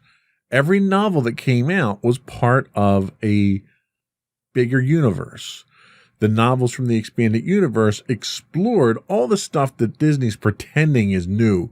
You know, they pitched The Mandalorian as, oh, you know, the universe isn't just about Skywalker. We're going to show you what the Fringe is doing and stuff like that. That's all stuff that was done in the novels and the comics to begin with. So for Disney to pretend that they're inventing that is ridiculous. For Disney to pretend that they're giving you this interconnected universe, it was already there, you know. And I can't even give Lucas credit for it because it wasn't Lucas that did it. Right, Lucas basically just sat back and said, okay, this is what I did. Do whatever you want. Right. Just make sure I get my royalties. As long as he got his check, he basically let you do pretty much anything that kind of fit into the universe. The problem that you ran into with that was that you wound up getting some inconsistencies in canon that they always seem to struggle with. But what Disney gave us with the Marvel Cinematic Universe is built on what you got from the comics and the books from Star Wars, and it was built on what you got from the original comic series that Marvel did. Disney's not doing something unique and original here. Right. So let's make sure that we get that straight. Right. The fact that they're putting everyone and their brother apparently gets a TV show with Disney now. Right. If you happen to be in a movie. I mean, I'm waiting for, Scipio the Jedi droid that showed up in Mandalorian to get his own series now. Now that would be funny. That's the point that we're at now. Right. And I know that's where the genre. Right. And I know that's always been your thing, is that there's going to be too much saturation of it. And that's where the problem always lied back in the day when they started doing too much. So is this going to be too much? And like you've said before, does everybody need a backstory? Do we need to know what happened? Right. Exactly. But obviously, I didn't need to hear 50 times in one movie that Han Solo wanted to be a pilot. I didn't need them to cram 20 years of Han Solo's life into a 3-day version of a story. Mm-hmm. They did a terrible job with it. Right. They did a very good job with Rogue One. Right. But you're batting 500 at this point here. It's hit and miss. And unfortunately with Star Wars, with my Star Wars, and everyone else who's a Star Wars fan feels the same way, you need a better batting average than 50%. Right. You need to do a better job. And we've got, 4 new Star Wars shows that are coming out for no apparent reason whatsoever. You know, Cassian Andor is getting a show. We know how his story ends. We don't need to see the backstory of how he got to Rogue One. Yeah, I understand. You know, Rogue One makes sense. It was a great novel series. I'd love to see them incorporate some of the personalities from the novels. And that's what I wouldn't mind seeing, is something else like a Rogue One, where it's, you know, a one-off where maybe there's one character that kind of, you know, like you had the Darth Vader scene and you had, you know, the end with, you know, Princess Leia, because it was setting up. So I could see them doing another, but you see, one-off. Disney needs to do this because Disney painted themselves into a corner with the trilogy, the sequel trilogy, because they set it so far in advance. They changed the complete dynamic by throwing, because the time period from Return of the Jedi until Force Awakens had already been established in the expanded universe. So there was an expectation. Disney threw all of that out. Right, they threw it out. So all of the supporting history that you had in the novels and comics and video games up until that point became invalidated. Right. So now they stick a stake in the ground 35 years in the future that's completely different than anybody, although strikingly similar to what we had. We just changed, the names have been changed to protect the innocent. Right. And you have no history of how you get there. Mm-hmm. So you go from the Empire to the First Order, you go from the Rebellion to the Republic to the Resistance, but you have no explanation as to how you get how there. It happened that way. So they painted themselves into the corner where they have to now do this. Mm-hmm. And they tried doing it initially through novels, where 3% roughly of the people who watch the movies read the novels. So nobody got the backstories. Right. So now you're going to come out with 12 different TV series to help fill that gap. That has to help fill it. Right. Because we got a little bit of that for The Mandalorian, but literally Still just not a everything. morsel in the second season. No, I get it. So now you're 2 seasons in, you basically get a dribble of information to fill that in, and then you've got 4 more series. Well, they better start filling in these gaps and giving people some backstory instead of going off in a completely different direction. Right. So what they're doing is not unique, and they have to do it because of the way they decided to relaunch the franchise under their own terms. So it's their own fault that they have to do this. It's not some benefit to the fans. That's my Disney rant for today. Are you done? I'm done. And that is all we had for Tales for Bitching from the Dark Side here. Hey, we have cookies. Let's take a break. I'll bring my blood pressure back down a little bit, and then we'll talk about some entertainment news.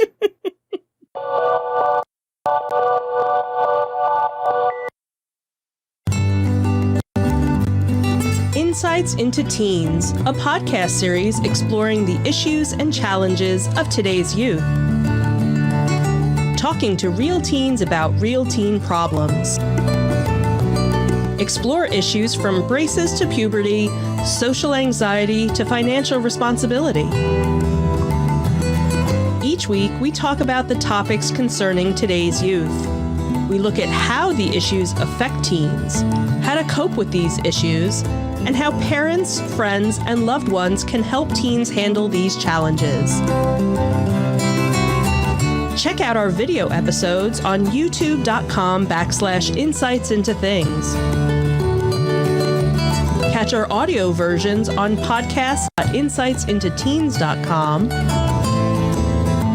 or on the web at insightsintothings.com.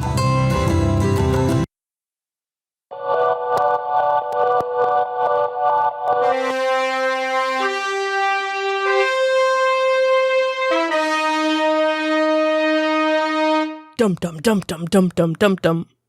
Go for entertainment news. So from Deadline.com, it seems that HBO is planning a documentary on actor Paul Reubens.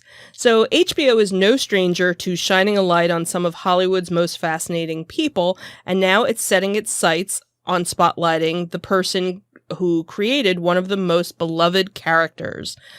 Sources tell Deadline that HBO Documentary Films is in production on a 2-part documentary about the life of Paul Reubens, who is the man behind Pee Wee Herman.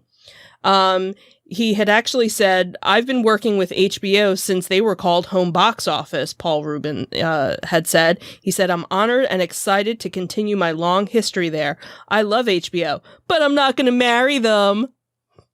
I thought that was funny. The producer had said that he was thrilled to partner with HBO on Paul's incredible life story. He's a once-in-a-generation talent whose brilliance created an indelible pop culture phenomenon. Audiences will be inspired and entertained by Paul's creativity, resilience, and determination as they get to know the person behind the iconic character. He had actually started as an improvisational comedian and stage actor in Los Angeles with the comedy troupe The Groundlings in the 1970s, and his big break came when he introduced the world to Pee Wee Herman in 1982 in a comedy show in Los Angeles. The show would end up selling out for 5 straight months, and then HBO decided to produce a special around one of the performances. And then over the next decade, Reubens would appear as the Herman character in 2 movies, which would be Pee-wee's Big Adventure, which was in 1985 and was directed by Tim Burton, and then Big Top Pee-wee in 1988. Reubens and the character hit their true peak when CBS actually gave them a Saturday morning kids show, Pee-wee's Playhouse. Now, what's kind of funny is if you ever watch the original HBO show of his show, it was not a kid's show at all. So it was kind of funny for fans that had seen his original show, and then all of a sudden he was able to turn it into the kids show. And that ran for 4 years on CBS. One of the other producers of the documentary had said, "We all know Pee Wee Herman, and it's time for the world to actually meet Paul Reubens."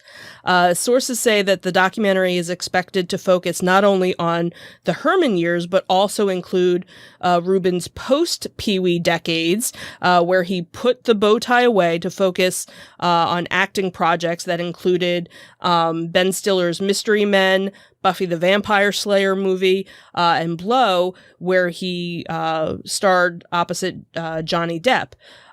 Reubens did eventually bring back the Herman character in 2016 in the Netflix movie Pee-wee's Big Holiday, which had Reubens fan Judd Apatow producing. So given how private Reubens has been over the years, this will mark the first film that will actually document his life, and given his early ties that he has with HBO, it makes sense that they'd be the one to tell his story. Very interesting.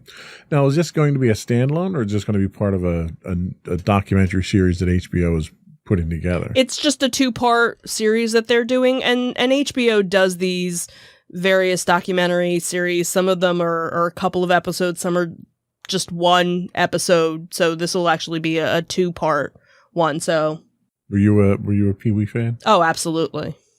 The movies, the TV show, or both? All of it. You know, I probably saw the HBO special when I was probably too young to have seen the HBO special. That was the thing. My parents never really put those parental controls on the TV. So I became a fan. So, you know, watching it, I didn't get half of the jokes. You know, I was a little too young. So then when the movies came out, big fan of the movies. And then, you know, when the kids show came out, of course I was older, but you know, it was just so cool. I had to watch it, you know, anyway. So yeah, I was always a big fan. I don't think I ever saw the Netflix special. I don't know if I did. I don't remember. We'll have to look it up now. Yeah. So I'll have to. But he also recently was in Gotham, right? Yeah, he was in Gotham. He played Penguin's father. Right. Yeah. So which was a perfect fit for the Penguin character. Yeah, too. absolutely. And he and the actor that played Penguin, he totally looks like they could be father and son. Yeah. But I remember when, I went to go see Buffy the Vampire Slayer movie in the theater, not knowing that he was in it, and he came on, you're like, I think that's Pee Wee Herman, so it was, so it's always been nice to kind of see him pop up, Right. in other things. So yeah, Cool. always have been a fan. So let's talk about San Diego Comic-Con and how it's yeah, let's gonna book our bring us back to tickets to the living room. Yeah. So San Diego Comic-Con will hold 2 events this year, one virtual and one in person. So San Diego Comic-Con began in the 1970s as a comic book convention, but the event has exploded in recent years to become one of the most anticipated pop culture events of the year. It's definitely been on our bucket list for years now. So the convention typically draws 130,000 attendees to San Diego who are eager to find out the latest news about their favorite franchises. Last year, though, for the 50th anniversary, San Diego Comic-Con was held online due to the coronavirus pandemic. So San Diego Comic-Con was just one of the many festivals in 2020 that was hit with cancellation. The pandemic continues, obviously, to affect the entertainment industry as theaters remain mostly closed and film and television productions have to follow strict safety protocols to stay safe. So as vaccines are continuing to roll out across the country, many are trying to gauge when it'll be safe to do events like Comic-Con again. Unfortunately, this summer might be too soon. So San Diego had announced that the convention would go virtual again this year. The three-day event will be held online from July 23rd through the 25th.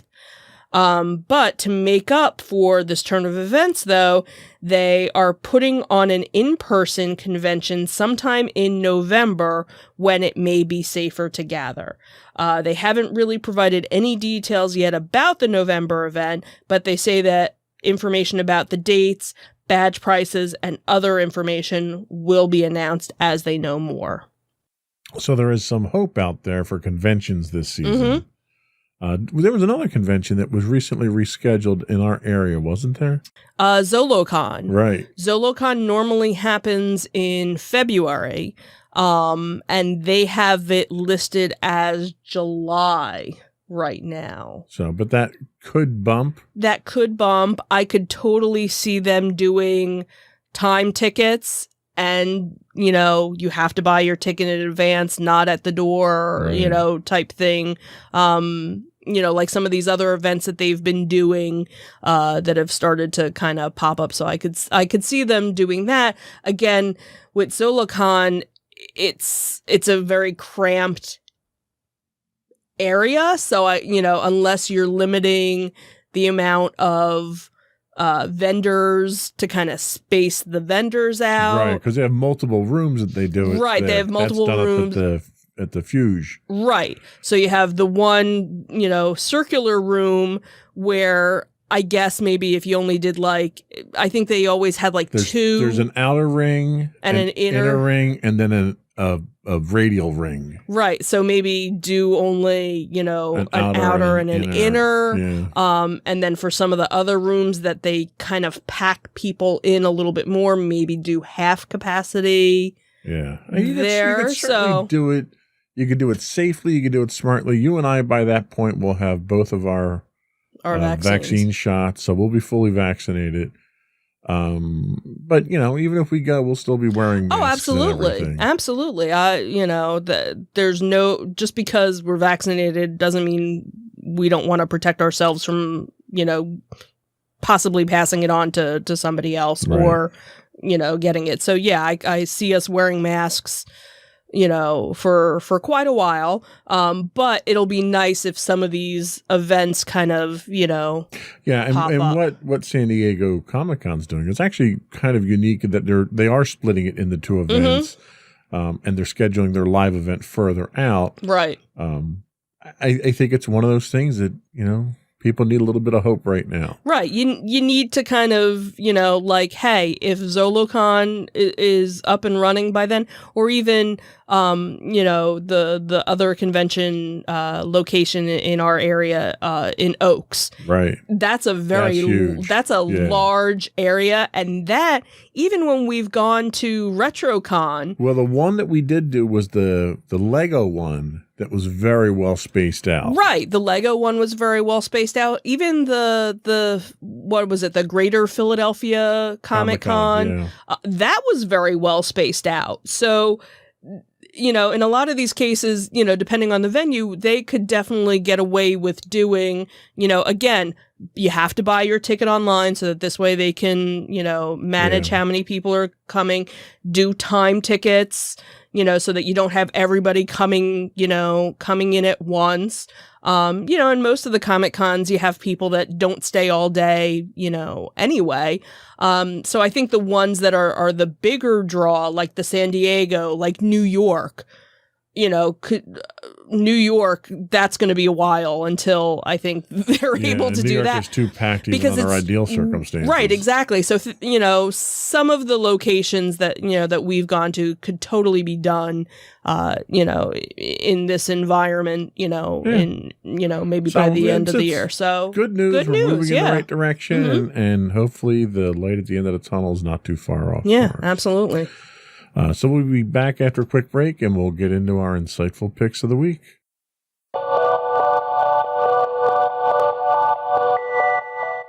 Go for your insightful pick. So my insightful pick is on a 10-part series on Netflix called Ginny and Georgia. It's a dramedy, I guess is how they described it. So it follows free-spirited Georgia and her two kids, Ginny and Austin, how they move to the north in search of a fresh start, but find that the road to a new beginning can be bumpy. The story centers around Ginny, who is a 15-year-old high school student, and her mom, Georgia, who's 30, but yet Ginny is a little bit more mature than her mom. And it shows how they kind of are trying to plant their roots in a small New England town, and you find out that, Georgia's gone through a lot in her 30 years, and that, some of her past is kind of starting to catch up with her, and that, everything isn't as peachy as you would, think. It's not your typical teen drama. It's definitely, where the last time we did an insightful pick, that was much more of a teen, rom-com type thing, where this kind of has aspects of it, but it's darker as well. The other thing is they show and talk about how teens sometimes do the self-harm, and they actually have at the end of some of the episodes, if you or someone needs to talk to somebody, please call this number. So that was kind of nice to see that they put that out there, and that it's not all hunky-dory and life isn't all peachy keen. So you have these dark, things that kind of come in. So, not meant for kids, even though, again, the one character is based, in high school, but definitely along the lines of the Firefly Lane and Virgin River and that type of, entertainment. So if those are the types of shows that you like, this would be one that you'd be interested in. Okay, good pick. Thank you.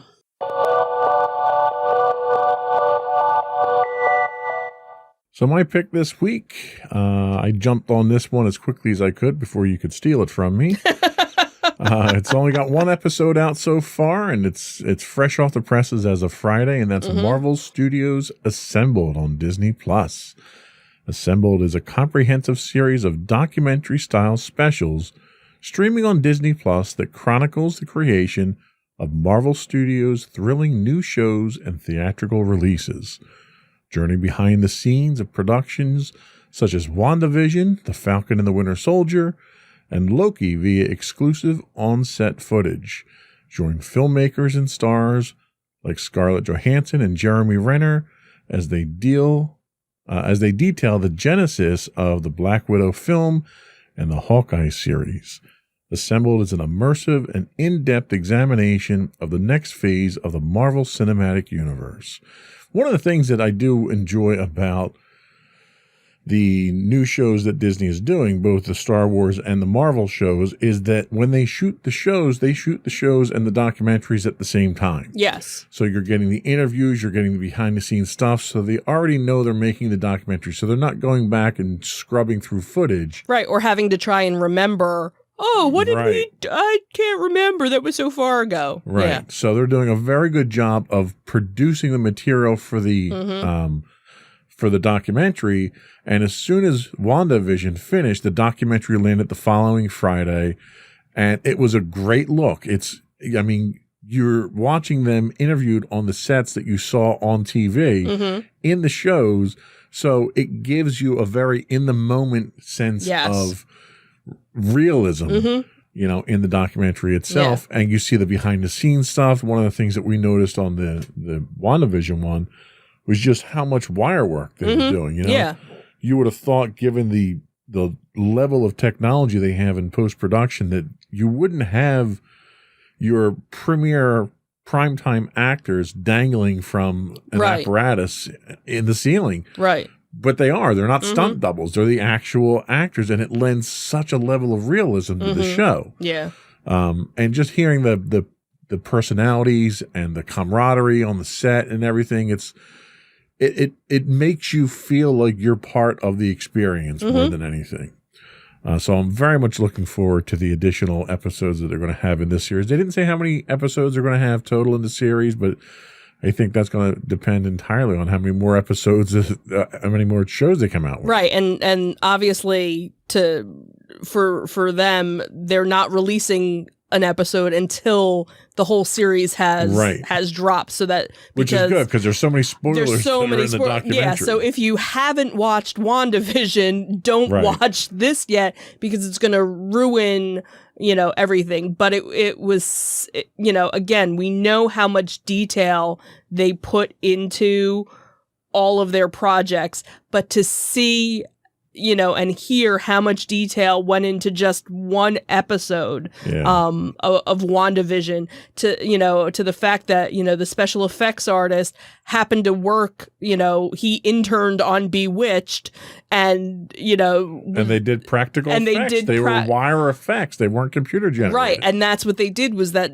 for each decade of the show, they went with the whole mentality of, okay, we're filming this as if we were in the 50s, the 60s, the 70s. They brought in the traditional lighting to get the correct lighting effects. Right. Even your studio audience is actually dressed in period clothes. That I thought, and that was something that you would have never known from watching the show. Right. And even the audience, the chairs, the railings, everything was done to period standards. Yeah. Like, who does that? That level of detail is just insane. Right. And for something that isn't going to show up in the show. Right. And it's one episode. And it was just one episode that they did that for. So very cool. Very cool. Marvel Studios Assembled, streaming now on Disney Plus. So I think that's all we had this week. I think so. Before we go, I would invite folks to subscribe to the podcast. You can get video versions of the podcast if you subscribe to Insights into Things. That gets all of our shows on the network. For audio versions of this show, you can subscribe to Insights into Entertainment. We're available on Apple Podcasts, Spotify, Google, Stitcher, pretty much any place you can get a podcast. We would also invite folks to reach out to us, give us your feedback. You can email us at comments@insightsintothings.com. Oh, That's I'm your sorry. cue. You can find us on Twitter at insights_things. We stream 6 days a week on Twitch at twitch.tv/insightsintothings. You can find us on Facebook at facebook.com/insightsintothingspodcast. On Instagram, we are at Insights Into Things. The audio versions of all of our podcasts are at podcast.insightsintoentertainment.com. You can catch high-res versions of our videos on YouTube at youtube.com/insightsintothings. And finally, if you don't remember any of our links and you just want to head to our main website, that would be www.insightsintothings.com. That's it. Another one in the books. Have a good week, everyone. Bye. Bye.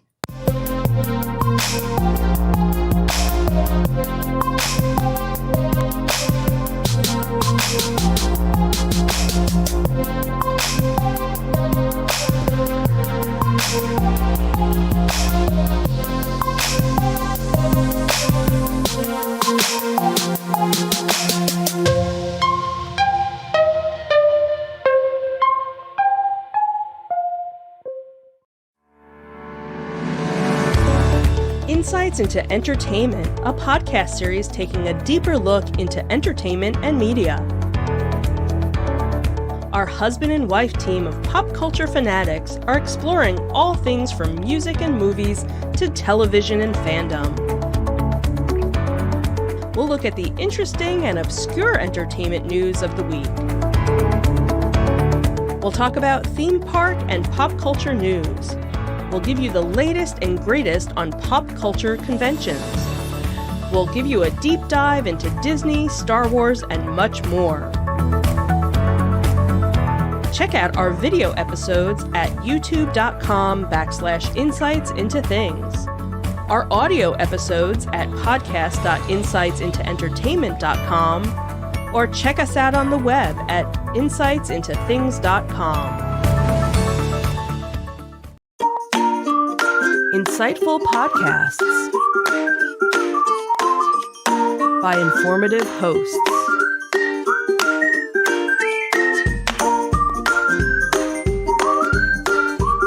Insights into Things, a podcast network.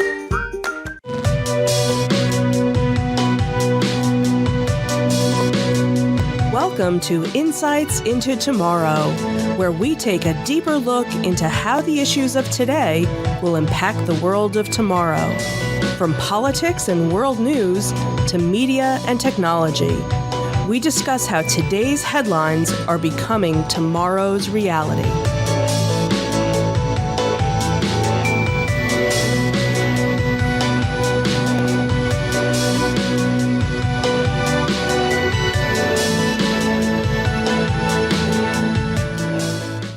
Welcome to Insights into Tomorrow. This is episode 10, Decision 2020, Trump versus Biden. I'm your host, Joseph Whalen, and my co-host, Sam Whalen. Hello. How you doing today, Sam? Doing all right. The weather's kind of lame, but, Yeah, it is pretty rough out there, isn't it? Cold and rainy, but, inside's warm, so. That is true. And I don't mind the cold. I like the cold. So we've danced around politics on this show for a little while now. We've touched on it a little bit as impartially as possible. Last episode, we deliberately avoided talking politics and opted for a bit of a softball topic. But I don't think we can avoid it this week. No, we are shooting this on Sunday, the Sunday before the election on the 3rd on Tuesday, so. Indeed. Given the number of early votes that have been cast, I don't think anything that we say here is going to change anyone's mind any more than any of the candidates campaigning out there are going to change anyone's mind. However, I do think it's a worthwhile discussion for us to have comparing the candidates. And I think we're going to kind of go about this in a kind of a different way. We're going to do it scored sort of like a boxing match. We'll do a tail of the tape between the two candidates and look at some of their key vital information. And then we're going to do 5 rounds that are based on a couple of surveys that have been done over the past couple of weeks. And we'll score on a 10-point must each round, what each candidate, how they perform in these polls. and then we'll give our opinions at the end of who won, why they won, and so forth. Good to go? Yeah, absolutely. All right. Well, before we start, let's get some podcast business out of the way. Yeah, so some of the rigmarole, your various subscriptions, you can subscribe to us on Apple Podcast, Spotify, Google Podcast, Stitcher, iHeartRadio, TuneIn, and on Amazon. If you have Amazon Prime, that means you have Twitch Prime, and we would appreciate it if you would help us with those. You get one free Twitch Prime sub a month. It would really help us out if you were to give that to this channel. You can contact us at, you can email us, at comments@insightsintothings.com. On Twitter, we are at insights_things. Facebook, facebook.com/insightsintothingspodcast. And if you missed any of these links, they're all on the web at insightsintothings.com. Awesome. And we'll be right back with the tale of the tape.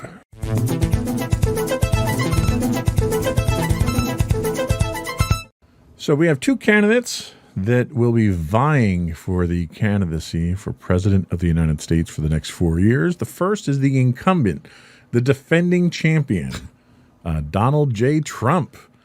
We're going to look at their political affiliation, their age, where they're from, a little bit about their history, their family history, some education, and some military status history that they have. I'll go down Donald Trump, and how about you go down Joe Biden's record for us? All right. So Donald J. Trump's political affiliation currently is Republican. He was previously a reform-minded individual. He was a Democrat, registered Democrat, and a registered independent. He is now Republican, has been Republican since at least 2016, when he won the nomination from the Republican Party. He is 74 years old. He is, as he has mentioned several times in his rallies in Florida, a senior citizen. He is from Queens, New York originally. He has been married multiple times. His first marriage was to Ivana from 77 to 92, which ended in divorce. Then he was married to Maria from 93 to 99, and currently married to Melania since 2005. He has 5 children. He has Don Jr., Ivanka, Eric, Tiffany, and Barron.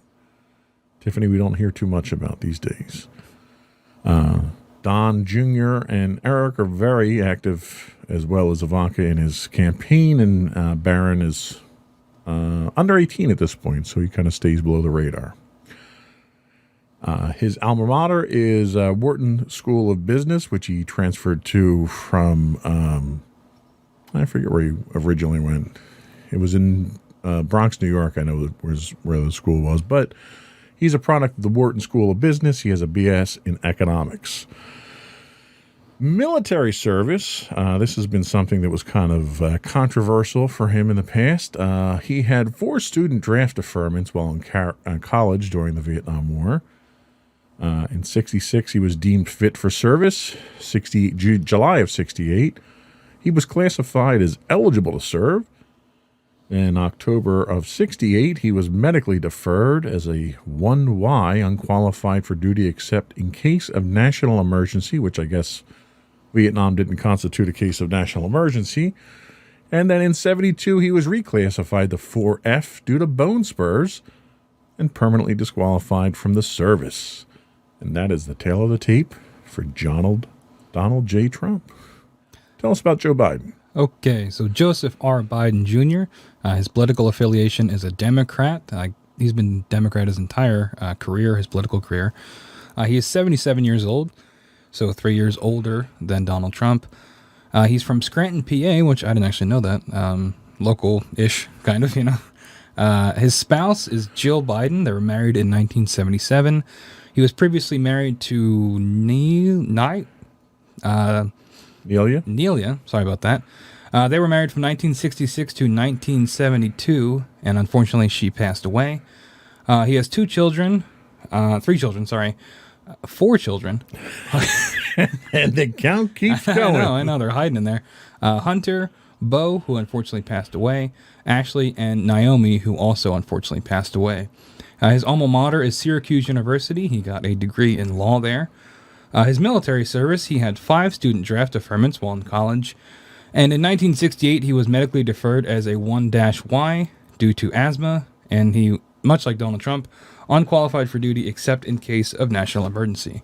And that is Joseph R. Biden. So they are our candidates that will be vying for president. And we'll be right back for round 1.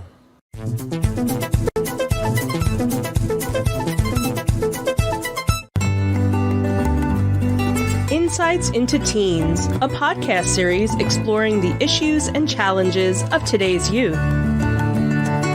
Talking to real teens about real teen problems. Explore issues from braces to puberty, social anxiety to financial responsibility. Each week, we talk about the topics concerning today's youth. We look at how the issues affect teens, how to cope with these issues, and how parents, friends, and loved ones can help teens handle these challenges. Check out our video episodes on youtube.com/insightsintothings. Catch our audio versions on podcast.insightsintoteens.com or on the web at insightsintothings.com.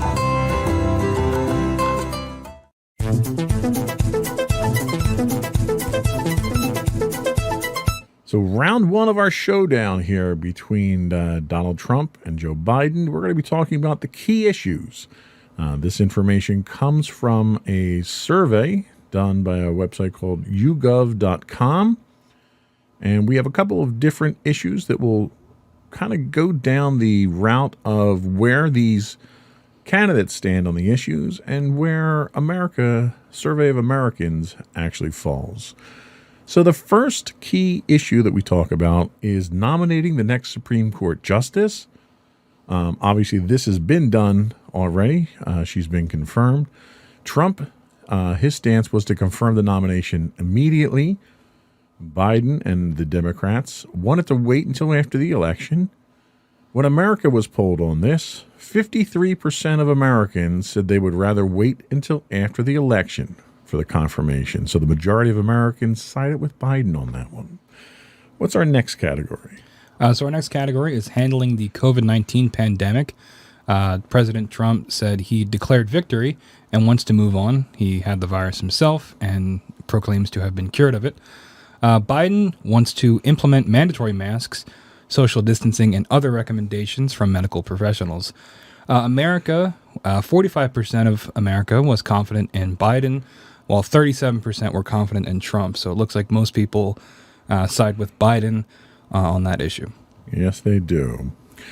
The next is the economy and fixing the economy. Trump thinks the economy is doing great and it's the best there ever was. Biden acknowledges the impact of COVID on our workers and our families. America thinks 37% think things will get better under Trump, and 32% think things will get better under Biden. So America is siding with Donald Trump on this one. The next category, race and violence in our cities. Trump doesn't think there's systematic racism in the country and condemns any violence. Biden acknowledges racism in the country and condemns the violent protests and supports the more peaceful ones. Americans, 39%, think they are mostly violent riots, while 32% think they are peaceful protests. So it looks like most people are swinging towards thinking they're violent riots and are against that. Correct. The next we look at, and the last item we look at in this round, is integrity of the election, which has been quite controversial over the past few months. Trump is attacking mail-in voting as ripe with fraud. Biden encourages people to vote any way they can, especially considering the conditions we're in under a pandemic. America was asked if they have confidence in the election. 16% have a great deal of confidence in the election and the electoral process. 8% have no confidence at all in the election. Now, it's interesting to point out that there were a number of other levels of confidence that were in this survey. I took the top and the bottom here. So the vast majority of people did fall in the middle. I was kind of looking for those extremes here to see where people had that high degree or complete lack of confidence. So it looks like by a margin of 2-1, people are siding with Biden, saying that they are confident in the election and process itself. Now that does bring an end to round one here, and it was pretty well divided, I think. What are your opinions on round one? Yeah, I mean, it looks like most things were pretty split the way you'd think they would go. One thing that did surprise me was the 8% having no confidence at all in the election.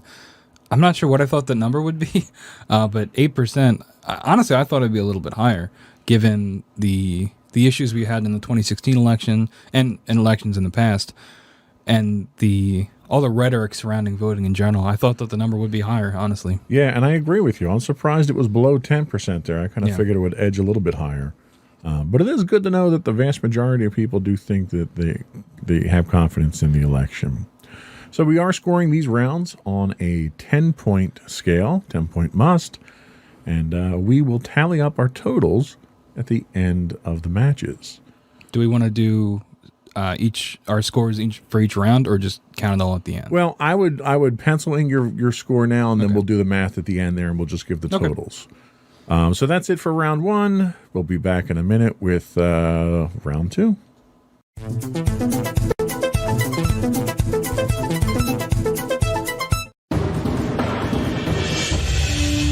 For over 7 years, the Second Sith Empire has been the premier community guild in the online game Star Wars: The Old Republic.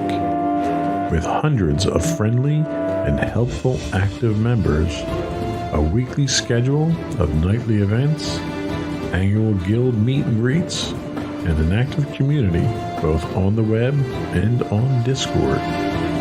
The Second Sith Empire is more than your typical gaming group. We're family. Join us on the Starforge server for nightly events such as operations, flashpoints, world boss hunts, Star Wars trivia, guild lottery, and much more. Visit us on the web today at www.thesecondsithempire.com.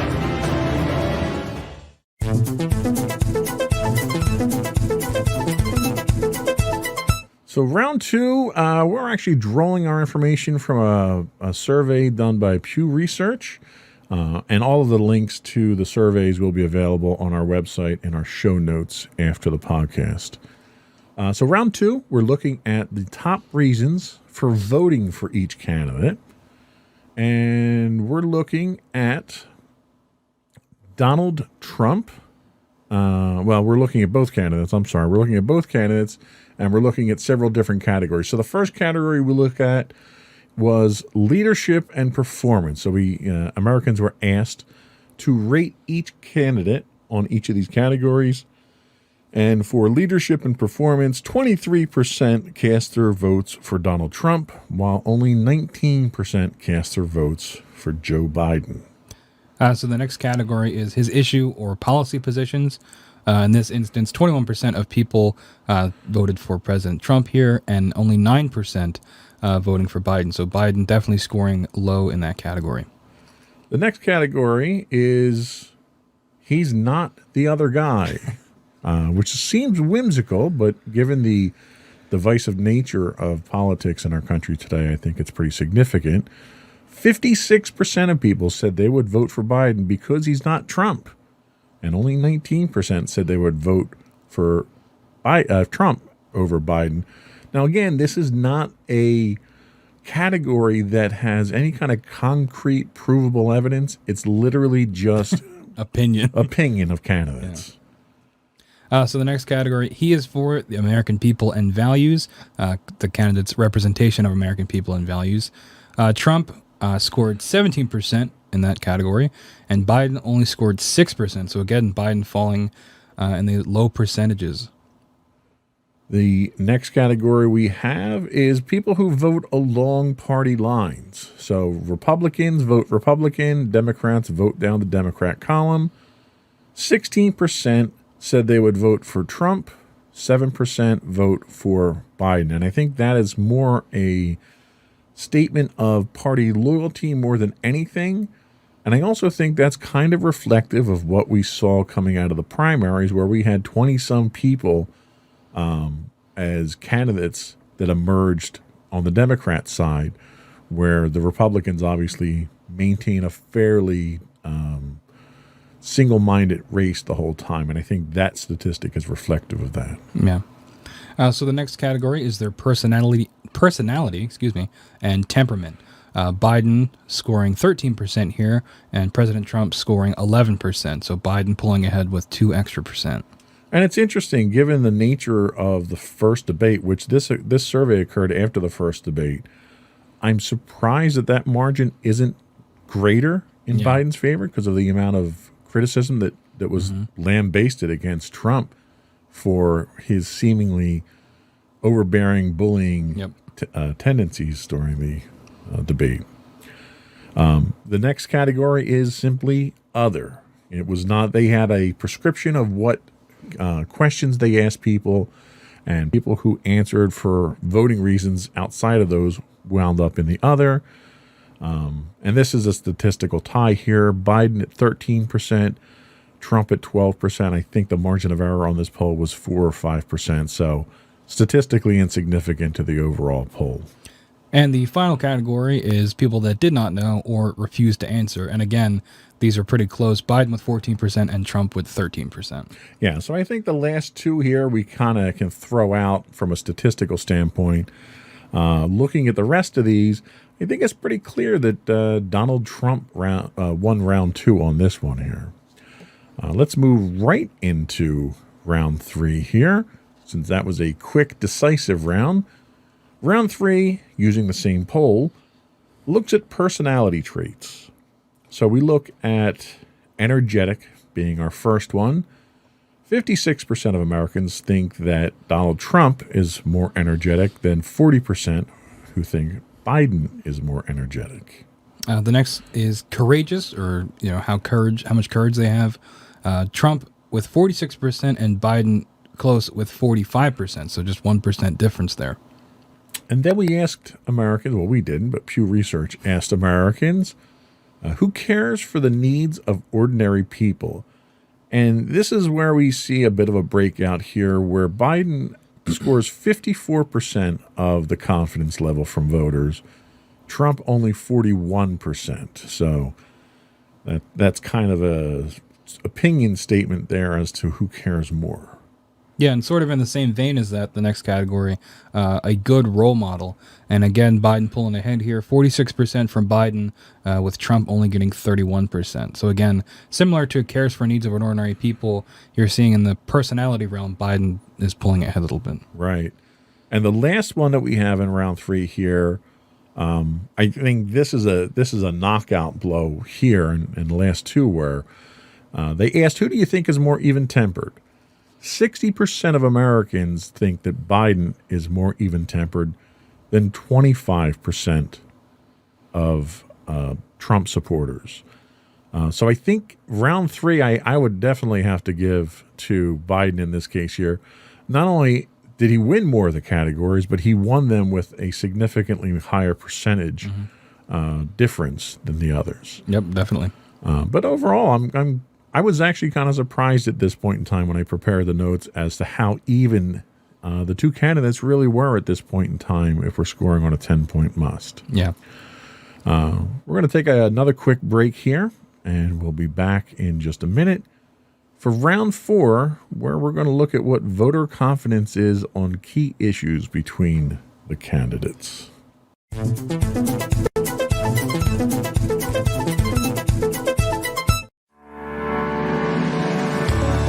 Insights into Entertainment, a podcast series taking a deeper look into entertainment and media. Our husband and wife team of pop culture fanatics are exploring all things from music and movies to television and fandom. we'll look at the interesting and obscure entertainment news of the week. We'll talk about theme park and pop culture news. We'll give you the latest and greatest on pop culture conventions. We'll give you a deep dive into Disney, Star Wars, and much more. Check out our video episodes at youtube.com/insightsintothings. Our audio episodes at podcast.insightsintoentertainment.com, or check us out on the web at insightsintothings.com.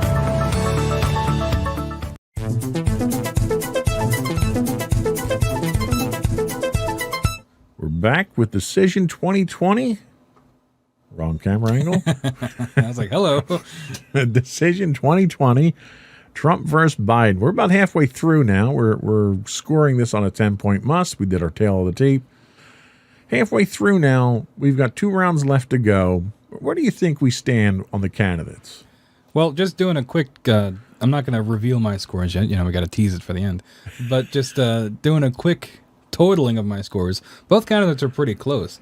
I think in the most recent round, in round 3, we definitely saw Biden pull ahead just in terms of his personality. And I think that's interesting because if you look at it, being president is more than just your personality.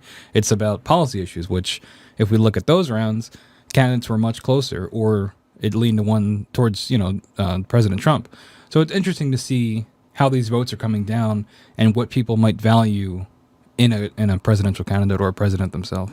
Yeah, and I think part of that is the fact that, Donald Trump has been president for 4 years, so we have a performance that we can look at for comparison purposes.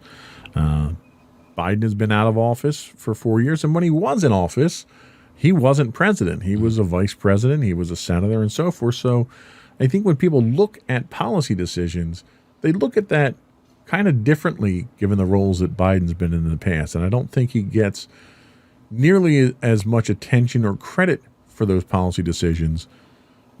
But especially from an economic standpoint, Donald Trump has very much cast himself as, well, he's casting himself as the law and order president, but he also hinges a lot of what his performance is on the economy.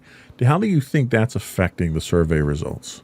Well, at the end of the day, people care probably the most about money, right? So, and if Trump's able to frame it in such a way that if you vote for me, I can keep the income flowing, or I can keep your families fed. When in reality, at least from my point of view, given the COVID-19 pandemic, he hasn't done all that great of a job in terms of keeping like stimulus checks and things like that. And I know that it was also the Democrats involved with that, about not being able to push that through. But I think it's not nearly as cut and dry as Trump would like people to believe, where if you vote for him, immediately the economy will be better, and in turn your life will be better. And I agree with you on that point. A lot of the things I think that I would knock Donald Trump on here is he's telling you that things are bad. We have riots in the streets. If you elect Joe Biden, your taxes are going to go up, and this is going to happen, and that's going to happen. And he cites a lot of things that are happening right now under a Republican administration. So I find it difficult to correlate that electing Biden would change things, since obviously we're still having riots in the streets now, most recently in our backyard in Philadelphia here. Yep. And that's happening on Donald Trump's watch. So why would that change on Joe Biden's watch? Yeah, those ads that make that argument, they perplex me, because he presents this image of an America that is burning, but he's the president. Right. And it's on one hand, I can't tell if it's smart or not, because some people are probably believing it. Yeah. And that if they give him another 4 years, he can stop it all. But in a lot of instances, he is at some fault for the state of things now anyway. Yeah. So, I know we don't want to turn it into a Trump bashing thing, but like you said, we've had 4 years of his performance to critique, and I guess that's probably why we're leaning that way. Well, and he makes a point of talking about the forest fires out in the on the West Coast there, and a lot of experts make a case for the forest fires being as bad as they are because of environmental issues, global warming, and so forth, the drought that's been out there. And Donald Trump tends to counter saying, well, it's forest management. Well, 2/3 of the land that's burning is managed by the Federal Forest Service, which is under his control. So if there's an issue with forest management, it's the administration that's falling down on that. And I look at that, the response that he has, and I have to question really the veracity of it. And then even getting to something as simple as the slogan, Biden is Build Back Better, which, okay, that's kind of lame, but sure, it's different. But Trump is sticking with Make America Great Again. And I have to wonder if that's really helping you out. You campaigned in 2016 with Make America Great Again. You got 4 years, and you're campaigning on Make America Great Again. Are you saying that in the first 4 years you didn't make America great? Yeah, I think go ahead. If that's the case, why would I vote for you again for another 4 years? Yeah, I think sometimes he'll change it up and say keep America great, but if this is our definition of greatness, it's not one that I would like to subscribe to. Right. So we seem to get very confusing messages out of the Trump campaign at this point in time. But on the opposite side, we have a number of controversies out there that are brewing around Biden. We're talking packing the Supreme Court. We're talking the whole Hunter Biden laptop thing, which is or isn't an issue, and that's still up for debate. But a lot of the tough questions, fracking being another one, a lot of the tough questions that are being pushed at Joe Biden are basically being ignored. They're not being responded to. And I don't know if that's a good strategy, in that maybe his handlers are afraid of the response that he's going to give. If you look at his response on fracking, it's been fragmented. It's been inconsistent. And he's countered previous statements a number of times during the campaign. Or is he just avoiding answering the tough questions? Yeah, I think it's a little bit of both. And talking about fracking, when he talks about the pandemic, he is all in favor of science and things like that. But when it comes to fracking, which is, scientists say is a bad thing, he's all for it. So there's conflicting messages there. And obviously with every politician, you're going to have that. You're going to have them conflict with themselves. But I don't know. It's not necessarily directly lying, but it makes you wonder if he does get 4 years in office, how that dichotomy almost is going to be reflected in the administration. Yeah. Should be interesting. Well, let's get on to the second half of the match here. So round 4, we're going to, the voters were asked what their confidence is on each candidate in certain key issues. And the first key issue, again, economic policy. So 51% of people are more confident in Trump's economic policy than Biden, who we only have a 48%. But again, we have a 4 to 5% margin of error. So that's statistically irrelevant in the grand scheme of things. So I'm not sure we can really choose a winner from that one. What's our next category? So the next category is law enforcement and criminal justice issues. Biden pulling ahead here with 46% of confidence, while Trump has 41%. And I think that's, again, having 4 years of Trump, I think that is a reflection in this poll, because President Trump is dealing currently with civil unrest, quote unquote, and his issues and his takes on law enforcement and how that should be implemented. So I think that, that's what we're seeing in these polls. And I would tend to agree. I don't think Biden really has any record on law enforcement in the 47 years that he's been in the Senate. So I'm puzzled as to why he's scoring so high here. I think it's more a matter of Trump scoring low than Biden scoring high. And I think that's just a product of he's different, right? So the next one we have is handling the coronavirus health impact. And here we get a significant percentage difference as well. Oh, actually, no, I'm sorry. I skipped a category. I would have just read that if you liked. Yeah, I skipped a category. Foreign policy issues. So in this here, we have a 6-point lead. So this is a statistical a lead that we can cite here. Biden has been rated with a 50% level of confidence versus Trump's 44%. And I think this kind of speaks to both of them. And Biden definitely has a foreign policy history, both in the Senate and as vice president. And Trump most definitely has a foreign policy history in his last 4 years, which, given the countries that we seem to be more closely friendly with and those that we are less friendly with, I think speaks volumes. So the next category is handling the coronavirus health impact. Biden wins this category, getting 52%, while Trump only has 41%. And again, we're seeing this reoccurring thing with this round specifically. But I think it's about, I'm going to repeat myself here, but Trump having 4 years and Biden giving policy promises for if he were to win the election, what his administration would look like. So I wonder if Trump falling behind in a lot of these categories is more just people wanting something different from Biden or something better on a lot of these issues. Well, I think specifically to coronavirus, this sort of came to a head in the second debate where the performance that Trump has put up for the pandemic we're currently in is abysmal. Given the number of infections, the number of deaths, the performance in relation to other countries who have had it, the United States is last, hands down. And during the second debate, Trump tried to sort of retaliate or punch back on this when they talked about the H1N1 virus that struck during the Obama-Biden administration, and claimed that had they dealt with this virus then the same way, the death toll would have been monstrously higher. 2 million people, I think, is what he was quoted as. And when you look at the performance of the Obama and Biden administration, the death toll was insignificant compared to what we're seeing now. Yep.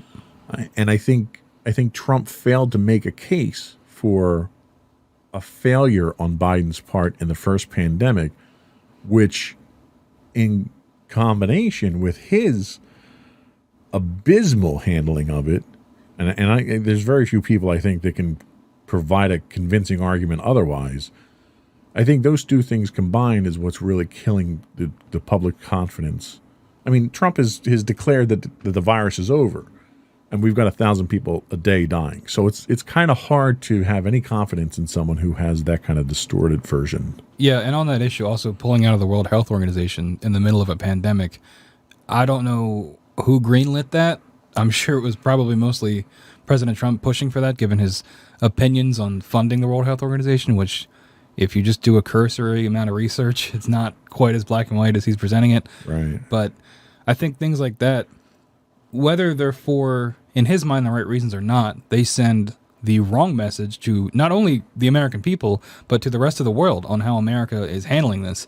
And you're seeing that with travel restrictions being put back on Americans going to other countries and cases continuing to rise every day. Yeah. Well, not only did he pull us out of the World Health Organization, he has a crusade going to repeal the Affordable Care Act, which would leave 20 million plus Americans without health care during a pandemic. Maybe the ACA, maybe it needs to be recalled and needs to be reworked and something else put out. He doesn't have a plan. He hasn't put a plan forward. It's coming. Every 2 weeks it's coming. So until you have something that's a viable replacement that's better, you can't withdraw it. And it's already made its way to the Supreme Court. Yeah. We're waiting on a vote from the Supreme Court. Yeah, and it's easy to say all these things about Trump because we don't have a Biden in this situation. And maybe things would have gone just as poorly if Biden was in charge. But that's not really the point. The point is Trump was in charge, and these are the consequences of his actions. That's exactly it. So the next category we have, which is another clear victory for Biden, is race relations. 48% of Americans are confident in Biden versus 35%. And again, this is a direct reflection of the last 4 years of division that we saw under Trump. Now, looking at Biden's record, Biden does not have a stellar record on race relations. He's made comments in the past. He's had policy decisions in the past that were not in the best interest of minorities.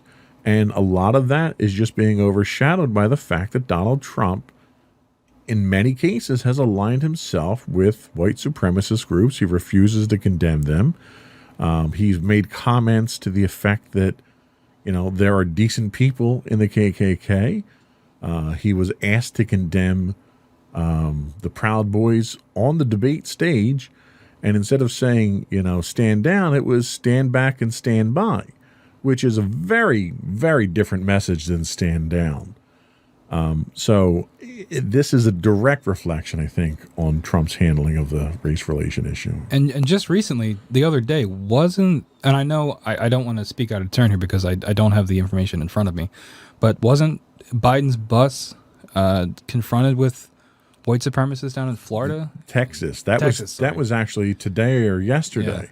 They were going to a rally. They canceled the rally because Trump supporters in pickup trucks surrounded the bus driving down the highway. Yeah, and I don't know if Trump has commented on that at all, but either way, it's difficult to argue that these things would not be happening if President Trump was not in office. I agree, and you can't necessarily knock Trump for the actions of every one of his supporters. Yeah. What you can knock him for is his reaction to it. Mm-hmm. He should have immediately come out and condemned that type of action. And the other thing you have to keep in mind is presidential candidates have Secret Service protection details. So you have these highly trained individuals with weapons that are being provoked by these protesters. American citizens. Yeah. And the fact that this is being allowed to happen is extraordinary during an election. Yeah. I guess speaking of all that, the final category we have here is bringing the country closer together. Obviously, we're just talking about division and things like that. Biden here getting 45% and Trump getting 31%. So again, Biden pulling ahead. So how would you rate round 4 at this point? Well, it definitely looks like Biden overall winning more categories here. But again, is it just because we have 4 years of Donald Trump and people want something different? And with things like race relations, we talk about how Biden has certain issues with it in his past. But when you compare it to Trump, it's almost apples and oranges in terms of quantity of evidence. And I think that is the reason that Biden pulls ahead in so many of these categories is the amount of evidence for each of them on these issues.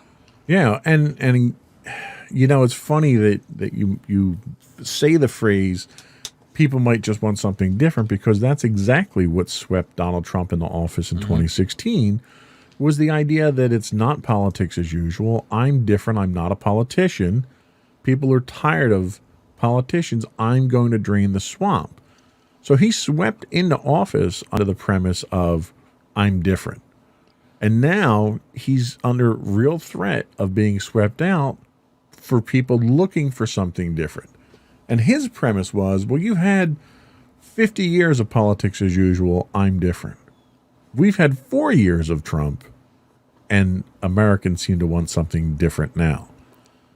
So I'm not really sure where that statement actually leads the country. Yeah, and I think that happens anytime you have the incumbent president going against the other candidate from the other party. It's always, well, I didn't like what they did, so I'm going to vote for somebody different. Whereas if you have a president that is overall liked in their first term, they're more likely to get reelected because people want more of the same. And we're not seeing that here, I don't think. Well, and the one thing I think that's very different about this race than I think I've ever seen in the history of politics is you look at the national conventions for each party. And the Democratic National Convention quite literally had more respectable Republicans speaking in favor of Biden than Donald Trump had in total speaking at the Republican National Convention. When more Republicans show up for the Democratic National Convention, I think you're seeing a divide in a party where that party has been very consciously trying to cover up that divide at this point. And the race that we're looking at here is not really just a race for the president. It's a race for the Senate and the House. Right now, the Republicans control a majority there. So anything that the Democrats try to do is being thwarted. And there's a real threat right now because of how the country's been in the last 4 years under a Republican president, that not only do you see the executive office switch, you may see enough seats in the Senate switch that you could have a Democratic president and a Democratic-controlled Congress that will dominate for the next at least 2 years until the midterms. So that could have a significant impact on the future of this country. Yeah, and we're not even taking into account the Supreme Court, too. Having majority Republican judges is also going to affect how Well, others... and let's not call them Republican judges. That's kind of unfair because, they are impartial, but they've been Republican-appointed judges. Yeah, sorry, that's closer to what I meant. But those appointing judges are also going to affect how a lot of decisions will go. Yeah, whether you're a Trump supporter or not, the fact that he's had the opportunity to appoint 3 justices to the Supreme Court, when in 4 years he's gone through more members of his administration than any other administration before, which to me, if I look at it from a hiring manager standpoint, if you go through that many people in that short a period of time, you're probably a terrible judge of character when it comes to hiring people. Yeah. And based on that revolving door policy on his administration, he's got 3 people appointed to the highest court in the land for life terms that will have far-reaching impacts on the future of this country than anything. Yep. And that's kind of alarming, even if you aren't a Democrat.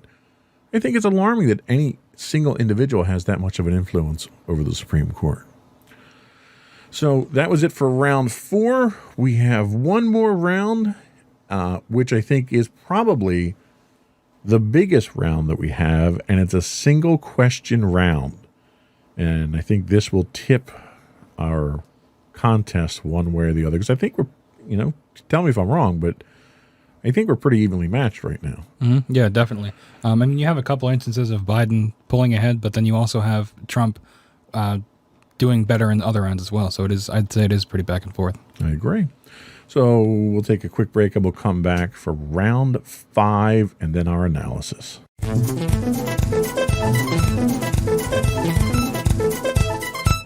So round 5 is a single question, very simple. And this comes from the YouGov.com survey asking who they think is the most honest candidate. And people who were polled about that question for Donald Trump, 57% say he's not honest, and 35% say he is honest. Joe Biden, 48% say he is honest, 41% says he's not honest. So Joe Biden, his numbers are a lot closer than President Trump's were. Yes, and I think this is probably the most telling thing out there. Most people, and I don't mean to seem cynical, but when it comes to politics, I think most people expect your politicians to lie to you. Mm-hmm. And I think if you don't, you're naive. The fact that they think that the only career politician in this race is more honest than our current president speaks volumes. Yeah, especially given a big reason for Trump getting elected in 2016 was his stance against career politicians. And now the career politician is in some ways being more favored in different categories. Yes, and I think Donald Trump's, again, a lot of this reflection is on the last 4 years. I think Donald Trump puts himself out there with these absolute statements, and that's a product of his political naivety, where a career politician knows how to say something that leaves him enough wiggle room to get out of an absolute statement. Yep. Donald Trump gets in front of the microphone and says things like, there'll be a vaccine in 2 weeks. Well, when there's not a vaccine in 2 weeks, what are you going to do? Mm-hmm. You've kind of painted yourself into a corner there. Yeah, and we talked about that with Biden having more of the career politician take, where he talking about things like fracking and his criminal justice background, where he gives himself that wiggle room. He doesn't have a concrete stance, right, which is a negative and a positive at the same time. It depends on how you look at it, because he can't. There's very few, except for a few unfortunate quotes that he said before, of things you can pull up to say, oh, well, here's evidence of this guy, not being fit to lead.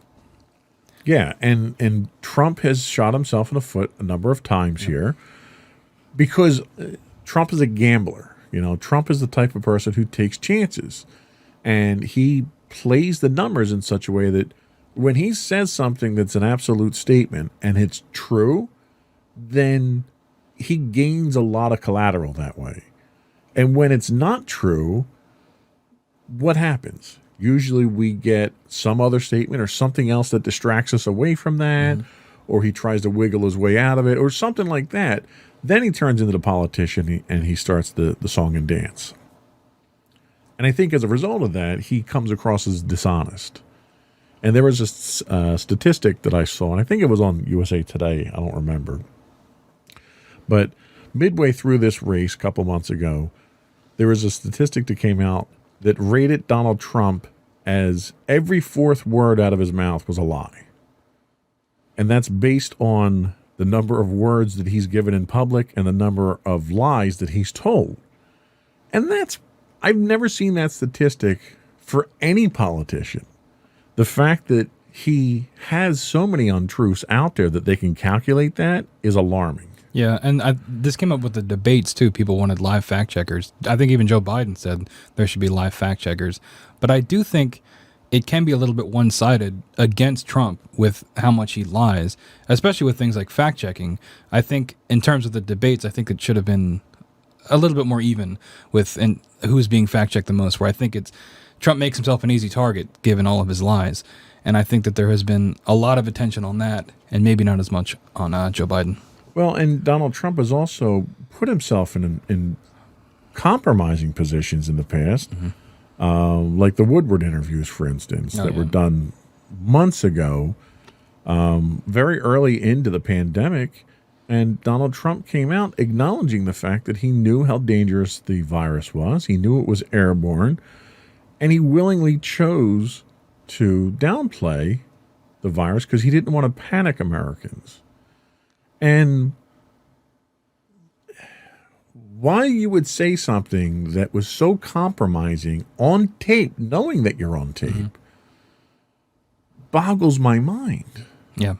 And I don't understand what he thought he was going to gain from that. The way I see it is he doesn't care because that is already out of the news cycle. Right? I mean, he admitted to this on tape, and it was major headlines for a couple of days, but it's out of the cycle now. And I think that has been a reoccurring thing with his administration and his presidency. He says something insane or does something insane that you would never think a president to do, and in the past would probably be extremely damning. But because it happens so frequently, we become desensitized to it, and it becomes, unfortunately, a new normal almost. And I think that he says things like this because he knows that it's not going to stick. Yeah, and I think you're right. And I think when he does something where he shoots himself in the foot and the news organizations pick up on it and report on it, then we get it's fake news. They're not treating me fairly. Did you ask Biden the same questions? Yeah. And he goes on this defensive rant to distract away from everything.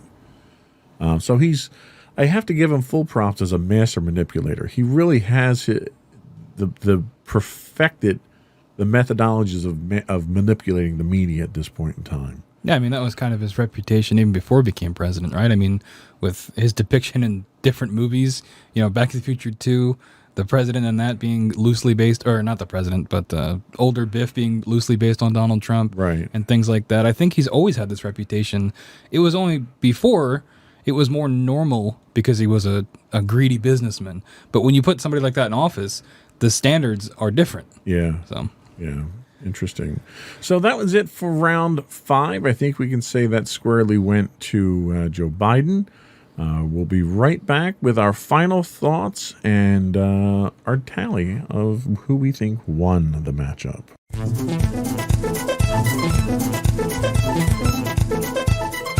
So in tallying up my numbers here, I'm showing Biden with 49 points and Trump with 45. What do you show?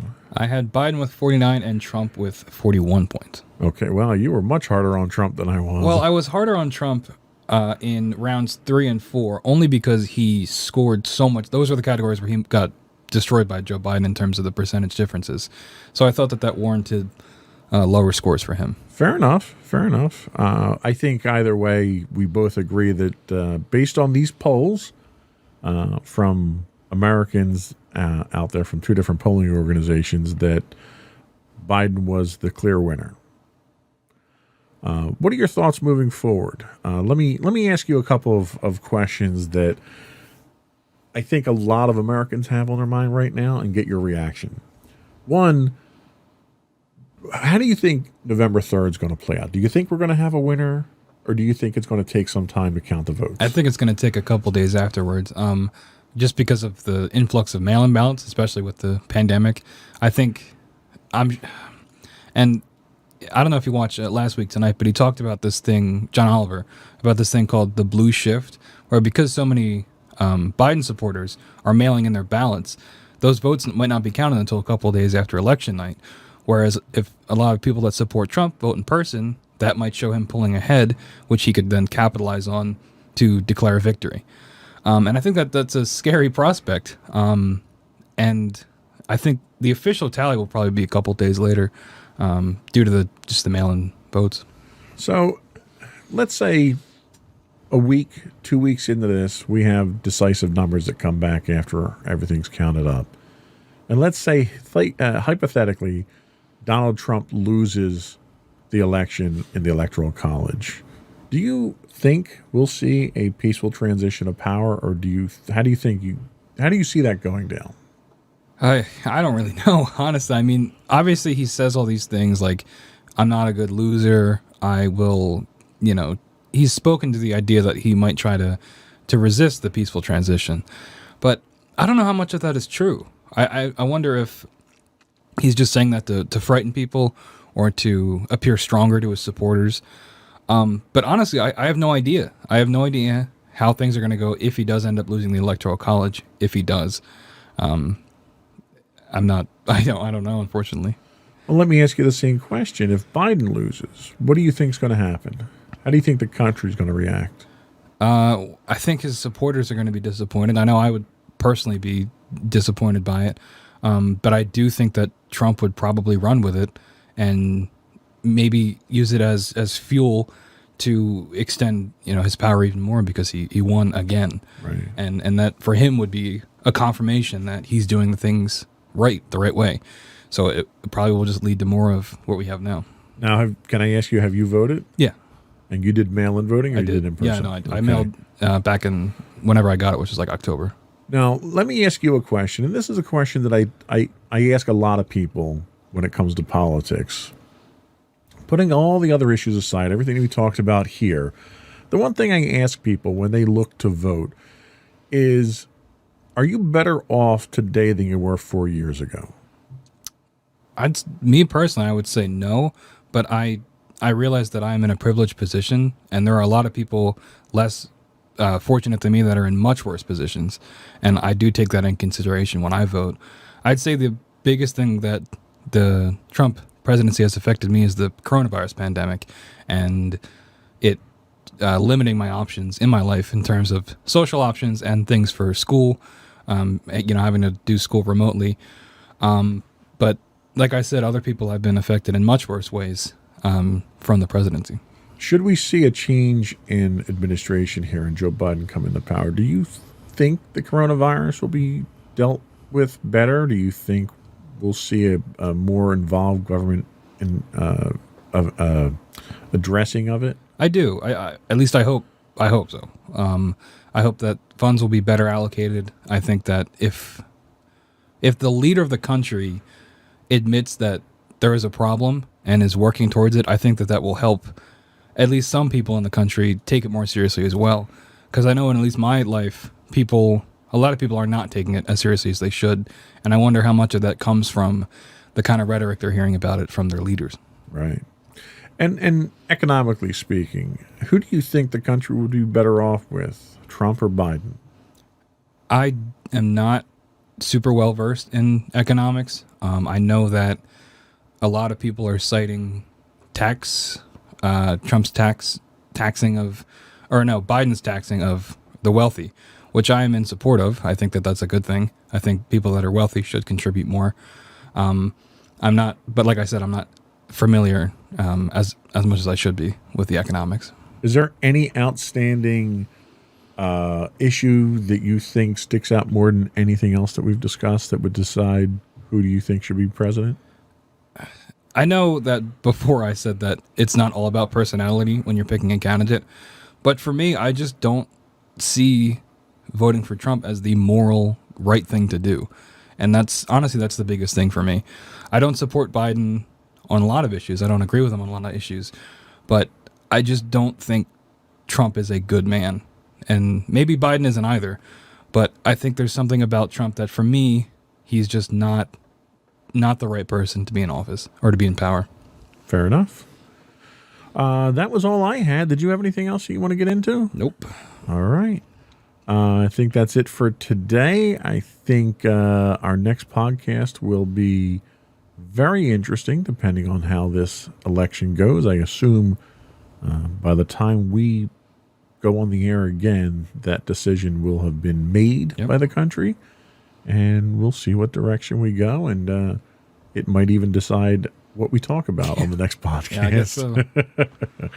That was all we had. Thank you for watching today. Before we go, I would invite folks to subscribe to us. You can get video versions of our podcast if you look for Insights into Things. You can get audio versions if you look for Insights into Tomorrow. We're available on Apple Podcasts, Spotify, Google, Stitcher, iHeartRadio, TuneIn, and Amazon. We would also invite folks to reach out to us and give us your feedback. You can email us at comments@insightsintothings. We're on Twitter at Insights Into Things. We are on Instagram at Insights Into Things. Facebook, you can catch us at facebook.com/Insights Into Things podcast. Or you can get links to all of our social media contacts, as well as transcripts and show notes on our website at www.insightsintothings.com. And I think that's it. Another one in the books. Bye.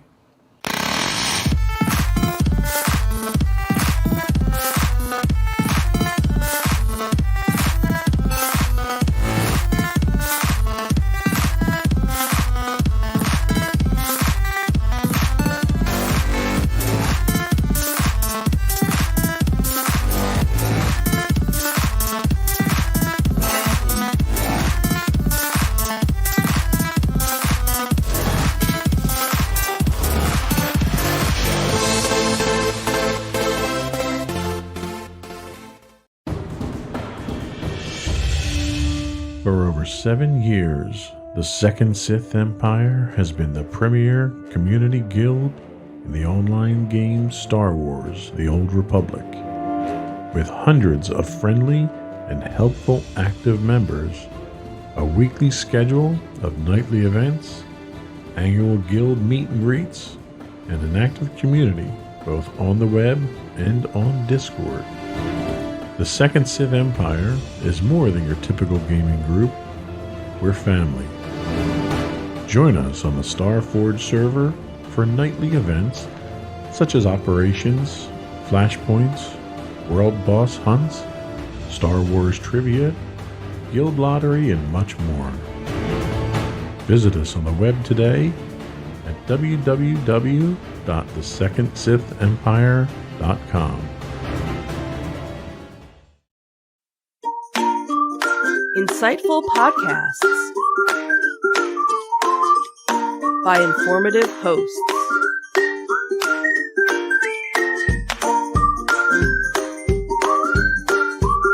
Insights into Things, a podcast network.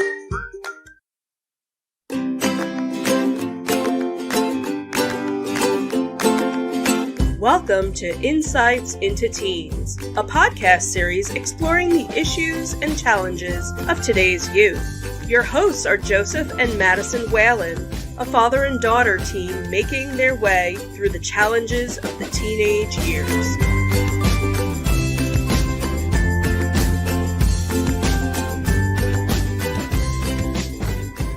Welcome to Insights into Teens. This is episode 102. Another one of our creativity series. Today we're going to be talking about writing. I'm your host, Joseph Whalen, and my creative and verbose co-host, Madison Whalen. Hi, everyone. How you doing today, Maddie? I'm doing all right. So we're changing things up a little bit today. We are switching kind of to a spring/summer recording schedule. Normally we record on Saturday morning, but right now it is Thursday evening. Yep. And we're going to be trying to record a podcast during the week for the next few months here, so that we can have some time on the weekends, and it also gives me a little extra time to edit the podcast, and I'm not rushing to get them edited and out by Monday. Mm-hmm. But despite the change in schedule for recording, we will be continuing to publish all of our new podcasts Monday mornings at 8 a.m. So, today we're going to be talking about writing. This is the second one in our series on creativity. We did art last week. Today we're going to be talking about your writing hobby, where you get to express your creativity in a different form. But before we get into that, let's plug the show if I can. Sure. We do encourage folks to subscribe to the podcast. You can get video versions of the podcast and all of our podcasts listed as Insights into Things on Apple Podcasts, Spotify, Google, and any place you can get a podcast these days. Audio versions of the podcast can be found listed as Insights into Teens, and they go live 8 a.m. Monday morning. So if you subscribe, you will get them as soon as they come out. We would also invite folks to reach out and give us your feedback. Tell us what we're doing right, what we're doing wrong. We're always looking for suggestions for show topics. You can email us at comments@insightsintothings.com. You can hit us on Twitter. We are at insights_things. We are on Facebook at facebook.com/insightsintothingspodcast, and on Instagram at insightsintothings, or you can go right to our website and give us feedback at www.insightsintothings.com. So today, we're first going to take a look at what some of the benefits are that creative writing offers to our teenagers. And then we're going to talk to Madison here about how she's developed her creative writing skills over the years and what she gets personally out of writing. And then finally, we'll take a look at where Madison's going with her writing, what her future in creative writing might look like, and get some tips and advice for teens who might be interested in getting into creative writing. Ready to get started? Sure. All right.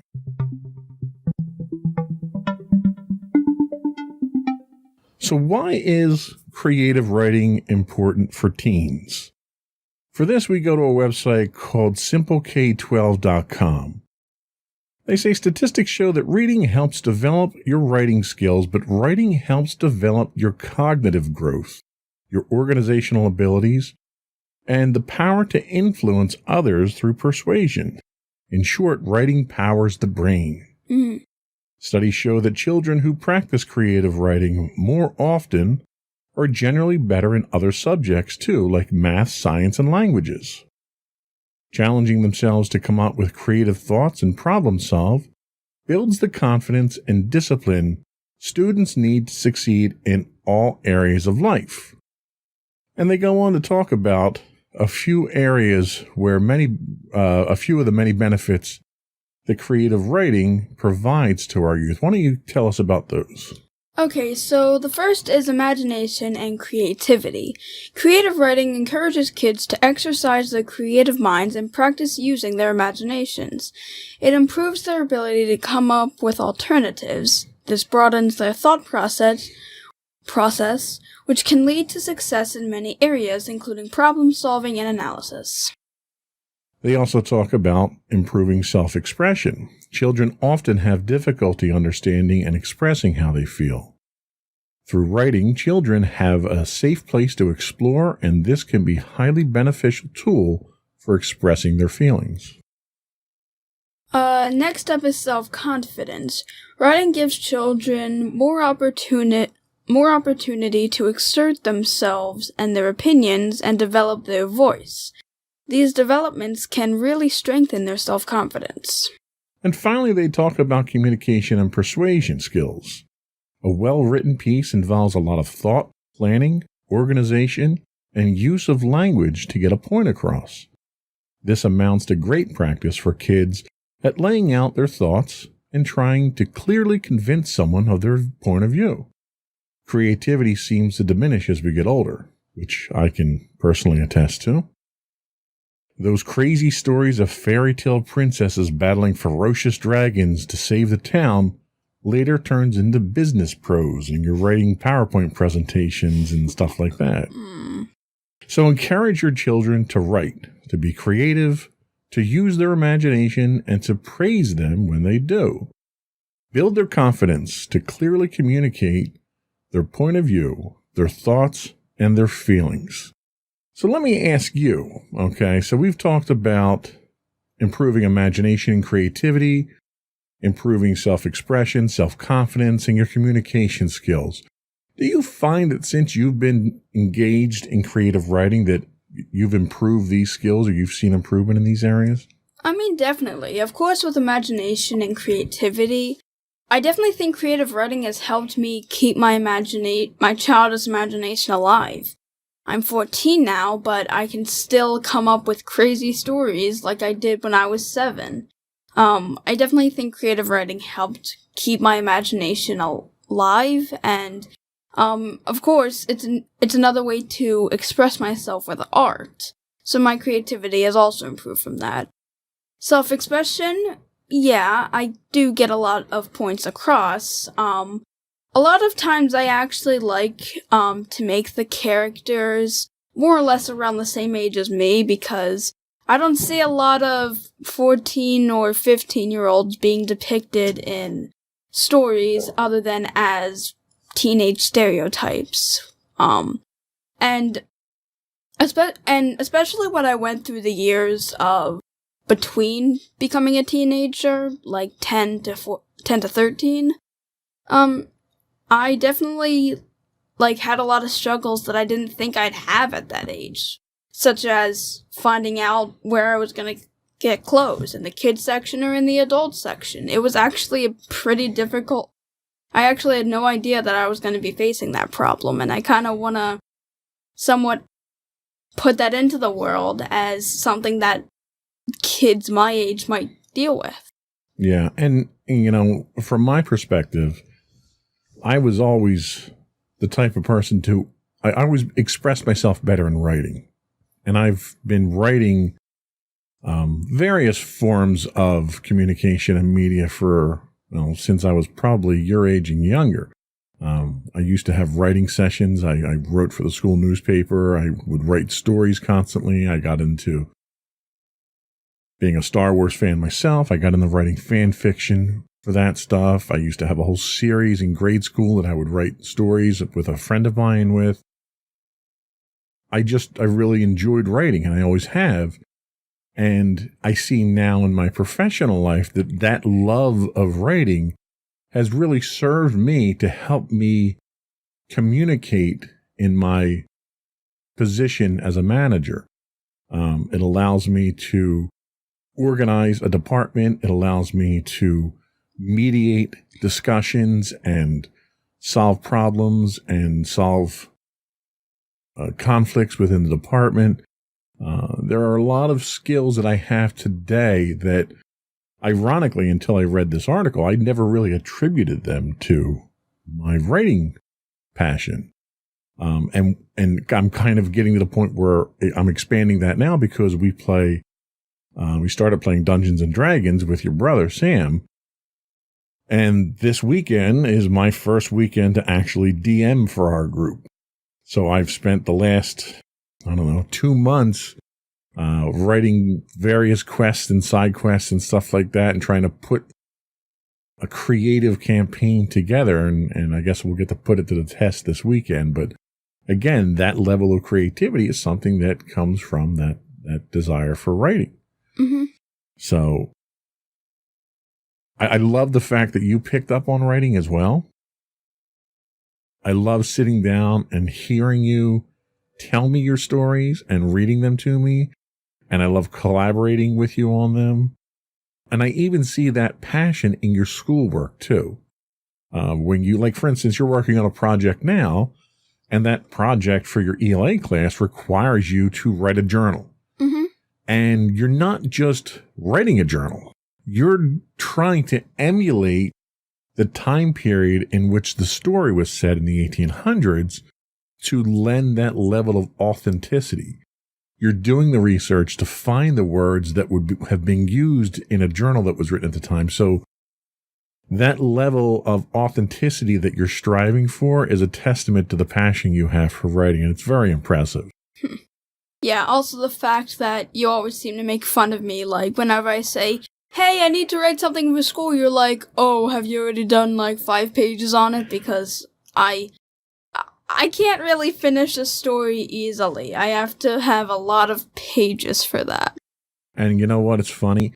I do make fun of you for that because I wish I was your ELA teacher, but I wish I wasn't your ELA teacher, because I would love to have a person, a student with your level of passion for writing, but having to grade so many essays and stuff, I don't want to have to sit down with every essay that's 20 pages long. Yeah. But I have the same problem. When I start writing, I have a very clear idea of what the story is, but I have a very difficult time concluding my stories. So there have been tons of stories through the years that I've written 95%, but I just haven't been able to get them across the finish line. So that's always something that I've struggled with too. Mm. So anyway, I think we've established why writing is important. Let's take a quick break and we'll come back and we'll talk about how you are developing your creative writing skills.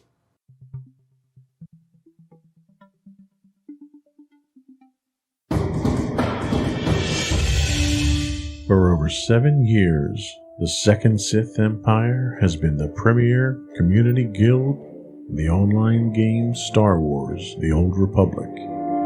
With hundreds of friendly and helpful active members, a weekly schedule of nightly events, annual guild meet and greets, and an active community both on the web and on Discord. The Second Sith Empire is more than your typical gaming group. We're family. Join us on the Starforge server for nightly events such as operations, flashpoints, world boss hunts, Star Wars trivia, guild lottery, and much more. Visit us on the web today at www.thesecondsithempire.com.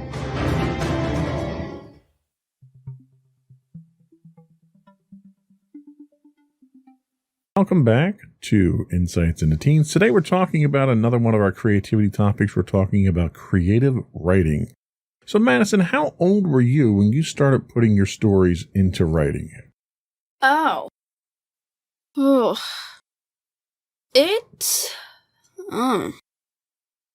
I don't exactly have a year at how old I was specifically when I started putting my stories into writing, but I was young enough to have grammar mistakes, and not exactly have a coherent flowing story. I'll say maybe the first story I ever wrote was maybe when I was 7. Okay, that's pretty young. Yeah, I think that was when I really first started getting into it, even though my imagination peaked a lot. Right. I never really put it into story so much, but the one time I did, it was interesting. So what was the biggest inspiration for those earliest stories for you that kind of made you go from just creating them in your imagination to putting them to paper and preserving them? Well, one was when I had made a Minion story. You guys had I had gotten some Minion stickers, and they had all sorts of images on them, and I kind of decided to give myself a little bit of a challenge, say, hey, make a story with those images, and I did, and the end result is interesting, but it's what I'm going to consider my very first work of art. Okay. Work of creative writing. So when you write, there's always sort of a genre or a primary focus that you tend to write in usually. What is yours? Is yours based on reality? Is it fantasy? Is it a day in the life type stuff? What is your primary focus when you write? Are you writing fiction or nonfiction? Give us some idea. I'm writing fiction. I've never really been a fan of writing nonfiction. I've never actually been a fan of nonfiction books in general. I don't like facts. I like creating stuff. As for the actual genre, I'm kind of mixed between reality and fantasy. I kind of make it a day in the life of a fantasy character or just a regular person. It's kind of interesting when I think about it. So like a reality version of fantasy adventure. Yeah. Interesting.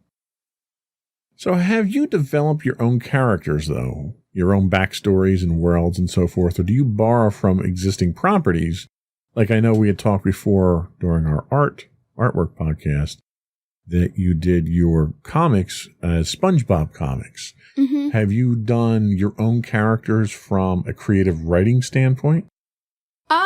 Yeah, I have done that. A lot of times, the one story I am doing, I actually write a script for it for each episode. And those characters are my own original characters. I have backstories for them. I kind of have the entire series and even another season planned out, for it. I have all the characters, I know what they are. I know who they are and what they want, stuff like that. I just haven't fully wrote them down yet in a script yet. Okay. So we've talked about the fact that you've drawn comics in the past, which, really is storytelling in a graphical format. That's why they're called graphic novels. How have comics affected your storytelling through creative writing? I guess, comics kind of taught me about, kind of stirred me away from all good storytelling to having possibly a bad ending to a story or basically consequences of one's actions. Interesting. A lot of time, basically, it taught me how to make drama, I guess, if you really want to push it. I definitely think that it stopped from, saying, oh, hey, everything's fine and dandy, to, okay, things happen, reality, fun. Okay, well, that makes sense.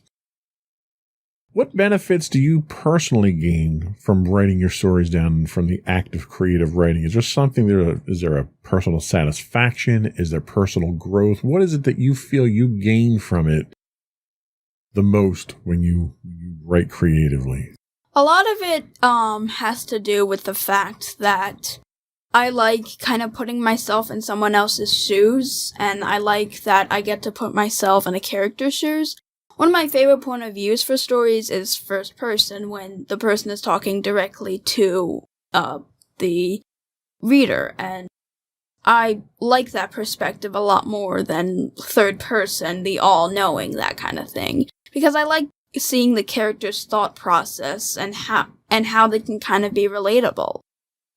Which is kind of what I like to do with some of my characters. I want to make them relatable and you can understand their motives and goals.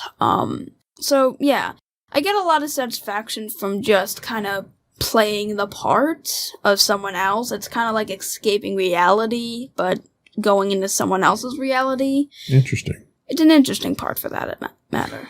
So, of the stuff that you've written in the past and what you're writing today, do you share it with other people, and do they enjoy reading your creative writing? Well, when I did have comics, I did share them with the kids at Aftercare, and they did like them. As for my actual stories, I really only share them with my friends and you guys. I don't, of course, due to everything now, I really haven't shared it with actual people. I've never thought to put a story online because I've never really thought that, hey, I'm that advanced. Right. Okay. Interesting. So, in learning about storytelling, either by doing it yourself, reading stories, or your ELA classes, you understand that there's different aspects of storytelling. Plot twists. I've been a bit rough a few times. I've gotten better, but still not, great to the point where I can call it my best part. World building, I kind of do that, but I don't focus on it too much. So that just leaves character development and dialogue. I'd say I'm kind of equal with both of them. When I had read you my script the one time, you said that you noticed the dialogue was really nice and it was pretty realistic and you could understand all the characters. Character development, I do have story arcs for my characters, and I know how to show aspects of their personality. So I'd say I'm kind of between with both of them. Okay. Is there a particular style of story that you prefer, like hero quests or mysteries, day in the life, comedies, tragedies, could run the whole gambit. But is there a particular type of story that you feel you're most comfortable with? I'd say the day in the life is the best one there. Hero quests, I'm working on a D&D story, so maybe I'll get better at that, but I don't really write that too often. Mysteries, I've never really done. I've never really tried a mystery story. Honestly, to me, mysteries are just plot twists, in a way. Comedies, I don't entirely try to make my work funny. Tragedies, I don't inherently make them sad, so I'd say day in the life is probably the closest. Okay, that makes perfect sense. So what about the process? When you're going to write a story, obviously I'm assuming you've been inspired, you've come up with an idea. What do you do next? Do you just start writing? Do you outline? Do you build characters? What's the next step when you're going to sit down and actually write a story? Well, I try to develop the idea a bit more. I develop the characters, I develop the story a bit more, I use the plot wave chart to kind of, pace my story in order to, make it more coherent. And then when I do have a lot of the story elements down, I try writing, them out so I don't forget them, and then I eventually try to piece them into a story. Okay, that makes sense. See, when I write, I don't know if it's the inspiration part or the writing part, I think of a story in scenes. And I'll imagine certain scenes in a movie, and those will be the first things that I write about. And then I have to creatively go back and stitch the stuff in between to put those scenes together to make that cohesive story. Okay. So there's a lot of outlining that I do. There is a lot of character development. I'll just start sketching out character profiles. Who are they? Where they came from? What's their background? What's their motivation? And I use a technique a lot of times called mind mapping. Have you ever heard of that? Not that I know of. So mind mapping is sort of a visual representation of the story. It's a visual way to outline. So you kind of start off with a topic, and then from that topic, I'll branch off one of my scenes. And then from that scene, I'll branch off characters, I'll branch off environments, I'll branch off background, supporting characters, and so forth. And they start to all branch out from the middle here. And then each scene kind of stretches off from that way too. And then you can sit there and look at it and understand how the different pieces flow against each other. Okay. That's good for a real quick idea to keep a high level idea of the story flow. But I find outlining tends to be the easiest way for me because you can put a lot more detail in that way. That makes sense. So you talked about the plot wave. Now, is that describe what a plot wave is for us? So a plot wave is kind of like a mountain, if you will. At the bottom is exposition, where you get introduced to the characters, the setting, the time, that kind of thing. And then the next part is the rising action. That's when the conflict is introduced, and it's going to be scenes and part of the story leading up to the top of the mountain, which is known as the climax, which is the biggest point of tension, where the biggest scene, like maybe the twist is revealed, or it's basically the biggest part of the story. And then next up is the falling action on the other side of the mountain, where it's basically just a reaction from the climax, cooling everything down, and at the very bottom is the resolution when the conflict is finally resolved, and it's basically the end of the story. And this is a concept that you learned from ELA, right? Mm-hmm. So you're learning things in school right now that are actually helping to drive your writing skills. Yep. That's awesome. Well, that was all I had for this segment here. Let's take a quick break, and we'll come back, and then we'll talk about what the future might bring for your writing. Okay.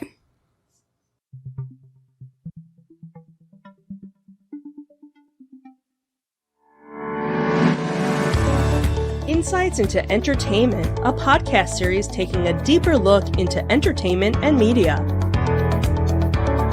Our husband and wife team of pop culture fanatics are exploring all things from music and movies to television and fandom. We'll look at the interesting and obscure entertainment news of the week. We'll talk about theme park and pop culture news. We'll give you the latest and greatest on pop culture conventions. We'll give you a deep dive into Disney, Star Wars, and much more. Check out our video episodes at youtube.com/insightsintothings. Our audio episodes at podcast.insightsintoentertainment.com, or check us out on the web at insightsintothings.com.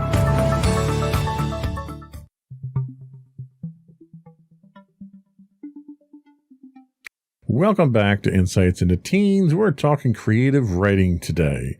So let's talk about what the future might hold for you and your creative writing. So before we get into any of the future stuff, where are you now with writing? Are you in the middle of any projects? Do you have a couple of projects going on? And could you describe what these projects might entail? Well, I have a couple projects I'm working on. One, of course, is the series I'm working on. I'm working on the script for episode 2, and I'm hoping to have at least 12 episodes in the first season, so I'm gonna be working on that for a little while. I have a couple other, small things here and there that I'm working on, but overall, that's the main thing. Okay. So what about publishing? You had said that, most of the stuff that you do, you kind of restrict it to your friends and family right now. Have you ever considered publishing any of your creative writing online or for distribution in print or anything like that? I mean, the one thing I have been thinking about maybe trying to put my my one series out, but I don't entirely know how to turn it into a book because every episode focuses on a different perspective of another character. So unless I was going to post the scripts, I'm not entirely sure how I would publish them as a book. So does the school have any kind of writing club or school paper or anything like that you might publish to? There is the school, the newspaper club, I think. Maybe that could be a way to publish something, but again, I'm not entirely sure how that will go. Sure. Well, it's worth looking into at least, right? Mm-hmm. So are there other writing forms or styles that you've not written in yet that you might want to try? You had talked about not really writing much in the way of comedy. Is that something you'd like to get into at some point in time? I mean, possibly, but comedy, of course, is subjective, so I might not try that one out. Maybe if I could try a tragedy, I actually do think maybe I'd try a tragedy and see how that would work, as well as learning more about the Hero Quest. Of course, I'm working on the one, D&D story, so hopefully I'll get more experience from the Hero Quest, so Yeah, there are different genres that I might try out. Okay. Now, we've talked about whether you write fiction or nonfiction. You say you don't really like writing nonfiction. How about something like a biography or something in a news media format where you're writing about an event or a review or something like that? Would you be interested in trying anything like that, kind of outside your comfort zone? I can see myself maybe trying that out at some point, but for now I think I'll stick with fiction. Although it does sound cool to make a biography or news media style, right now I think I'm fine staying in my comfort zone at the moment. I might branch out later on, who knows. How about something like essays on our podcast that we do? You think that would be something you'd be interested in doing, or a challenge you'd want to take on? I mean, I'm not bad at writing nonfiction. Most of the time for school essays, when they're not about, when, like, we have to describe something, I write pretty well for that. It's just a lot of times I don't enjoy writing nonfiction, but I might try writing essays for the podcast.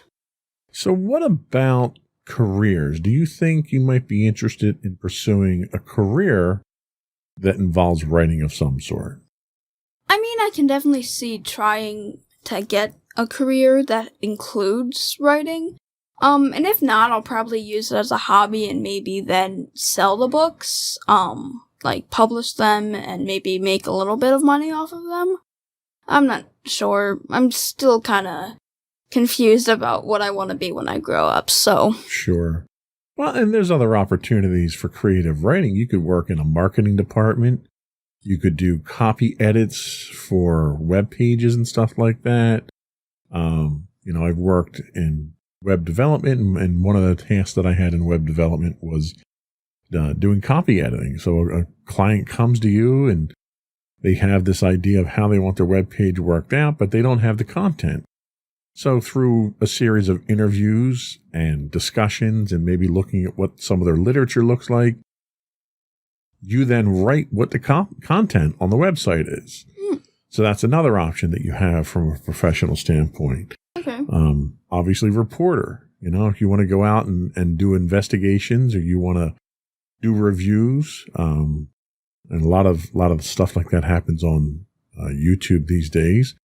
But you could write for a magazine. If you like technology, for instance, you could review the latest technology and products and write stuff like that up. Would something like that hold your interest at all? Possibly. Of course, still kind of in the fiction standpoint, so I don't know. The future's still gonna be there, and I still need to figure out what I'm gonna do. True. Not trying to push you in any direction here. Relax. Okay. Not asking you to make any decisions. Just saying that, there are options that are out there. Yeah. So what advice would you have for teens who might be interested in pursuing an interest in writing? Well, so I don't entirely have advice for nonfiction, entirely. I'd say just learn the nonfiction signposts and possibly include them, as well as do your research during it. But for fiction, I'd say you first need to learn about the plot wave map and the different elements and kind of figure out what kind of stories you want to make. Then I'd also say that if you have an idea for a story, write it down. Well, not like write it down, but like write your idea down, and then you can branch off of it when you have the chance. And then you can possibly turn it into a story, and, you make it. And yeah, just turn your idea into a story. Writing is a lot about creativity, and although you can learn the different methods for creative writing, it's all about what you want to do and how you want to write. So when you write, what tools do you use? Like we had talked about in the graphic art podcast we did last time, we talked about the fact that you did a lot of digital art on your tablet. Mm-hmm. So when you write creatively? Are you using a notebook and writing it down? Are you using just a simple word processor? Is there a specific tool that you use? How do you do it? Do you do it digitally, or do you do it analog, writing it down by hand? Now I've been kind of typing them out. I do sometimes write down some of the ideas that I want to keep in mind. So I'd say kind of both. Those are my main tools. So yeah, they're kind of simple, I guess. So when you work, you're working in a controlled environment at home, in your room, in the kitchen, or something like that. Yeah. Do you think you would be comfortable going to a park or something like that to draw inspiration from your surroundings and write in an environment like that? Do you think something like that would work for you? I mean, the fact that I was able to come up with an entire story about two squirrels who were just standing while we had just driven by after my orthodontist appointment, I'm pretty sure I'd be able to find some inspiration from the park. I'm sure you would. Well, that was all the questions that I had. Did you have anything else that you wanted to add to the discussion?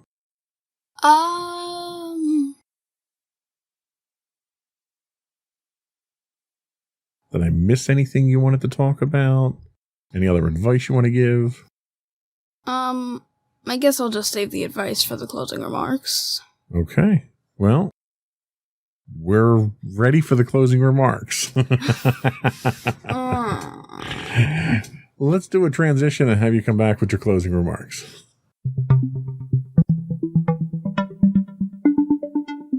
Go for your closing remarks and shout-outs. Okay, so to anyone out there who does want to do creative writing, like I said before, it's all about your own, what you want to make.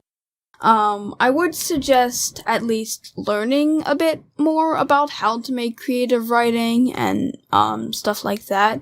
And of course, always, and a lot of times I'll say try to, get inspiration from your surroundings. And I always like coming up with stories on the spot, and I can come up with stories, like, out of thin air. And I know a lot of people aren't like that, but try it out and see how it works. Okay, I think that is sage advice. So that was all we had for today. I want to thank you for watching. We would also invite you once again to subscribe to the podcast. You can get audio versions of the podcast listed as Insights into Teens. Video versions of all of our podcasts are listed as Insights into Things. We're available on Apple Podcasts, Spotify, Google, Stitcher, iHeartRadio, Amazon, and any place that you can get a podcast. Our podcasts do go live Mondays at 8 a.m. We would also invite you to give us some feedback. We're always looking for topics to talk about. You can email us at comments@insightsintothings.com. You can hit us on Twitter at insights_things. You can get us on Facebook at facebook.com/insightsintothingspodcast. On Instagram, we are at Insights Into Things. We stream on Twitch 6 days a week. If you are a Amazon Prime subscriber, you get a free Twitch Prime monthly subscription. We'd appreciate it if you threw that our way. You can also reach out to us on our website at www.insightsintothings.com. And you. And don't forget to check out our other two podcasts, Insights into Entertainment, hosted by you and Mommy, and Insights into Tomorrow, our monthly podcast, hosted by you and my brother Sam. That's it. Another one in the books. Bye, everyone. Bye.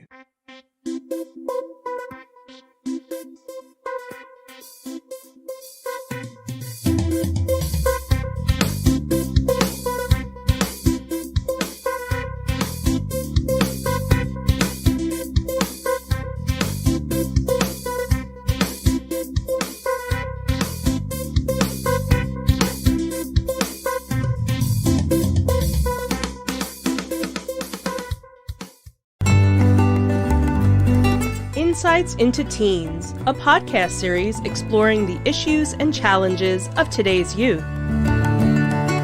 Talking to real teens about real teen problems. Explore issues from braces to puberty, social anxiety to financial responsibility. Each week, we talk about the topics concerning today's youth. We look at how the issues affect teens, how to cope with these issues, and how parents, friends, and loved ones can help teens handle these challenges.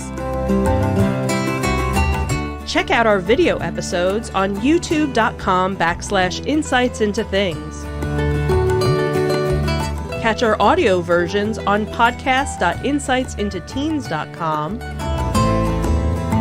or on the web at insightsintothings.com. Insightful podcasts by informative hosts.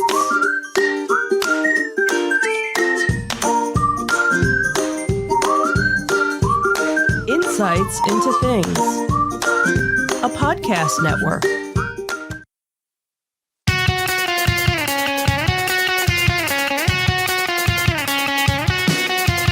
Welcome to Insights into Entertainment, a podcast series taking a deeper look into entertainment and media.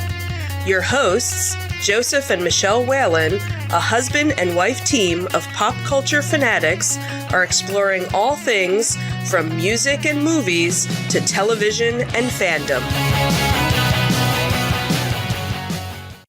Welcome to Insights into Entertainment.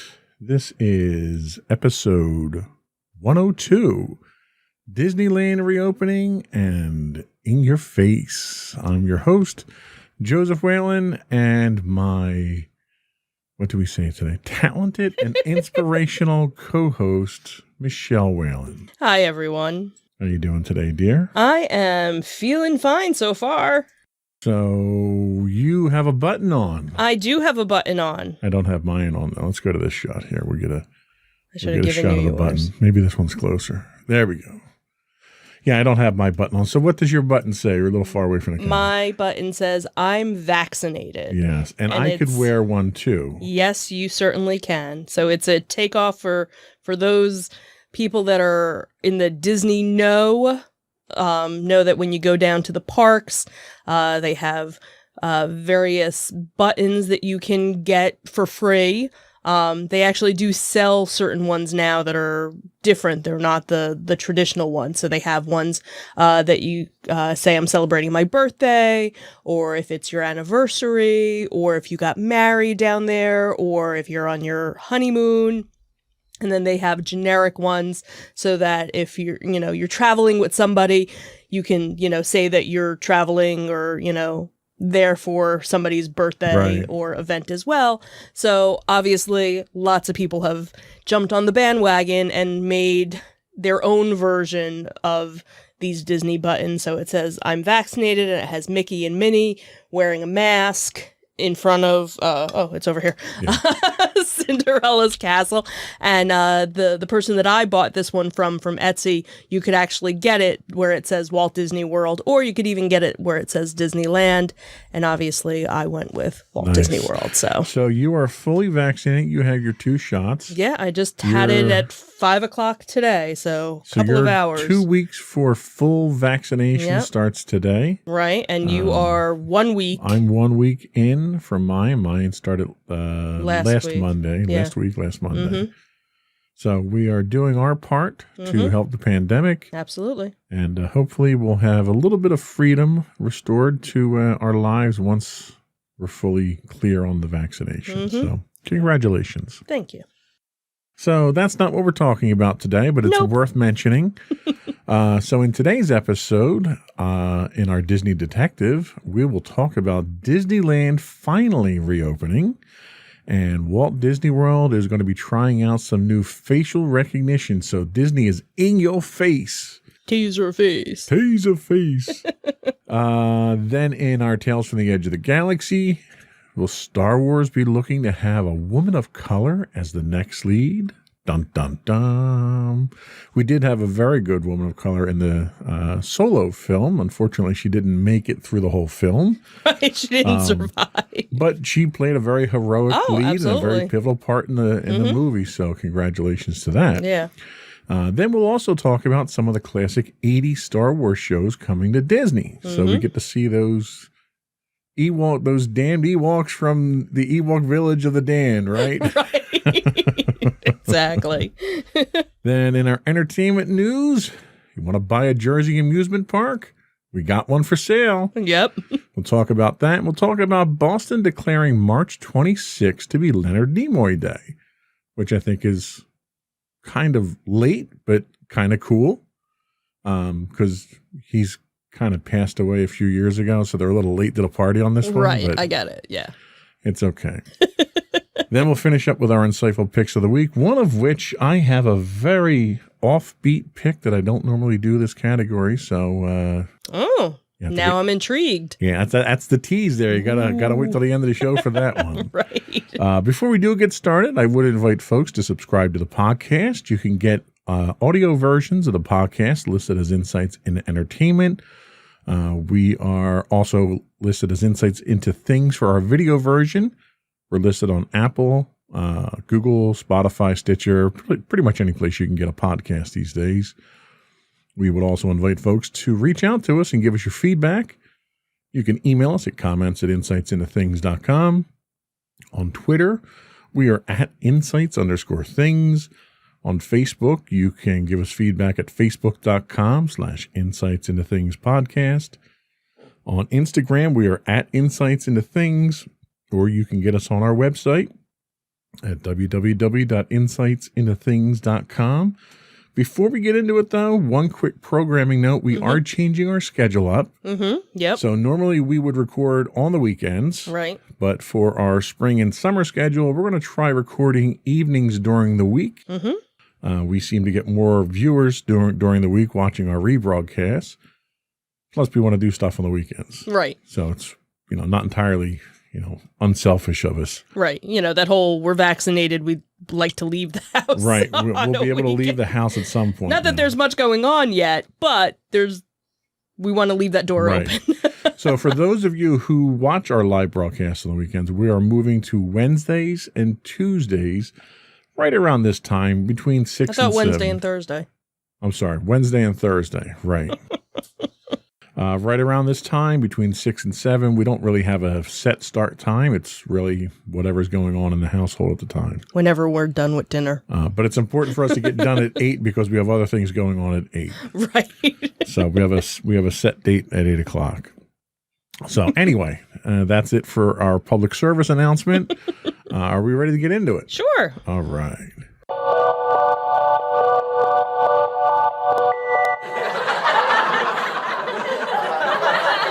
That's the wrong soundboard.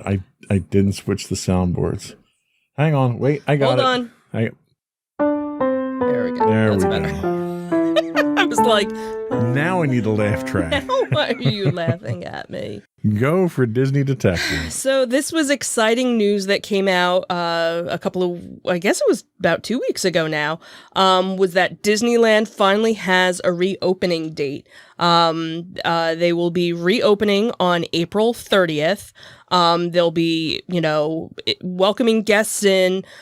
It's obviously going to be a much different atmosphere, kind of, to the same level that when Walt Disney World opened, they're kind of be doing the same thing. So there's not going to be the parades. There's not going to be the fireworks. There's not going to be fast passes or the magical mornings. But they are going to be trying to plus it in other ways. So right now, they're going to be, per California's guidance for the red tier, the park will be opened at 15% capacity and only Florida residents at this point will be able to visit. And if you figure only 15% is going in, that means smaller crowds will obviously give you a better ride experience, limited capacities in stores, and give people space to shop without the crowds. So for many, the trade-off of having to wear a mask and being stationary while eating or drinking will be worth the experience of not having the park so crowded. So while Disney doesn't actually release attendance numbers, DisneyNews.us estimates that Disneyland had about 51,000 visitors per day across the parks in 2019. So at 15%, the park would cap at just about 20,000 people per day. So that's not really very crowded. So if you can, manage to get a reservation, to visit, obviously, and you feel safe enough going, not a bad time to go. So obviously the way that they're doing this is the same way that they did, that they're still doing with Magic Kingdom, with Walt Disney World, is that you have to make a reservation for a specific day, when you go to purchase, your ticket. As of right now, tickets have not gone on sale yet. And Disney basically says, keep checking back our website, for updates. So as of, the other day, they hadn't released when it was going to be open. But they said, one of the things is Space Mountain will have probably a 0-minute wait, which is it never has. So this is your one and only opportunity to, to go to the park. It's almost like a private party, really, when you think about it. So again, they're going to be doing, so instead of doing the parades like they would normally do, they're going to be doing the character cavalcades, what they call it, where basically just like 1 or 2 floats will go down Main Street, and it's never at the same time. So they randomize it. So this way there's nobody standing around waiting, for a crowd to gather. So it's just kind of, you have to be in the right place at the right time, for it to happen. The other thing too is that they have been doing a lot of renovations because the park has been closed now for over a year. So they were already starting to make some changes to some of the rides. So now they've been taking this time to finish up some of these things. So one of the big things is that Snow White's Scary Adventure has now been changed over to Snow White's Enchanted Wish. So they totally renovated that. And they, so now there's a scene where there's a dancing figure of Snow White who's joining the dwarfs in their cottage as the scent of apple pie goes through the air. The other thing that came out is that they were adding some new magic to the Haunted Mansion. So there have been a couple of articles, but nothing's actually said what it was. So that'll be kind of fun to see when the park actually opens, what they kind of plussed with that. The other thing is in Disney California Adventure, the new Avengers campus is almost completely open. So while it won't be open when the park opens on the 30th, it's not going to be too far behind. So that'll be, kind of something to look forward to. Obviously, some of the shows that they've had in the past won't be opening up and probably won't ever open back up, or at least not for a couple of years. But at least, they're making changes to other things to kind of, give you a good experience for going. So just to clarify, both parks? Both parks. No announcement on how many reservations they're going to be allowing per day? Right, because they never really say what their, the guesstimate was 20,000 guests per day. The other thing too is some of the hotels are going to start accepting reservations for I think 2 days before park opens or 1 day before park opens. So various other amenities will be opening up as well. What about hours? Are they running abbreviated hours? They haven't. Yeah, as of right now, they haven't mentioned anything beyond we're opening on the 30th. Any preferential treatment for people staying at the Disney hotels there? I don't think so. Because they're doing California residents. I don't, I would hope if you're making a hotel reservation, that kind of helps you a little bit. But, right. I think in a lot of cases, it's probably first come, first serve. Okay. Well, good news. We're moving in the right direction. Absolutely. What else do we have to talk about? Let's talk about Disney getting in your face. Right. So now we're going to go from the West Coast over to the East Coast. So it seems that facial recognition technology was tested Tuesday morning at the entrance of the Magic Kingdom. Walt Disney World has shifted in recent months to utilizing more of a touchless technology, and the newest addition could be a touchless entry to the theme parks through facial recognition. So the test was optional on Tuesday morning, and testing will continue sporadically. The test was only conducted for a short period of time. The testing takes place in 3 easy steps. Guests begin by entering a designated facial recognition testing lane, and then after that, guests are instructed to remove any hats or visors or sunglasses before approaching the recognition testing zone. Guests will need to position their Magic Band or valid admission close to the scanner to activate the technology, and then the technology will capture an image and convert it into a unique number that is associated with your valid ticket. Disney added that security, integrity, and confidentiality of your information are extremely important to us, and they go on to state that the images are only the images that are captured will only be stored for 30 days, and that the images or unique numbers will not be shared with third parties. They also added that despite strict security measures, no security measures are perfect or impenetrable. So nice of them to have a little caveat there that, hey, we're going to be really secure except for when we're not secure. Right. We're not really sure. And so let me ask you, how do you feel about this?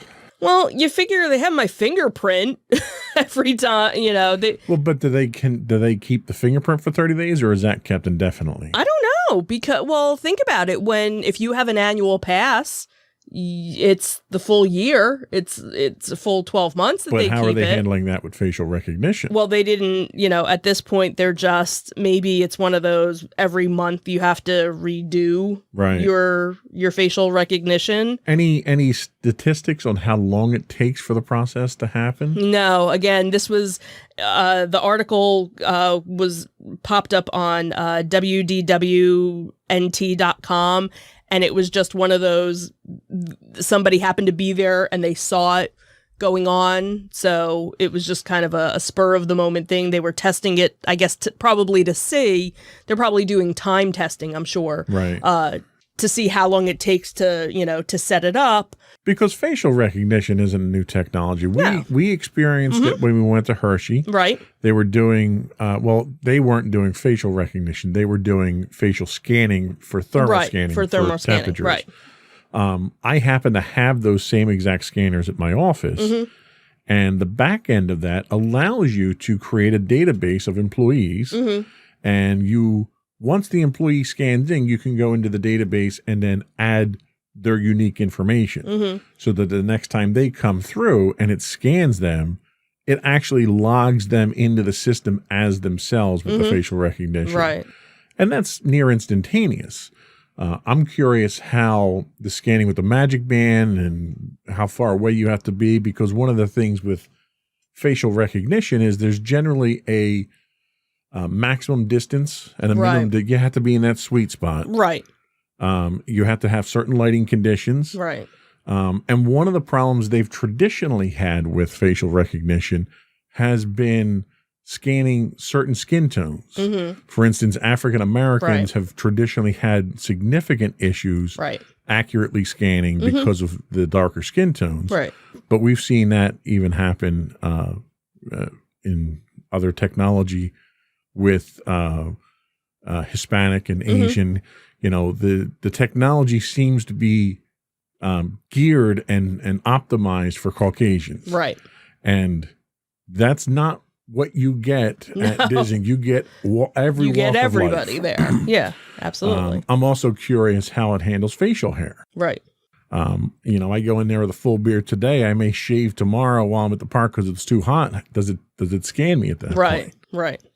You say you have to take off hats and masks and everything else, which I don't know how long you're without your mask at that point, too. Right. And it's probably just, for anybody that's gone, if you have a multi-day ticket, you have to do the fingerprint thing. So really, this is taking place of, because you still have to have your Magic Band, you still have to have your park pass, and this is just that that extra level so that this way somebody else isn't using your pass. Right. So when you would normally go, you would do the fingerprint reader, and your first time using your pass, it takes a couple extra seconds because they need to record your fingerprint to match it up. Well, and like it fails 1 out of every 7 times too. Exactly, because that's why they have the cast member sitting there to just hit the button and be Right. like, all right, just go. I don't know. So, I'm not entirely comfortable having Disney have another piece of Right. biometric And that's the information thing on is, me. at this point, it's optional. They're, And this is just for admission. This is not for fast passes or anything. yeah, at this is point. just getting in the park. And I'm guessing, again, if it's something where you don't have a multi-day park ticket, then you wouldn't have to do this. And so. right now you can't park hop still, right? I think park hopping actually did start this month, I thought. So then my next question is, does it work park hopping, or do I have to scan in for each park? Well, you'd have to you have to scan in each park anyway when you Well, no. park What I'm hop. saying is, like, do I have to redo it Right, again? right. I'm thinking once you do it the first time, you don't have to redo because usually all their systems are connected. So Any expected date on when they plan to roll this out in production? no, again, this was just kind of like, hey, we were at the park and we saw this happening, so we're going to write a little story about it. Gotcha. So I'm sure we'll hear more, as it comes they're out. definitely incorporating the newer technology. Mm-hmm. Doing it without being a touchless makes a lot more sense. Mm-hmm. So maybe this is a sign of the new normal. Yeah. So that was all we had for our Disney Detective today. We'll take a quick break and we'll be right back with our Tales from the Edge of the Galaxy and the right intro music this time. Okay.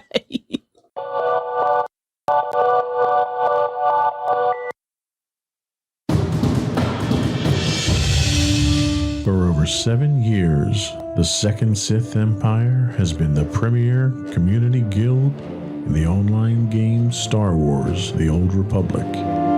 With hundreds of friendly and helpful active members, a weekly schedule of nightly events, annual guild meet and greets, and an active community both on the web and on Discord. The Second Sith Empire is more than your typical gaming group. We're family.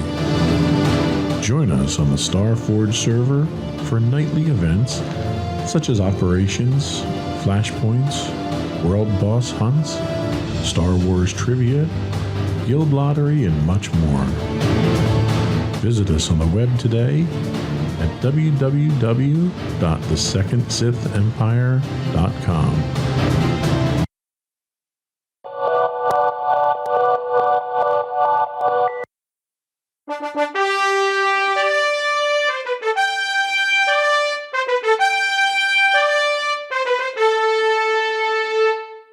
Pew pew pew pew pew pew. Go for Tales from the Edge of the Galaxy. So, in an article that came out this week from giantfreakinrobot.com. See, I like just saying that just Could you you get one from them each week, it looks like now. I try. Well, they're really good. So the article that they had was talking about how Star Wars is committed to having a woman of color lead in the next franchise. So, obviously it's a little too early to get a commitment about what the cast would look like. But according to insider Daniel Reitman, for the next trilogy of movies, they are committed to having a woman of color take the lead in whatever story is told. So again, very early, we don't really know much of what the next trilogy is going to be because obviously Rise of Skywalker just finished its trilogy run in 2019, but it looks like they're, thinking about how they want to kind of go with, the next step.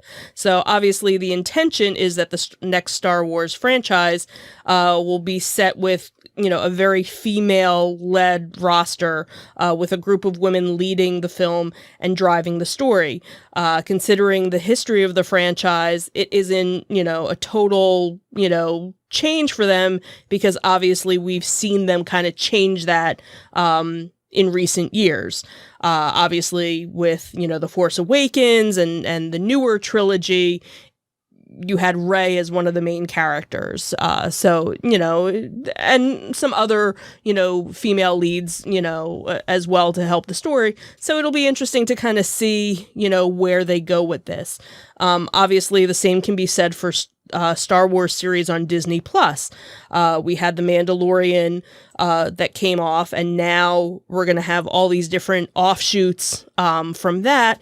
And Ahsoka Tano, played by Rosario Dawson, is set to get a show of her own. So, they're kind of following with that. And that is set for a 2022 release date. So, again, not sure what their plan is. And again, because it's still kind of early, I'm sure they're still in the, brainstorming phase of everything. But it'll be interesting to see where they go, with it. I hope they do it right. And I hope they do it justice. And they don't make an African-American female lead just for the sake of having an African-American female lead. I hope it's the right part.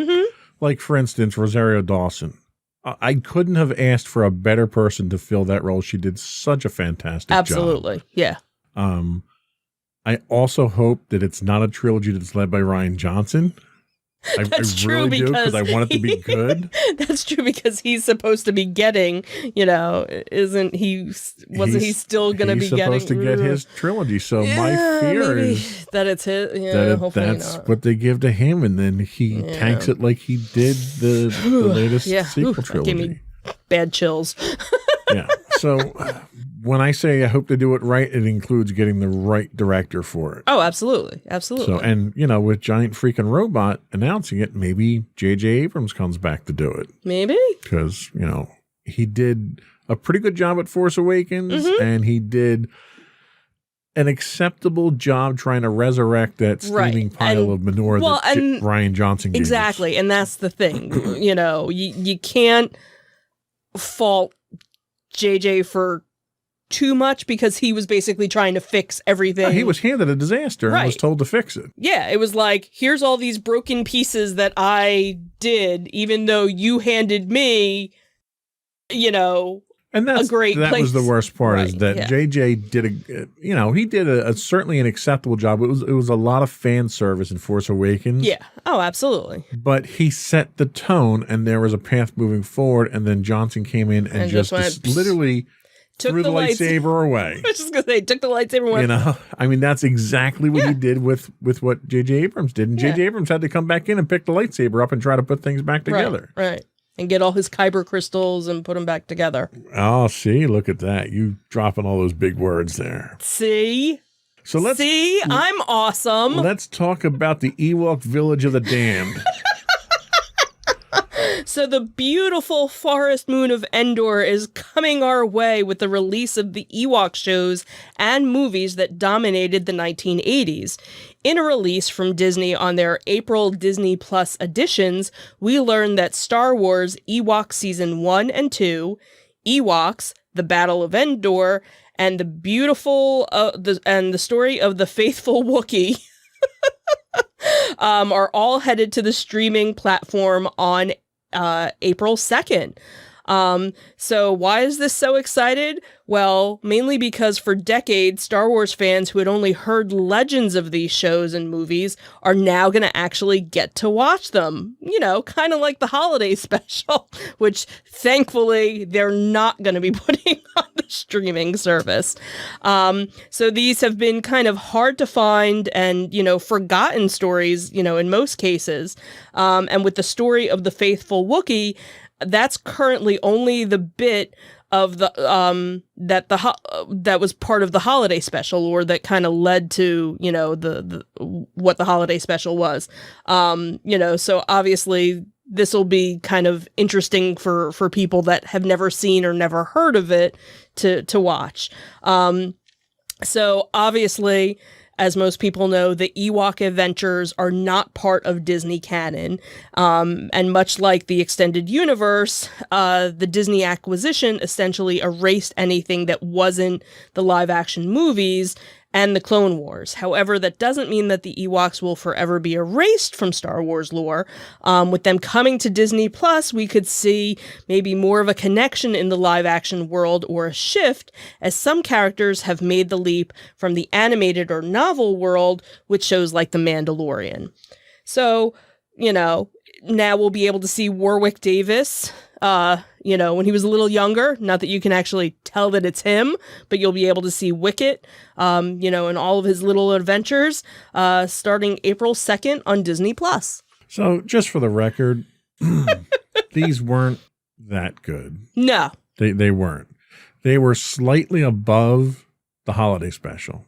Right. But that doesn't mean we shouldn't bring the holiday special back.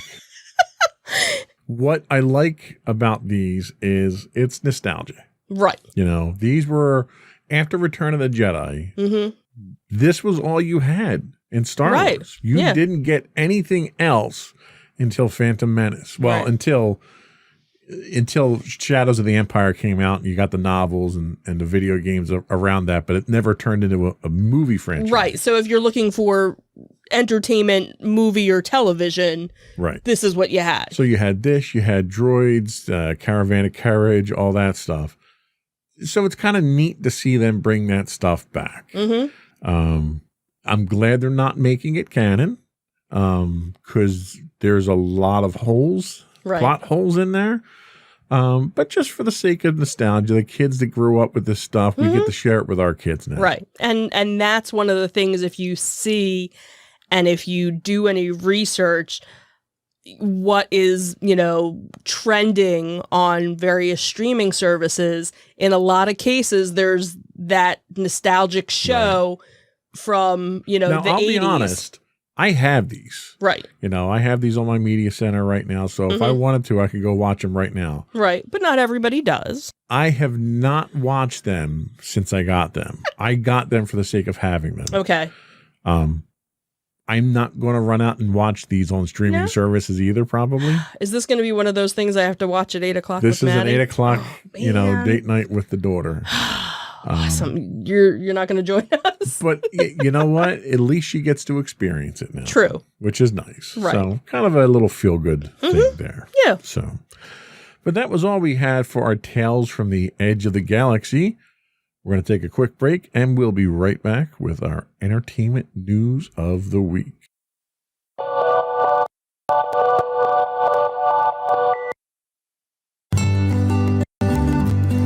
Insights into Teens, a podcast series exploring the issues and challenges of today's youth.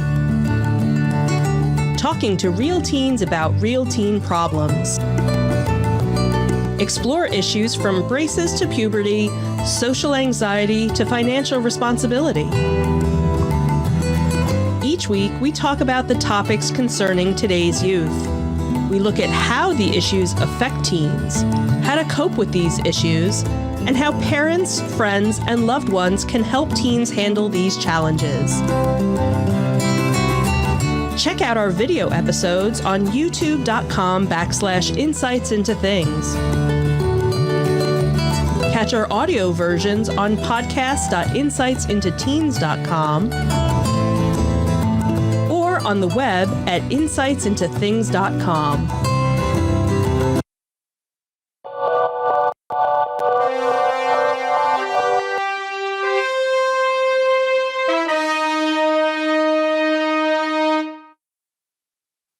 Dum dum dum dum dum dum dum.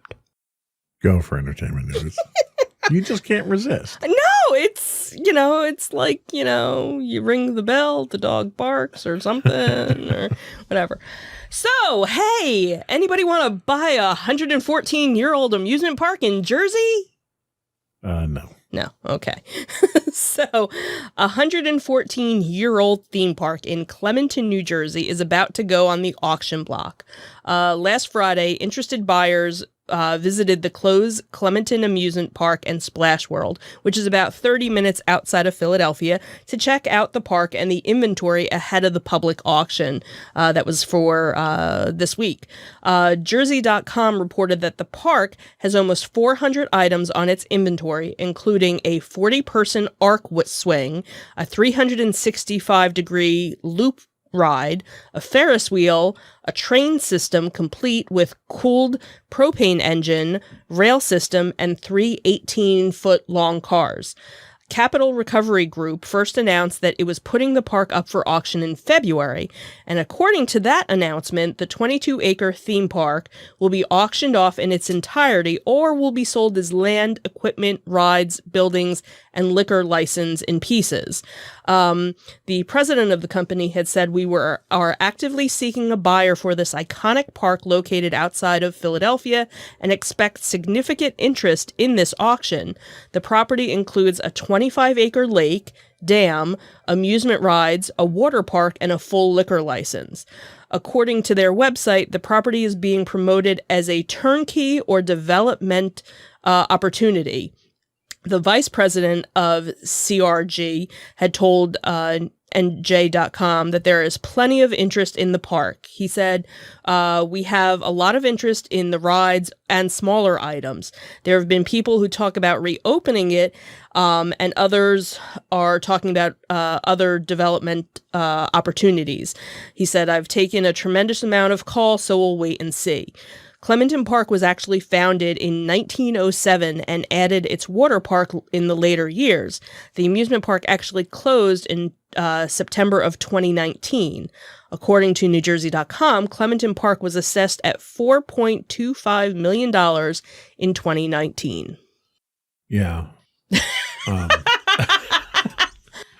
I'm not sure where the value is other than maybe in land. The land, you think? And again, we talk about nostalgia a lot on this show. Yes. And I spent a number of summers going to Clementon Park as a kid. That was what the attraction was down here. You know, up further up in Jackson, we have Six Flags. We've got, which is where my hometown was and where I actually worked for many a summer. And what's it, Dorney Park? Dorney Park is out in the Lehigh Valley area. Right. So there's a number of or you have Hershey parks. Park. You have Hershey Park out there. There's a number of amusement parks. And then you have the shore and all the attractions down there. Right. But I'll say it again, you know, my family did not have means when when I was younger. So that was the alternative that we went to. And that was the inexpensive alternative that a lot of kids wound up going to. For the longest time, it boasted the oldest wooden roller coaster in New Jersey, which I'm not really sure you want to boast about. I had ridden not the roller coasters that are pictured on the image we have here, but they had torn down the wooden one years ago. But I had ridden that one, I don't know, 25 years ago. And it was terrifying to ride, not because it was a really scary roller coaster, but because you didn't know if it was going to fall apart while you were riding it. Yeah. So it made for an interesting, if not scary, ride for that reason alone. And we were there, 6 years ago, maybe longer than that. Longer than that, because Maddie was probably only like 2 or 3. So it was probably 12 years ago. We were there. Yeah. And it was a ghost town. To call it an amusement park was just an insult to amusement parks. And the first time that I had ever gone was actually with a company picnic. Now, it wasn't my company. I was going as a guest. And it was kind of surprising because the company that, used this as their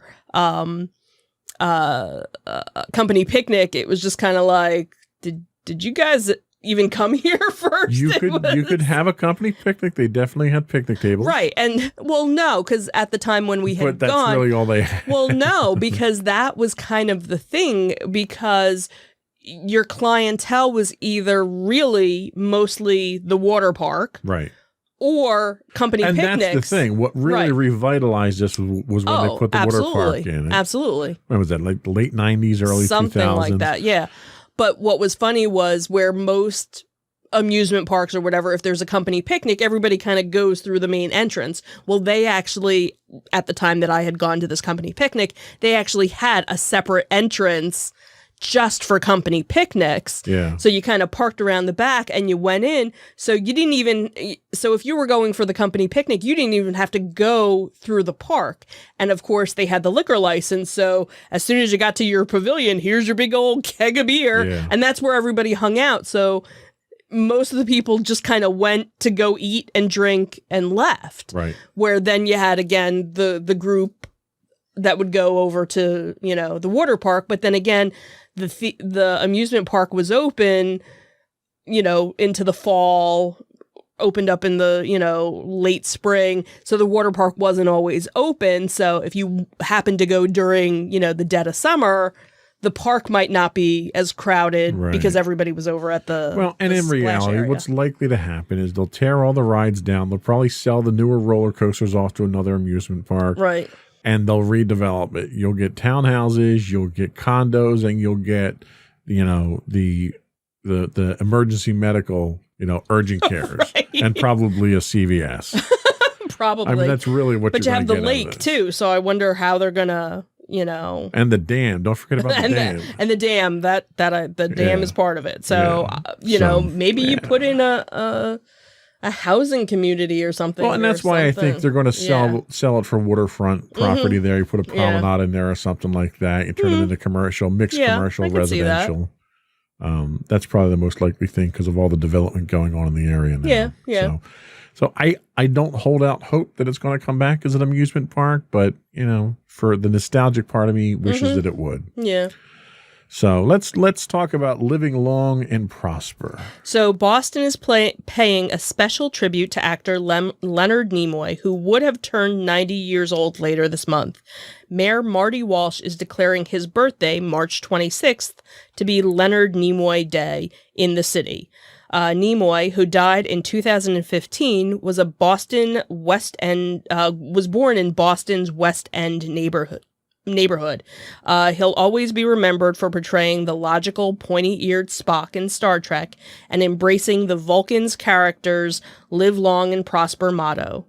Walsh wrote that Nimoy brought honor upon his native city with his accomplishments and gave the immigrant, the refugee, and the oppressed a hero for the outsider. He said, I encourage all Bostonians to recognize Leonard Nimoy's commitment and dedication to the arts and the lasting impact that it has left on the community. Nimoy's daughter, Julie, had shared the news of the proclamation on social media and had posted on Twitter as a special tribute to Dad's life, the legacy, the city of Boston just announced that on his birthday, 3/26, will officially be Leonard Nimoy Day. Thank you, Mayor Marty Walsh, for supporting this proclamation. Now, just as a side note, Boston University had actually awarded Nimoy an honorary degree back in 2012. Oh, that's cool. And, you know, he was probably one of the biggest trendsetters of the time. Mm-hmm. You know, he took a role that was controversial, that was unique. But even outside of Star Trek, he had such a fantastic career before Star Trek and after Star Trek. So definitely a well-accomplished and, you know, a well-deserved honor, you know, posthumously awarded. So that was all we had for our entertainment news. We will be right back with our insightful picks of the week. I clicked off my one monitor, so I'm all confuzzled now. Oh, geez. We'll be right back with our insightful picks of the week.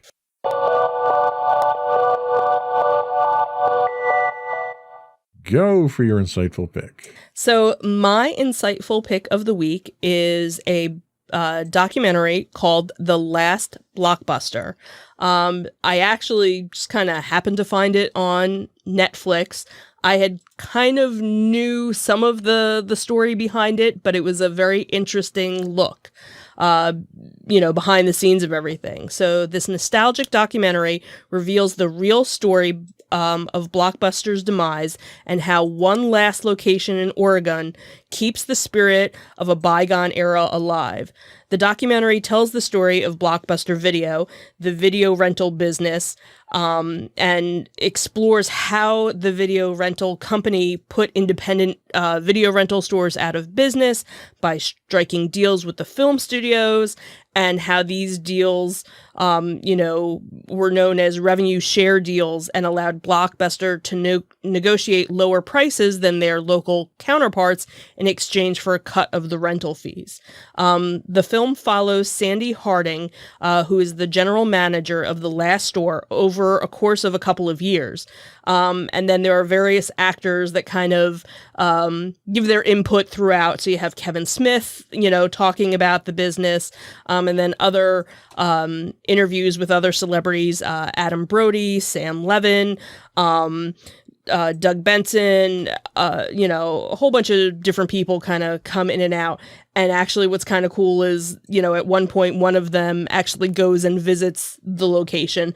So it's really interesting to kind of see, because when they started filming this, there were 18 locations still operating, in the United States. And then the following year it was down to 4, with 3 of them being in Alaska, which was kind of funny, and 1 being in Oregon. And then the last 3 in Alaska closed, and, here's this last one in Oregon. And, up until the very end of the movie, the documentary, you don't know if they're going to survive or not. So it was just really well done. And for, people of our ages that that remember going to the video rental, stores and picking up your movie on a Friday night and, walking around for an hour trying to figure out what you're going to, watch. It's that whole nostalgia of it. It's funny to see what, Sandy does to kind of keep the business going, and she's still maintaining it, to this day. And she put so much heart in it. And I think that's, you see, it's not just about video rental, it's the customer service. It's the interaction, that she has with the public. And that's what, keeps it going. So it's good to see that, even though it's a corporate entity, it's really a mom and pop, business, these days. So cool. Nice pick. Thanks.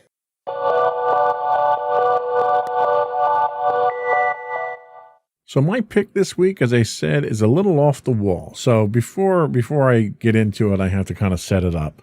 So I am one of those idiots that around Christmas time sat online and clicked refresh 1 million times so I could buy a next generation console. Okay. I had to settle for an Xbox Series S, not an X. But one of the things that I did do was I had subscribed to the Xbox Game Pass Ultimate, which on the console, the Ultimate gives you access to a bunch of available video games and so forth, and your Xbox Gold and all that. But what it also gave you on the console was EA Play, which is all of EA's library of games that you can download and play over and over without paying for them individually. Now, at the time that I had subscribed, they were supposed to be releasing. Now, I had bought the console early December and the subscription around the same time. They were supposed to release EA Play for PC on the 18th. And they delayed. And then they were going to release it in February, and they delayed. And then over and over, they delayed. Well, I'm happy to report that EA Play is now available for Xbox Game Pass for PC and for console. Woohoo! For Ultimate members. It's been available since November on consoles, but just recently it opened up for beta use on the PCs. Through the EA Desktop app, which you download and set up on your PC.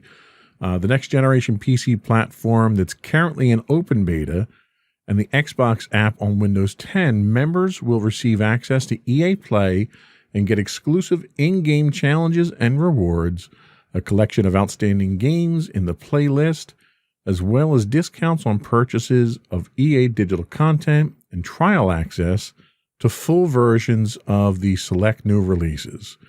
Now I'm paying, I think, $14 a month for the Ultimate. Okay. Gives me EA Game Pass and Xbox Game Pass on EA Play and Xbox Game Pass on both platforms. There are certain games that they just run better on a PC. You know, there are games that are graphic intensive that a gaming PC just works better. For instance, one of the games that I play is Battlefield 5. I've been playing that a lot on console, and it's okay. You know, it plays well, but you know, I play it on a 65-inch TV downstairs, but it's a single screen. Okay. Well, the first thing I downloaded was Battlefield 5 to try it out. So I have it with my gaming headset on. I have it on 3 screens, panoramic, and it's just a completely different experience. It's so immersive on the PC. You have access to all of the library of Star Wars games, the original Battlefront 1 and 2, Empires, Fallen Order. You have access to all the Star Wars games if you're a game fan. And the number of games that you have available, it's huge.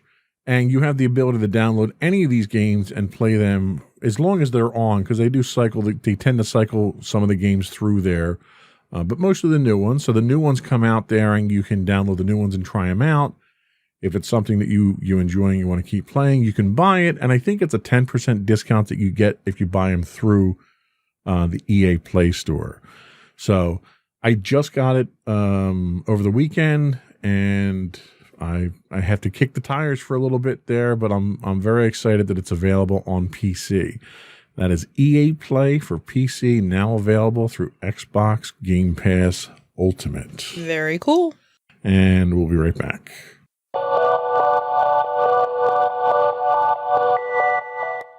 So I think that was all we had today. Mm-hmm. I think this midweek podcast went well. Yep. Hopefully we'll keep it up so we can have our weekends back to ourselves. Mm-hmm. We still will be releasing them on the podcasting streams Monday mornings at 8. All this does is it buys me more time to do the post-processing for everything. Right. Before we go, I would invite folks to subscribe to the podcast. You can get us on Apple Podcasts, Spotify, Google, Stitcher, iHeartRadio, or TuneIn, or anywhere you can get a podcast. Audio versions are listed as Insights into Entertainment. Video versions of all of our podcasts are listed as Insights into Things. We do stream 6 days a week on Twitch at twitch.tv/insightsintothings. If you have an Amazon Prime membership, you do get a free monthly Twitch Prime subscription. We would appreciate it if you could throw that our way. It helps us keep the lights on around here. We also invite you to give us your feedback. You can email us at comments@insightsintothings.com. You can find us on Twitter at insights_things. We are, as I said, on Twitch at twitch.tv/insightsintothings. You can find us on Facebook at facebook.com/insightsintothingspodcast. On Instagram, we are at Insights Into Things. The audio versions of all of our podcasts can be found at podcast.insightsintoentertainment.com. You can get high-res versions of our videos on YouTube at youtube.com/insightsintothings. And obviously our main website, if you can't remember any of all those other places to find us, is insightsintothings.com. And that's it. Another one in the books. Have a good week, everyone. Bye. Bye.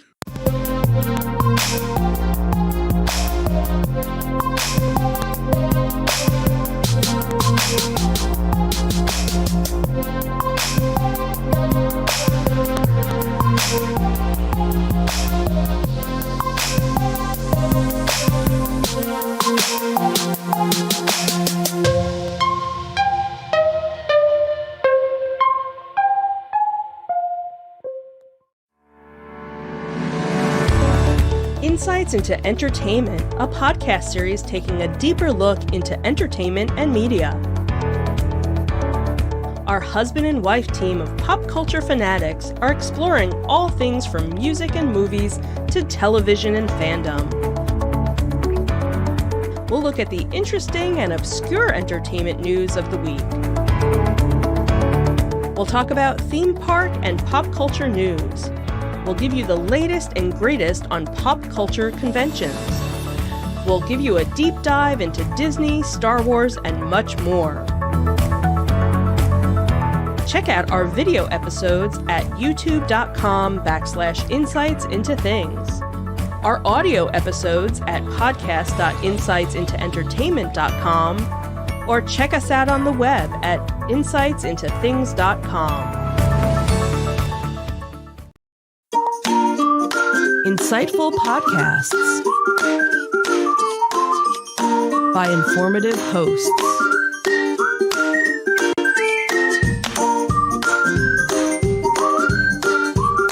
Insights into Things, a podcast network.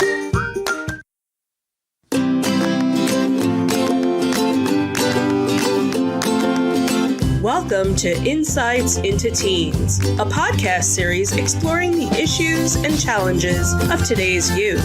Your hosts are Joseph and Madison Whalen, a father and daughter team making their way through the challenges of the teenage years.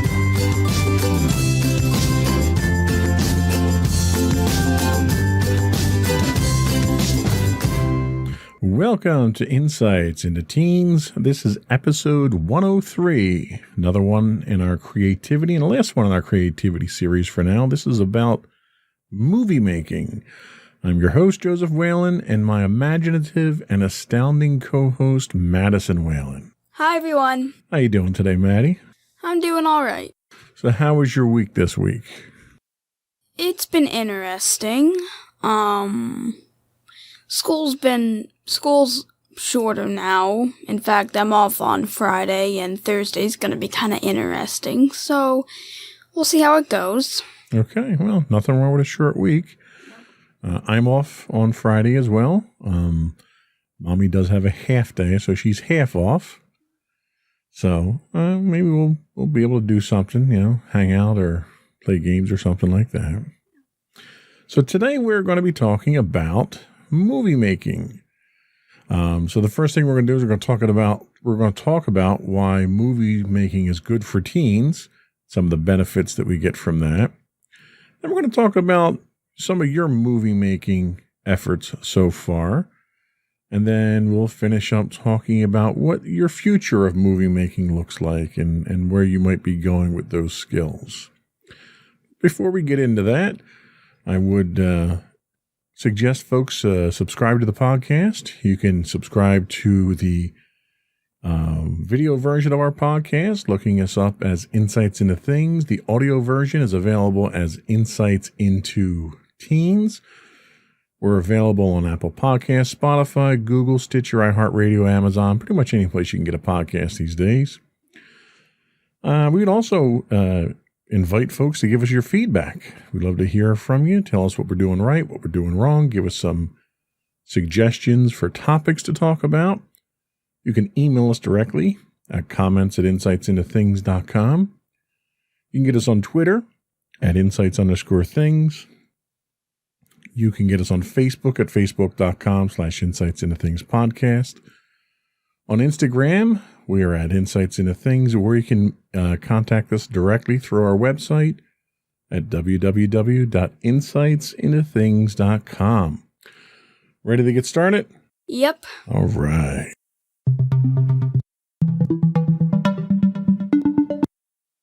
So this week's research was done by you. So I'm going to let you give us, and make sure you get the website right this time. Yes. So go ahead and give us what the research shows us this week. So I decided to look up why movies are good for teens, and I found it on a website I accidentally mispronounced in the in our 100th podcast. YouAreMom.com is where this information comes from. Yes. Most movies have a lesson. By seeing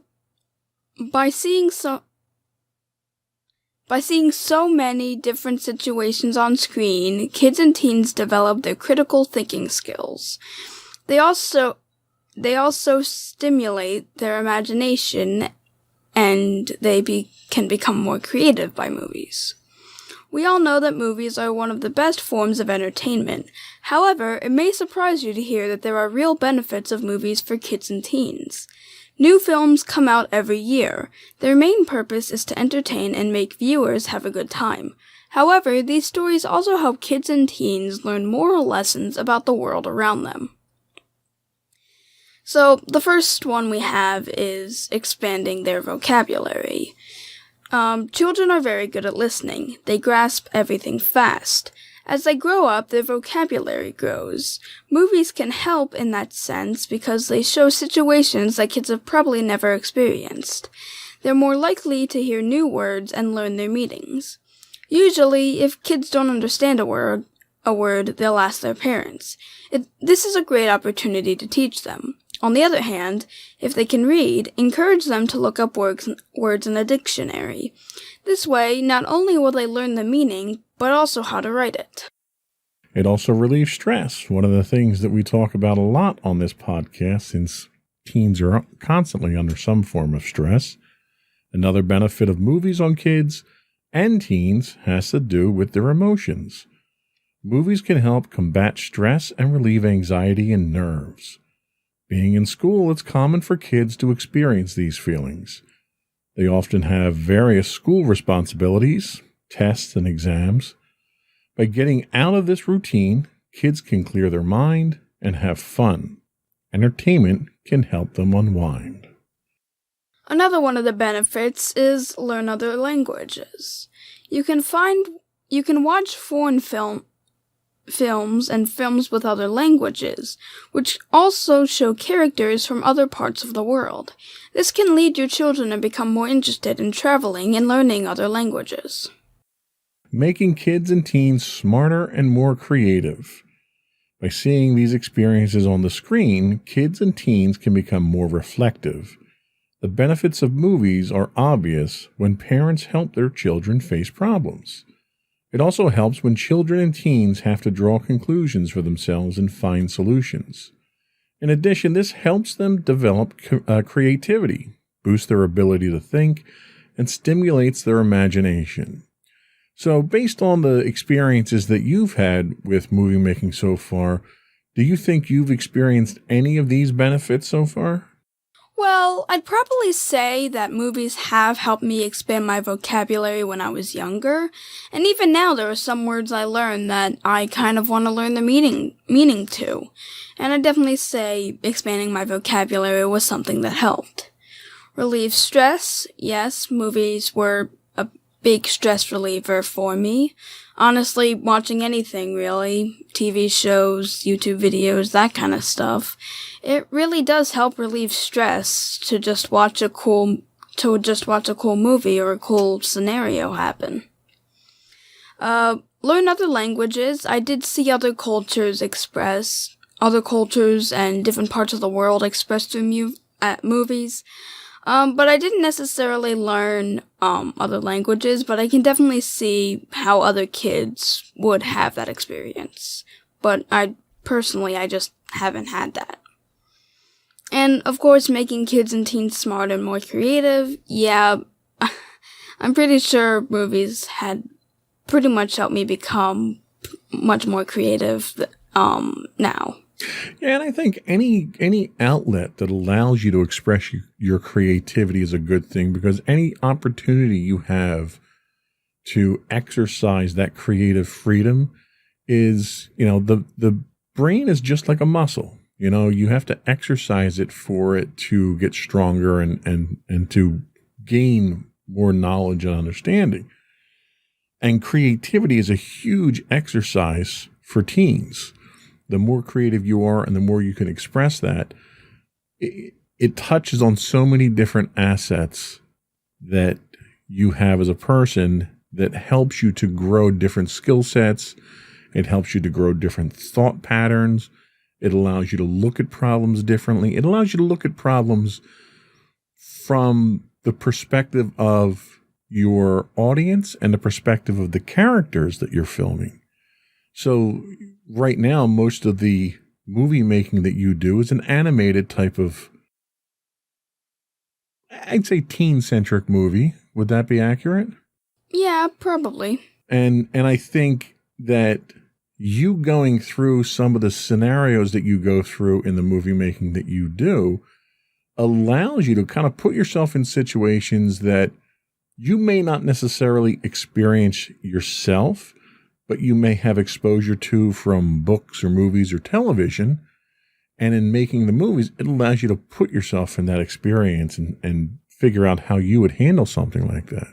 Mm-hmm. So that alone, I think it's definitely a learning experience for you.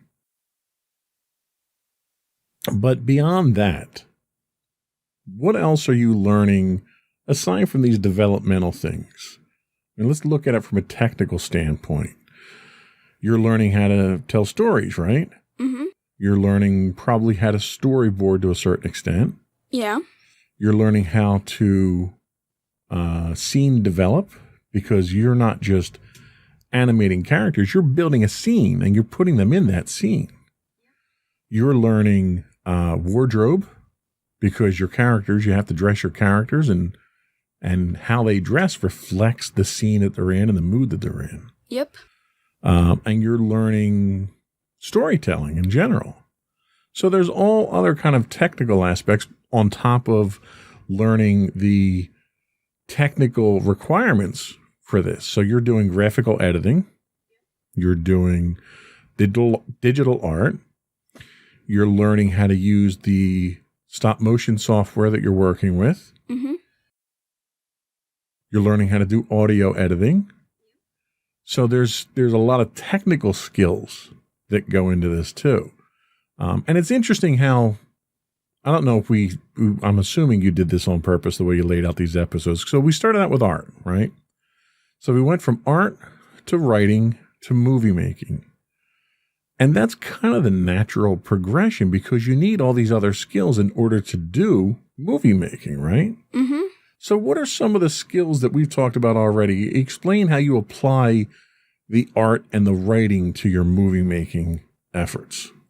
Well, for the art aspect, like you said before with costume design and how the characters express their emotions, I use that art aspect of my creativity to make the characters look like how I want them to look. I'm able to not only know what their personalities are through the writing, but also see what they look like through the art. I'm able to give them different outfits that can express that I feel they would wear.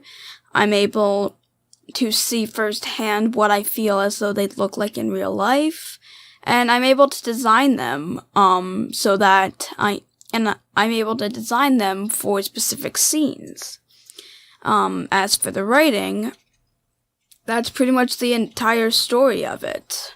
I am able to tell the story and show the characters' personalities through the writing and their actions. I'm able to use narrative elements in order to make a steadily flowing story so that it all blends together well. I'm able to use character development to show how, and characterization to describe my characters in that kind of sense. And I'm able to express their emotions that way. I can pinpoint what different scenes would look like and different actions of the characters to better express how I want them to be perceived. So, yeah, both of them go hand in hand when I make movies. Yeah, so your movie making is really just the culmination of all these other creative skills that we've been talking about the last few podcasts. So let's take a little break, and we'll come back and we'll talk about your movie making and how it started and how you learned how to do the things that you did. And we'll get a little bit more background on that.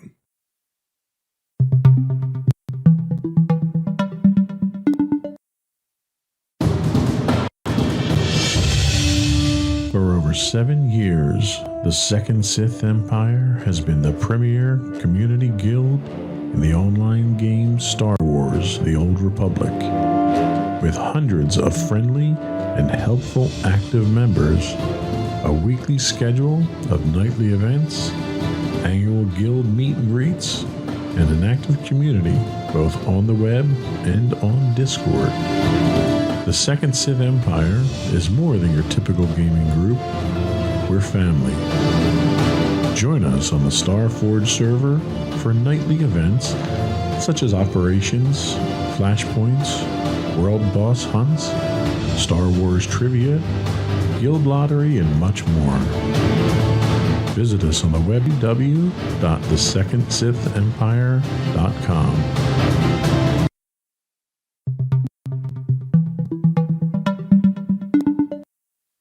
Welcome back to Insights into Teens.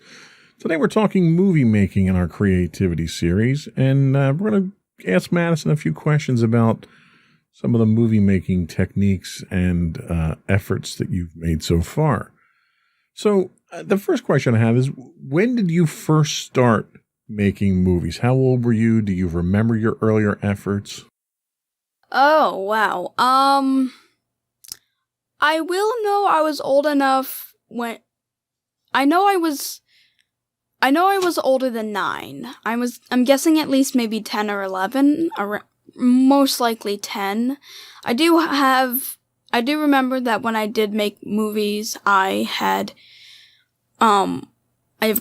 mainly just recorded them on my phone, so yeah, I'd say around 10 years old. Okay. Is when I first made them. What was the first thing that got you into making movies? Was it something that you had watched? Was it a story? Was it just, you felt that you had so much that you wanted to put out there that you had to make a movie about it? So I was into LPS, and there was this one... What's LPS? Littlest Pet Shops. They're little toys that are pets. And there was this one channel I had seen on YouTube where it was kind of like a Dare channel but with LPS, and it was with this one character, and basically like he would do dares in each of the videos, and I found it hilarious, and I kind of wanted to do something similar. Okay. So what were some of the first videos that you did that are some of your favorite videos?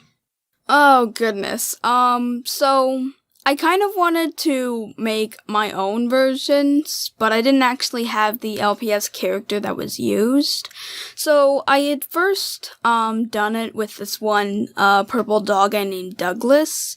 And I had done like some weird dares with him, but I don't actually have the videos because I was on one of my older phones before I'd gotten some of my recent ones. But when I did, but the last video I have on my phone now is when I had actually gotten the one character, and I was able to make those videos. It was I will say, when I watched the first video I ever had, I will admit, it was not the best. But it also wasn't the worst. It actually had some decent elements about it. There was one moment that was actually pretty nice and heartfelt and actually showed some really good storytelling. And there was also one legitimate moment where I just laughed out loud because the one scene was just so hilarious. Of course, there were also some annoying characters in there that I could have done without. But overall, although it was a cringy video to get through, I have a lot of nostalgia for it, and I can't help but say that it wasn't all bad. Okay. So walk us through how you would make those early videos. Was it something where you were doing stop motion animation frame by frame? Were you just sort of manipulating the characters and doing voiceovers? How sophisticated were the techniques at the time? At the time, not very sophisticated, I'll be honest. I had props and other characters I'd use in the videos, but overall I'd mainly just film them with my phone on my bed, move the characters with my hand, and try to imitate sounds and voices and stuff like that without really good audio, which is why I have to kind of turn up the volume because my voice was so quiet back then. Okay. So the videos that you were making at this early stage, what kind of videos were they? Were they comedies? Were they, because I know you were into the unboxing stuff for a while there. Were these scripted things, or was this really just you taking video of you playing with the various toys? Well, yeah, the very early stuff I tried mainly was comedy. When I got into the unboxing stuff, I kind of it was just unboxing. I just unboxed stuff and showed my reaction. That was pretty much it.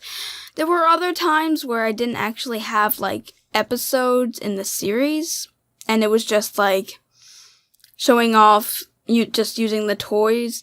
I never actually scripted anything. I think, like, there was probably only one time where I might have had a script, and even then it's kind of stretching it, because I really never scripted my stuff, and I kind of just had my natural reaction with no script whatsoever. Okay, that kind of makes sense. And at that age, I mean, you're 10, 11 years old. I wasn't expecting it to be all that sophisticated. You were kind of really just learning how to express your creativity in movies. But the movies that you liked to make back then, did they reflect what you were watching more than sort of everyday life? Like I said before, the very first videos I made were inspired by this one YouTube channel, so yeah, I guess it would have something to do with that. Unboxings were obviously unboxing videos. Others I kind of made up out of the blue, but yeah, I would say that back then, a lot of that kind of still reflected, like my writing and my art, that kind of still reflected what I saw. So yeah, I'd say so. All right, well, let's talk about how you're making your movies now. What kind of movies are you doing at this point in time? I'm assuming you've stepped up the storytelling and the technical abilities quite a bit since then. Could you kind of describe the type of movies that you're making now? Sure, so I'm no longer doing live action stuff. I realized I don't actually have, like, we did get some stuff so that I could use it for live action, but I kind of stopped with that. I did decide that I was going to make a movie, and I had started using an app I've mentioned before, Gacha Life and Gacha Club now. I've been using those to make the movies so far, and this time I'm actually trying to use a script. I've been writing scripts for different episodes. I have different series planned. And I have all the characters laid out, and I know what I want to do with them. I'm trying to plan it a bit more, and I definitely say I'm a lot more sophisticated than back then. Okay, so when you go about writing a script at this point in time, are you writing it just for the dialogue, or are you writing it like a screenplay where you're doing scene descriptions and art direction and stuff like that? Is that all included in here so that you know what to do when you get to the point that you're going to film something? Well, I do have some liberties. I do have different stage directions, and I do sometimes describe the scene. Other times I really don't, and like when I go back and take the screenshots for it, I already know what I can kind of plan it out myself. The script is kind of like a base outline, if you will. Okay. How about overall story planning? Do you storyboard your scenes out? Do you outline the screenplay? What do you do to plan from, shot one to the last shot in the series there to know what you want to do when you want to do it and so forth? Well, I split it up into different scenes. I have the scenes different scenes marked on my script, and I know that, and to pace myself, I edit one part of one scene, and then once I'm done taking the photos for the next one, then I work on that, and then eventually by the end I'm gonna put it all together. So is what you're doing now more stop action? Are you doing hand animation? Is the software itself doing any kind of tweening or any kind of auto animation for you? Or are you manually manipulating each of these and taking a shot and then streaming these shots together? I have to take screenshots of the characters because I don't and like sometimes I do work with animation by using different poses and kind of putting the pictures together to make it look like stop motion. So sometimes I do that kind of animation. But most of the time, a lot of it's just I take a few screenshots, then I go into my software and I make them shorter or longer depending on how long a scene I want it to be. So when you go about creating your scenes now, are you building the scene elements through like a graphic editor, or are you building them inside the Gasha app itself along with the characters, or are the characters hand drawn by you? I'm building the scenes specifically in Gasha, but there are some times where I kind of need to draw something, so then I go into where I do my digital art, and then I draw out that scene, take a screenshot of it, and add it into the editing software so that I can add that. But most of the time, it's really just I do everything through Gasha, take the photos, and transport them over to the software editor. But there are some times, especially with animation, that I have to kind of put a green screen back on the characters and have them walk across the screen, which I can't exactly do in Gasha very well. So yeah, there are some things that I do in Gasha and some things I do outside of it. Okay. What about reusing elements? Do you build a character's bedroom, for instance, and then can you reuse that bedroom, or do you have to rebuild it every time in the software in order to create a scene from that?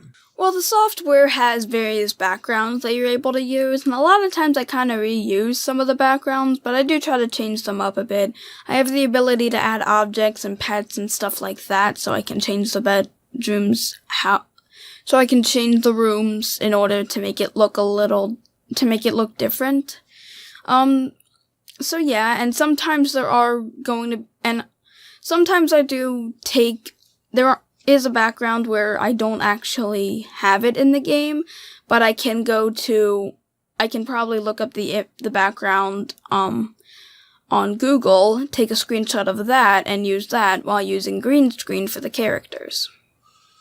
So when you build these scenes and you animate them, so you're building a slide-by-slide representation of the scene itself. You then export these, and then you bring them into what software at that point in time to actually make the movie? The software I use is called KindMaster. I'm pretty sure a lot of people who are doing this kind of thing use it.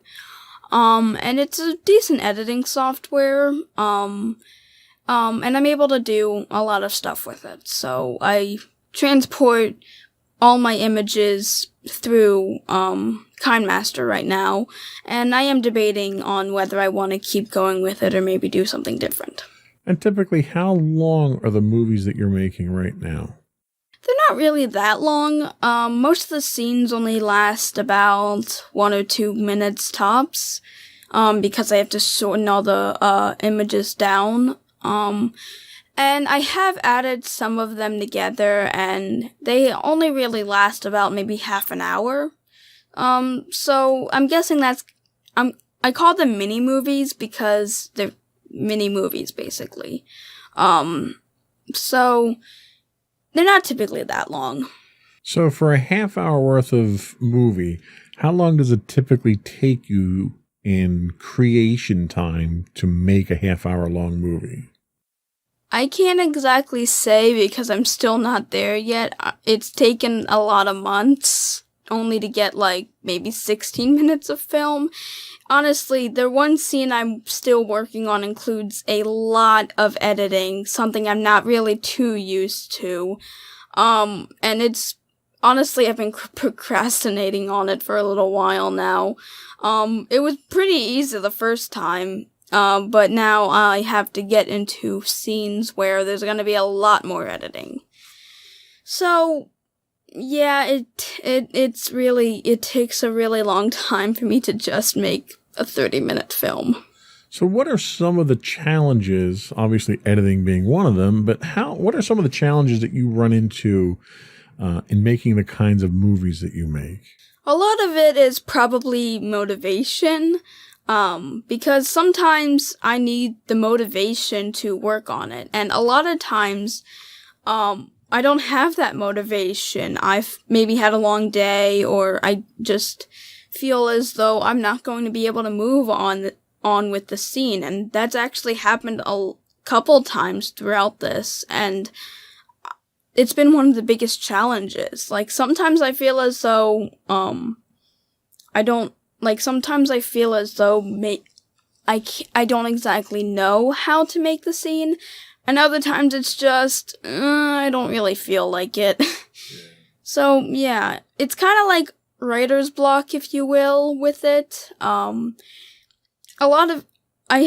still want to try and gain a bit more motivation. I've normally always picked myself up. Unfortunately, I am still in one of those states, but I am trying to do better. Yeah, and I can sort of sympathize with that because, shooting the podcast, we do it usually at least 2 a week. There's a good deal of post-production that goes into it. Mostly the audio side, the video side's pretty much taken for stock. But the advantage that I have in doing the podcast is that most of what we do that would be post-processing is done in line. We do our intros, our commercials, our transitions, all that stuff is done in line and doesn't require editing.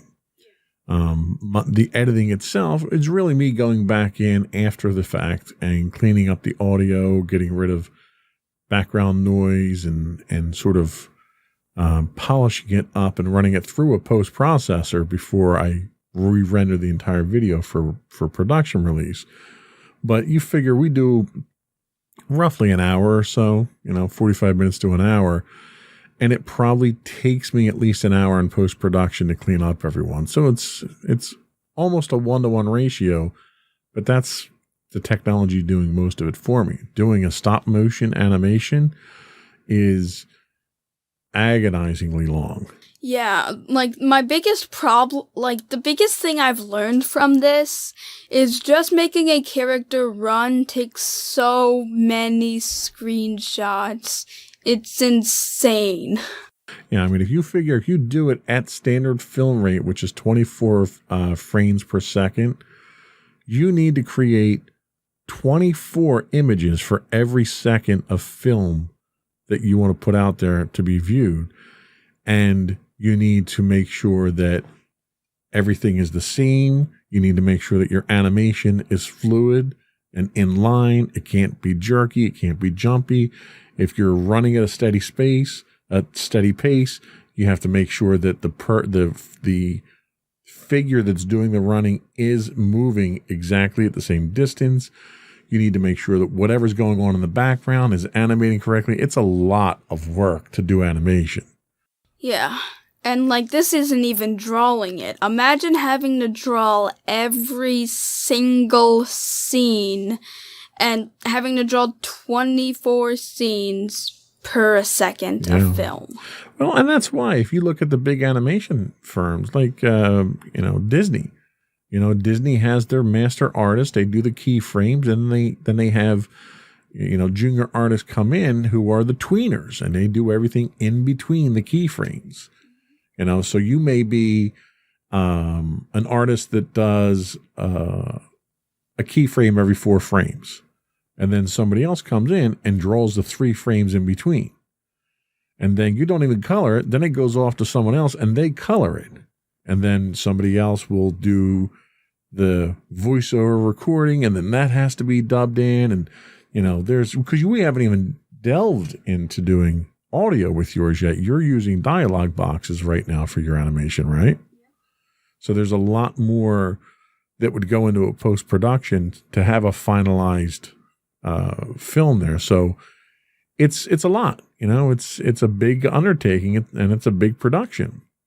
And, I think you're progressing through that, and the experience that you have at this point, I think, is giving you that appreciation when you do watch films. So we're going to take another quick break. We're going to come back and we're going to talk about what the future of movie making might be for you. We'll be right back.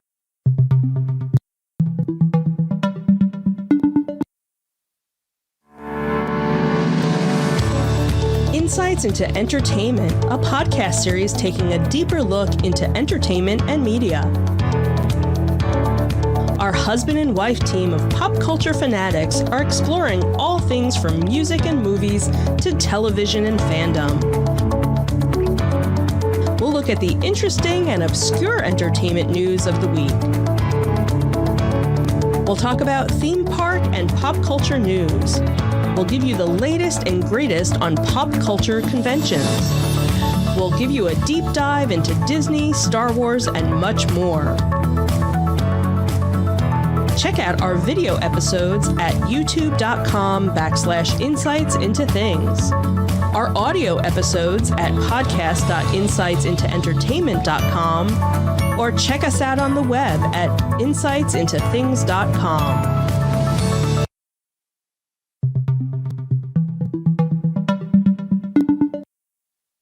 Welcome back to Insights into Teens. This is episode 103. We're talking movie making. So the future of movie making. So right now you're using a couple of applications that are exclusively on your iPad. Is that correct? Yep. And how capable are they moving forward? I'd say they're pretty fine. I'm still debating, I'm deciding whether I should continue moving on with KineMaster, the main editing software for my movies, and if I should be doing something else. But right now it's been going alright. And that's basically the main thing I've been using, so I guess we'll see how it goes. So, the reason I ask is there's a number of more powerful movie making applications out there. If you move it up to, putting it on your laptop or running it on a desktop PC, I think you'll find that the options that you have are significantly more than what you get on just the tablet itself, just from the processing power itself. But I did want to ask, how have the tools that you use to make movies changed since you first started making movies? Have they gotten easier, more powerful, more options? What would you say are the major changes? Well, like I said, when I first started making movies, I really just recorded them on my camera, on my phone. So after that, when I finally got into more advanced movie making, I started using more movie making well, there was when my stop motion period where you had gotten me a stop motion app that I was able to fully use stop motion instead of just filming live. And that kind of started my stop motion phase. After that phase, I went into the movie making phase I have now. Now that I'm using KineMaster, I have a lot more options for film. It's a lot more sophisticated than when I first started out, and it's definitely more powerful than when I first started out, So how has your movie making style changed since your early days? Have you become more organized? Has it just been an increase in sophistication as the tools improved? What are some of the major changes, major differences from your early movie making to what you do now? Well, with the early movie making, I really wasn't so concerned about the story. It was mainly just trying to make something comical and just a comical little series, and a lot of it was centered around my LPS toys. Then I went into unboxing because it was what I saw and kind of thought it was cool. And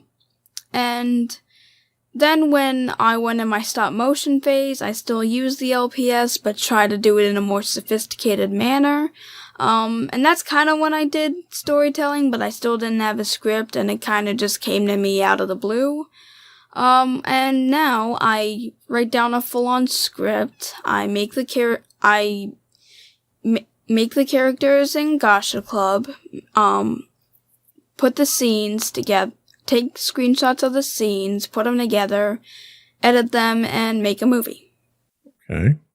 So moving forward, assuming we eventually someday in the not too distant future move past the whole pandemic and quarantine and all that stuff, what do you think you want to do? Would you be interested in trying different styles of movie making? Like, would you want to do live action and get your friends involved in doing live action scenes and stuff like that?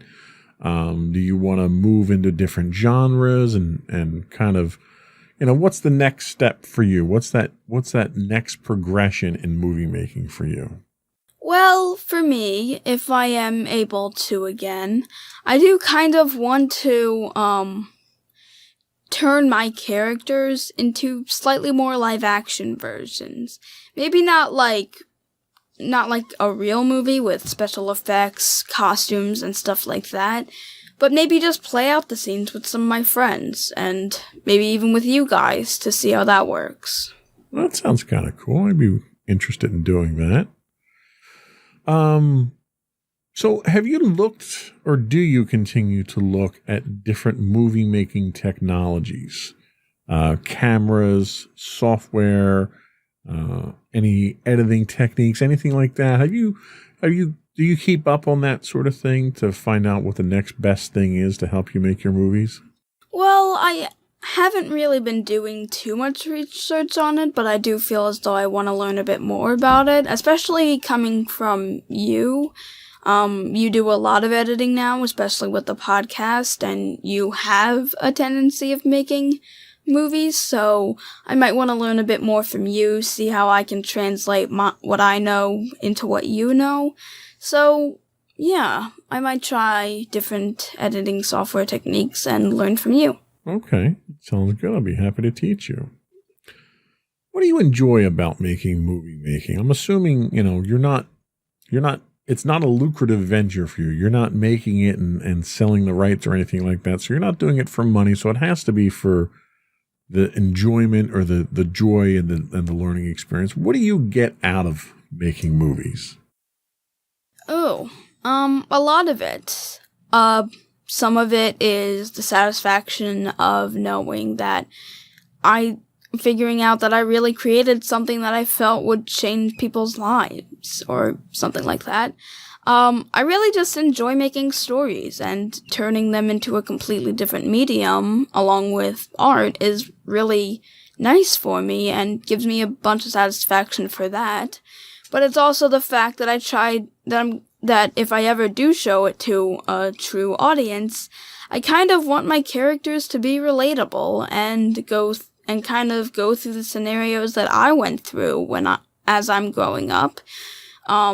Which is why I like to put characters as teens, because I have to be honest, a lot of times I feel like teens and kids aren't entirely expressed super well in the media.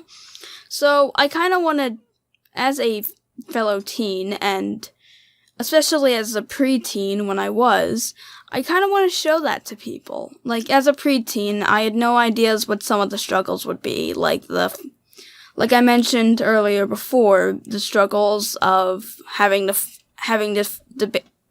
find clothes between the grown-up section and the kids section. So I kind of want to show those struggles in relatable characters throughout a story. So you've identified an underrepresentative section of the population in movies.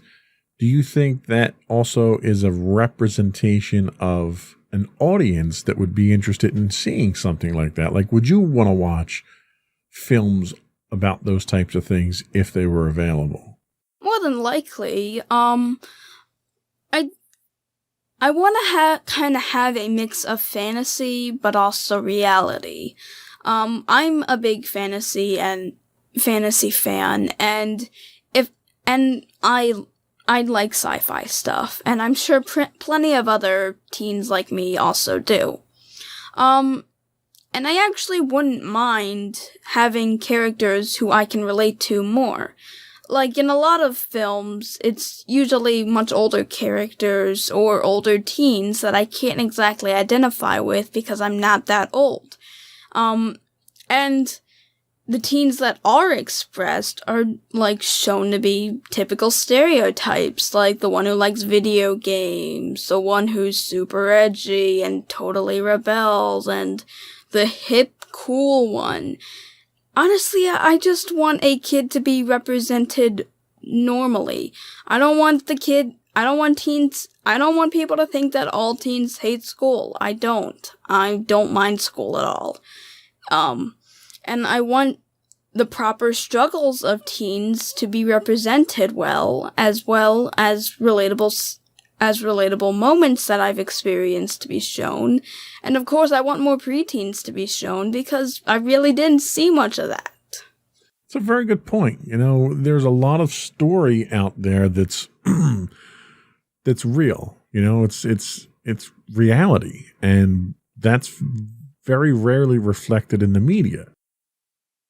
That's largely why we do this podcast. You know, I could sit here and I could spout off all the research that I find online and do it all by myself, but without having you here and without having a teenage perspective here to actually talk about these things, it's meaningless.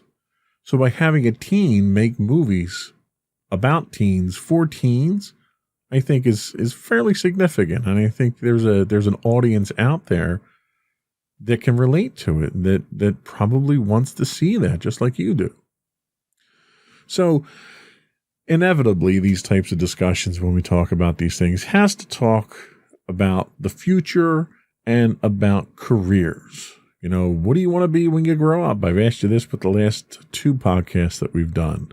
So have you ever thought about making a career out of movie making? And if so, what would be your ideal role? Do you want to write, direct, act, film? Do you want to be a director of photography? Do you want to be a set designer? What would if you could pick any role in the movie making business, what would you pick? More than likely writing. I don't feel as though acting would really work for me. Set design, I mean, could be cool, but I don't feel is what I'd want to do. I definitely think the writing portion would probably be the part I'd want to work on, because I want to make quality writing. I want to make stories that can relate to audiences that aren't shown very well in the media, so that I can use that storytelling in order to make movies that teens like me could relate to. Okay, I could definitely see that. And the last question that I had before we get your closing thoughts and shout outs is, do you think personally, the experience that you had, if someone else your age could go through it, do you think that they would benefit from the experience other than just the sheer enjoyment? Is there a quantitative benefit to movie making for teens? Yes, there is. It has a lot to do with the technical aspect, but also, and of course the enjoyment, but teens could get a lot more from movie making. They can find out passions they might have never really experienced before. They can come up with situations they've never experienced before, but find a way to make it relatable to them. They can find ways of expressing themselves more and find ways to identify themselves. So there's a lot more benefits that are just skim the surface and people don't normally look deeper into. That's a very good answer. Very well thought out, well-rounded answer. We're going to take a quick break and we're going to come back and get your closing thoughts and shout outs if you have them.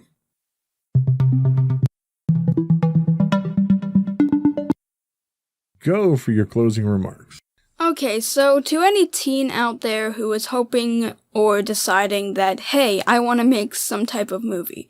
Go for it. You don't have to have an amazing software. You don't have to have a script for it. It doesn't even have to be that much planned.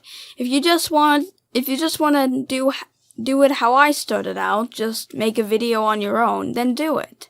You don't have to get too sophisticated if you don't want to, but if you do have that passion for it, go for it. You can get plenty of benefits with even the least sophisticated and the most sophisticated way of making movies. Okay, very good. I think that's great advice for everybody out there. Get out there and make movies. Have fun. So while movie making is a culmination of the last two creative podcasts that we did, we do have another podcast that's going to be coming up that's going to deal kind of with all of these things together. So we have a D&D group that all the hosts of the show do right now. And we'll be starting, hopefully this weekend, a new campaign that I'll be DMing. And what it really allows us to do is exercise our writing ability for character backstories and, for the DM side, putting the campaign together. It allows us to do artwork because you did a poster for us which we'll show on the podcast. And it allows us to do directing because we're playing characters in this, and we kind of have to make our characters be true to what the character is. And then on top of that, the next skill that we exercise is our acting skills. I don't know how deep into it you want to get, but you can always do an accent or, slip into that character and play that character as true to their backstory as possible. So that'll be coming up. I don't know if it'll be next week. I think we're going to wait until at least we get one session in the new campaign under our belt before we do that one. But that's something to look forward to. But anyway, before we go, I do want to once again suggest folks subscribe to the podcast. You can subscribe to us. Our video versions of our podcast, all of the network podcasts are available, listed as Insights into Things. Our audio podcasts for this specific show will be listed for Insights into Teens. You can get us on Apple Podcasts, Spotify, Google, Stitcher, and any place else you can get podcasts. We would also love to get your feedback. We're running out of ideas for shows at this point, so we need ideas. So feedback and tell us what you want us to talk about and explore. You can email those over to us at comments@insightsintothings.com. We are on Twitter at insights_things. You can get high-res versions of all of our shows, videos of our shows at YouTube on youtube.com/insightsintothings. We do stream 6 days a week on Twitch at twitch.tv/insightsintothings. We also, if you have an Amazon Prime subscription, you do get a free Twitch Prime subscription monthly. We'd love it if you threw that our way. It helps us out. You can get audio versions of this podcast at podcast.insightsintoteens.com. You can give us feedback on our Facebook page at facebook.com/insightsintothingspodcast. On Instagram, we are at Insights Into Things, or you can get all those links on our main website, as well as video, audio, and everything else at www.insightsintothings.com. And don't forget to check out our other two podcasts, Insights into Entertainment, hosted by you and Mommy, and Insights into Tomorrow, our monthly podcast, hosted by you and my brother Sam. That's it. Another one in the books. Bye, everyone. Bye.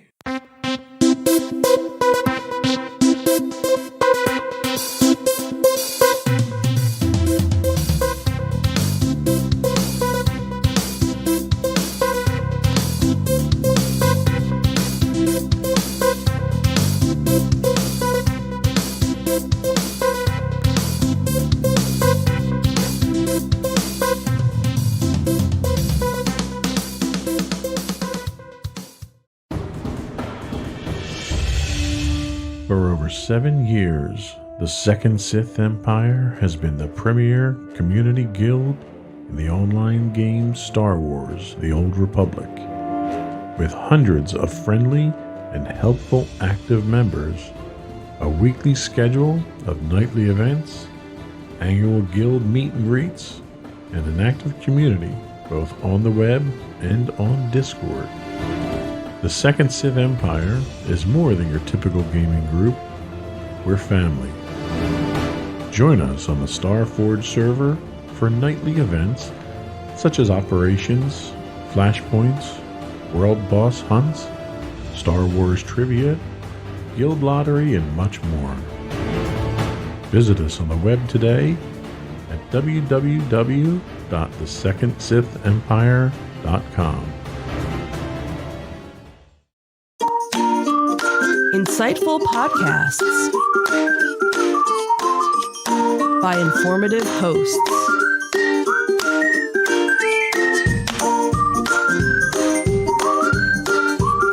Insights into Things, a podcast network.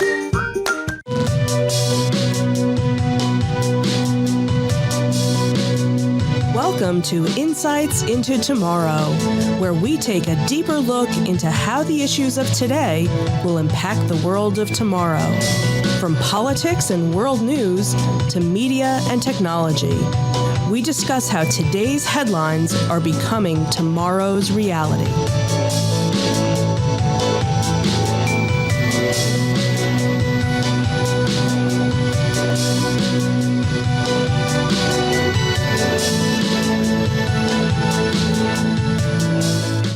Welcome to Insights into Tomorrow.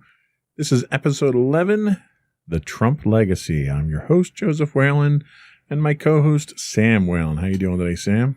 Doing good. It's been a little bit of a while since we've done a podcast, but looking forward to another great show. Yeah, we took a little time off over the holidays to redo the studio and so forth. In the process, we have a new president. So I thought it would be interesting. We had originally discussed doing a podcast on the insurrection on January 6th. And I thought that was probably, while it was a worthwhile topic, it might be a little too focused. I think it would be probably more interesting and more helpful to look at the Trump legacy in a more general sense. I don't want to, I'm trying to be as fair and impartial as possible. I don't want to just look at the negative stuff from Trump. And I think the insurrection reflects very poorly on him. So today we're going to look at what some of his notable accomplishments were over the last 4 years. We'll look at some of his failures. And then we'll have kind of an open discussion about what the lasting effects of Donald Trump on the U.S., the world, the presidency, and so forth are. And then just a candid talk about where we think the future is under Joe Biden for the next 4 years. So, ready to get into it? All right.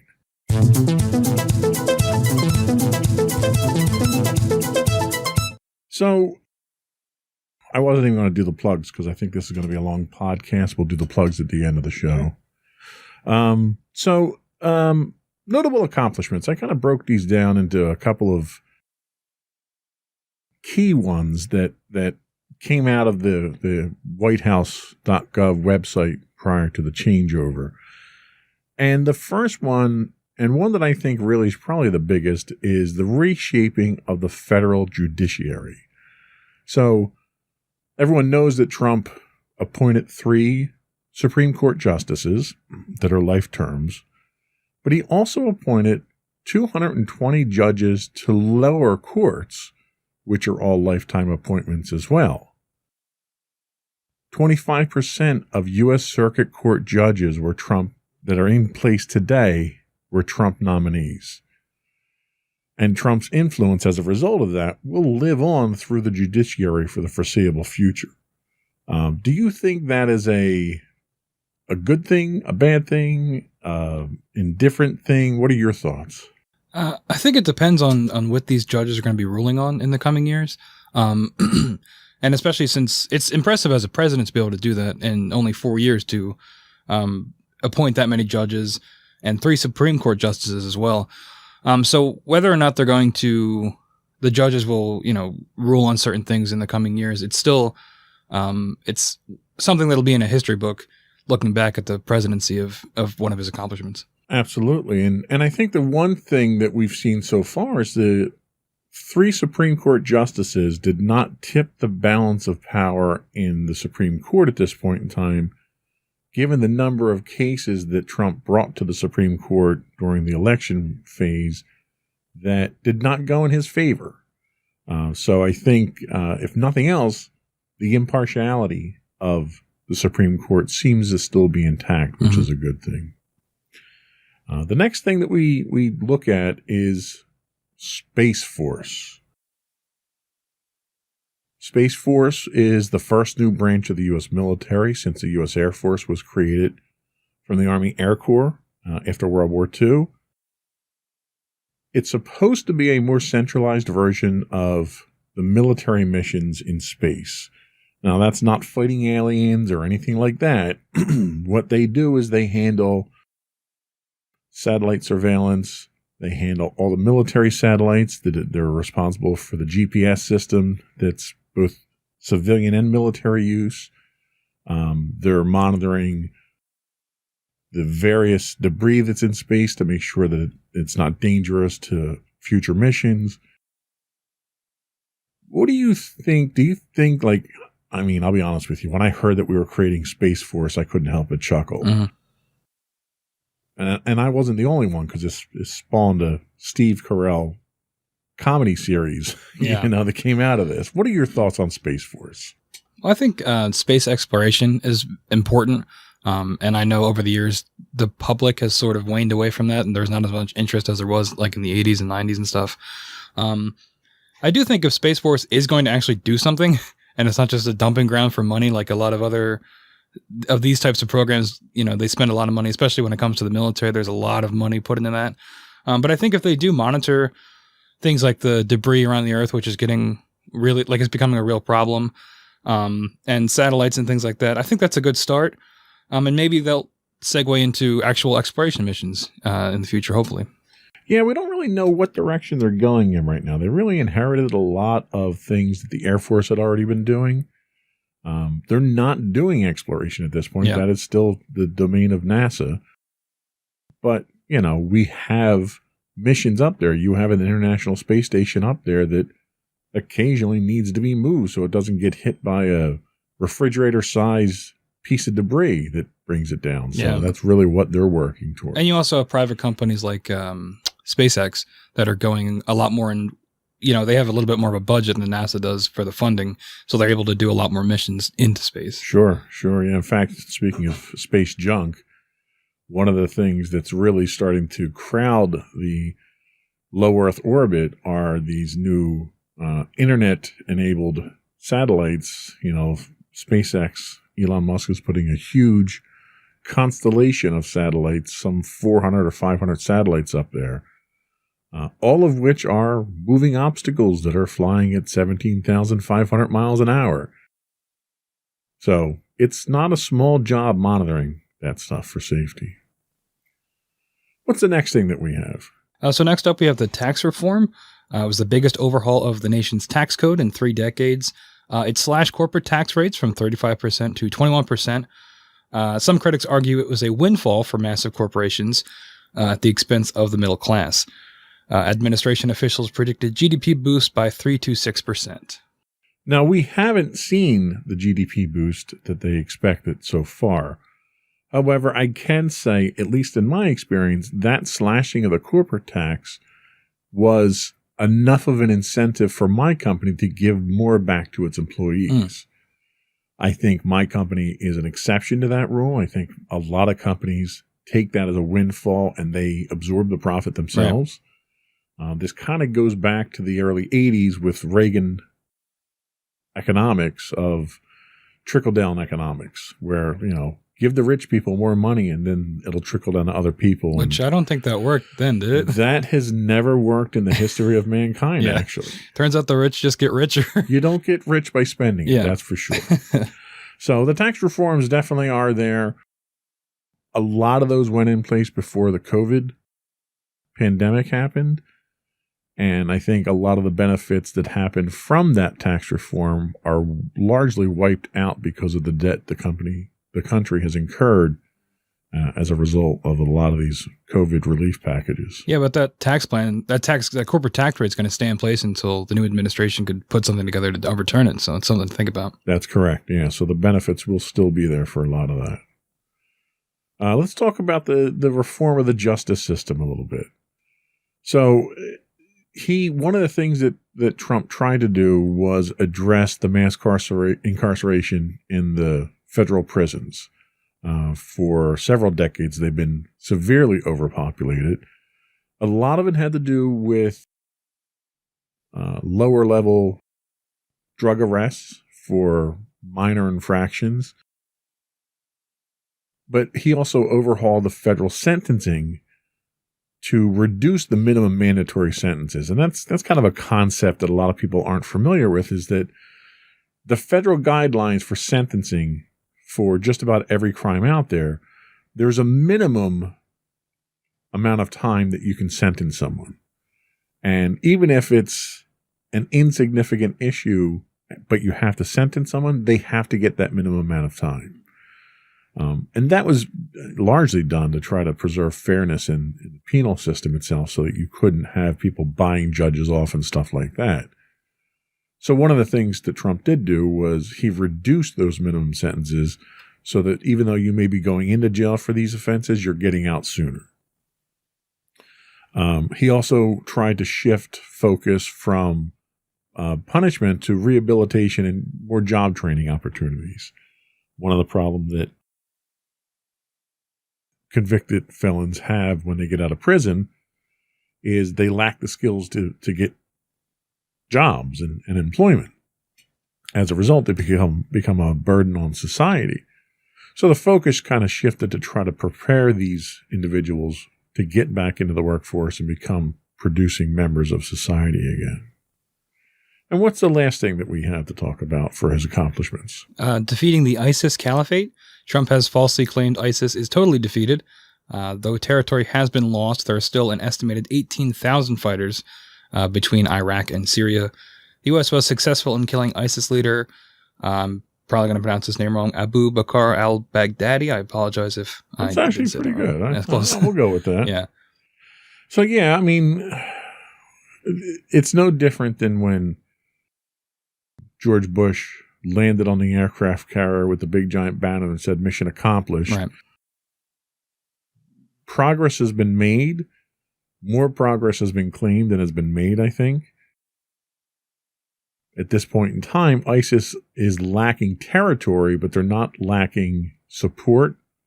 They're getting support through other countries like Syria and Iraq and Iran. So they're being funded by these countries, but they might not have the territory that they once had.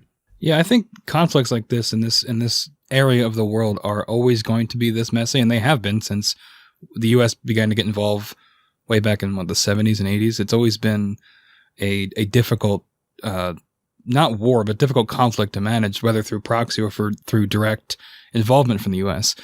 And I think that this is no different. I think, and it's going to continue to be this way because it's too difficult of something for us to manage and certainly not fix. Sure. Yeah, no, I agree 100%. One of the things that I didn't put in here that was related to this was the drawdown on troops in Iraq and Afghanistan, which Donald Trump has made significant progress there. He had wanted to get us out of that area completely, but because of the sensitive nature of that territory, we couldn't pull out entirely. Yeah. But the number of troops that are in that area have been reduced, ironically enough, to the point that we had more people in Washington, more soldiers in Washington for the inauguration than we had in Afghanistan and Iraq. Wow. Yeah, it's difficult because I'm obviously not like a general or anything, but it seems like we make the progress with the troops, and then the second the troops are gone, all that progress is lost, sometimes overnight. So it's a difficult call. It's easy to say we're going to get everybody out of here, but it's a sticky situation. It's not that easy. Yeah, and when you think about it, you figure this is the longest war the United States has ever been involved in. You know, the closest one to this was Vietnam, which was roughly 10, 12 years. But Figure we've been fighting this war in that territory, this war on terror, since September 11th attacks.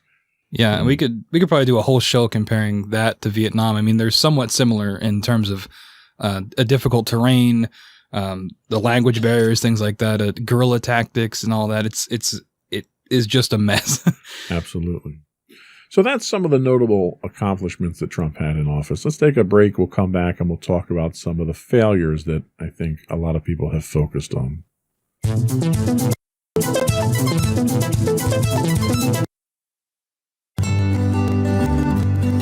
Insights into Teens, a podcast series exploring the issues and challenges of today's youth. Talking to real teens about real teen problems. Explore issues from braces to puberty, social anxiety to financial responsibility. Each week, we talk about the topics concerning today's youth. We look at how the issues affect teens, how to cope with these issues, and how parents, friends, and loved ones can help teens handle these challenges. Check out our video episodes on youtube.com/insightsintothings. Catch our audio versions on podcast.insightsintoteens.com or on the web at insightsintothings.com.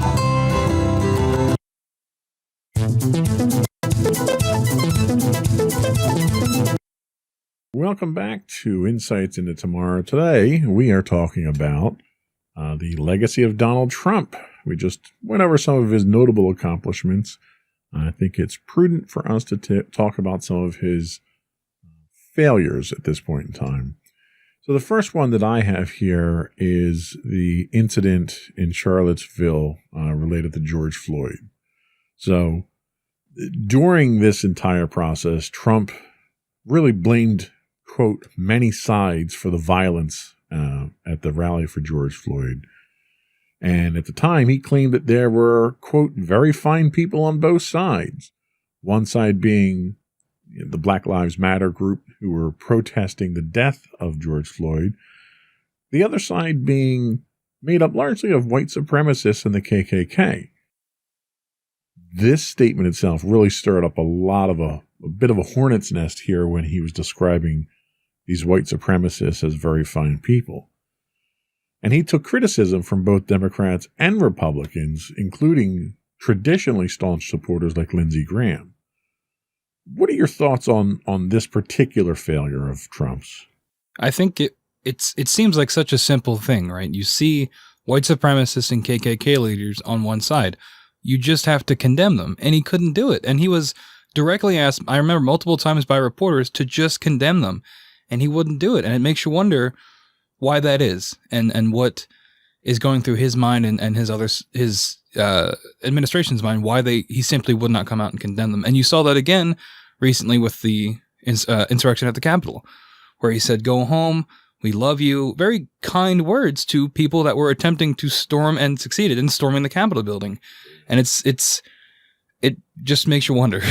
Yeah, well, and the thing is that when this happened, there was a lot of research that came out about Trump's history and the Trump family history, and information came out at this time that his father was a member of the KKK. He was arrested in the early part of the 20th century at a KKK rally for crimes that were committed at the time. So it was very disturbing to see this side of a president come out where he was openly endorsing white supremacists. And that was a pattern of repeated alarmist type behavior that we saw the last at least 2 years of his presidency where we've had these issues. What was the next thing that we're pointing out here? So we're taking a look at America's global image under the Trump presidency. America's global image has declined significantly under Trump. I think that anybody that reviews the last 4 years can probably put that together. Trump repeatedly insulted key U.S. allies while cozying up to dictators. Trump pulled the U.S. out of key international agreements like the Paris Climate Accords.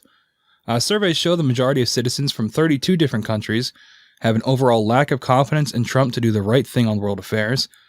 And finally, Trump's handling of the coronavirus pandemic has left the U.S. embarrassed on the world stage and created a void in global leadership that China is rushing to fill in currently. Yeah, I mean, he left us really in a bit of a predicament. Yeah. So much so that immediately after the election, before the results were certified, you had allied nations that were reaching out to Joe Biden to congratulate him on the win before it was even official. Mm-hmm.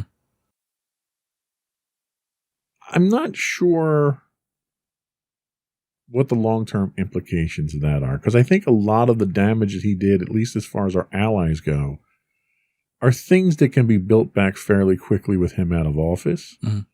My concerns center around more the relationships that he had with the adversaries of the United States, like the Putins and North Korea and so forth. You know, I mean, he really took the country in a direction that it never went in the past. What are your thoughts? Yeah, I mean, there's multiple instances of him talking about how he admires Vladimir Putin and things like that.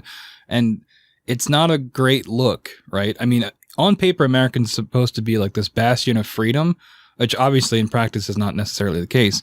But when you're on the world stage cozying up with known dictators, borderline admitted dictators who have, of course, never been proven, but have, eliminated political rivals through, various means or subjugating their own people.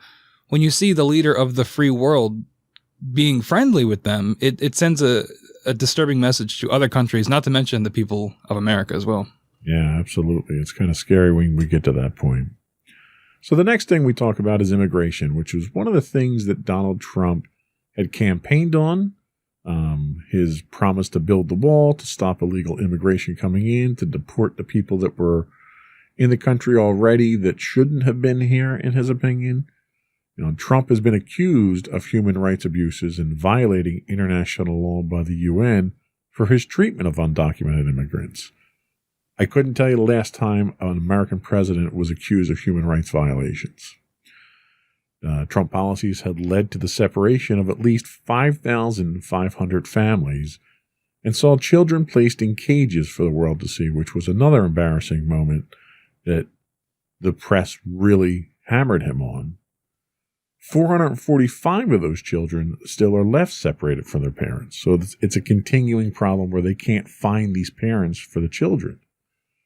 The president of the American Academy for Pediatrics labeled Trump's policies nothing less than government-sanctioned child abuse.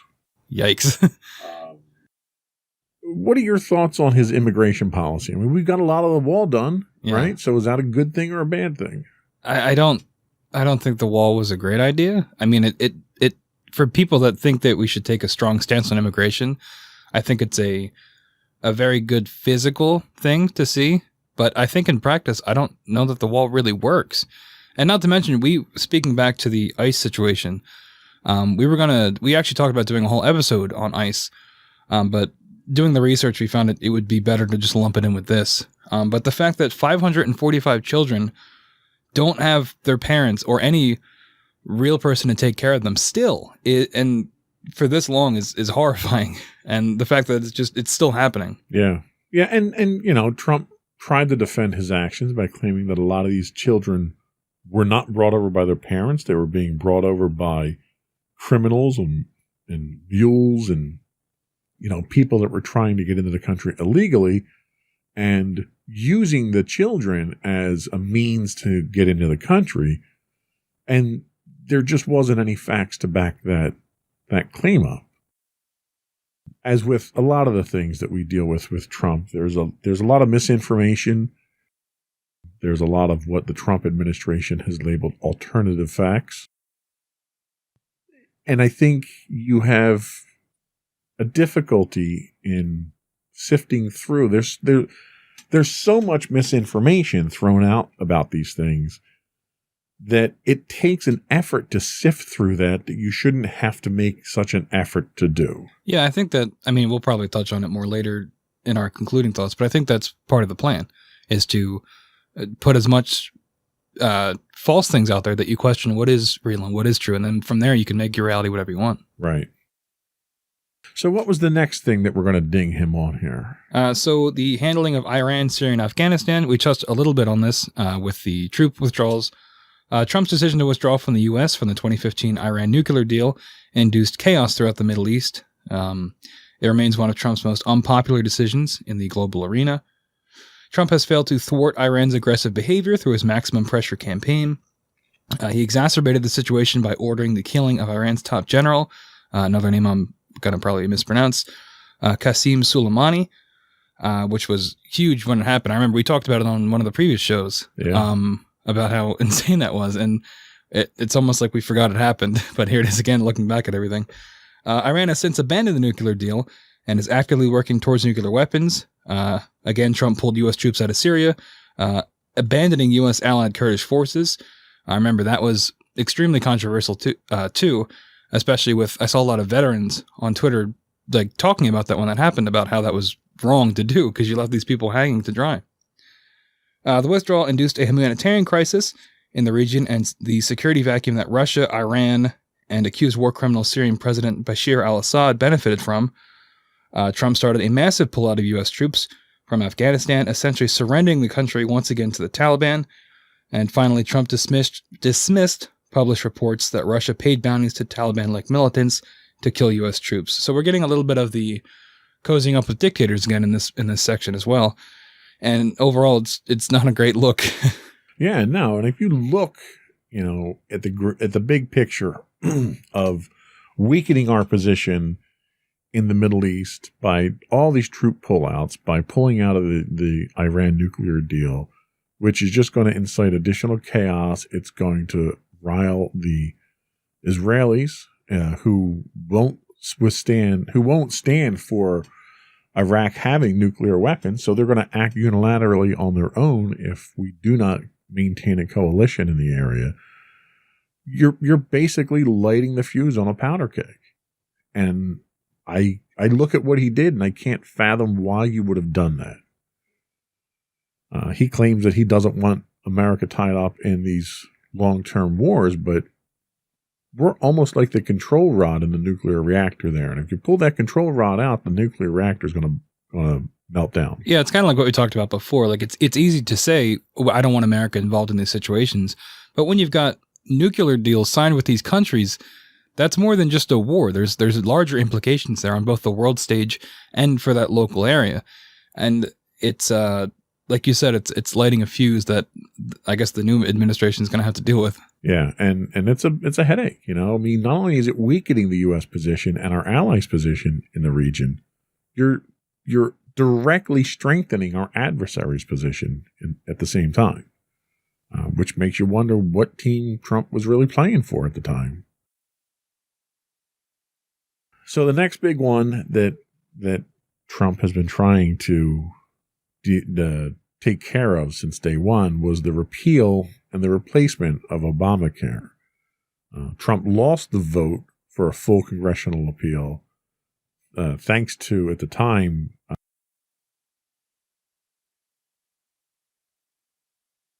Ruth Bader Ginsburg? No, Senator McCain. Oh. That was like one of the great acts of defiance that Senator McCain had against Donald Trump, was to turn that vote down. He's managed to dismantle parts of it, including the rollbacks on tax penalties for those that are not enrolled in health care. But in the meantime, he's failed to offer anything close to a replacement. He's been questioned several times on this, and his statement has been, it's ready. We're going to roll it out in a couple of weeks. A couple of weeks never got here. He never rolled out a replacement for it. The Supreme Court, as a result of that, did not allow it to be repealed because there wasn't a replacement for it. But he's weakened it significantly. And this is another problem that he's generated that the current administration, the new administration, is going to have to deal with. Yeah, I'm not sure if the Biden team has said what their plans are to deal with this, but you'd imagine they're probably just going to reinforce it and kind of build back up where it was. You have to. You have to at least put in the stuff that was pulled out at this point, because it's kind of silly to not have these in. And it's unfortunate for people that, because this was one of his big things when he was running for president, was that he was going to get rid of Obamacare and put something new into place. It's unfortunate that all these people that voted for him were promised that, and unfortunately simply never got it. Well, and the ultimate irony is that he didn't want to get rid of Obamacare. He wanted to get rid of Obama's legacy. And Obamacare, being a large part of that legacy, was one of the things that he targeted. Right. What's the next thing we have? So we have the twice impeachment. This has been obviously in the news recently. Trump is the first U.S. president to be impeached twice while in office. Trump's first impeachment was for abuse of power when he attempted to solicit outside foreign interference in a U.S. election. I believe that was Ukraine, correct? Correct. Trump withheld $400 million in congressionally approved military aid from the Ukraine to pressure them into investigating Joe Biden's son for corruption. His second impeachment revolved around his attempt to incite an insurrection of his supporters when they stormed and breached the U.S. Capitol in an attempt to stop the certification of the 2020 election. Yeah, we're not talking about flimsy things here. No. We're literally talking about two treasonous acts that the President of the United States, who's sworn to uphold the Constitution, has been accused of. Now, the first impeachment that we had, he was not found guilty. He was not convicted of the impeachment. But that was largely because the Senate was controlled, majority of the Senate was controlled by the Republicans at the time, who, for whatever reason, whether it was fear of repercussions or what, would not go against Donald Trump despite the overwhelming evidence. You know, the large accusation in that first impeachment was that he solicited outside interference in American elections.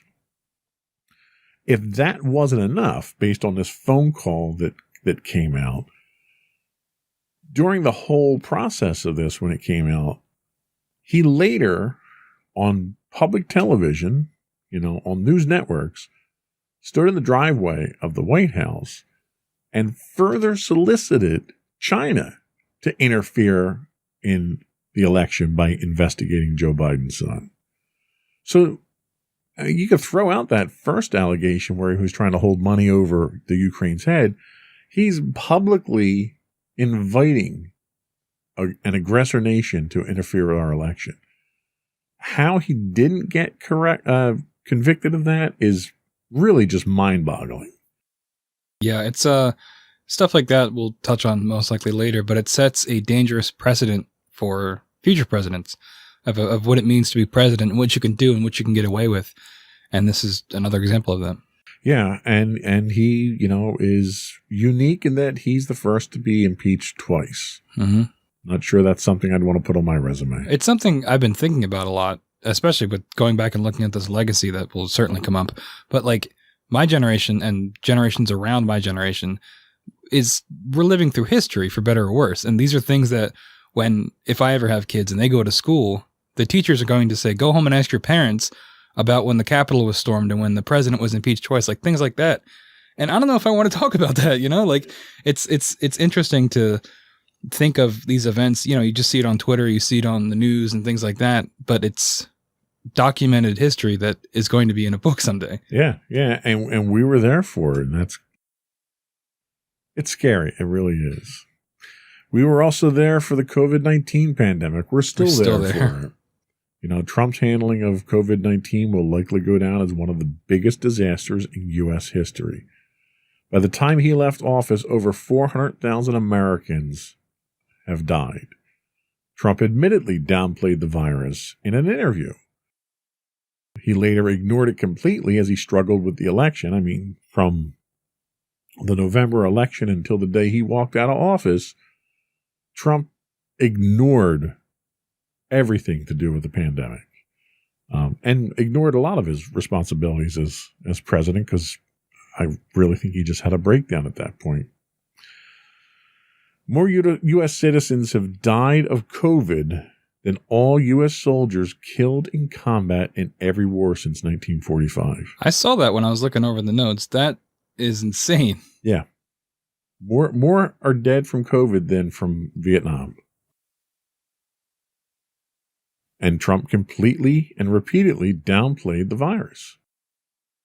He contradicted top public health experts. He flouted recommendations from his science advisors and his own White House coronavirus task force. He refused to accept responsibility for the pandemic, blaming it even up until his farewell speech on the 20th on China, calling it the China virus. He still won't accept responsibility for it. Yeah, I mean, at that point, it's like you just got to commit, right? Like, right. Because at that point, if you're going to admit that you had any fault, you admit to one thing, you got to admit to it all. But I think, and this is a discussion that's happened a bunch of times by now, but every president has like one or two really big crises in their administration, right? Yeah. And this was definitely one of his, and his handling of it was poor. Yeah. Regardless of how you fall on the political spectrum, it's hard to disagree with that his handling was terrible and lives were lost because of it. Well, and it's almost like had he done absolutely nothing, that would have been better than what he did, because he contradicted medical professionals' advice. He made fun of and mocked people who were taking advice from medical professionals to wear masks and social distance. He deliberately exposed his Secret Service detail when he himself contracted COVID so that he could have a publicity stunt driving around the block for the press. Then he returns to the White House, still infected, and makes a show out of taking his mask off and working in the White House with everybody else and exposing everyone else. Yeah. It's, and I don't know if we have it here, but also pulling out of the World Health Organization was really bad in the middle During of a pandemic. Yeah. Yeah. And I think we talked about that on another show as well. We're repeating ourselves, but like just the headline makes itself, right? Trump pulls out of World Health Organization in the middle of a pandemic. Like, why would you do that? Exactly. Well, and he wasn't taking anyone's advice anyway, so it wouldn't have mattered if we stayed in there. So what's the next thing that we have? Because it sounds like we got a lot more bad than good here, but yeah, this section is a little long in the tooth, but I feel like we're doing our best here. So the next section is about the U.S. economy. Trump took credit for a robust economy that he inherited when he took office and had shown nearly 10 years of steady growth prior to his election. The U.S. now faces one of the worst economic crises in history, linked to his disastrous response to COVID-19, which we just talked about. Over 22 million jobs were lost. Unemployment is at 7.9%, more than double the 3.4% of the pandemic. The national debt is at the highest level since World War II. And the economic growth of the U.S. will average just above 0% for the first Trump term. Trump made it quite a measure of success by citing the growth of the stock market throughout his presidency. And the funny thing is if you look back over the last 10 years, if you look back over the last two administrations, the Bush and the Obama administration, we had the recession that hit during President Bush's term. Then you had all the bailouts, the controversy over corporations that were too big to fail and the government bailing them out and so forth. But then we went on a steady increase in the economy that grew at a pretty consistent pace year over year, despite what Trump did. You didn't see any spikes in growth under Trump that would mark something significant that he did. But what you did see was all the controversies that came out with Trump. The economy continued to grow. And it grew not because of Trump, but in spite of Trump. Because typically any other president who would have gotten tied up in some of the controversies that he did would have had a direct impact on the economy. And it was almost as though the economy and the world expected this sort of thing from Trump. So they sort of shook it off and it didn't affect the economy. But even then, what you had was the pandemic hit. Your unemployment soared, the country shut down for a period of time, and the country never fully recovered from that. Our unemployment today is more than twice what it was before the pandemic hit. So if there's a measure of success to look at here, it's what the recovery looked like after the crash. And after the last recession that we had, there was significant growth. We've yet to see that in this case here. So the economy, even though the Dow Jones and the stock market's up and that's all great, the economy itself, the jobs themselves that were promised, that Trump has touted over and over again, just haven't materialized. Yeah, and again, we go back to the we go back again to the incoming administration and how they're going to, you still have all the negative impacts of the pandemic, which is still going on, and how they're going to deal with that and how they can come back from that. It's a complex thing that is not as easy as, oh, I was president for 4 years.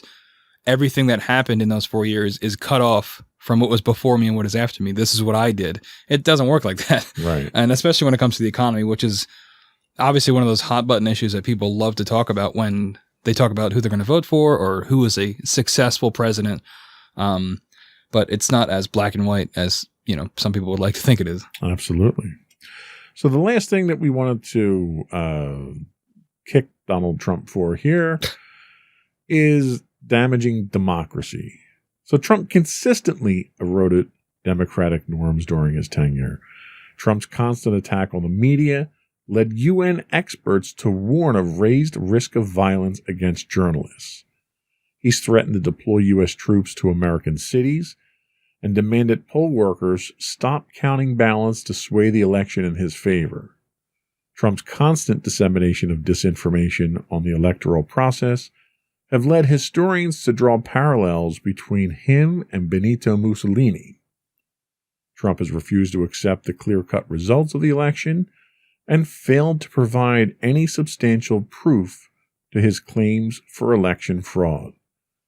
The president is charged now with inciting insurrection at a rally and attempting to prevent a peaceful transfer of power. So now, since I wrote these notes up earlier in the week, additional information has come out that shows not only did Donald Trump incite and encourage his supporters to storm the Capitol, he also has financial ties to several organizations that were part of that shows he's financed those groups to do exactly that.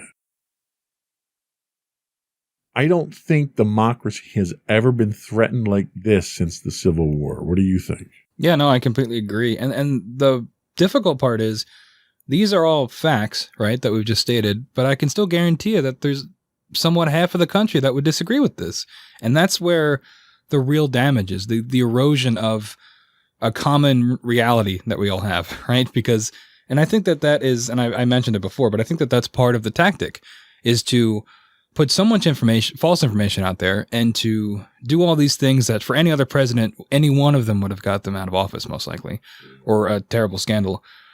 But to just keep doubling down and to keep, moving facts around, it has eroded just average people's way of thinking. And I've seen it in my own life personally, people I know, that we can't even talk about it because we don't agree on the facts and what is real and what is not. And just because I have facts, it makes me, I'm only saying that because I hate Trump, but it's not that's not what is true. And I think that is a thing that we're going to see in the coming years, is this difficulty of telling what is fact and fiction. Even if Trump is no longer in office, I think that stain is going to remain with the country for a while. Yeah, you could have your own opinion. You're entitled to your own opinion, right, but you're not entitled to your own facts. The facts are the facts. And regardless of how much effort is put forth to disseminate misinformation, to skew those facts, the facts are still there. It's unfortunate that we have to go through the effort, almost like an archaeological dig, to get through all of the lies so we can get down to the facts themselves. And even then, the diehard supporters of someone like Trump still just simply refuse to accept the facts. Whether or not you choose to accept the truth doesn't make it any less true. And there are people out there that are having a very difficult time accepting that. One of the networks we stream on here, we stream on a network called Vaughn Live, and there's a lot of Trump supporters that watch that particular service, And there's been a couple of instances where people, during our replays there, have directly questioned, what are we talking about? Trump won the election in a landslide. And it makes me stop to wonder, despite all of the information that's out there, none of which points to a Trump victory, how could somebody possibly think that he won when not a shred of evidence has been produced, despite there being dozens of court cases that have been shot down by the Supreme Court, mind you, which has a majority conservative justices that he put on the court, have shot down so many of these lawsuits that he's brought. How could people still think that he won just because that's what they want? Yeah. And I think, and it's something that I've noticed a lot too. There's a lack of accountability in that mindset where, especially when we had the insurrection at the Capitol, immediately the conspiracies from that side of politics were trying to blaming on Antifa and things like that, where in reality, that's not the case. I don't think there was any evidence for that. It's a lack of accountability where it can't be me. It can't be my fault. And I think that's what you see a lot. And especially now, Trump has made himself out to be a martyr, especially with the election results. And I think that just feeds more into the cycle of a lack of accountability and, Trump can do no wrong. And, it was robbed, it was stolen from him, which none of that is true. Yeah, I agree 100%.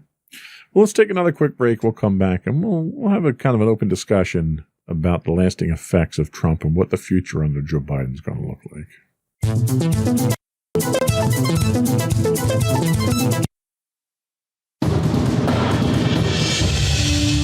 For over 7 years, the Second Sith Empire has been the premier community guild in the online game Star Wars: The Old Republic. With hundreds of friendly and helpful active members, a weekly schedule of nightly events, annual guild meet and greets, and an active community both on the web and on Discord. The Second Sith Empire is more than your typical gaming group. We're family. Join us on the Starforge server for nightly events such as operations, flashpoints, world boss hunts, Star Wars trivia, guild lottery, and much more. Visit us on the web today at www.thesecondsithempire.com.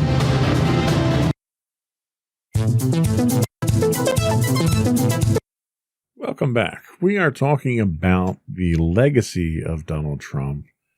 And now we're going to talk about what the lasting effects of Donald Trump are on the world in general. And I'm going to throw a couple of these categories at you, and I want to get your thoughts. So the first thing that I have here I'd like to hear about is, what is the future of the judiciary and the Supreme Court thanks to Donald Trump? Well, like we've talked about, he had the 3 Supreme Court judges and what was it, 150? 250 other judges appointed. So that's definitely a lasting impact. I think it's really going to come down to, which is what I said during that segment, was how these judges are going to come down on a lot of decisions. I mean, we saw they don't always just toe the party line like you'd expect with certain things that Trump was trying to get them to do. We just talked about it. I forget what it was, where they well, for the election. Yeah. So something like that, if the fear is that they would just follow his orders, that was proven to be false. So I think that shows somewhat of a hopeful thing where they are impartial, which is what you want from your judges. So hopefully we'll see that continued impartiality. The one thing that does concern me, though, is you have a man who appointed several hundred judges to lifetime appointments that will affect the judiciary moving forward. And this is the same man who was such a terrible judge of character appointing cabinet members that he had a revolving door on his cabinet and couldn't keep cabinet members. And he had positions where he had 3 and 4 replacements over the course of 4 years, which makes me wonder, how competent and qualified is he to choose a justice that's there for life? Is that something that concerns you at all? Yeah, I mean, that's a fair point, and hopefully, he has not been great at picking people, but based off their character. But hopefully, out of those 250, we'll get a third that are good at their jobs, best, for the hope. But if not, then hopefully the system will do its job, and they'll resign, or we'll find replacements. Hopefully, That's being very optimistic. Okay. well, we're always so doom and gloom, I try to think positively. How about foreign affairs and our allies? What do you think the lasting effects are going to be on that?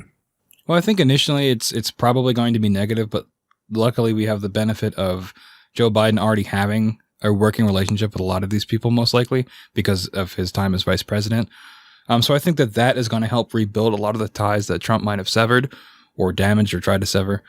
And I think, having Joe Biden as the president might, the rest of the world will see America sort of back on track, hopefully, as having a functional government, a more, not traditional, but a more professional government. And I think that'll hopefully be a good thing for, our allies. And I agree with you 100% on those points. About the economy and taxes, what do you think we can see long term for that? Well, we talked about that corporate tax slash. Hopefully that is at least adjusted. I think that's way too much of a slash for corporations. I know you had mentioned that your company, things like that get benefits, but I think big picture, I do think it negatively impacts the most amount of people. For the economy, I think it's probably going to get worse before it gets better until we get coronavirus under control, which hopefully with the new administration we will, now that they're encouraging science and vaccinations are rolling out and things like that. Hopefully, once the virus is stabilized, the economy will also in turn be. I think you're on the mark there. It's really everything still centers around Corona. Yeah. What about immigration? Can we expect long-term effects of his immigration policies? I think that also kind of ties in with foreign allies and the world's perception of America. Hopefully, Biden will be able to be a little bit more welcoming and to immigration. Now, I know some people are very against any kind of immigration, but I think that taking the stance that Donald Trump did of almost xenophobia, or not almost, xenophobia, is not the way to go about it. And I think even if Biden's going to come down strictly on it, I'm not sure he's going to be as vocal about it. Sure, yeah. And what about, I specifically mentioned COVID here, but pandemics in general. Do you think the next pandemic, hopefully that won't be for at least another 100 years, do you think the country's going to respond differently than it did during Donald Trump's reign? I'd say most likely, especially because, looking 100 years back with the Spanish flu, people have such a, it's when you look in a history book and you see all the pictures in black and white, it's not as tangible. But with this, in our modern age, where you have, social media and things that will most likely be able to be looked back on, I think it'll be a lot more real for people. And hopefully if it's less than 100 years, people like my age or younger will be alive still and will say that, this is not a joke. And hopefully whatever administration is in power at that time will have learned from past mistakes and, be able to have some sort of pandemic like task force, that's is designed for these things, especially as the world gets more and more globalized every day. Yeah, here's the hope.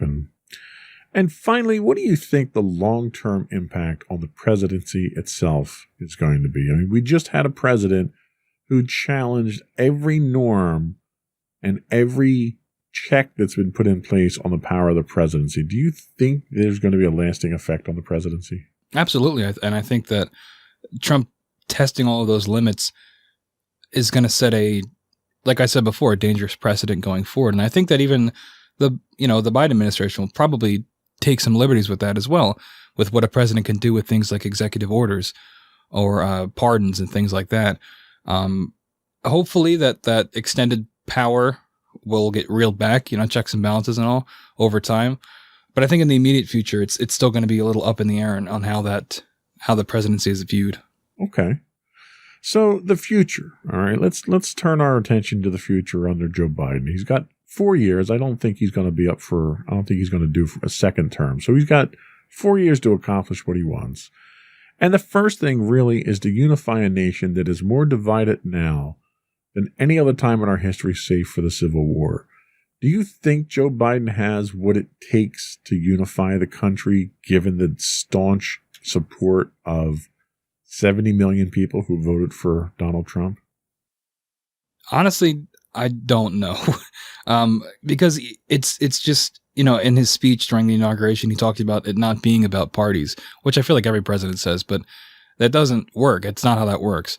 And in my experience, I don't think that that's possible. I just think that, and I don't know what it is, but I think people are much too focused on their political parties, and that divides us so much. And I'm not really sure how you can fix that. I think the best way to go about fixing it would be in the government, seeing, handshakes from both parties, agreeing on things. But if that's not going to change, then I don't see how that's going to change for the public either. I agree. Handling of COVID. So there's been a number of things in the first couple of days of the Biden administration that he signed by executive order to address COVID. Do you feel more confident in Biden's ability to handle COVID than Trump's? Do you think we're going to get ahead of this? Where do you think we're going with this, and are we going in the right direction? Overall, I am more confident in Joe Biden. My only fear is that so much damage has already been done by the Trump administration, and how Biden is going to be able to, if he wants to be effective, if he'd be able to be as effective as he can, given the things that Trump has done. Hopefully, using those executive orders, like you said, he'll be able to reverse a lot of that and speed the process up and get vaccinations out, and get the resources to people that need it. Again, a lot of hoping. We'll see what actually happens. So, foreign policy. So you had mentioned already that Joe Biden has an established working relationship with a lot of our allies. Over the 4 years that he was in office, Trump did a lot of damage to those through insults, through, pulling out of treaties and military movements and various things. Do you think Joe Biden has it within him to rebuild those alliances in the short time that he's probably going to be in office? I think, yes, I do. And I think part of that comes from, and it's one of the criticisms people might have of Joe Biden of being a career politician. But I think that when it comes to foreign policy and foreign affairs, being a career politician can be a good thing, because, you saw Trump, who's not as experienced of a political leader, how that worked out dealing with other world leaders. So I think having someone that was already vice president and has met all these people, but has also been in the quote unquote business for his entire life, I think that you pick up some skills along the way that make you a better diplomat, and hopefully that those skills are put to use. Very good point.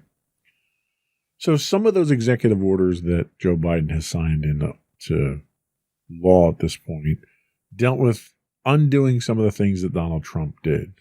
Do you think that Biden should be focused on erasing the Trump legacy, or do you think his efforts would be better focused elsewhere?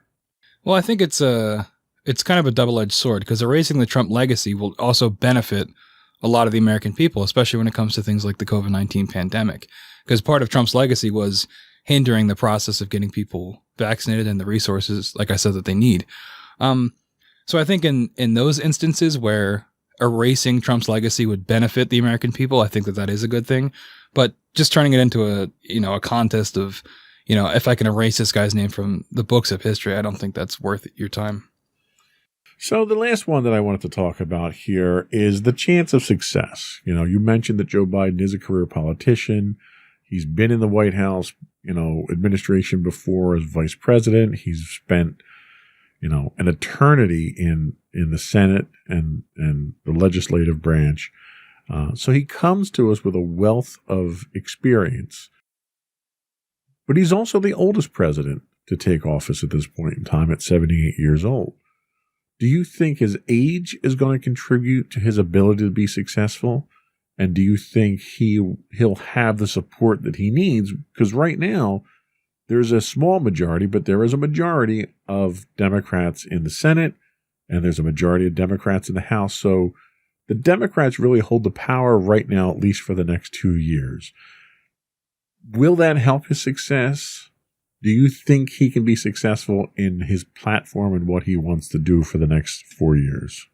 I've said it before, but I certainly hope so. I do think his age is definitely going to be one of the main points of contention for people that criticize him. I hope that in terms of his mental facilities, he seems like he's all there, and his speeches and things like that. He speaks very eloquently, except for a few stutters occasionally, which, people will harp on. But I think in terms of leading, I think he'll do what he needs to do. And I think the people behind him will also be extremely helpful. And, you know, the presidency is obviously a huge burden for someone to undertake. We've seen the before and after photos of, you know, when people come into office versus when they leave. I think despite his age, I think he'll be able to, you know, fulfill his duties to the best of his ability. And I would tend to agree with you, largely because I think he's smart enough to turn his cabinet into an asset rather than a distraction. Mm-hmm. Much of the Trump presidency centered around controversy of cabinet members, cabinet turnover. He didn't trust his cabinet members. He didn't trust the people around him. He was more inclined to make unilateral decisions on his own rather than to trust the experts around him. And I think Joe Biden is smart enough, experienced enough, and wise enough to not fall into those same pitfalls. So I think the team that Joe Biden puts around him is really going to be what contributes to his success more than anything. So we'll take a quick break. We'll come back. We'll get any final thoughts that you have and finish up with the podcast business.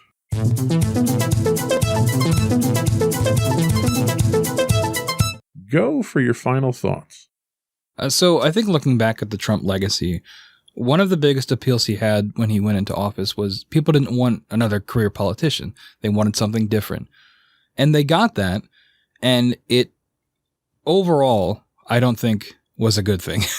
We've broken it down into various different topics, but I think overall it had a negative impact on the country, right? And you ask yourself, I forget what president did this, but are you better off 4 years? Well, hang on, I'm messing this up. Are you better off now than you were 4 years ago?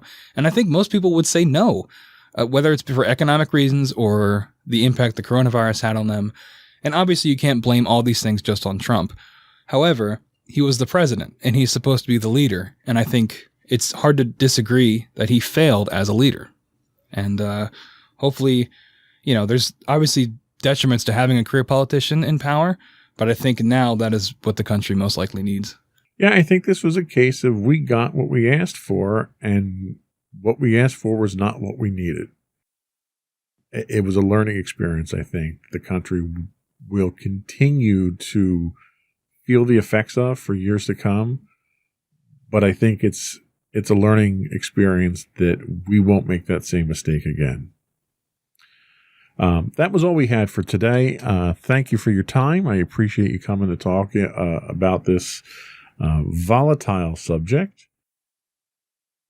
Before we go, I do want to throw the plugs out there. You can get the audio version of this podcast listed as Insights into Tomorrow. Video versions of all of our podcasts can be found if you look for Insights into Things. We are listed on Apple Podcasts, Spotify, Google, Stitcher, iHeartRadio, Amazon, Pandora, and something else that I can't remember. I really need to write all these down. Tune in? Tune in, sure. Sorry, tune in. Sorry about that. We would also invite you to reach out to us and give us your feedback. You can email us at comments@insightsintothings.com. We are on Twitter at insights_things. We are on Facebook at facebook.com/insightsintothingspodcast.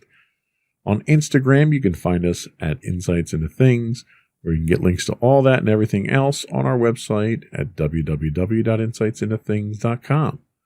Anything else? That is it. All right. Another one in the books. Bye.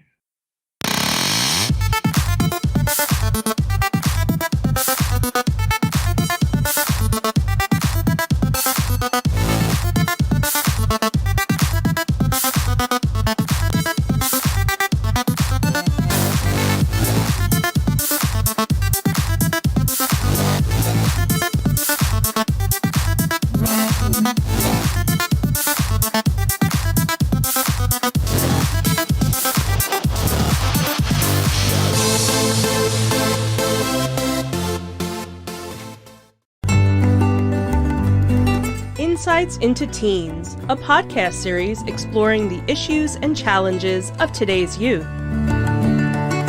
Talking to real teens about real teen problems. Explore issues from braces to puberty, social anxiety to financial responsibility. Each week, we talk about the topics concerning today's youth. We look at how the issues affect teens, how to cope with these issues, and how parents, friends, and loved ones can help teens handle these challenges. Check out our video episodes on youtube.com/insightsintothings. Catch our audio versions on podcast.insightsintoteens.com or on the web at insightsintothings.com. Insightful podcasts by informative hosts.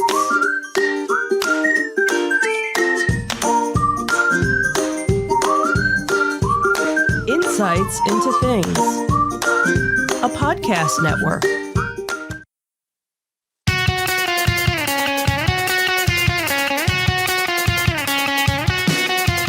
Welcome to Insights into Entertainment, a podcast series taking a deeper look into entertainment and media. Your hosts, Joseph and Michelle Whalen, a husband and wife team of pop culture fanatics, are exploring all things from music and movies to television and fandom. Welcome to Insights into Entertainment. This is episode 103, Something About Obi-Wan. I'm your host, Joseph Whalen, and my comforting and caring co-host, Michelle Whalen. Aww. And why are you comforting and caring, dear? I don't know. Why? Because of last Friday. Because last Friday, we had an incident. Yep, we did. Had to go to the hospital for a little medical issue I had, and you were my pillar of support there. You I was your comfort animal or your support. You were my support animal. Yes, you were. So you helped me keep things together. Well, I'm glad. Thank you for that. You're welcome. Not talking about that today, though. We're putting that in the past because everything's going better now. Mm-hmm. So in today's episode, we're going to talk in Disney Detective about going contactless at Walt Disney World with your iPhone. The Florida Governor DeSantis also is trying to go with no vaccine passports for the whole state, including the theme parks. Then in our Tales from the Edge of the Galaxy, will Liam Neeson wind up reprising his role as Qui-Gon or not in Obi-Wan, the series? And we also have cast announcements and dates for the new series, which starts filming, I think, April, right? Mm-hmm. Something like that. Yep. Then in our entertainment news, we will talk about What We Do in the Shadows getting another spin-off. They're going to be haunting CW and HBO Max this time. And then we'll talk about a new National Treasure show coming to Disney+. And obviously we'll finish up with our insightful picks, and we have a couple of afterthoughts. Yep. So stick around at the end of the show for a couple of announcements that might signal a slight return to what we used to think of as normal life. Mm-hmm. Before we do that, though, I would invite folks to subscribe to the podcast. You can get video versions of the podcast listed as Insights into Things. You can get audio versions listed as Insights into Entertainment. You can find us on Google, Apple, Spotify, Stitcher, Amazon, Pandora, any place you can get a podcast now. I would also invite folks to reach out to us, give us your feedback, tell us what you want us to talk about, what you don't want us to talk about. You can email us at comments@insightsintothings.com. On Twitter, we are at insights_things. On Facebook, you can get us at facebook.com/insightsintothingspodcast. On Instagram, we are at Insights Into Things, or you can get links to all those on our website at www.insightsintothings.com. Shall we get into it? Sure. All right.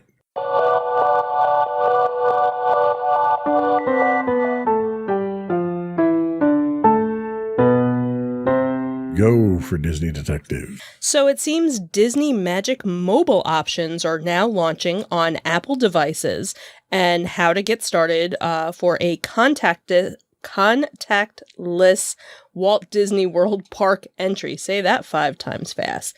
So beginning today, guests at Walt Disney World will be able to enjoy a convenient and contactless new option for entering the park and doing other things around the park as well.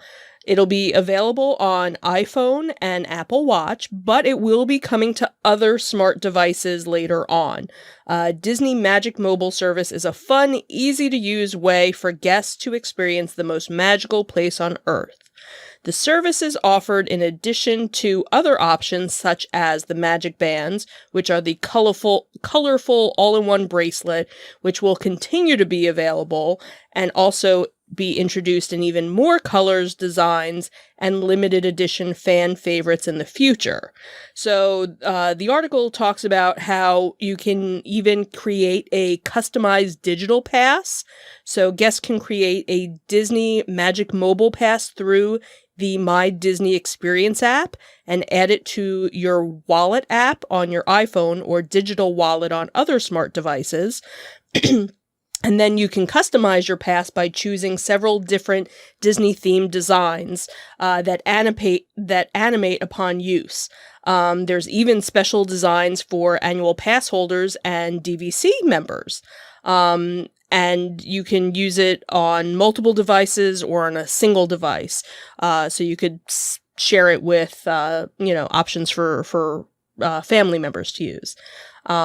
So basically what you would do is to enter the park, you would simply hold your iPhone or Apple Watch or other smart device near the access point when entering the park or using other available features like you would do with your Magic Band. So it basically would replace your Magic Band if you didn't already have one or didn't want to purchase a Magic Band, because as we had talked about before, the Magic Bands are no longer given free if you're a resort guest. You either have to use one that you've already used before or purchase a new one. So here's another option for guests, to use. Obviously, it would link up with your park pass, and also they're going to have another enhancement of it will also sync up with your Disney Photo Pass as well. So all of your photos, once they've been taken, would download right to your phone. So you wouldn't have to go in and manually update them. So they're, making all these little, advances to make it a much more seamless experience, it seems. All right, so I got a whole bunch of questions here. Okay, I don't know if I'm going to have the answers. I haven't tried using it yet. So, first question I have is it just to get in the parks, or does it work like your Magic Band to get into your room as well? I believe it's going to be anything that you would normally use your Magic Band for. So, park entrance, resort room entrance, payment for things. So you mentioned that it works with PhotoPass. Can I use it to scan my PhotoPass in like I can with the Magic Band as well? Yes. So when you go to the photographer, you have to scan your thing. Right. Mm-hmm. So it works for that as well. Okay. Yes. So this is basically a universal replacement for Magic Bands at this point. Right. Or if you don't have an iPhone or don't want to use your smartphone, you can get a regular room key, and those room keys could be used for park entrance, the room, and for your charge as well. So, because I'm sure there's going to be people, because I know when Disney started going towards the My Disney Experience app and everything, people were complaining because it was draining their battery. Right. And a lot of people, so when people had to pull up what their fast pass time was or something with that, a lot of people were complaining about the battery, on their phone going. So what about, I just lost my train of thought now. That's a train that's easily derailed these days. I was going to say that, but, I didn't. I can't think of what I was going to ask. Next question I have was, it's not available for Android devices yet. Do they have a time frame yet? They don't list anything as of yet, but at least they're going to be supporting it at some point because you can use the My Disney Experience app on all platforms. Okay. So I remember what I was going to ask. okay. Is it restricted in any way to people that are resort guests, or can anybody take advantage of this? It doesn't say that it's for one or the other. Okay. Because obviously we know resort guests, they were pushing everybody to have Magic Bands because it was your room key, it was your Right. charge and everything else. But as a park guest staying someplace else, you could get a Magic Band. You weren't required to do it. So, yes, you could. Now I'm going to get technical here. I'm assuming they haven't published any information on what average battery usage is using this app throughout the day at this point, Yeah, nothing because yet. that would be an area of concern. Right. Because that's always something, and you see everybody with their, little battery backups to Right. charge their phone, throughout Well, and the Disney day. has been putting in charging stations around the park Right. as well. So. Right. And I think the last question I had was lost again. Wow. Okay. I'm having one of those days today. Does this play in any way into the facial recognition beta testing that they were doing in last week's It doesn't story? even talk about this because this article actually came from DisneyParks.com. So this was an official Disney where the article that we Was talked just someone about, that was there. somebody that just happened to be there. So. Okay. Fair point. Fair Mhm. point. What else do we have in Disney Detective today? So in some other Florida news, staying on the southern East Coast, it seems that the Florida governor moves to prevent the use of vaccine passports in the state of Florida, including at theme parks. So citing privacy concerns, Florida Governor Ron DeSantis had said earlier this week that he intends to block the use of COVID-19 vaccine passports in the state of Florida. In comments, he said, "It is completely unacceptable for either the government or the private sector to impose upon you the requirement that you show proof of vaccine to just simply be able to participate in normal society." He went on to specifically mention theme parks, saying, "You want to go to a movie theater? You should have to show that? No. You want to go to a game or a theme park? No. So we're not supportive of that." He says that he plans to use executive actions to ban their use in Florida. Vaccine passports are obviously gaining widespread attention worldwide as they are seen as a way to enable safer levels of transportation and attendance at events. Disney has yet to make any official comment on whether it plans to attempt to use vaccine passports as a part of its future policies at Walt Disney World. Meanwhile, at the White House, senior advisor for COVID-19 response had said the government here is not viewing its role as the place to create a passport, nor a place to hold the data of citizens. We view this as something that the private sector is doing and will do.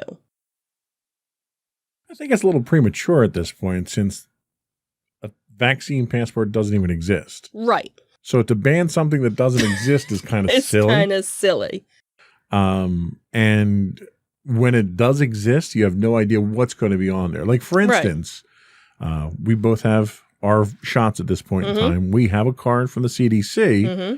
and that card has information on there about the batch ID, the location, all that stuff.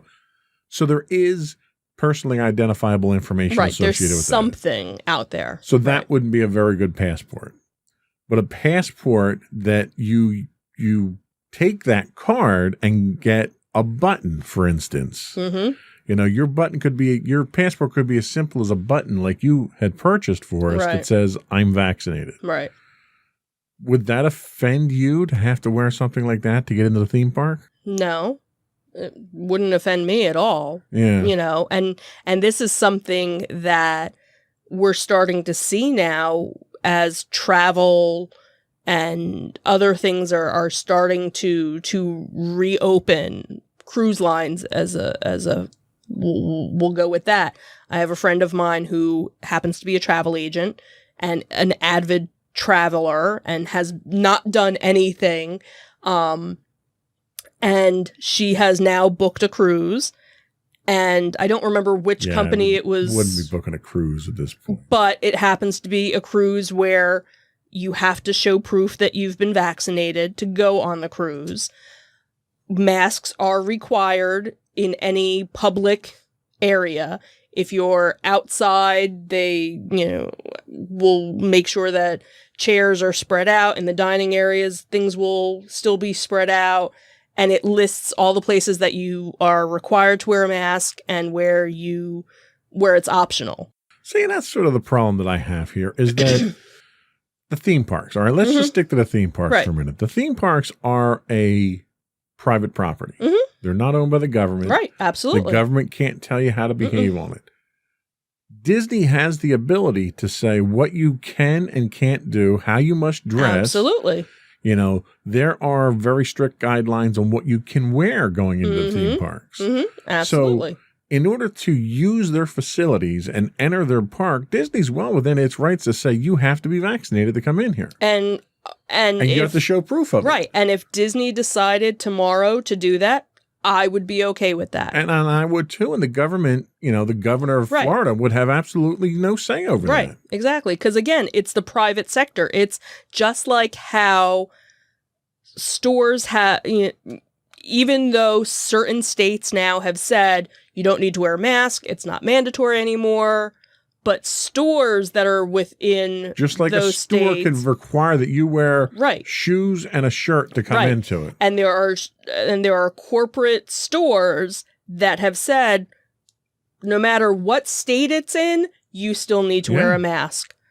We don't want to, This whole thing strikes me as turning the whole COVID thing into another political, absolutely, pivot point here that someone's going to try and prove their point that they're, not like I have a right to not be vaccinated. Like it's such an idiotic concept. And that's the thing is that Krispy Kreme, the donuts.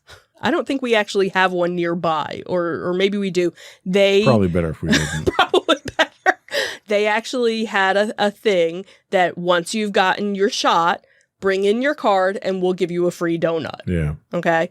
So there also happened to be in our local area a gym who back in last year got into trouble because when our state has shut down, he kept open and all these different citations or whatever. So now Krispy Kreme came out and said, hey, get a vaccine, get a free donut. He offered, don't get a vaccine and we'll give you a free membership to the gym and you don't have to wear a mask. Right. Which is just childish at this point. Right. Just exactly. childish. That's... Like at that point, you're part of the problem. You're not part of the solution. Exactly. So here to say we're not going to require, like you said, it's up to each individual. Right. It's up to the company to decide what they want to do. To me, it's idiotic to ban something that doesn't even exist yet. Right. That is, you're just trying to win political points, for a certain segment of the population. Right. And it's like, let's not make this public. All right. Right. Over 500,000 people in the United States have died from this already. Let's try to take it a little more seriously. All right. Rant over. And I wasn't ranting about Disney. See? Look at that. Wasn't ranting about Disney that time. That's impressive. All right. Let's take a break and we'll come back with our Tales from the Edge of the Other Side of the Galaxy thing. Sure.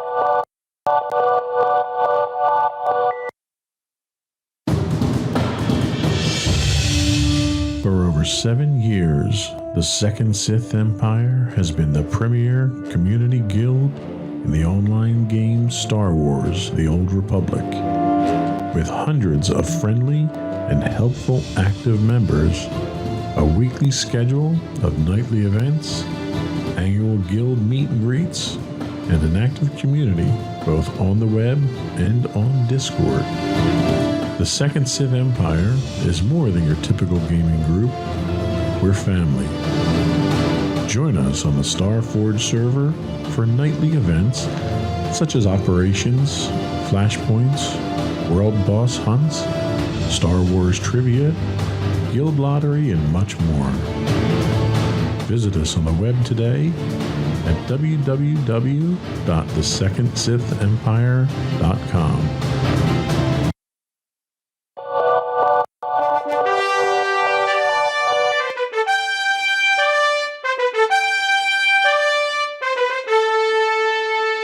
Go for Tales from the other Pew, pew. edge of the thing. From a long time ago. Far away, all far that away. stuff.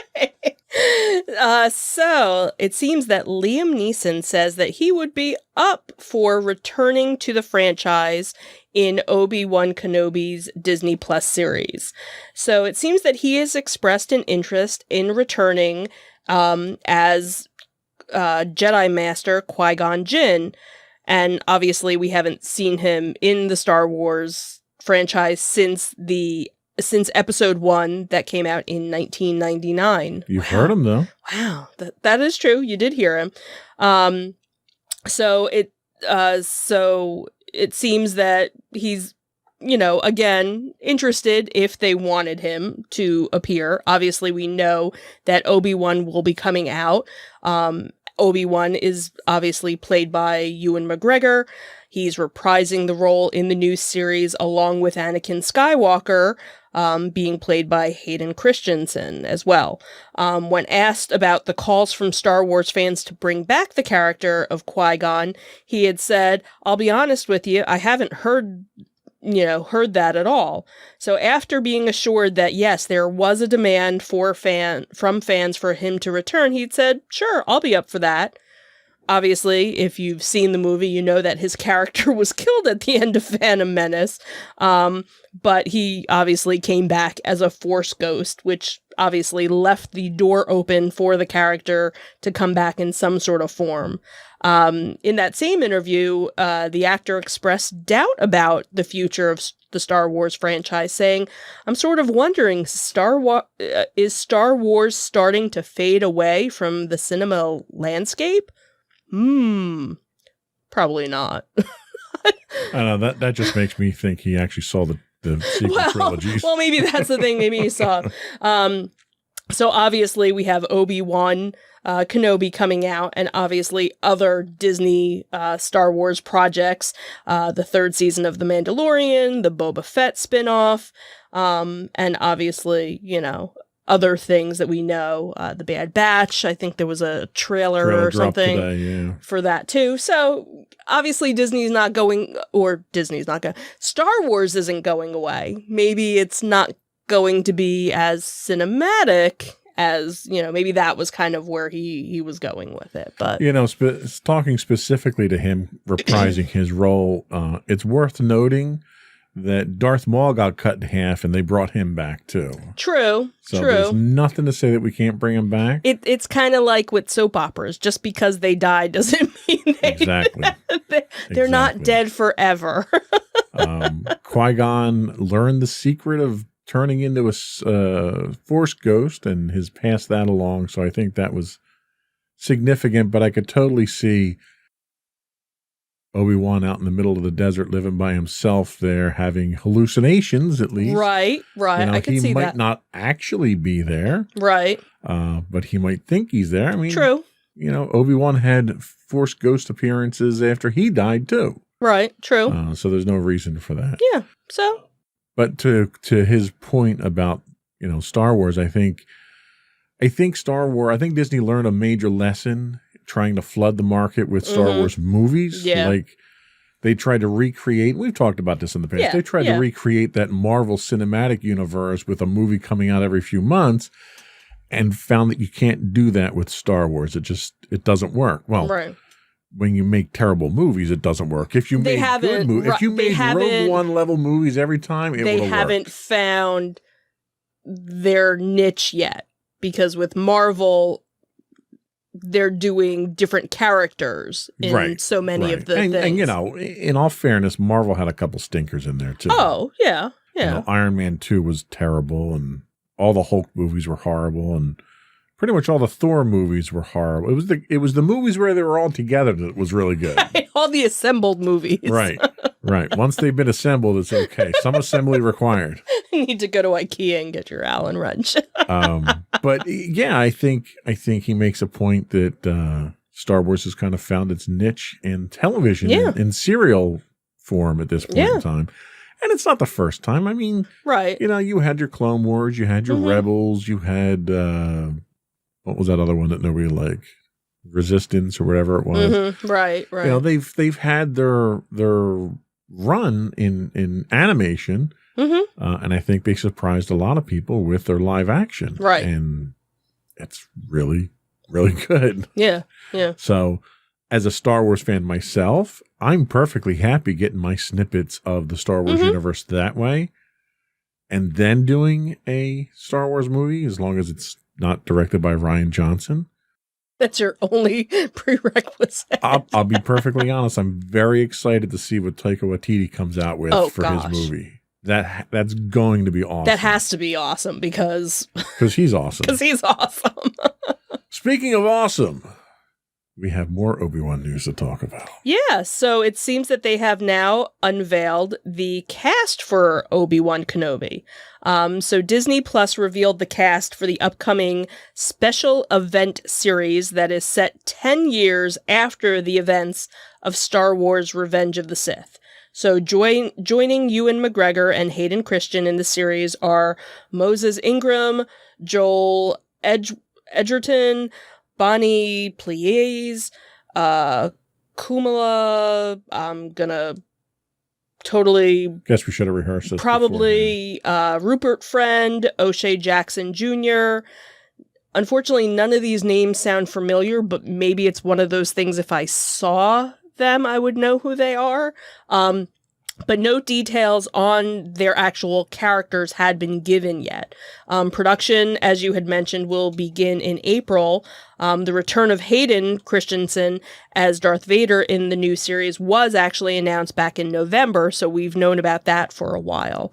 Obi-Wan Kenobi will be directed by Deborah Chow, whose credits include 2 episodes of The Mandalorian, has not yet actually given a premiere date. Obviously, we know things had gotten pushed back because of COVID, because I think they were originally supposed to be coming out with it in 2021, I think, when they had first announced it. Obviously, if they're not even starting to film, we're probably looking at maybe a January 2022, maybe? Possibly. So, we'll see. Depends on how quickly they rush it and any production issues they run into. Right, and Disney, what's nice with Disney is they don't like to have things all come out at the same time. They kind of like to that's how you milk your subscriptions, especially when you're increasing your rates on your subscriptions. Absolutely. So obviously we know which I noticed we cleverly didn't cover. Increase in the Disney Plus subscriptions. Because we pay for it annually, so yeah. So I didn't notice. We'll notice next whatever when the bill comes. Well, since we're not going to the parks and getting an increase in our park tickets, we got to give it to Disney somehow. Right, and I get Disney dollars, so technically I'm not paying for it. That's really all that matters, right? Some respect, I guess. Yeah, so we'll obviously, as they start filming, we'll obviously probably hear more in terms of dates as things come. Right, and I'm looking forward to it. Just like you, I'm not familiar with a lot of the cast that they announced, but that actually kind of interests me. Yes. Because one of the things that Star Wars really did well in its very early inception right. was bringing the talents of people out that were largely unfamiliar to audiences. Yeah. They did that again with, to a certain extent, they did it with Solo. They did it with Rogue One. To a certain extent, they did it with Mandalorian. So it's one of those things where they kind of have that's kind of their thing. Yeah, that's their thing, and they've done a very good job. I'd much rather see that. I also did see Russell Crowe signed on. I have to look up the article, but I just saw Russell Crowe signed on to one of the shows that we like. So, okay. They do I'd rather see that than to see a whole bunch of people that are big name stars who are fighting for attention and competing, because you don't, a lot of times you don't get the kind of selfless dynamic that you would expect to see from the kind of show that we look for. Right. So anyway, very much looking forward to that. And that was all we had for our Tales from the Edge of the Galaxy. That's Tales from the Edge of the Galaxy, right? Yes. Okay. I'm fried today. It's a good thing it's a long weekend. For some. Don't be jealous. I'm not. You still owe me a vacation day. I do. I know. I stole yours last week. Yeah. I'll do your job tomorrow for you. How's that? Okay. You might not have a job on Monday if I do, though. Okay. That's it for Tales from the Edge of the Galaxy. We'll be right back with our entertainment news.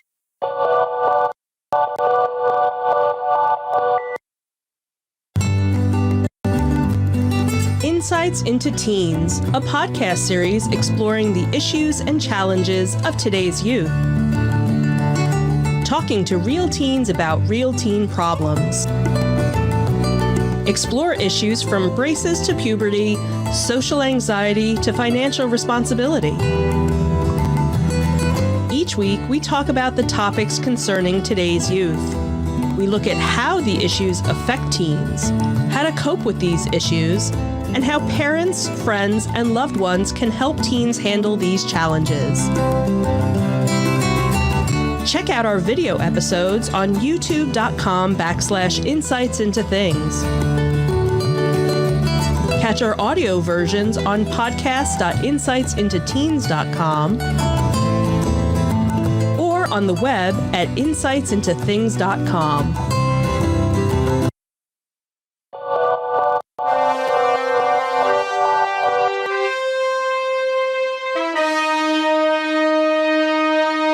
Dum dum dum dum dum dum dum dum.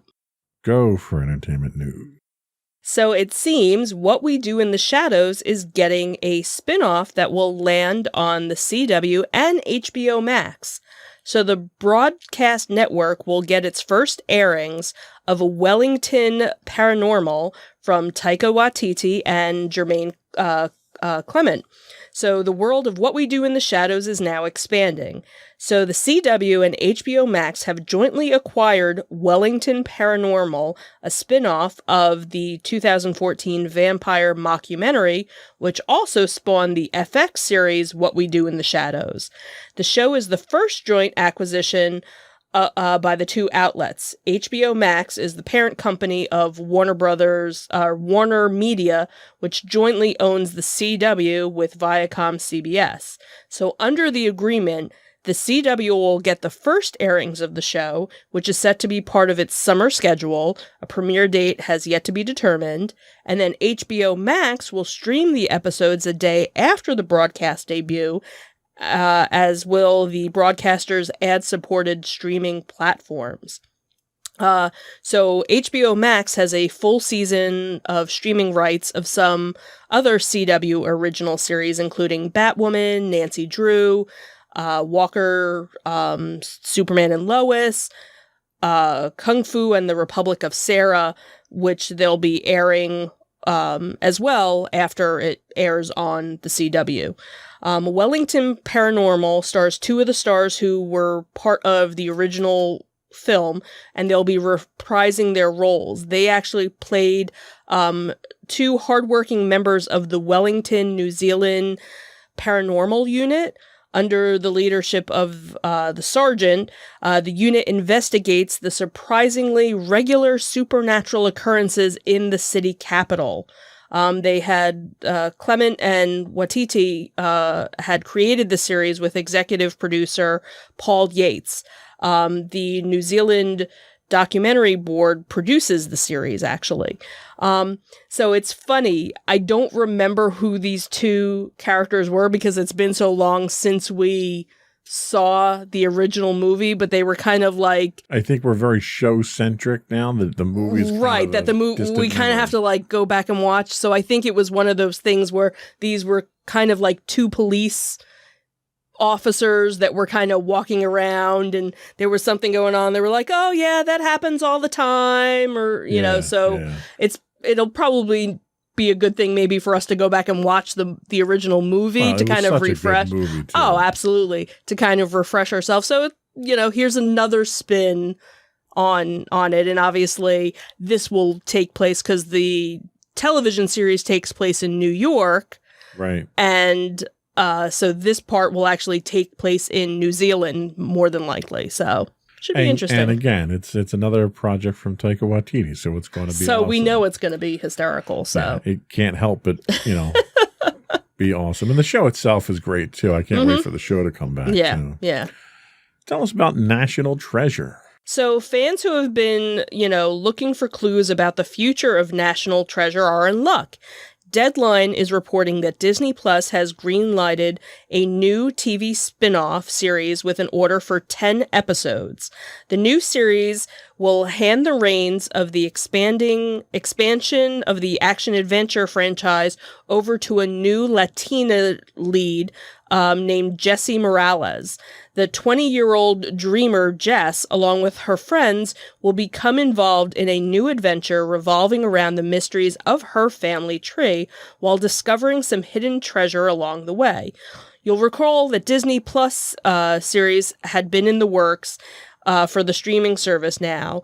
There was actually news about this last May that was kind of teased because the franchise producer, Jerry Bruckheimer, had said that they were actually looking at doing a third movie, but they were also looking at doing a television series as well.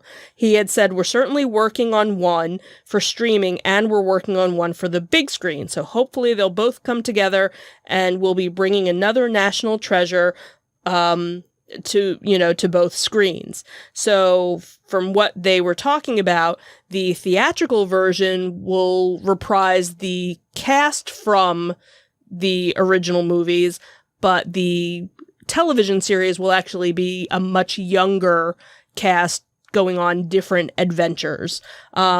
So I don't think they had, there's no confirmed dates yet, but obviously more will be coming out, you know, as it becomes, as, you know, they start filming and whatnot. So, and I see this as good news because they're fixing the one single biggest problem. I knew you were going to go there. That I think the movies had, because the movies were actually pretty good, but they had Nicolas Cage.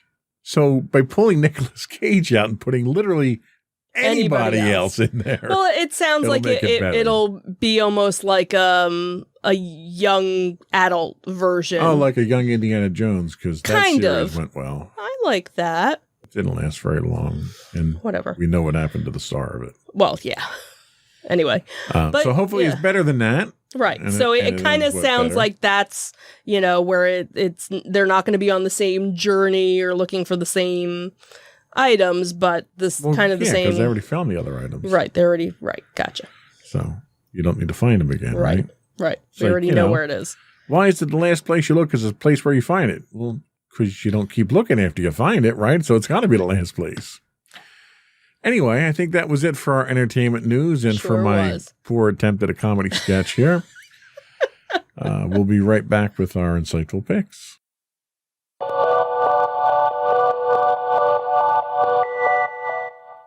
Go for your insightful pick. So my insightful pick happened to be something that I came across on Disney Plus. As we've mentioned before, our daughter and I, we have our TV time every night where we would watch different movies, different TV shows. We actually had just finished Dinosaurs, the series from the late 90s, or the early 90s, I should say. So that we just finished up the other day, and I was looking for something else to find, and I saw this, show, and I was like, let's start watching it. And it's called The Secret of Sulphur Springs. It's streaming on Disney Plus, and it's an American horror mystery television series. It actually premiered in January of 2021. The series is set in a fictional Louisiana town of Sulphur Springs. So after his dad gets a new job, 12-year-old Griffin Campbell moves into the closed down and dilapidated Tremont hotel in Sulphur Springs, Louisiana, which is supposedly haunted by Savannah Dillon, a camper at the Tremont camp who disappeared 30 years ago.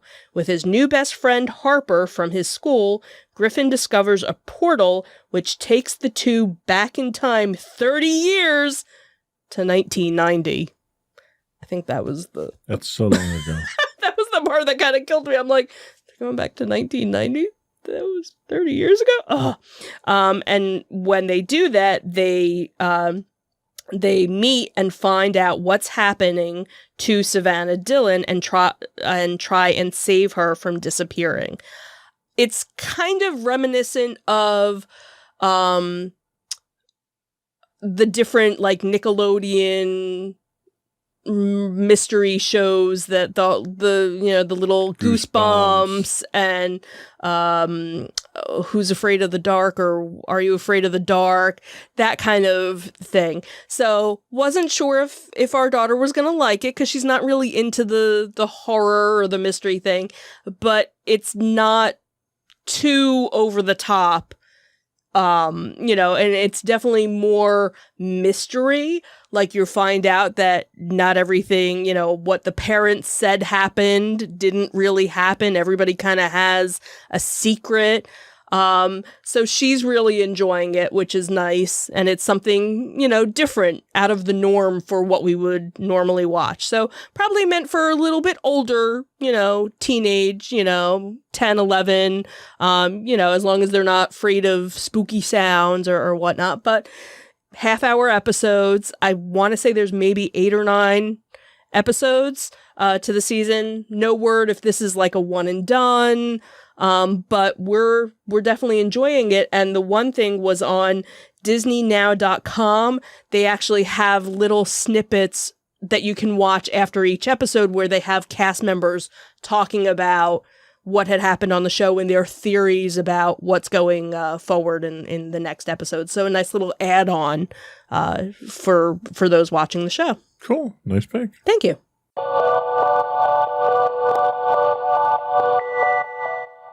So my pick this week is a pick that is a documentary on Hulu called Back in Time. We're big fans of Back to the Future. We recently had our daughter watch the trilogy there, and she liked it too.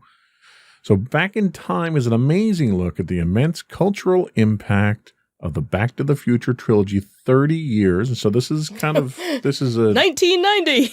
This is a 2015 documentary. Okay. So it's a few years old. So it's a look at the cultural impact of the Back to the Future trilogy 30 years after McFly and Brown went on an epic adventure. A look at the very real impact the Back to the Future movies have had on our culture. What was once a little idea that spawned a tightly focused documentary has grown into something truly amazing over 2 years of filming. Back in Time is a cinematic monument to the vastness of the trilogy's fandom. In addition to the footage and interviews revolving around the time machine itself, the DeLorean, the crew found that simply by delving into the impact of the trilogy, an epic journey began to unfold before them. So the documentary itself was something that they started out almost like a fan project, like a Kickstarter backed fan project thing to put something together, and that turned into a monumental journey. The crew captured countless hours of footage during filming, from Steven Spielberg to Robert Zemeckis and Bob Gale, to the Shays and Hollers, and from James Tolkien and Leah Thompson to Christopher Lloyd and Michael J. Fox. Back in Time features interviews after interview that simply must be seen. And that's kind of what blew my mind, is they had such access to all the stars. They would go to fan conventions that happen across the world, really. Okay. Because the one that they did was down in, I think, Australia. And they would talk to the people that attend these. And, they went not just Back to the Future conventions. They went to DeLorean conventions. Oh, okay. And they talked to people, like the community itself of people that buy the roughly 3,000 DeLoreans that survive and try to turn them into time machines. Okay. And they talked to this one husband and wife who actually were volunteers for the Michael J. Fox Foundation. And the husband had been diagnosed. He was given 6 months to live. And they decided that they wanted to buy a DeLorean. He that was his bucket list. He wanted his DeLorean and wanted to turn it into a time machine. And like 8 years later, the man is still going because of the passion of what that project did for them. They've driven had a mission once they built this DeLorean to drive it to all 50 states, which they've accomplished doing. And they've raised countless amounts of money for the Michael J. Fox Foundation for Parkinson's. And it was just their story alone would have made the documentary worth it. But they go into all the festivals that happen. Like there's one that was in New Zealand where they recreate the town. Oh, wow. Complete with the houses. So you walk through Biff Tannen's house and each person's house. And it's neat because when you park out in the parking lot. And when you walk through, they created Peabody's farm. And you walk through the farm and they have farm animals and everything. And then you come into the town square everyone watched the movie in the town square and they did a play. It was really well done. It was not your typical type of documentary, but the thing that really gave it the gravitas was the fact that you had people like Michael J. Fox featured in here, Leah Thompson, Christopher Lloyd, Robert Zemeckis. They all made time to be part of, no pun intended, but to be a part of this documentary. And it was a really well done documentary. Totally blew my mind. So Back in Time is streaming now on Hulu. We'll be right back with some afterthoughts.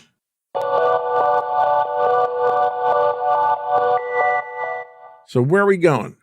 So obviously we know that San Diego Comic-Con is still going to be virtual this year, but one of the little conventions that is usually in our area, Monster Mania, they usually hold it twice a year. They are doing something a little different this year. They are doing Monster Mania's mini little mall of horrors.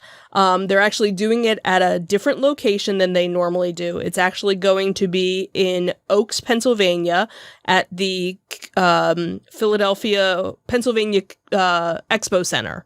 And this is actually a location that we've gone to for other different events. But what's neat about this is not only is it going to be a little shopping center, is they're also going to have some celebrities there. So it's kind of like a miniature convention. Tickets are just $13 a day. As of right now, Saturday is completely sold out. They are limiting the amount of people. You do have to buy your tickets in advance. Obviously, social distancing is asked and masks are required. It's the first time ever that they're doing this little outdoor mall of horrors. And they're doing it on Saturday, May 22nd and Sunday, May 23rd. They will have over 150 vendors in a large 6-acre paved fairground. Vendors have been waiting since March of last year to do any sort of show. So this is kind of going to be interesting, different, kind of an outside version. Normally, Monster Mania is held in one of the local hotels in Cherry Hill, and it's usually very packed and very crowded. So it'll be interesting to kind of see how this goes.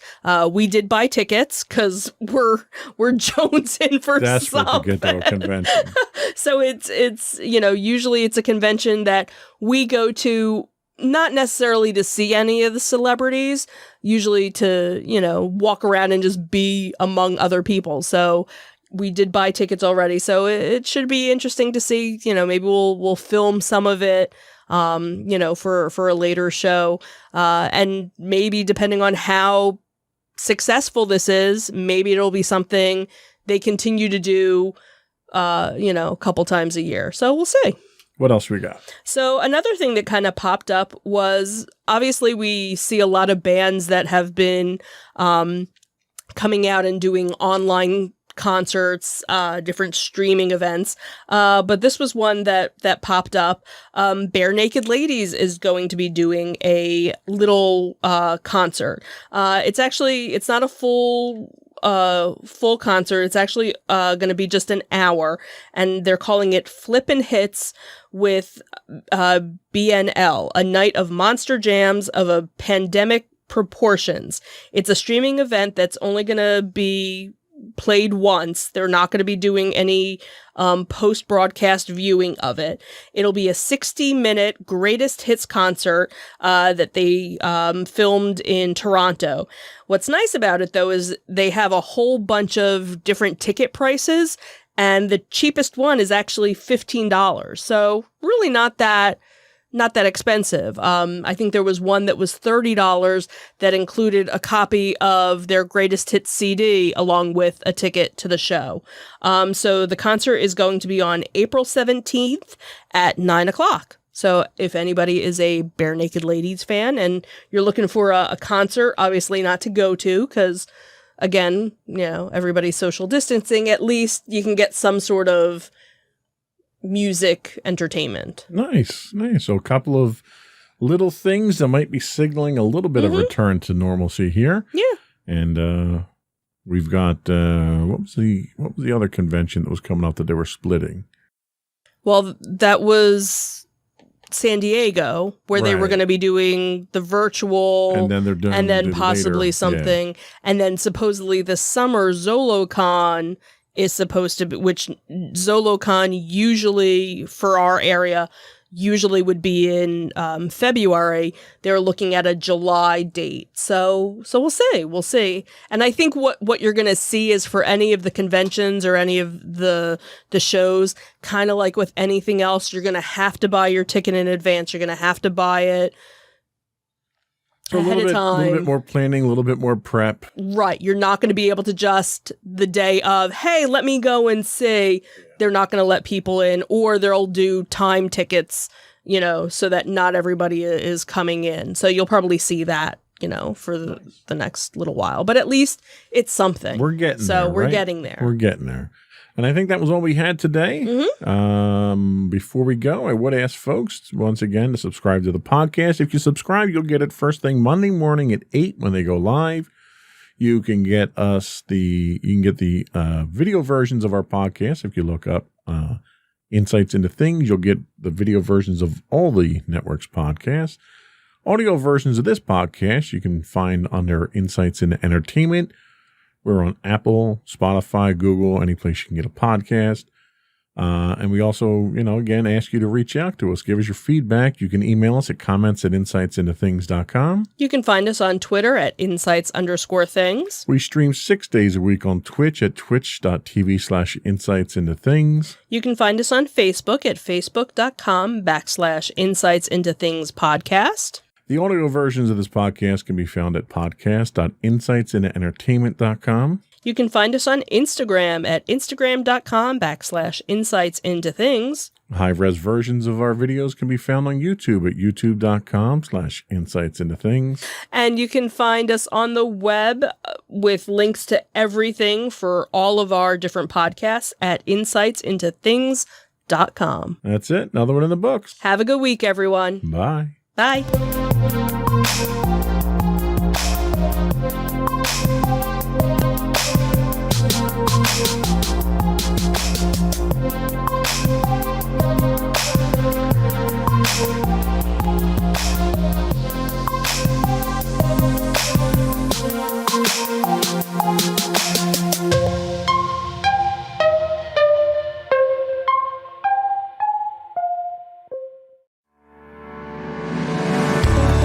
Insights into Entertainment, a podcast series taking a deeper look into entertainment and media. Our husband and wife team of pop culture fanatics are exploring all things from music and movies to television and fandom.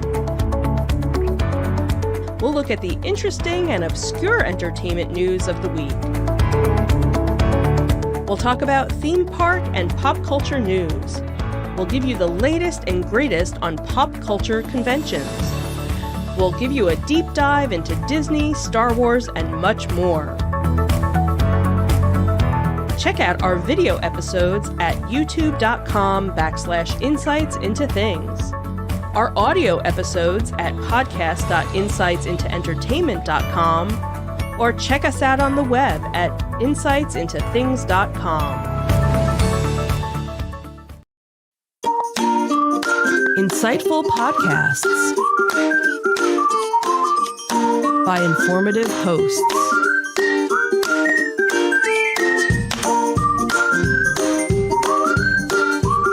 Insights into Things, a podcast network.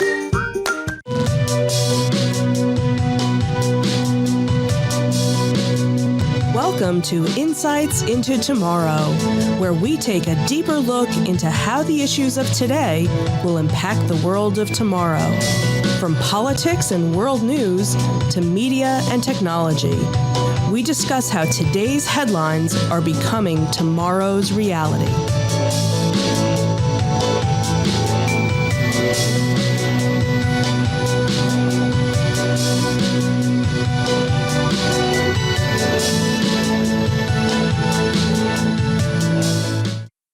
Welcome to Insights into Tomorrow. This is episode 12, The Cryptocurrency Conundrum.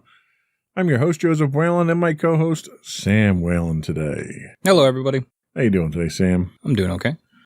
So today we're going to be talking about crypto. Do you own any crypto?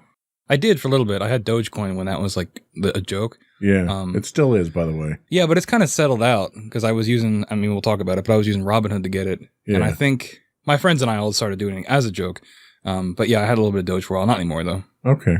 Doge actually is not that difficult to generate. It's not like your Bitcoin and stuff like that where it's finite and crypto complicated. Yeah, I don't know how any of it works, though. That's the point of this show. You'll explain it to all of us in great detail.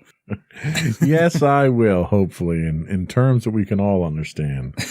But before we do that, I would suggest folks subscribe to the podcast itself so you get it first thing Monday morning at 8 o'clock when they come out. You can subscribe to the audio version of the podcast by looking us up as Insights into Tomorrow. The video versions of the podcast and all of our network podcasts are listed as Insights into Things. You can get us on Apple Podcasts, Spotify, Google, Stitcher, pretty much any place you can get a podcast these days. I would also invite folks to give us your feedback. Email us at comments@insightsintothings.com. Let us know how we're doing on Twitter at insights_things. You can give us feedback on Facebook at facebook.com/insightsintothingspodcast. Shoot us a note on Instagram at Insights into Things, or you can reach out to us on our website at www.insightsintothings.com. So today, what we're going to be doing is we're going to take a look at what cryptocurrency is. We'll understand a little bit about what blockchain technology is. Then we're going to take a look at some of the real-time or real-world impacts that cryptocurrency is having on today's economy and whether it's worth investing in. And then finally, we'll wrap up by looking at how cryptocurrency is changing the world and what the future of crypto looks like. And we'll talk a little bit about a new phenomenon in crypto called NFTs. So hopefully by the time we get done here, we'll all have a good understanding of what crypto is. And we'll be dumping money into the market to buy some. Shall we get started? Yes. All right.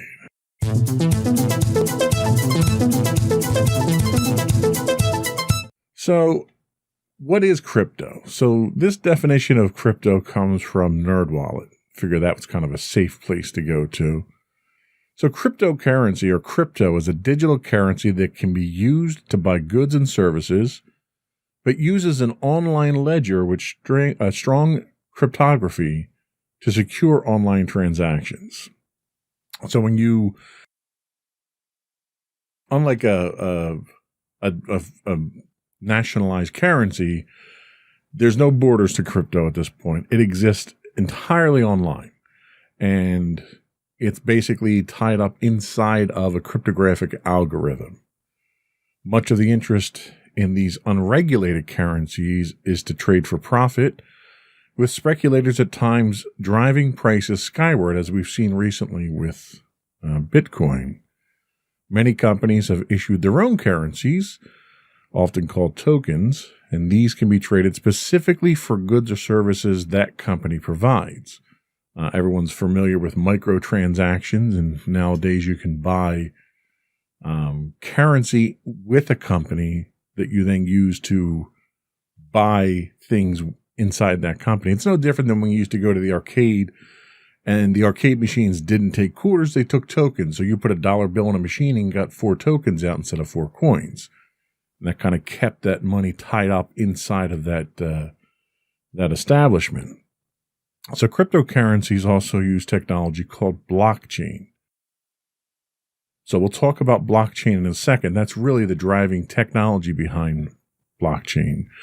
But part of the appeal of cryptocurrency is the security of it. A lot of people feel the anonymity that cryptocurrency offers is a selling point, because you can go out and make a transaction, a purchase online somewhere, and not have that traced back to you through a PayPal account or a credit card or something else.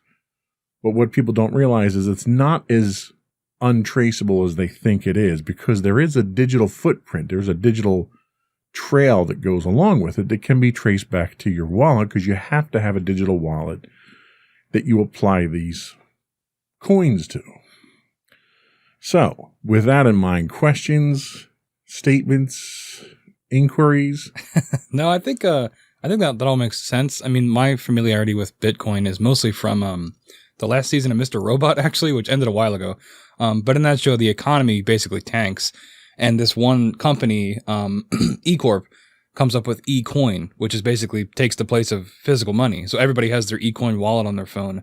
So I kind of got the concept a little bit from that. I mean, it's a fictionalized portrayal, but they did their research in terms of, using Bitcoin as a replacement for physical money. Sure. And really, I mean, money is, currency itself is anything that has a value associated with it that you can trade for things. Whether it's paper money that we have, whether it's gold coins because the material that it's made from has a value associated with it, or nowadays with U.S. currency where there isn't a backing to it. There's no silver or gold backing to it. There's an intrinsic value based on the current economic state. So as a result, the dollar goes up and down depending on what our trade state is and other factors in the world. Cryptocurrency is the same sort of scenario, but it's affected by things very differently.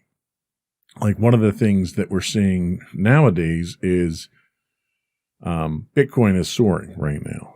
And one of the reasons it took a recent jump was Tesla, Elon Musk's company, decided that they're going to take Bitcoin payment for cars, and they invested more than $1 billion to acquire Bitcoin. Well, anytime a commodity is purchased in volumes like that, the cost of it goes up just because of the perceived value of it at that point. So you have speculative investment like that that's causing a rise in value. Yeah, that happened with, we talked about Dogecoin earlier too. Elon Musk would make a tweet about Dogecoin and it would shoot up 20 cents or something like that. Sure. So and you get that with regular stocks too, but with crypto, it's even more volatile like that. Well, and Elon Musk is a great person to pick on because he's the type of person who stock in Tesla goes up significantly, and then he tweets and says, "Oh, well, that's overvalued," and then the stock plummets. Mm-hmm. And when you're the second richest man in the world, you can stand to lose $40 billion, and it doesn't really put a dent in your bank account. But your other investors can't afford that kind of recklessness and that volatility in a stock that they're investing in. And we'll talk later about the investment angle of Bitcoin and cryptocurrency, but we're going to find that's the same type of thing with crypto. So the technology that is based on is blockchain. Now, this information comes from another website, Investopedia.com. Blockchain is a decentralized technology spread across many computers that manages and records transactions. Blockchain is a specific type of database. It differs from a typical database in the way it stores information. Blockchains store data in blocks that are then chained together. Blockchain. I get blockchain. Once a block is filled with data, it's chained onto the previous block, which makes the data chained together in a chronological order. So one of the